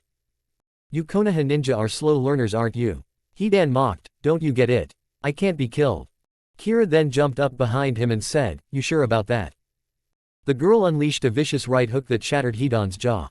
Jirobo came up next, slamming his fist into the side of the mad priest's face. Suigetsu came up, unleashed a volley of kicks that knocked the man backwards and of balance just in time for Karen to jump up and shoot him with a blast of pure chakra, burning his arm off. Hidan screamed in agony as his shoulder was destroyed. "You little brat!" the madman roared in anger. At that moment a huge chunk of a house was thrown at the fighting groups. Hidan jumped back to dodge the roof. Naruto jumped up and slammed his foot into the roof, shattering it to pieces. What came next shocked Kira and her group. Kakuzu stood where the large projectile had come from. "How?" Suigetsu yelled, "We killed you." Kakuzu chuckled and said, "You'll have to be stronger than that if you want to kill me." Kakuzu was about to jump down and join them when, "Get over here." A kunai tied to a rope shot out of nowhere and pierced Kakuzu's back. The man growled in annoyance and growled, "Aren't you dead yet?" Scorpion ran up and nailed Kakuzu in the face with a vicious right punch. Ty Lee came up and hit the man with a few well-placed shots to his arms. Mai ran up, unleashing a volley of knives. She was followed by Azula shooting a bolt of lightning from her left hand, shooting through the man's shoulder. Scorpion then knocked the man to the ground before running over to join the Konoha ninja. "You guys heal fast," Sakura observed. "You have to in these situations," Mai said. A low snarl came from Kakuzu as he flexed his arms.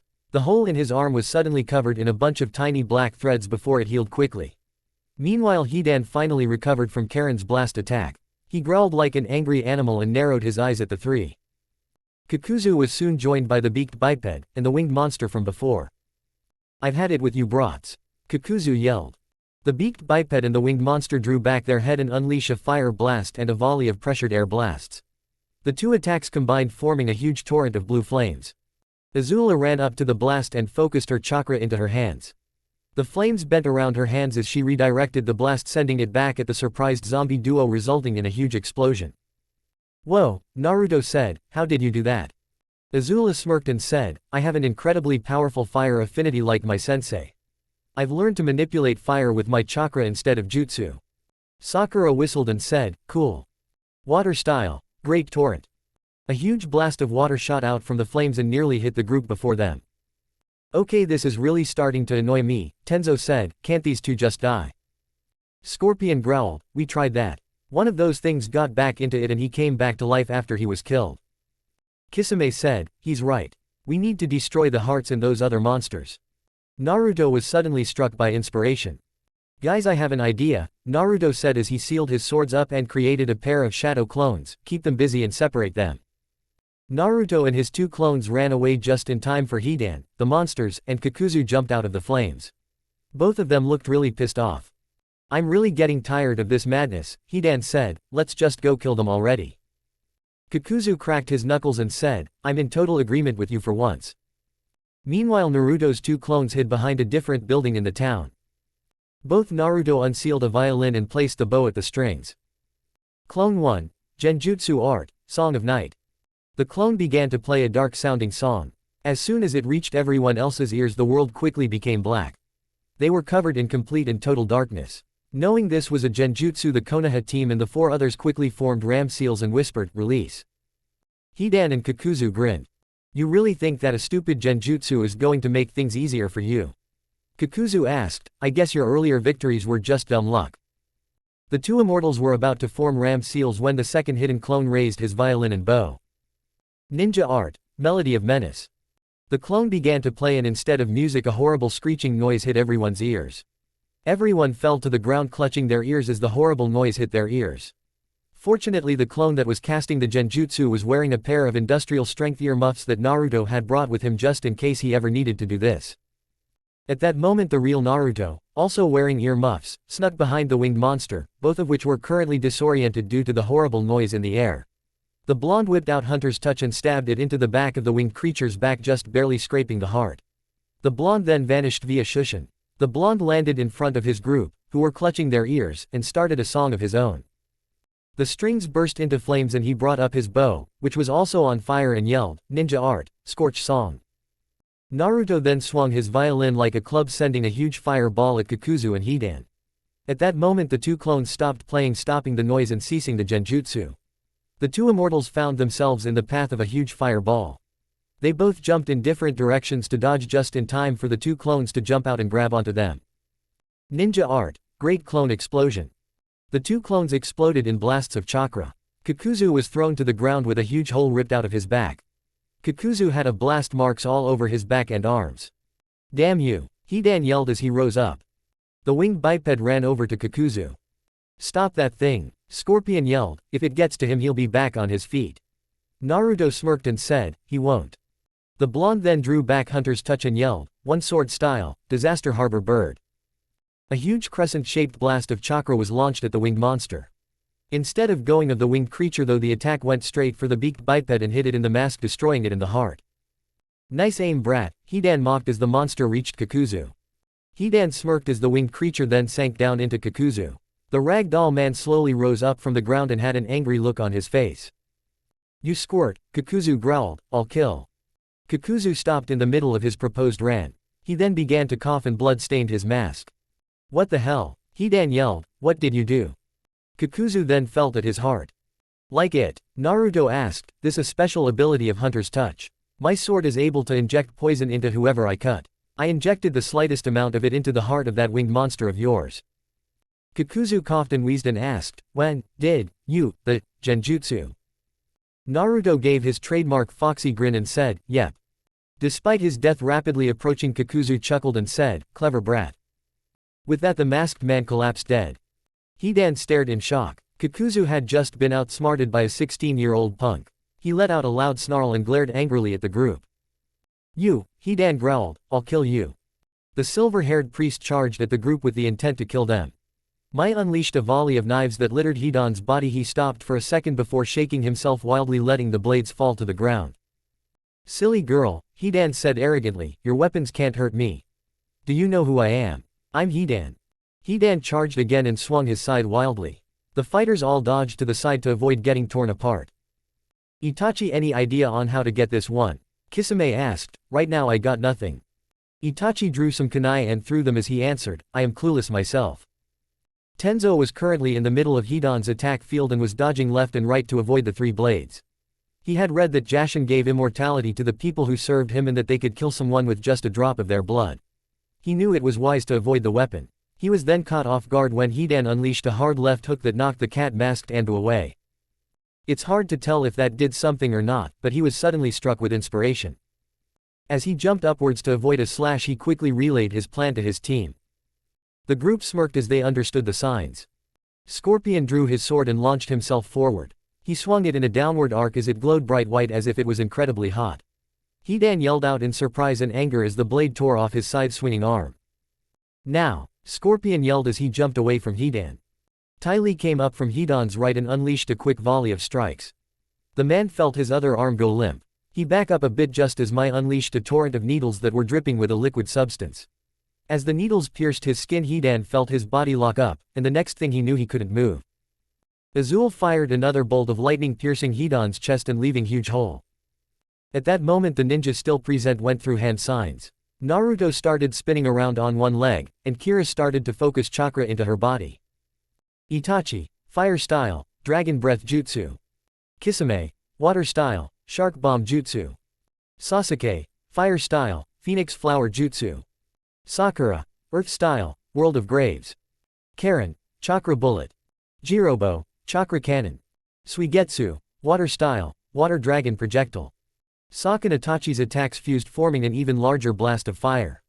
The same went with Kisame and Suigetsu's and Karen and Jirobo's attacks. The combined forces caused a huge explosion. On top of that, Sakura lifted up a huge chunk of earth and dropped it on Hidan's head. A few seconds later, Hidan burst from the rubble. The silver-haired priest was about to start ranting until he saw Naruto and Kira running up to him. Naruto's right leg was on fire and Kira looked pissed. Kira, iron mass, wheel. Naruto, devil leg, fried assortment. Kira stretched out her legs and flipped, slamming both her legs into Hidan's chest.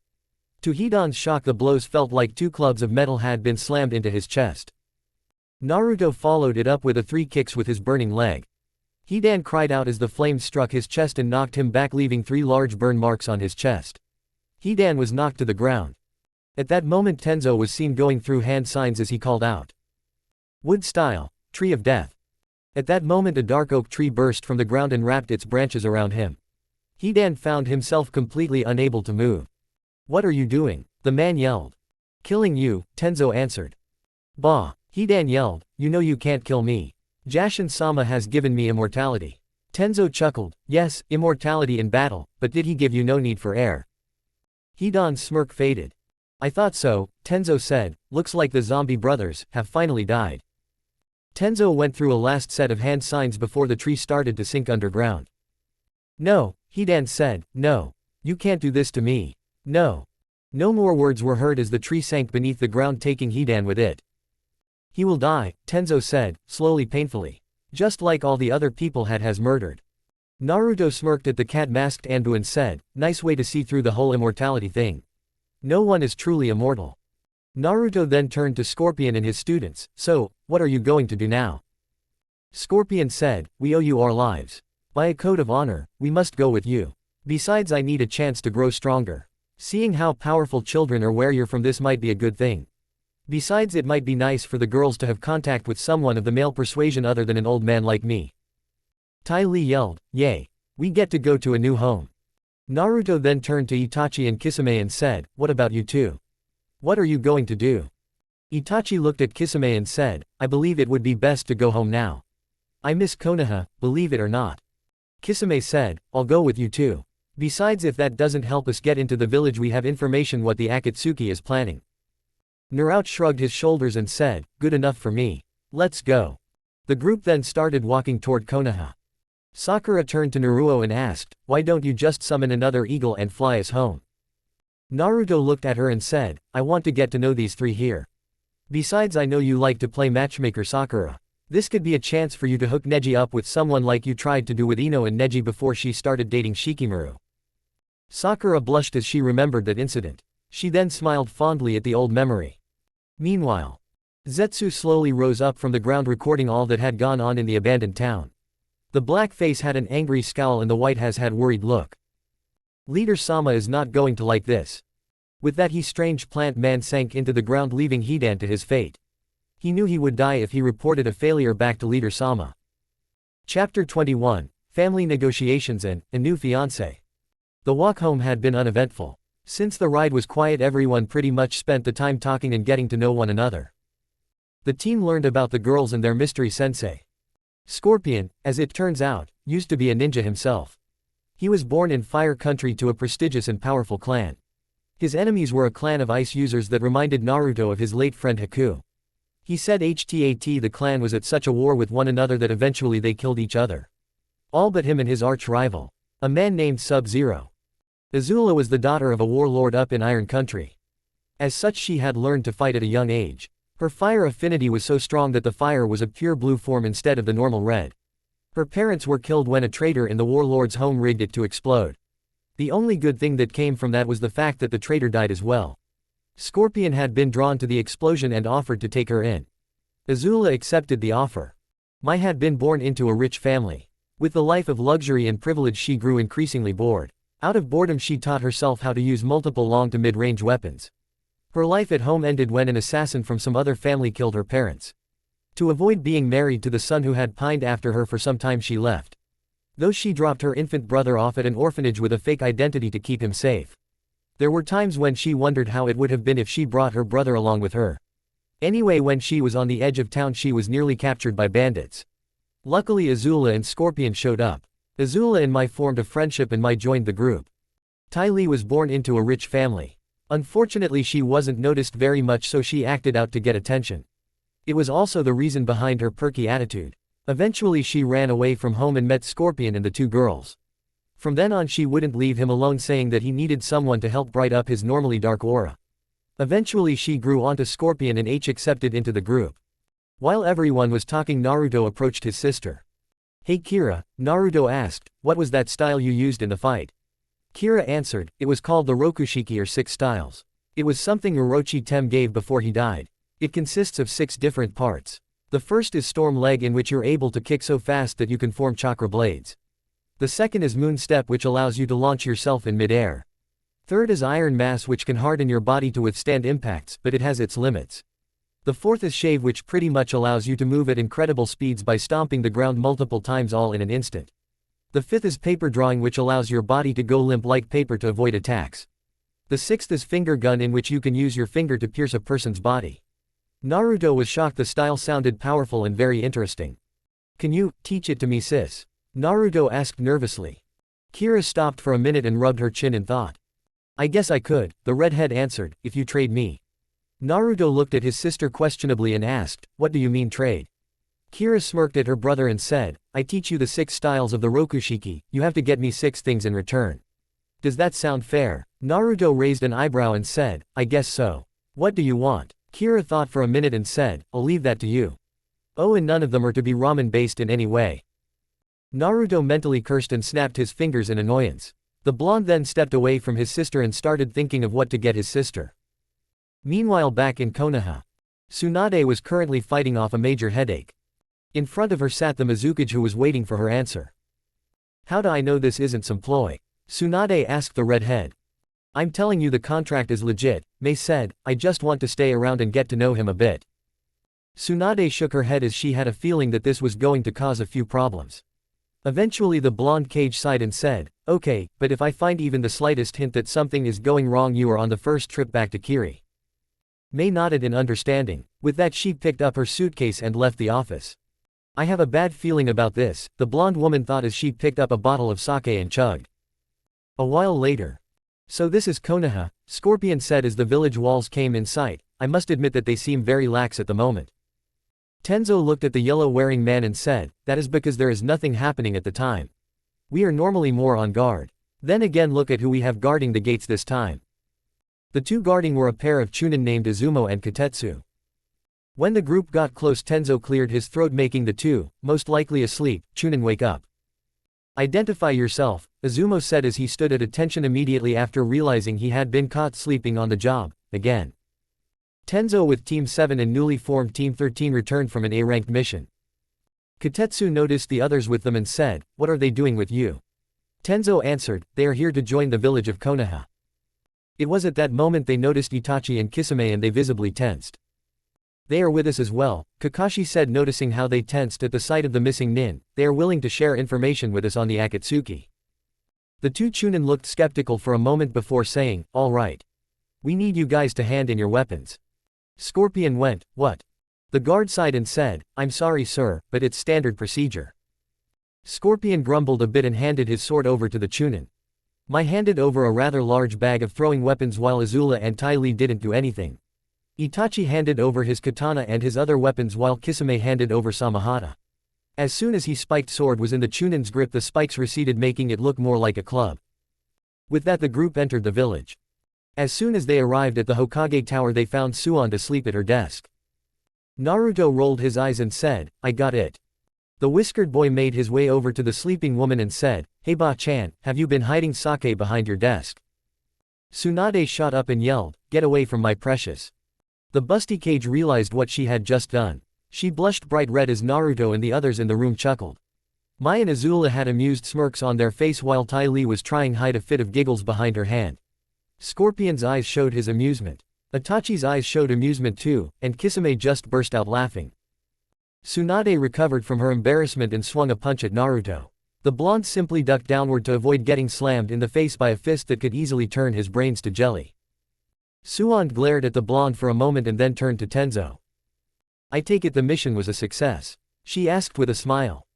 "The mission was a complete success," Tenzo said. "Two of the Akatsuki members are dead. Kisame and Itachi want to join the village for protection in exchange for the information they have on the Akatsuki, while these four want to join the village.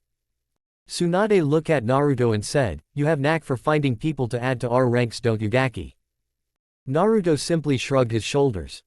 "Now then," Tsunade said, "who are you and what can you offer?" Scorpion answered, "My name is Scorpion. I can offer teachings in fire jutsu and swordsmanship. My students here each have their own skills. Tai Li is a taijutsu user and she knows the pressure points on the body like the back of her hand. Azula has an unnaturally high fire affinity, and Mai is a mid to long range specialist." Tsunade rubbed her chin and said, "You do seem to have some impressive skills. Just sign these papers and you'll be added to our ranks." Scorpion and the three girls filled out the paperwork. "Naruto," Tsunade said as she stamped the papers with her seal, "they will be staying at your place since your place is the only house in Konoha big enough. You seem to acquire new housemates every few weeks. Also, if one of them steps out of line, it's on your head." Naruto blanched and said, "How is that fair?" The blonde Kage answered, "Think of it as payment for all the times you've called me Ba-chan."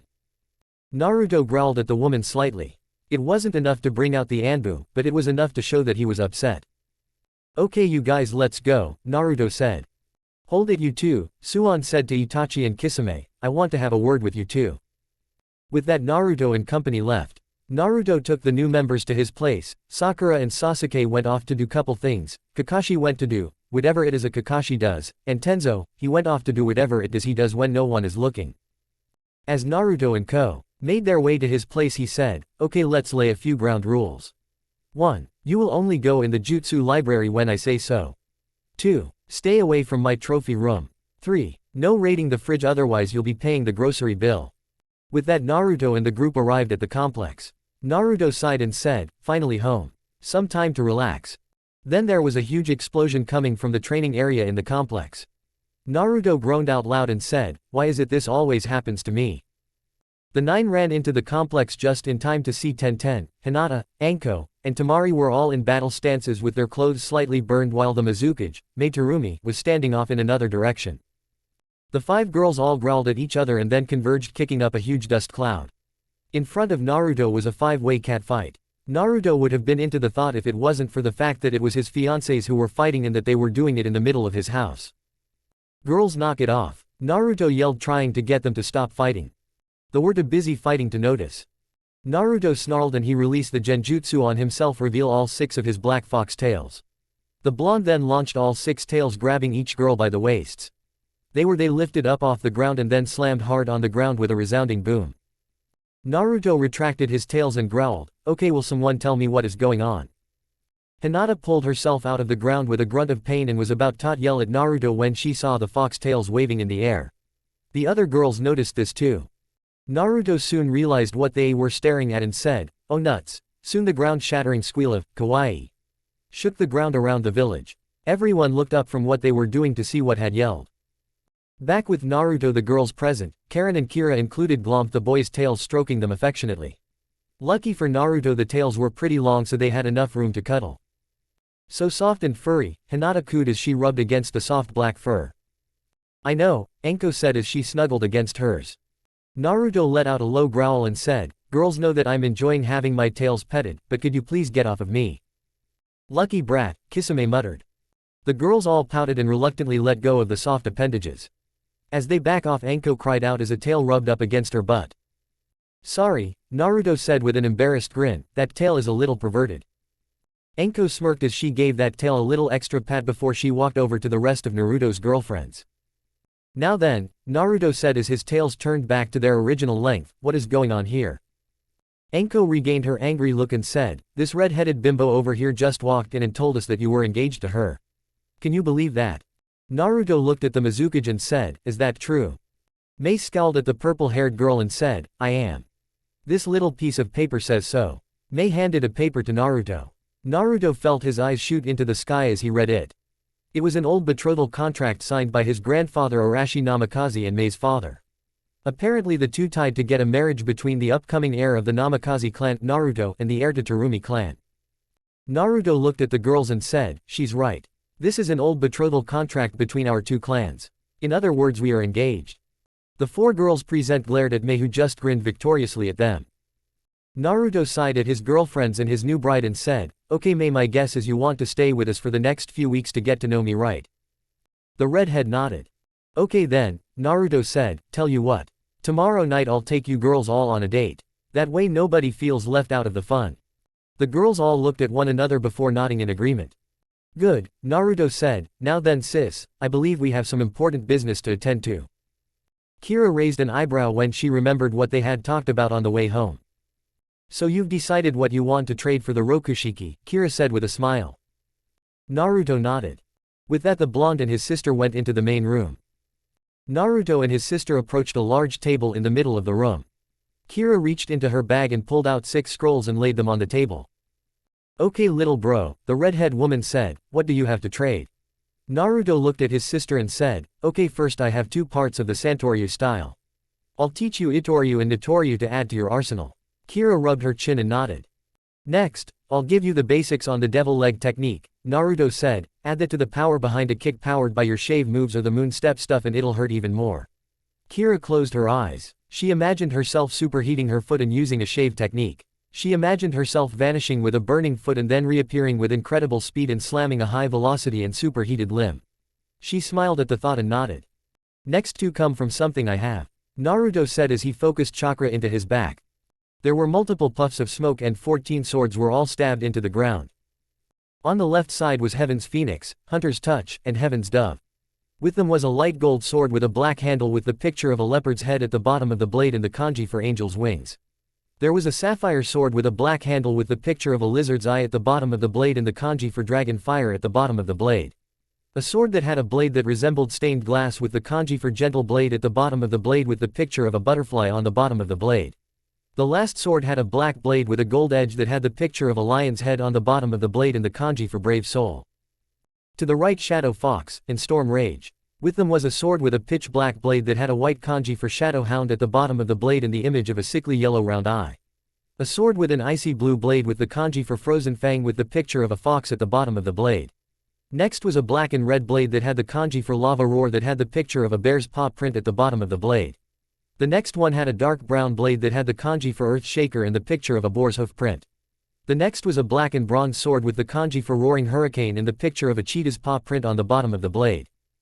I offer you this, Naruto said, from the swords of light and dark you can pick a summon to infuse its chakra with your swords which will give you an extra kick and allow you to make up some new attacks.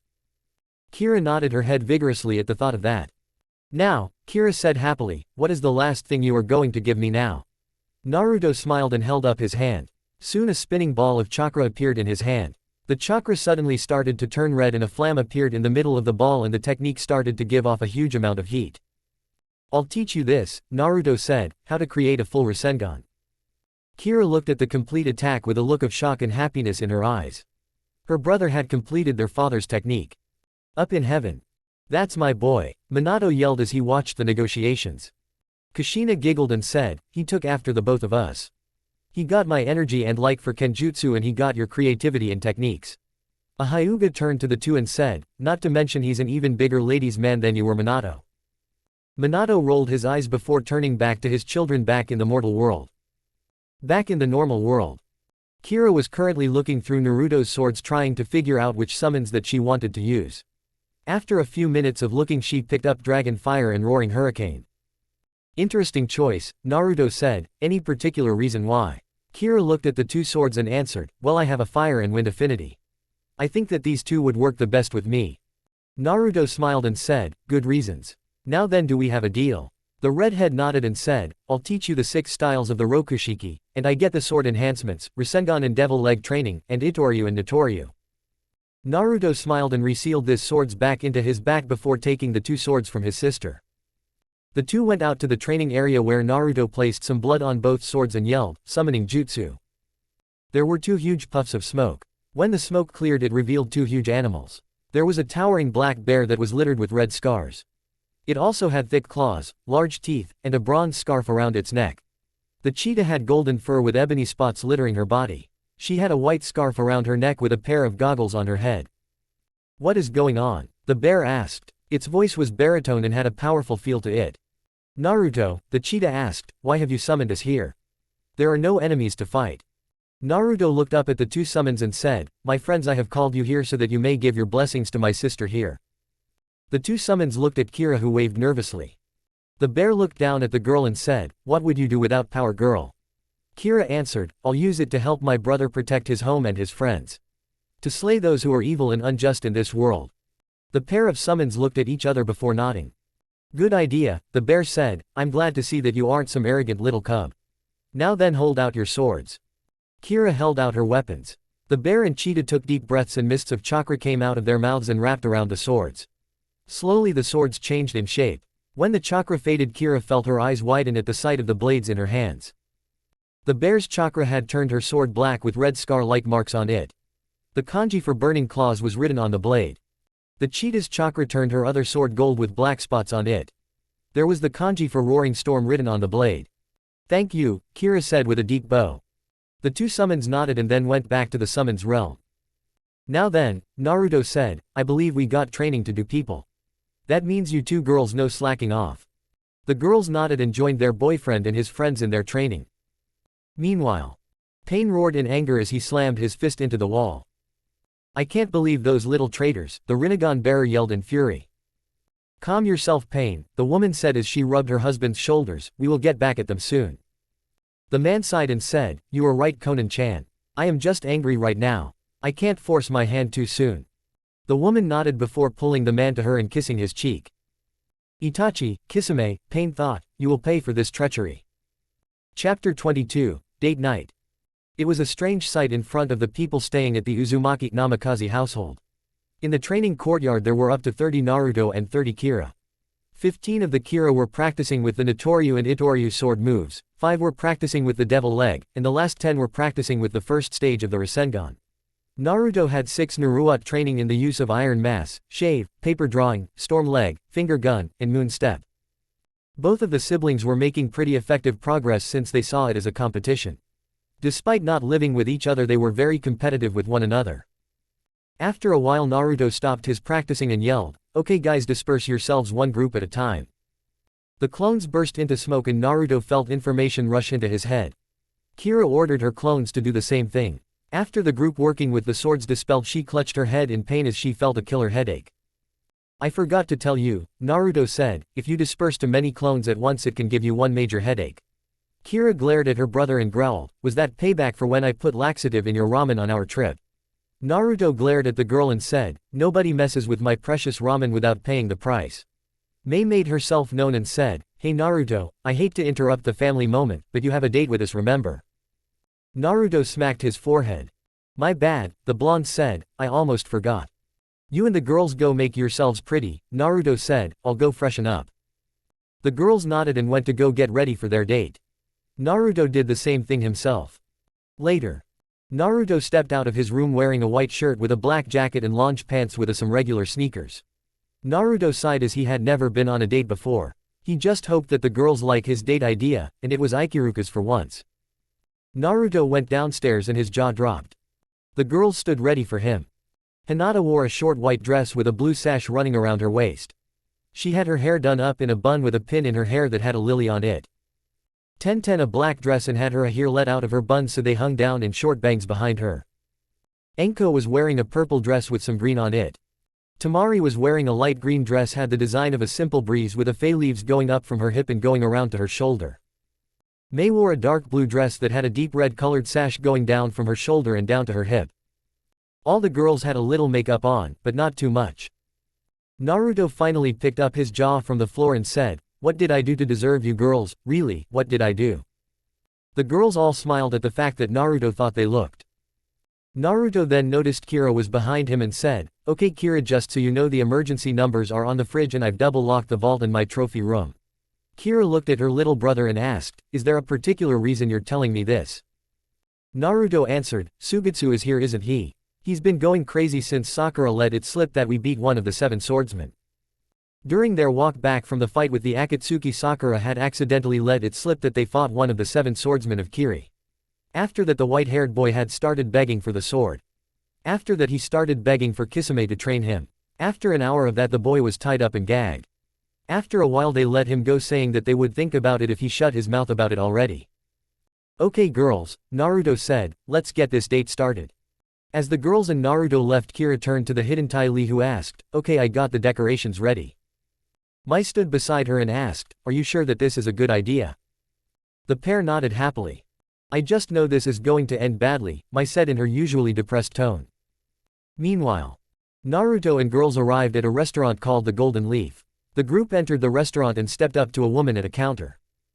"Hello," Naruto said, getting her attention, "I have a reservation for 5.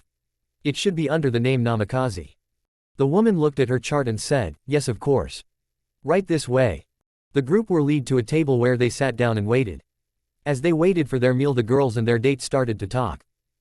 "So I have to ask," Tamari said, "was that white-haired pervert actually a good teacher?" Hinata giggled and said, "Yes. He was a very effective teacher when we motivated him." Enko raised an eyebrow and asked, "How did you motivate him? You aren't going to let him use you as characters in that perverted novel, are you?" Ten recoiled in disgust and said, "Heck no. I'd rather have my eyes ripped out and shoved down my throat than be put in that trash." Tamari looked confused for a second and asked, "What are you talking about?" Naruto sighed and said, "Jiraiya is the writer of a beloved, accursed book. Depends on your gender." Tamari immediately got the message and made a mental note to try out her new fans on the perverted sage's butt. "So how did you motivate him?" May asked, wondering how they motivated him to actually take training them seriously. "Well," Naruto said, "we caught him writing down notes about how a hero was going through intense training and he was comforted by a few lovely maidens. When we found out, he became the punching bag for Hinata, Sakura, and Ino, as well as the target for Ten. When we finally stopped, I told him that I would castrate him with a rusty chainsaw on an agonizingly slow speed with a weak restoration seal, making it last all the longer." Enko felt her face flush at the bloodthirsty tone in Naruto's voice. For some reason it really made her hot under the collar, if she had a collar. The other girls felt the same way. A waitress came and took their orders. After ordering their food, the group started talking about random stuff. They talked about training, old hobbies, family stuff like that. After they finished their meal, the band started to play a really nice song. "Shall we dance, ladies?" Naruto asked. Naruto formed a few shadow clones and each one held out a hand to a girl. Each of his dates took his hand and they proceeded to dance to the song. "Where did you learn to dance like this, Naruto-kun?" Hinata asked as she and Naruto danced. "I learned from a girl when I lived at the orphanage," Naruto explained. "I have to admit I'm surprised that I actually remember how to dance after so long." The group continued to dance. The girls were getting looks from certain male members of the restaurant and wound up getting hit over the head by their women they were with. The girls gave Naruto and his clones certain looks that gained the blonde ninja jealous looks from every man in the room. As the song ended, Naruto backed up from the girl he was dancing with and kissed their hand. The people in the room clapped as everyone finished their dance. With that, Naruto paid for their meal and they left. Everyone was walking happily until Naruto heard something. It sounded like really loud music. Naruto then realized where it was coming from. "Girls, I hate to ruin the date," Naruto said, "but does anyone else hear loud music coming from my house?" The girls stopped for a moment before they heard the noise themselves. The girls looked at each other before they realized something. "What did Kira do now?" Naruto asked. The group ran back to the Namikaze complex to see that there was a huge party complete with loud music and the images of people dancing in the windows. Naruto managed to fight his way through his own home to find himself in the living room. Inside he found a lot of people dancing. Most of them were civilians, so he didn't even recognize them. Nearby he saw Kira yelling at Suigetsu. Over to the side he could see a clearly intoxicated Lee wrapping his arms around Mai and trying to kiss her. The woman was basically pushing the bowl-cut boy off her, but her arms were failing. On another side, Tai Lee was hanging all over a very flustered Neji. Azula was actually in the middle of the dance floor along with Karen and Jirobo. "I thought Scorpion-san would have tried to stop this," Naruto thought. His wonder as to why became answered when he saw Scorpion being out of character dancing with a purple-haired woman. Guess who? Naruto finally got sick of the party and walked over to his sister, who was yelling at Suigetsu. "I thought you said that only a few people would come." The redhead yelled, trying to be heard over the music. "I thought it was going to be only a few people," Suigetsu yelled. "When Naruto gets home he is going to kill us when he gets home," Kira yelled. She felt a hand tap her shoulder. The red-headed Uzumaki Namikaze turned around to see Naruto giving her a very angry scowl. "Kira," Naruto said loud enough to be heard over the music, "what the heck is going on here?" Kira winced at her brother's tone and answered, "A party clearly gone out of control." Naruto glared at the girl and walked up and stood on top of the coffee table before placing a voice amplification seal on his throat. Naruto cleared his throat and yelled, "Hey!" The music screeched to a stop and everyone turned to see the blonde staring at them with a very angry scowl. "Would those of you who actually live here please raise your right hand?" Naruto stated in a calm voice. Everyone looked at each other confused before the actual residents of the Namikaze household raised their hands. "Now then," Naruto said, "those of you who did not raise their hands have to get out of here in the next 2 minutes or you are going to wind up target practice for some very powerful and painful jutsu." Everyone in the room started running for the door. Within less than a minute everyone was gone. Naruto turned a dark glare to his sibling and her friends. Naruto said, "I can't believe I'm saying this, but I'm very disappointed in you people. I leave you alone for a while and I find that you abuse my home and turn it into some wild fraternity house. I never thought I would have to say that to an adult Scorpion-san." Scorpion shrugged his shoulders and said, "I guess I got caught up in the thrill of the moment." Naruto rolled his eyes and said, "Either way you have an hour to clean all this up. I don't care how you do it or what rank you are going to clean this up. Understood?" Naruto yelled the last part to get his point across. The people present, even Scorpion, flinched at the powerful voice. They nodded in understanding. Naruto turned to the girls and said, "Sorry the date went south girls." Mei smiled and said, "Are you kidding? The date went pretty well until this part. Besides, how many times do you get to break up a party?" The other girls nodded. "Besides," Enko said, "we never did get to have dessert." The girls then proceeded to grab the whiskered boy and dragged him upstairs.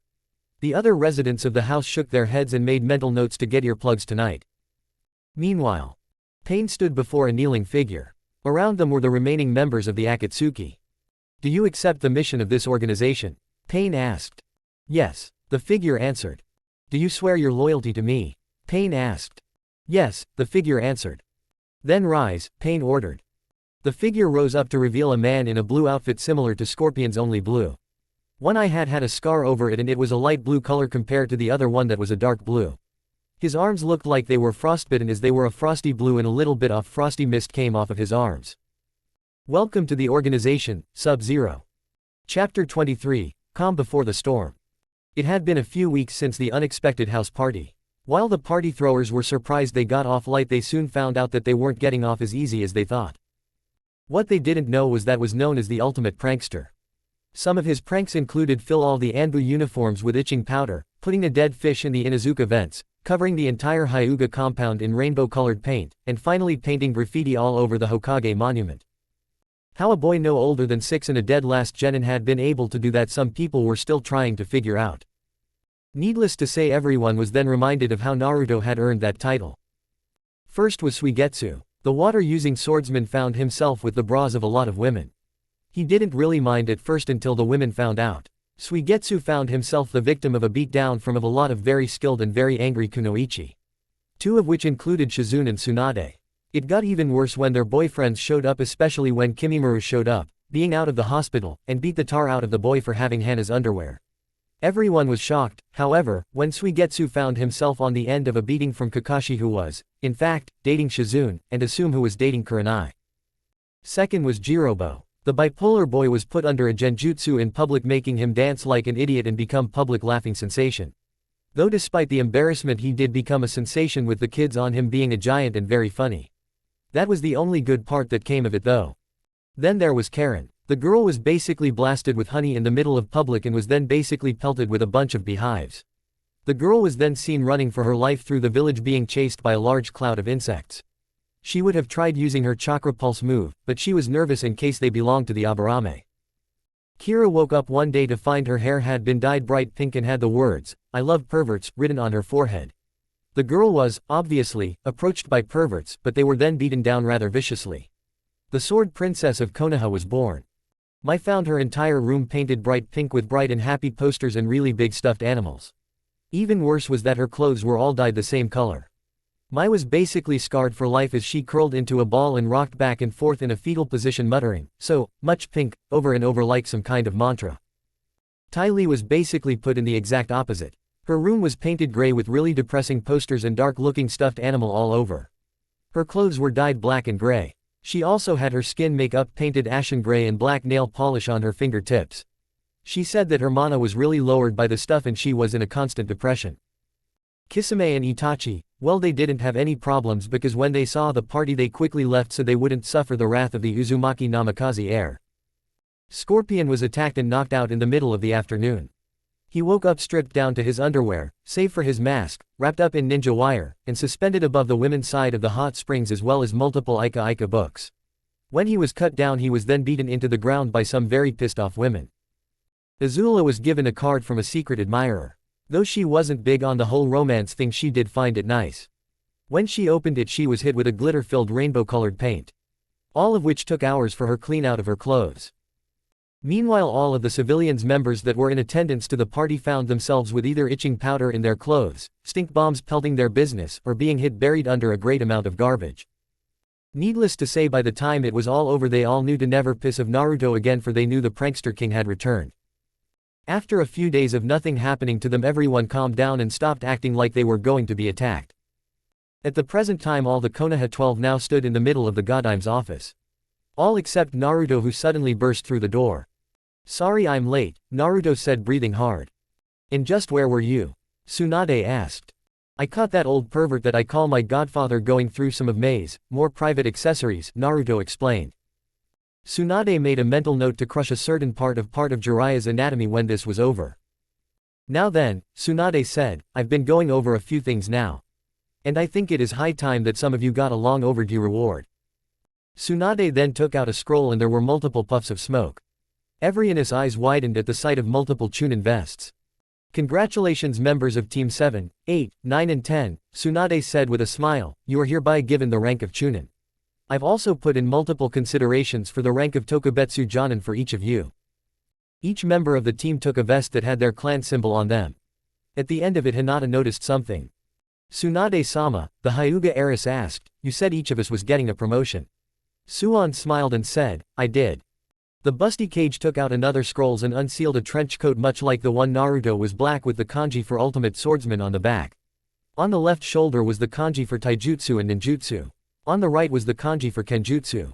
Crimson flames licked the bottom of the coat. She also unsealed a black jacket with the kanji for shadow in white on the back.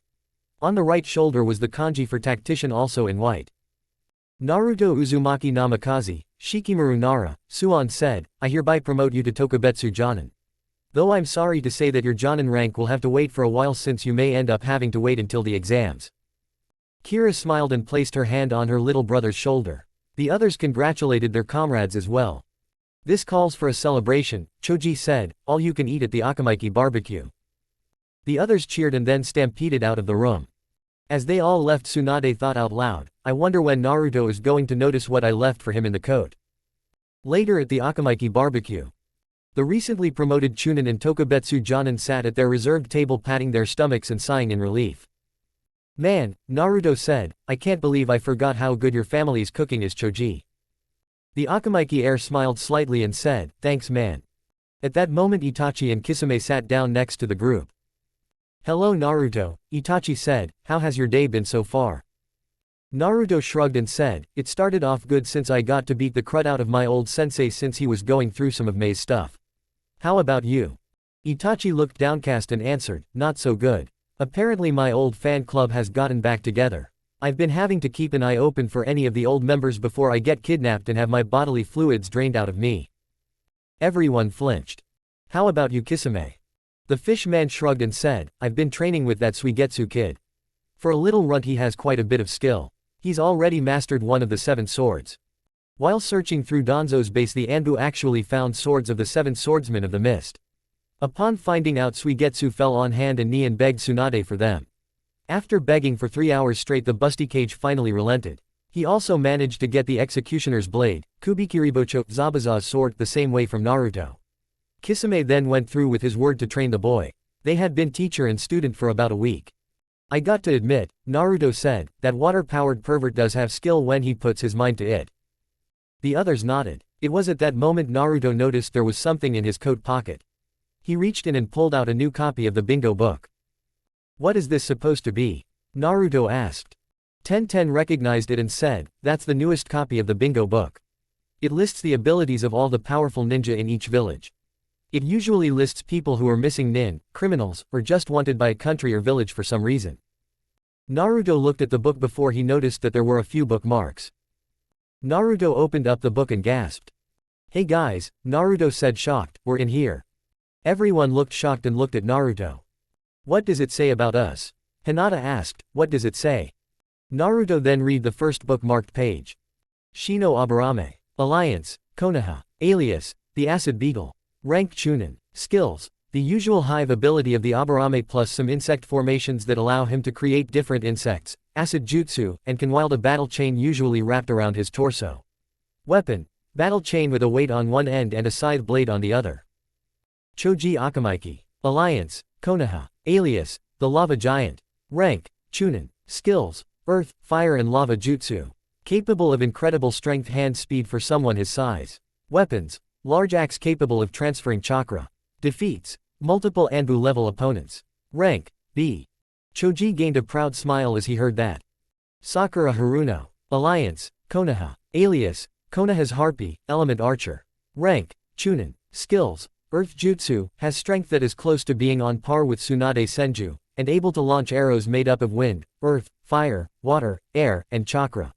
Weapon, black and gold bow with symbols on it capable of turning into a nunchaku. Defeats, aided in defeat of Deidara the Mad Bomber, Sasori of the Red Sand, Kakuzu, Hidan, and Zabuza Momochi. Rank, A. Sakura smiled at the praise. 1010 Higurashi. Alliance, Konoha alias, Konoha's Iron Maiden. Rank, Chunin. Skills, Weapons Mistress, able to use her chakra to form blades on her arms and legs. Defeats, multiple Anbu level enemies and Aoi Rokushi. Rank, A. 1010 smirked with pride as she heard that.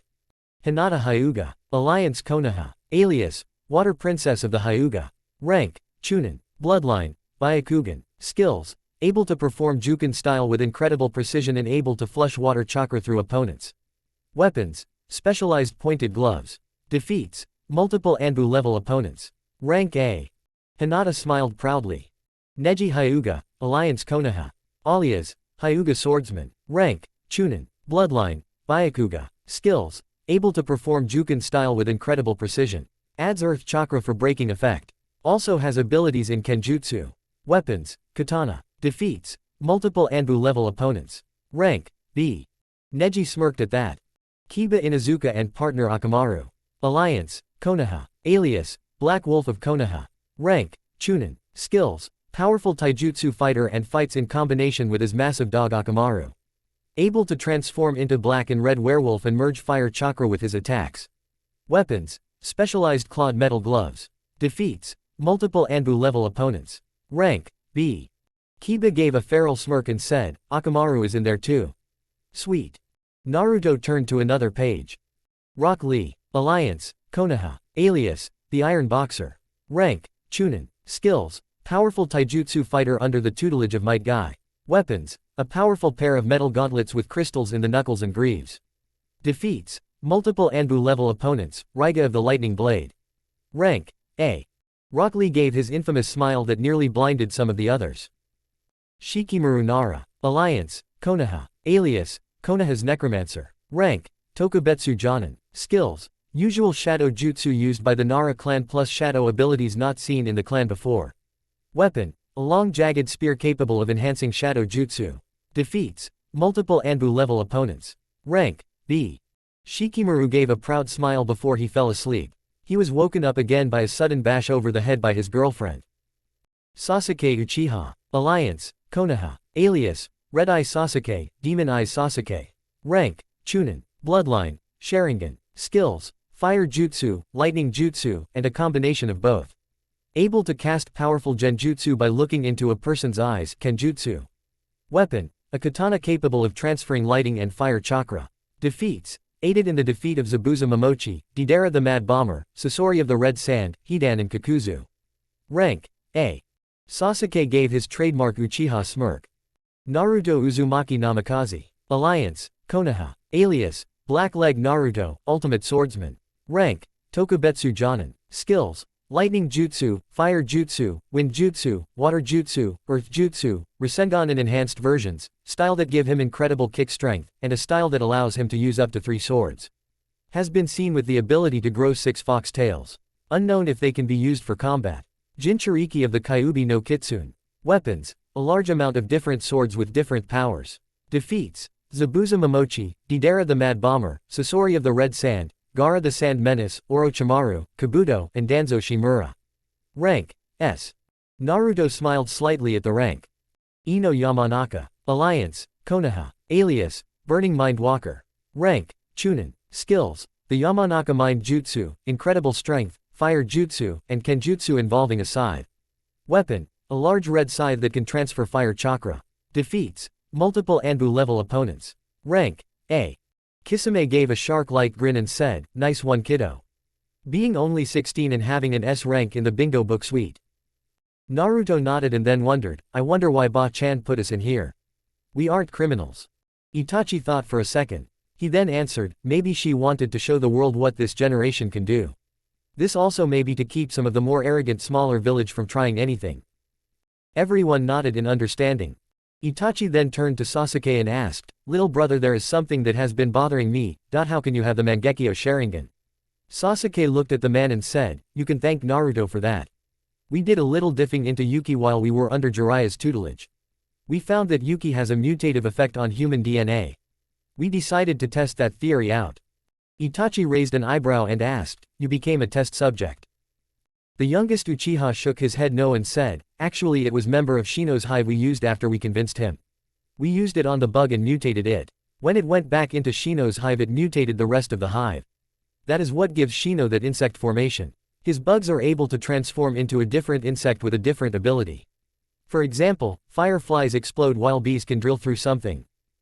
Itachi gained a look of understanding and said, so Naruto used the Kyuubi's Yuki on your eyes. The youngest Uchiha nodded, yes. It basically enhanced it to where the genjutsu are more effective. On top of that it allowed me to reach the Mangekyo level and I can use the Mangekyo techniques with the repercussions. I still don't use them very much however because they use up a lot of chakra. Itachi nodded and then asked, do you think you can use that on my eyes? Naruto shrugged and said, I don't see why not. Just make sure you aren't followed. I don't want the Itachi or the Naruto fan club to break into my house. The pair shuddered slightly as they remembered how they were being chased by the crazed women that stay in the village.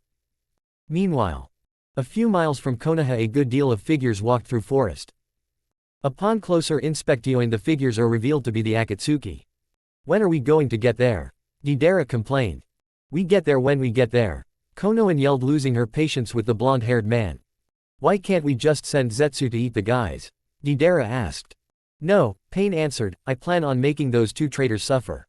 I will destroy everything that they hold dear and then, once their last pitiful hope is extinguished, will I end their life. Sub-Zero leaned over to Deidara and said, he's very serious isn't he? The Iwanuke Nin nodded. When we get to Konoha Tobi will destroy those two traitors, the orange-masked Akatsuki member said, because Tobi is a good boy. Zero. Deidara smacked the masked man over the head with his metal arm and yelled, shut up Tobi. The masked man solemnly said, sorry, Deidara-senpai. Zetsu got closer to Konan and asked, remind us again why we deal with these idiots. Konan shrugged and said, we needed info on Iwa. The girl then whispered, besides if we're lucky the little Uchiha will finish him off and we don't have to worry about him going on about art anymore. I'm getting really tired of hearing those rants. Zetsu nodded and said, for once we agree. Chapter 24, Final Confrontations. The Akatsuki strike back. Konoha was in a relative state of peace. Kids were playing in the park, parents were watching them to make sure that they didn't hurt themselves, and the shopkeepers were selling as much as they could. There was a strange sense of foreboding. Ever since the sun rose up there had been this sense of fear about all of them. Since that everyone seemed to be on edge. They weren't on a knife edge, but everyone was still on alert. They were right to be on guard. Nearby on a mountain near the gates of Konoha 6 figures stood looking down at the Hidden Leaf village. They were a man with red hair, multiple rods in his back, and purple eyes with rings surrounding the black pupil. The second was a man with long blonde hair and a fake arm. The third was a man who looked half white and half black with weird eyes and looked like he had the head of a Venus flytrap growing out of his shoulder. The fourth was a man with an orange mask that only had one hole in it. The fifth was a woman with purple hair, orange eyes, and an origami rose in her hair. The sixth and final figure was a man wearing a blue ninja outfit and mask with cold blue eyes and his arms looked like they were frostbitten. The one thing that they all had in common was that they all wore black cloaks with red clouds on them. These were the final members of the Akatsuki: Pain, Deidara, Zetsu, Tobi, Konan, and Sub-Zero. I know that Nagato Pain was crippled in his confrontation with Hanzo, but I decided to ignore that because it adds some extra zing to things. Besides, he may be strong, but I didn't want him hiding behind those paths of pain. Deidara turned to Pain and said, Leader Sama, not to question you, but are you sure this plan is going to work? The red-haired man turned to the blonde and said, yes. Now then, how would some people would say, let's raise some hell. The red-haired man's eyes flashed as he held out his arms and said, heavenly push. A focused ball of distorted air formed in the man's hands and he fired a large blast of gravity that met with the ground in the middle of the main square. A split second later there was a huge outwards explosion forming a large crater. Split up the teams, Pain said, the nine tails will fall by my hands alone. Throughout the village panic and madness reigned supreme. Civilians were running for their lives. The shinobi from Chunin to Jonin were running toward the madness trying to see what was going on. As soon as they got close to the crater, sheets of paper came out of the air and sliced through them like knives through butter. When the bodies started dropping, everyone made it through to the village square as fast as they possibly could. When the Konoha 12 teams, plus, Suon, Jiraiya, Itachi, Kisame, Team Scorpion, and Kira's team got there, they were greeted to the sight of the Akatsuki members landing in the middle of the crater and facing them. So you are the clowns that have been kidnapping the Jinchuriki, Naruto growled, I was wondering when you guys would get off your butts. Jiraiya stared angrily at them until a glimmer of recognition flashed in his eyes. Conan, Nagato. The Toad Sage asked in shock, is that really you? Suon looked at the old pervert with a shocked expression and asked, you know these two? Jiraiya answered, yeah, unfortunately I trained them. Nagato looked at the man and said, I didn't come here for a trip down memory lane. Give us the nine tails and we'll let you live. Tsunade glared at the man and said, like we're going to listen to the words of a group of terrorists. Pain shook his head sorrowfully and said, oh, so unwise. Pain held out his hands and a sudden blast of gravity shot out. The Konoha group narrowly avoided the large blast of pressure. Pain made a discreet nod. Deidara shot out and ran towards Team 8, sending out a few kunai. The team dodged before running off after him. Conan formed a few shuriken in her hands made out of paper and sent them flying at the team guy. The team of readjust users dodged the multiple projectiles before charging after the woman. Deidara's robotic forearm opened up, revealing two barrels. The weapons pointed at Team 8 and opened fire. Chakra-powered bullets fired from the blonde's arm and nearly pierced Kiba's leg, but missed him. Zetsu fired a volley of spores from his mouth that exploded on contact with the ground. Team 10 quickly avoided the blasts before going after the plant man. Sub-Zero simply pointed at Scorpion and made a motion to another direction. The yellow-wearing ninja ran after him, followed by Azula, Tai Lee, and Mai. All that left Team 7, Kira's team, Itachi, Kisame, Tsunade, and Jiraiya alone with Pain and Toby. I'll give you this one last chance to surrender, boy, Pain said, glaring at the blonde Jinchuriki. Shadow Fox and Heaven's Dove appeared in Naruto's hands while a sword with slime green blade and the kanji for acid slime on it appeared in his mouth. Jiraiya took out his staff and Tsunade took out her gauntlets. Pain scoffed and said, too bad. With that the group of ninja charged at one another. Round 1. Team Scorpion vs. Sub-Zero. Scorpion landed on the ground with a dark scowl under his mask while Mai, Tai Lee, and Azula all glared at the ice user that was their sensei's enemy. I've been waiting a long time for this, you oversized ice pack, Scorpion growled as he drew his katana. Sub-Zero simply smirked under his mask before forming a pair of long ice daggers in his frostbitten hands. Sub-Zero launched himself at the masked fire user. Scorpion brought up his sword, blocking both the Kanvis before spinning on his heel and slammed it into the side of the ice user's ribs. Sub-Zero was launched backwards by the force of the kick. Once he stopped moving, he immediately had to duck to avoid a trio of knives aimed at his neck. As he rose up, he saw Mai looking at him with her usual bored expression. A ball of sea formed in his hands and threw the ball of frozen energy at the woman. Mai skillfully dodged the wave of deadly ice. Just as Sub-Zero was charging another one, a bolt of lightning nearly tore his arm off at the elbow. He didn't have time to process this, as he then had to avoid a large blast of dark blue flames. He then had to avoid a pair of fingers aiming at his pressure points. He avoided an entire flurry of blows before another bolt of lightning nearly pierced his shoulder. He then had to avoid a sudden blast of lava from Scorpion. To avoid the magma blast, he jumped up. When he did, however, he launched an entire volley of ice shards raining pointed and nearly frozen death down upon his enemies. The group dodged the assault. Unfortunately, one of the shards pierced Tai Lee's leg, causing a sheet of to form over her, making the woman cry out in pain as she felt frostbite come over her flesh. Scorpion noticed this and yelled out, Azula. The blue fire user focused a large ball of azure flames in her hands before drawing her arms back and unleashing a huge torrent of flames. Scorpion focused his own fire powers and launched a blast of bright red flames. The flames mixed together, sending a wave of violet flames at the man. Scorpion was caught unaware and was hit with the purple flames. When the flames cleared, it revealed a long path of completely scorched earth. While other people would have been sure that their target was destroyed, Scorpion and his students, even Tai Li, were wary. There was a lack of burned flesh and no bleached bones or burned fabric left over. They were then proven right with their suspicions. A large sheet of ice formed in the ground before it burst, revealing a slightly burned, but still functioning Sub-Zero. The man formed a sword out of ice before charging at the four fighters. Scorpion carefully dodged the attack before swinging his own sword, forming a long bloody gash across Sub-Zero's chest. As the ice user stumbled, Mai unleashed a sudden volley of knives and needles that pierced his back, making him cry out in pain. Azula then jumped in and slammed her fist into Sub-Zero's face, cracking his jaw and knocking him off his feet. The attack was followed by a lightning bolt that pierced his shoulder, ruining his arm. Scorpion then jumped up over his students and stabbed his sword down through the ice user's stomach. Scorpion then backed up before grabbing his mask and lifting up, revealing a skull beneath it. The skull's eye sockets lit up in flames before a torrent of flames shot out at Sub-Zero's prone form. The ice user screamed in agony as the flames ate away at his flesh. Soon there was nothing but a pile of burnt bones. Azula, Scorpion said, thaw out Tai Li's leg and get her to safety. When you're done, come with me. We have some business with a certain madman to take care of. With that, Mai and Scorpion ran off while Azula knelt down next to Tai Li and started to thaw out her leg to save the body part from the destruction. Round 2, Team 8 vs. Deidara. Fight. Deidara smirked as he spun on his heel and launched a few clay spiders from his one good hand at Team 8. Hinata quickly took a stance and yelled, "Water style, water rotation." The dome of water made the small spiders flow with her, and she sent the clay spiders back at the Mad Bomber. The weapons in his fake arm came out again and destroyed his art quickly. "You little slut," Deidara growled, "you made me destroy my art. I'll make you pay." Deidara clenched his fist as a blade popped out of the elbow side of his forearm.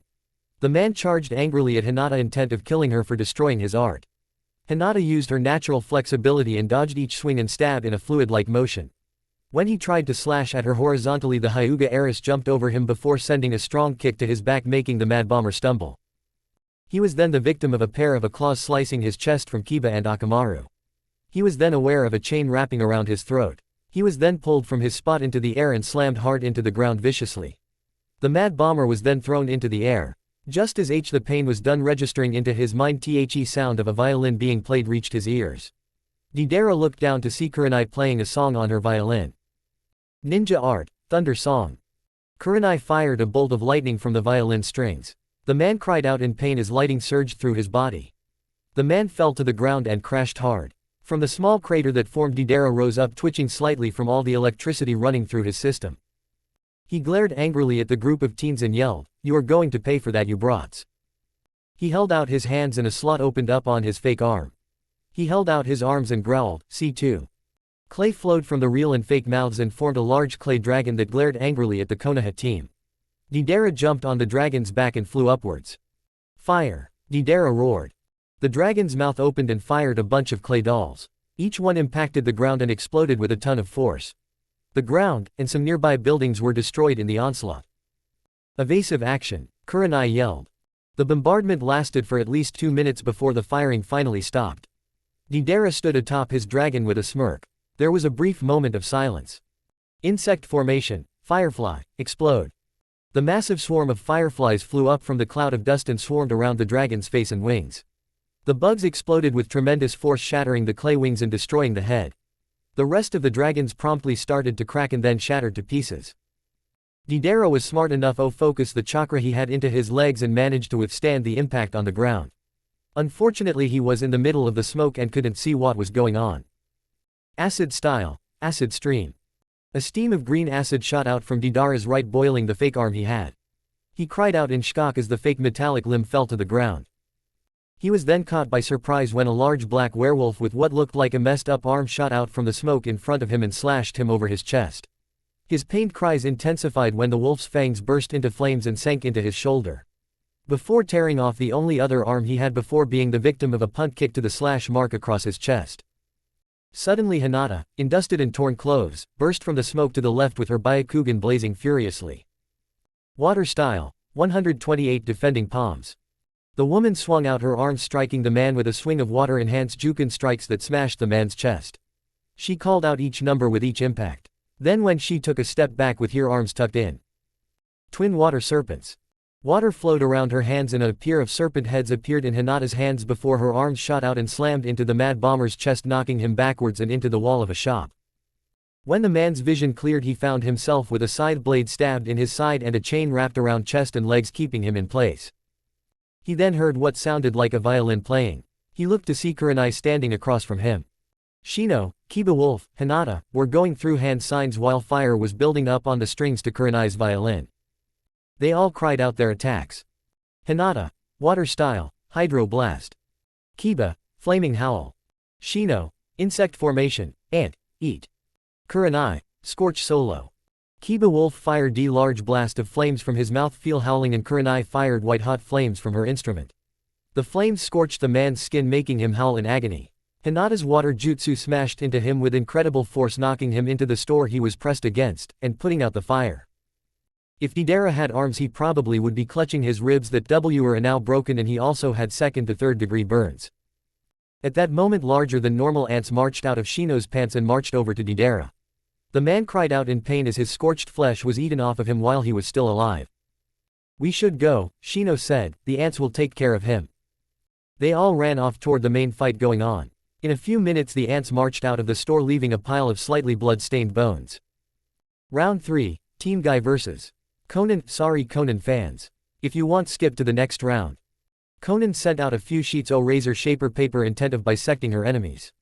The members of Team Guy all managed to avoid such attacks, though Lee did get a pretty nasty gash on his shoulder. Guy then rushed ahead of the woman and managed to anal girl in the side of the face.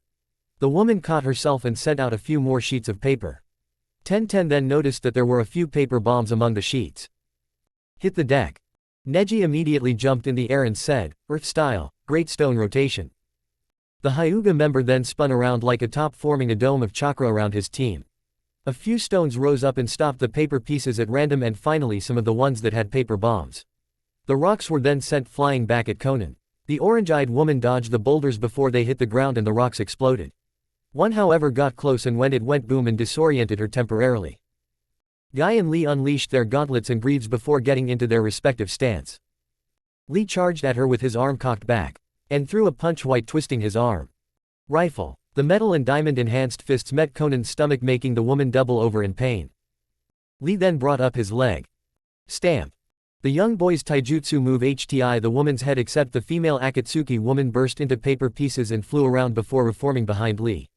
The paper still in the air formed together making a katana. One moment later there was a splash of blood and Lee was doubled over in pain. Just as Conan was about to finish Lee off 1010 came out of nowhere. With her chakra forming around her arms. Spiral hollow. The now drill-like arms came and slashed across Conan's chest making the woman cry out in pain and shock. Guy followed up next by sending a strong later flying kick to Conan's head. Leaf Great Flash. Conan was sent flying backwards, but Guy wasn't done. He charged with his right elbow pointed forward and his left arm supporting his whole right arm. Leaf Rock Destroying Rise. The following elbow strike slammed into cracking a few of Conan's ribs. The woman then burst into paper and flew around Guy. Great Paper Hurricane. The paper pieces flew around Guy and started cutting the man up. The Taijutsu special cried out as multiple very large paper cuts appeared all over his body. The pain of the entire attack caused the man to fall to ground unconscious. Neji shot up and drew his sword swinging the weapon. Conan formed another paper katana in her hands and the two started an old-fashioned sword duel. Eventually the two were locked in a temporary stalemate. Neji then enhanced his blade with earth chakra and knocked the woman backwards.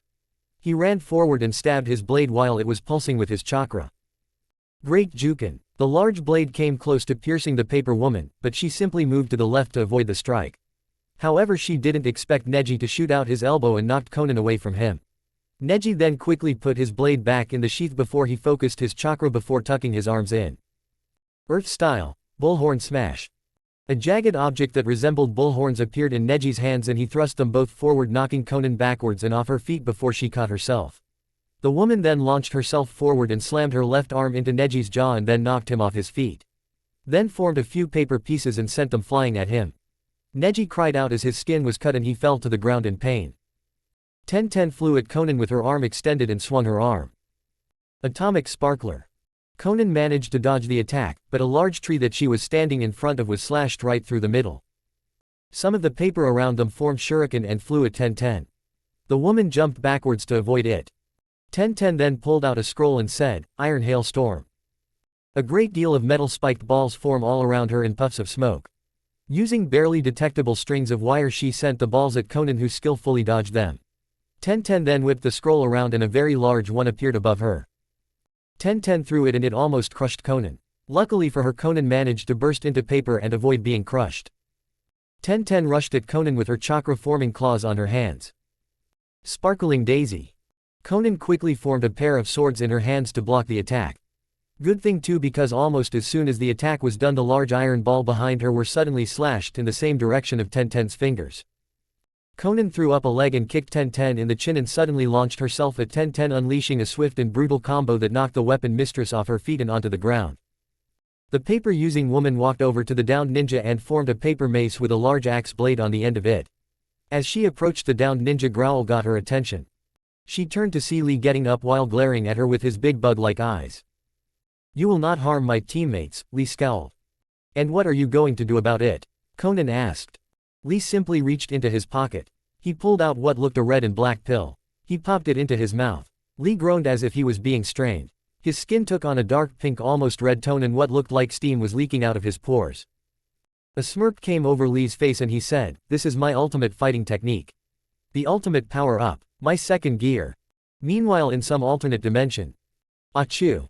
A green-haired man with a scar on his eye, a blue trench coat, and a green sash with 3 swords on it turned to a thin-looking man with large eyes, black messy hair, a fully unbuttoned long-sleeved shirt revealing a large X-shaped scar and a straw hat. "You okay, Luffy?" the man asked. "Yeah," Luffy said, "I wonder who could be talking about me right now." A blonde man with curly eyebrows and a cigarette in his mouth said, in a love-struck voice, "I bet it was that goddess Hancock." Back in the Naruto universe. Lee took a stance and got ready, aiming his arm at Konan. Konan threw her hands about to send out some paper for an attack when Lee vanished. She was suddenly the victim of a powerful impact that she didn't see coming. The woman looked around, a look of shock on her face. Lee appeared nearby and growled, "Jet pistol." The boy vanished and another impact knocked Konan off her feet and sent her flying into what remained of Tenten's giant iron ball. The impact breaking bones. Jet Gatling. Lee appeared in front of Konan and unleashed a large barrage of strikes that cracked her bones and made a few dents in the giant iron ball. Soon Lee stopped and stepped back as Konan fell to the ground unconscious, having blacked out from the pain. As Lee's skin tone went back to normal, he stumbled backward and fell to his knees. A bit of blood leaked from his mouth and his muscles felt like they were on fire. Lee fell to the ground. At that moment the rest of the team were starting to wake up. Tenten saw Lee's condition and immediately rushed over to him. Green chakra flowed on her hands as she ran them over his chest. Guy looked at Tenten and asked, "What happened?"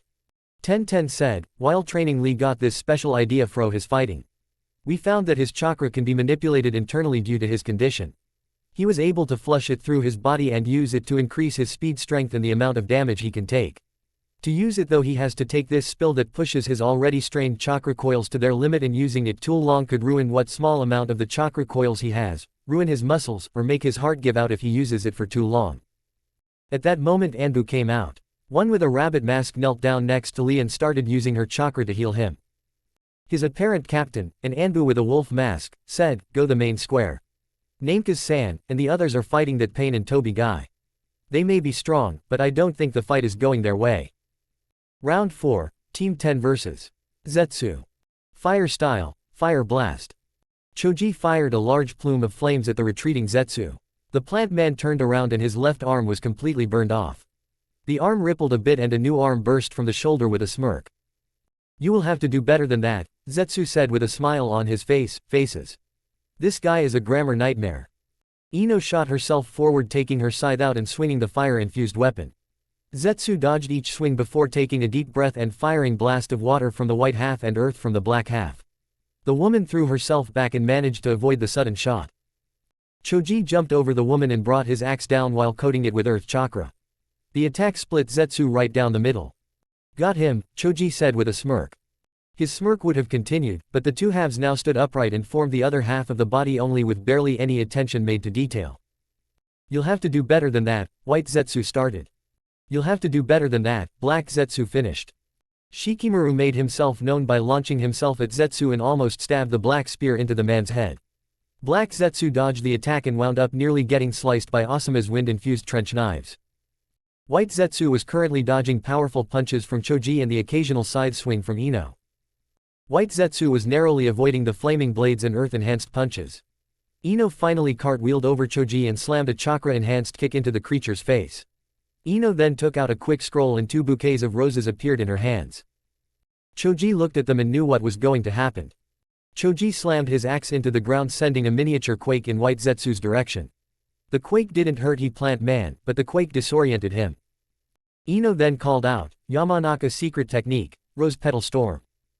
Ino threw her roses up into the air. The roses' stems pointed at Zetsu and suddenly converged and stabbed into the ground around him. The flowers then spread out and sliced up the white plant man's flesh. The man cried out in pain before he was on the receiving a large rock-enhanced punch to the face that knocked him off his feet. Meanwhile Shikamaru smashed his fist into Black Zetsu's face. Asuma then launched himself at Black Zetsu and swung his trench knives while they were infused with both wind and fire chakra. Scorching knives.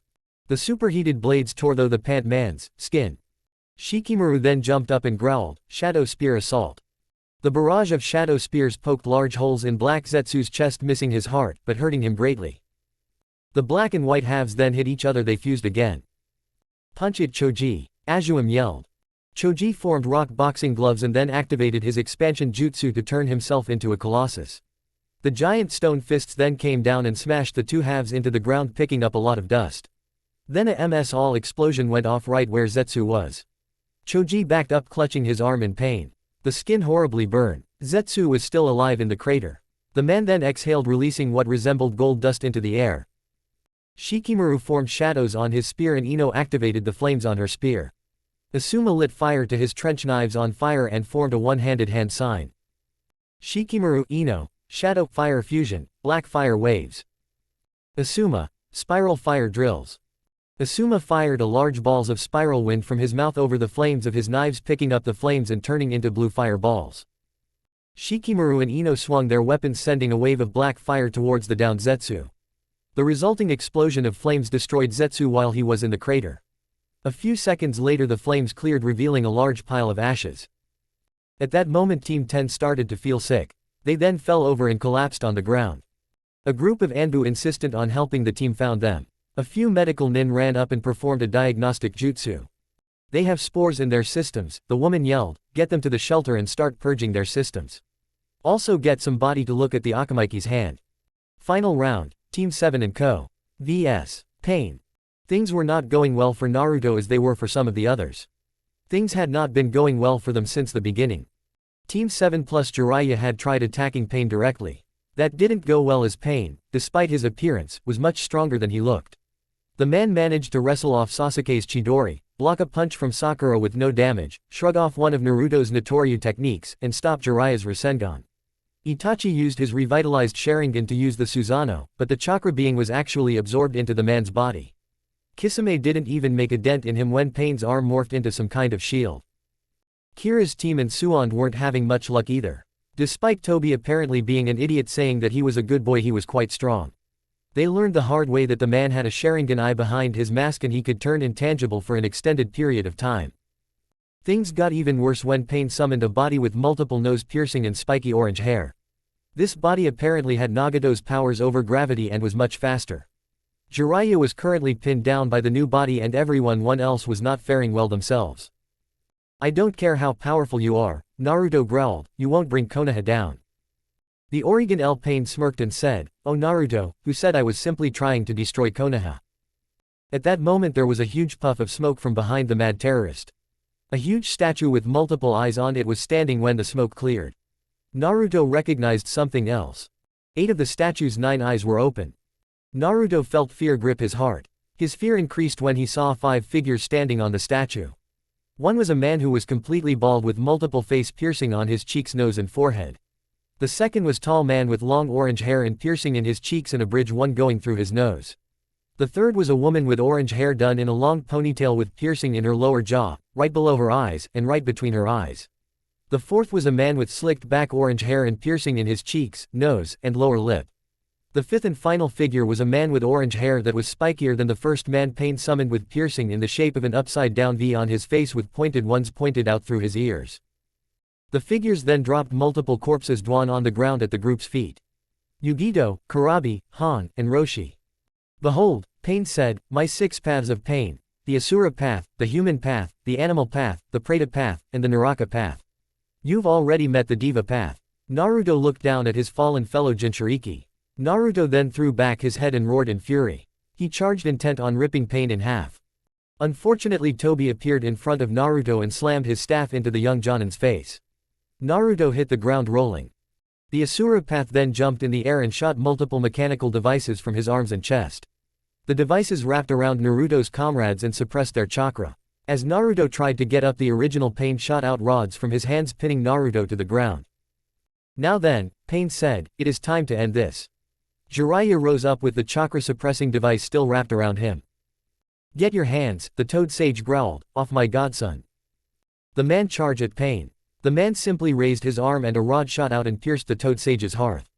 The last thing Jiraiya heard as death took him was the sound of Tsunade calling out his name. No, Naruto said as he saw his fallen godfather. You haven't even begun to understand Pain, the terrorist said as he knelt down and started to work. Naruto's comrades could only watch as Pain started tearing the Kyuubi out of the seal on Naruto's stomach. Naruto-kun. Everyone saw the remaining Konoha ninja capable of fighting standing above them. They all converged on Pain, wanting to stop the madman from taking away their comrade and finish his ultimate goal. The Diva path simply rose up and said, Almighty push. The gravity around them then pushed the Konoha nin back. The resulting impacts killed a few of them, but some were lucky enough to land softly. Naruto cried out in pain as the Kyuubi was forcefully ripped from his body. The last eye on the statue opened. Finally, Pain said, peace can be achieved. Within the statue, Kyuubi rose up and looked around. Look like that nut job finally managed to do it, the fox said. Kurama, a female cat with 2 tails, asked. Hello Matabi-chan, Kurama said. The large cat rushed over and started snuggling the fox. Where are the others? Kurama asked. Matabi pointed with her paw. In the direction were the other Biju. All of them extracted and captured by the Akatsuki.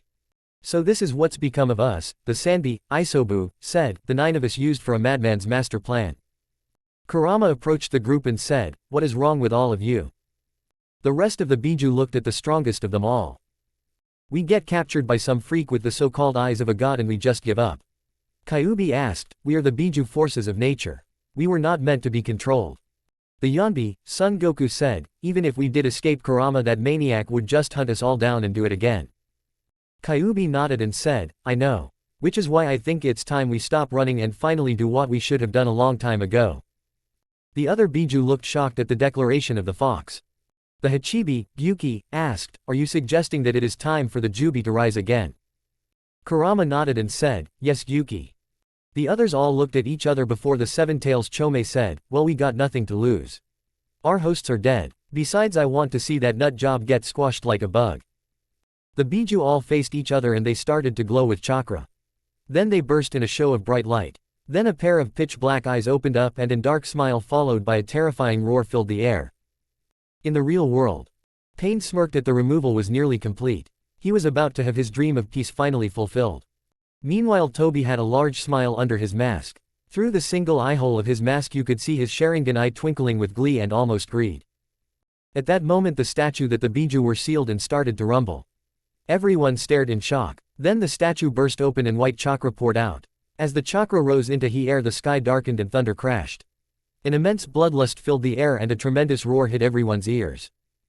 In the burst of chakra you could just barely make out what looked like a large wolf with 10 tails waving behind it. The beast then descended and crashed into Naruto's prone form. The chakra rods pinning Naruto burned to cinders and Naruto floated up. Rage was evident on Naruto's face. The blonde threw back his head and roared in fury.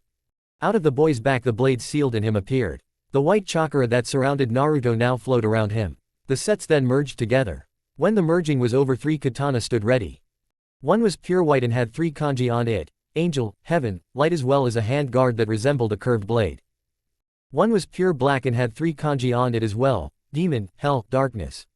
As well as a guard that resembled a bat wing.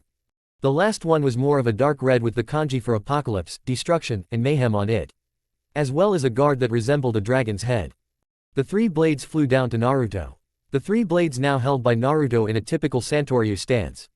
Then 10 large black fox tails burst from Naruto's backside, flailing furiously. If the girls watching weren't in shock or freaked out from all this, they probably would have squealed, kawaii. When Naruto opened his eyes, everyone who could see them were shocked. Naruto's eyes now resembled Pain's Rinnegan, but something was different. The eyes were a darker shade of purple, and stretching out from the middle pupil was a silver star with the characteristic rings of the Rinnegan in it. Pain. Naruto roared in fury, "Today you die." Chapter 25. End of the legend. Naruto charged Pain, the paths of Pain and Tobi. The Asura path jumped forward instantly with its arm turning into what resembled a cannon. The path aimed and fired a large blast of energy. Naruto focused chakra into his tails before spinning around and bashing the energy blast to the side, shocking all the people who were watching. The blonde jumped up and slammed his foot down in a powerful drop kick that smashed the armored limb into the ground, smashing the armor to pieces. Naruto then spun on his heel and performed a roundhouse kick, knocking the Asura path backwards and sending him flying before catching himself. Naruto then charged forward with the 2 swords in his hands, glowing. 2-sword style, double slash. Naruto got close enough to the Asura path and swung his swords in an upward arc. Tower climb. The suffered a large gash across his chest, sending a spatter of blood. Tower climb return. Another huge gash appeared on the path's chest. Flash. Another gash appeared across his chest and severed his left arm. Sand drawing. 2 more projectiles sliced off the Asura path's other arm and sliced through its leg. Demon bear. The infuriated blonde slammed his swords into the Asura path's chest, blowing a hole out the back and completely destroying its chest. Everyone looked on in shock, even the normally stoic diva path, at the destruction of one of their bodies so easily. Naruto then faced the rest of them and growled, "Come on." The other paths then glared at the blonde, and the remaining 5 paths of Pain charged at their enemy. Naruto dodged a swift punch from the Naraka path. The young Jonin then swung around and growled, "Rib." A powerful kick knocked the Naraka in the chest with a loud cracking noise signifying broken bones. Naruto then swung around on the man and called out, "Lower back." Kick connected at the base of the Naraka path's spine, making him cry out in pain and knocking him forward. The path caught himself before spinning around and trying to swing a punch at Naruto. As he did, Naruto subconsciously called on the gravity powers of his new eyes that caused the path to slow down exponentially. Naruto then performed a roundhouse kick and yelled, "3-point cut." There were 3 loud cracks as an impact hit the Naraka path's chest, face, and throat before he was thrown backwards. Naruto charged again and jumped up and spun like a tornado at the man with his blades extended. Yaks a crow. Gashes in the shape of a crow's feet appeared on the Naraka path's chest as the blades sliced through his heart. The man fell back dead with a loud thud. Naruto was then the victim of a bear hug, and he started to feel some of his chakra drain from him. Naruto glanced behind him to see the Preta path holding him in a death grip. Naruto scowled angrily and used his mighty tails to wrap around the man's body. Naruto then lifted him in the air and slammed him down on the ground with a loud crash. Naruto then threw him like a softball high into the air. Naruto then swung all 3 of his swords and yelled, "3-sword style, black rope, great dragon twister." Naruto sent a large dragon-shaped twister that actually roared as it flew at the airborne Preta path. The path screamed in agony as its body was ripped apart by the monstrous twister. "Enjoy the inferno, punk," Naruto muttered. Naruto was cut off from his thoughts when he had to dodge a kick from the human path. A plume of smoke revealed the animal path summoning a large snake and a rhino. The large beasts charged at Naruto. The blonde simply jumped over the rhino before growling, "Jenga cannon." The powerful kick smashed the rhino into the ground and knocked it straight out since the strike hit the back of the rhino's neck. The snake shot at the blonde with incredible speed, hissing furiously at him. Naruto charged forward and called out, "3-sword style, demon crow hunt." Naruto jumped in the air and performed multiple slashes that cut up the snake and made it fall to the ground as it bled out. Naruto charged furiously at the animal path. The boy spun on his leg and called out, "Devil leg." The boy's leg burst into flames and started glow, sending wave of heat outward. The blonde vanished and appeared before the woman with his leg extended and yelled, "Collier strike." The blonde's flaming leg not only burned the woman, but sent her flying and smashed her into the side of a building. On top of that there was a powerful stream of fire that burned through the woman's body, burning her to death. The human path shot out and grabbed Naruto. Naruto instantly started to feel weak. Your soul, the human path said evilly, is mine. The diva path rolled his eyes and thought, he has to stop watching Mortal Kombat, which Isam doesn't own either. Wait, where did that come from?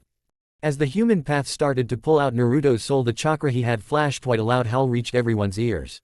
The human path screamed in agony as the foul chakra burned his body. Naruto, who still had the devil leg activated, slammed the burning foot into the man's stomach, knocking him off his feet and sending him flying. Naruto threw one of his swords into the air and focused chakra into his free hand, and a spiral appeared. There was a loud screeching noise. As the human path rose up from the ground, his eyes widened in shock. The chakra sphere in Naruto's hand spread out, forming a large windmill shuriken. Naruto then charged in a sudden burst of speed thanks to the sudden control of wind chakra. Naruto appeared in front of the human path and slammed the attack into the man's body, roaring, Rasen Shuriken. Spiraling weapon slammed into the man's chest and in a blast of a chakra sliced him to ribbons. As the blonde's sword came back down, he caught it expertly. Naruto then became the victim of a powerful push that sent him flying before he righted himself in the air with a moon step before coming down and landed on the ground. Naruto glared at he faced the diva path. Tobi jumped downward and landed next to the path. Tobi will help Diva Thing beat Naruto, the masked man said, because Tobi is a good boy. The path and the real pain rolled their eyes as they stared each other down. The diva path held out his hand and sent a gravity wave at Naruto. The blonde's new eyes flashed and the gravity wave dispersed outward before being thrown right back at him and knocking the diva path around like a pinball. Tobi pulled out a chain and swung it, trying to rip Naruto up. The blonde simply held out his sword and caught the mid-range weapon on the blade before he pulled it back, pulling Tobi from his spot. Naruto pulled back his other arm and snarled, "Stern beast." A high-speed punch slammed the masked man in the face, making the mask crack. Tobi was sent flying backwards while Naruto hefted his swords and charged. As Tobi rose up from the ground, he saw Naruto charging at him. As Naruto charged, he saw a glimpse of red in the eyehole of Tobi's mask. Naruto immediately recognized the Mangekyo Sharingan eye. Amaritsu. Black flames shot out of the ground right in front of Naruto. As the black flames soared at the blonde, Naruto felt an instinct rise in him. His eyes burned and he growled, "Flames of Agni." Red and white flames shot from Naruto's eyes and completely usurped the black flames, much to the shock of all the people that were watching. Tobi was so shocked that he couldn't move. He realized this folly too late as Naruto appeared in front of him, leapt upwards, and growled, "Three-sword style, extreme tiger hunt." Naruto crossed the swords in his hands over the sword in his mouth and swung them as he descended. An aura in the shape of a tiger's head followed him and a loud roar sounded. Tobi stood completely still until his whole body split in two and a large gash appeared over where his eyes would have been. The body fell to the ground just as the diva path got up and glared daggers at our hero. The path tired, launching another blast of gravity at the blonde, but Naruto's powers kept it from doing just that. Naruto spun on his heel again and yelled, "Storm leg, leopard tail." A blade of chakra shot out from Naruto's leg and struck the path, exploding before he could react and sent him staggering. Naruto then held out his two swords and started to spin them. Naruto launched himself at the diva path and called out, "Three-sword style secret technique, 3000 worlds." Naruto ran past the diva path and stood still for a moment before a gust of wind blew through the area. A huge splash of blood sprayed out from the diva path as he cried out in agony. Naruto then turned around and all three of his swords glowed. Naruto stepped backwards a little bit and said, "Three-sword style secret technique, crossing the six paths." There was a long silence before the diva path split horizontally and both halves split into 6 pieces. Naruto then faced Pain and glared at him with his enhanced Rinnegan. "Your army is dead," Naruto growled, "and the Biju are all gone, Pain. End this madness now." "No," Pain growled as he rose up and glared at the blonde, "I will not abandon my vision." Naruto sighed as he called on the gravity power again and balls of condensed energy appeared on his knuckles. "Then this is where you must fall, Pain," Naruto said solemnly, "Gravity bullet." The condensed ball shot outward and tore through Pain's stomach, just barely missing the vital organs, but the attack severed his spin, making his legs useless. The man fell to his knees in a cry of pain. Naruto then held out his hands and a dark aura covered him. The aura took the form of a 6-armed and 3-headed statue. To the shock of all the people watching, 2 extra pairs of arms formed on Naruto as well as 2 extra heads. Naruto then charged at the downed Pain. Naruto swung all in a spinning motion like a drill. 9-sword style, Asura, drilling force. When Naruto stopped swinging, he ended up in a stance where all the swords were extended in a wall-like stance. Pain cried out in agony as his body was then cut to pieces. Naruto's body returned to normal and the bindings made by the Asura power of pain broke apart, freeing his comrades. Everyone yelled out victoriously, at least until Naruto let out a groan. There was a loud crackling noise. Naruto threw back his head in a sudden roar of pain and power as he flossed brightly and then vanished in a blast of bright light. Everyone looked around confused, not exactly sure what just happened. 3 months later. The next few months were spent burying the bodies of the people killed in Pain's attack and rebuilding all that had been destroying in the great battle. Upon finishing repairs, a statue of Naruto was erected in the middle of the town square. Everyone, even the people in Wave, came and honored the hero. Jiraiya was placed in a special palace buried next to his first favorite student and his old sensei. Most of the original Konoha 12 had survived in good health. The same could not be said for Choji and Lee. While most of his team had managed to survive being poisoned by the vicious plant man, the explosion had greatly damaged Choji's arm. While the flesh could be healed, the chakra coils were burned beyond repair. Instead of being sad like a normal ninja, Choji just smiled and said that he would be able to take over the Uzumaki family restaurant when he got the chance. Lee had gained severe internal injury due to his use of the second gear. His body managed to be repaired, but the strain on his muscles had caused them to be put beyond their limits. Lee wouldn't be able to thankless the stress of a ninja fight again. Lee's attitude, however, kept him from getting down. He swore then that if he was allowed when he was older, he would become a taijutsu teacher with help from Guy Sensei, who gladly accepted the role alongside his favorite pupil. The rest of the Konoha 12 got along pretty good. Kiba, surprisingly, wound up dating Azula. She apparently had a thing for wild men, as she put it. Soon was glad at this because it meant she would have tough grandkids and little pups for her to spoil in a few years. Neji actually wound up with Tai Lee, which was shocking given Tai Lee's attitude. Apparently Neji had this strange calming effect on her and could actually get her to settle down. To the shock of all the people in the village, Mai and Lee wound up dating. It finally happened after Lee asked her out at least 1,000 times, making a world record.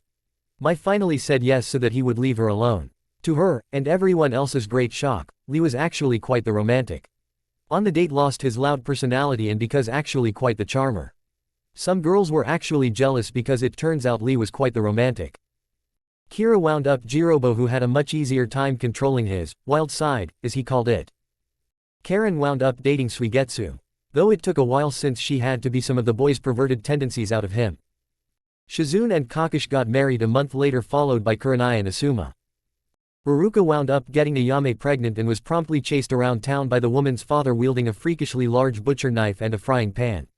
After wearing the old man down, Uruka proposed and the two got married, much to the relief of Uruka since he didn't have to worry about getting neutered in his sleep by his new father-in-law. Yugo wound up dating Scorpion since they did some bonding at the party that Tai Lee threw at Naruto's house. All in all, everyone was happy. Well, most of them.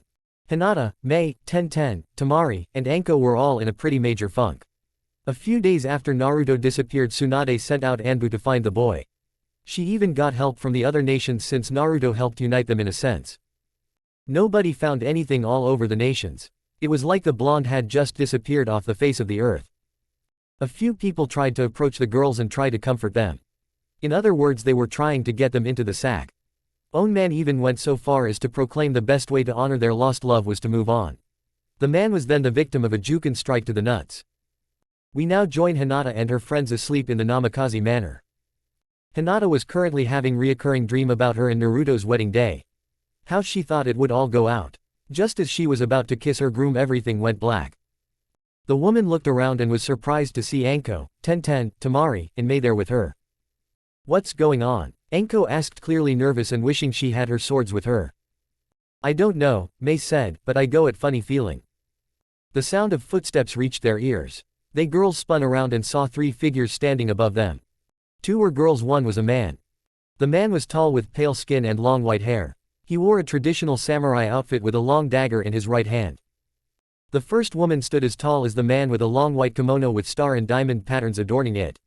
The woman had golden eyes with long black hair and creamy white skin. The second girl was wearing a black kimono with fire and skull patterns on it. She had long red hair with a few black highlights and pale skin with dark red eyes. Who are you supposed to be? Anko asked bravely, but was still a little nervous. The woman with black hair said, there is no need to be scared. I'm Kami. This is my sister Yami and my brother Shinigami. The girls all looked shocked. "You're Cammy?" Enko asked before she, along with Ten, did a fist pump and yelled, "Ha! Take that, you sexist pigs. The most powerful being in the universe is a girl. In your faces." Everyone's sweat dropped at their actions before turning to the three gods. "What are you doing here?" Mei asked, "Is this an omen or something?" "No," the Shinigami said, "if this was an omen I would be doing it myself, not with these two. Anyway, it regards your shared lover, he's alive." The girls all gasped. "What? He's alive, where is he?" Hinata asked, desperate to see her lover again. "Calm yourself, girl," Cammy said, "there is a great darkness coming. A great evil only one strong enough can defeat, which just so happens to be your husband. We called him and sent him on his way a while ago after he spent time getting used to his new eyes." The girls all looked at each other before gaining sad looks. "So," Tamari said sadly, "we'll never able to see him again." Yami stepped forward and held out her hand, revealing a few strange-looking keys. "You will see him again," the goddess said, "if you want to see him use these keys in any door. They will take you to him. Now if you'll excuse me, I still have to torture that Jashin-loving weirdo. I love hearing him scream." The girls looked at each other knowing that he was referring to Hidan of the Akatsuki. The girls woke up the next morning wondering what that crazy dream was about. They then realized it wasn't a dream when they found the keys in their hands. Simultaneously they all smiled knowing that one day, they would see their Naruto again. The end, for now. Preview. An ancient evil has risen from the darkness. The screen shows a vast army of monsters made completely out of darkness with yellow eyes while dramatic music plays in the background. World after world has been consumed by this evil, one by one turning its inhabitants into vile creatures. The screen shows the darkness covering an entire planet, and slowly and painfully the darkness covers the planet's inhabitants into monstrous creatures while the music takes on a more darker tune. An army of evil led by 7 cured generals and headed by a vile master. The screen shows 7 shadowy figures before showing a man sitting on a throne made of black rock and bones who then laughs evilly.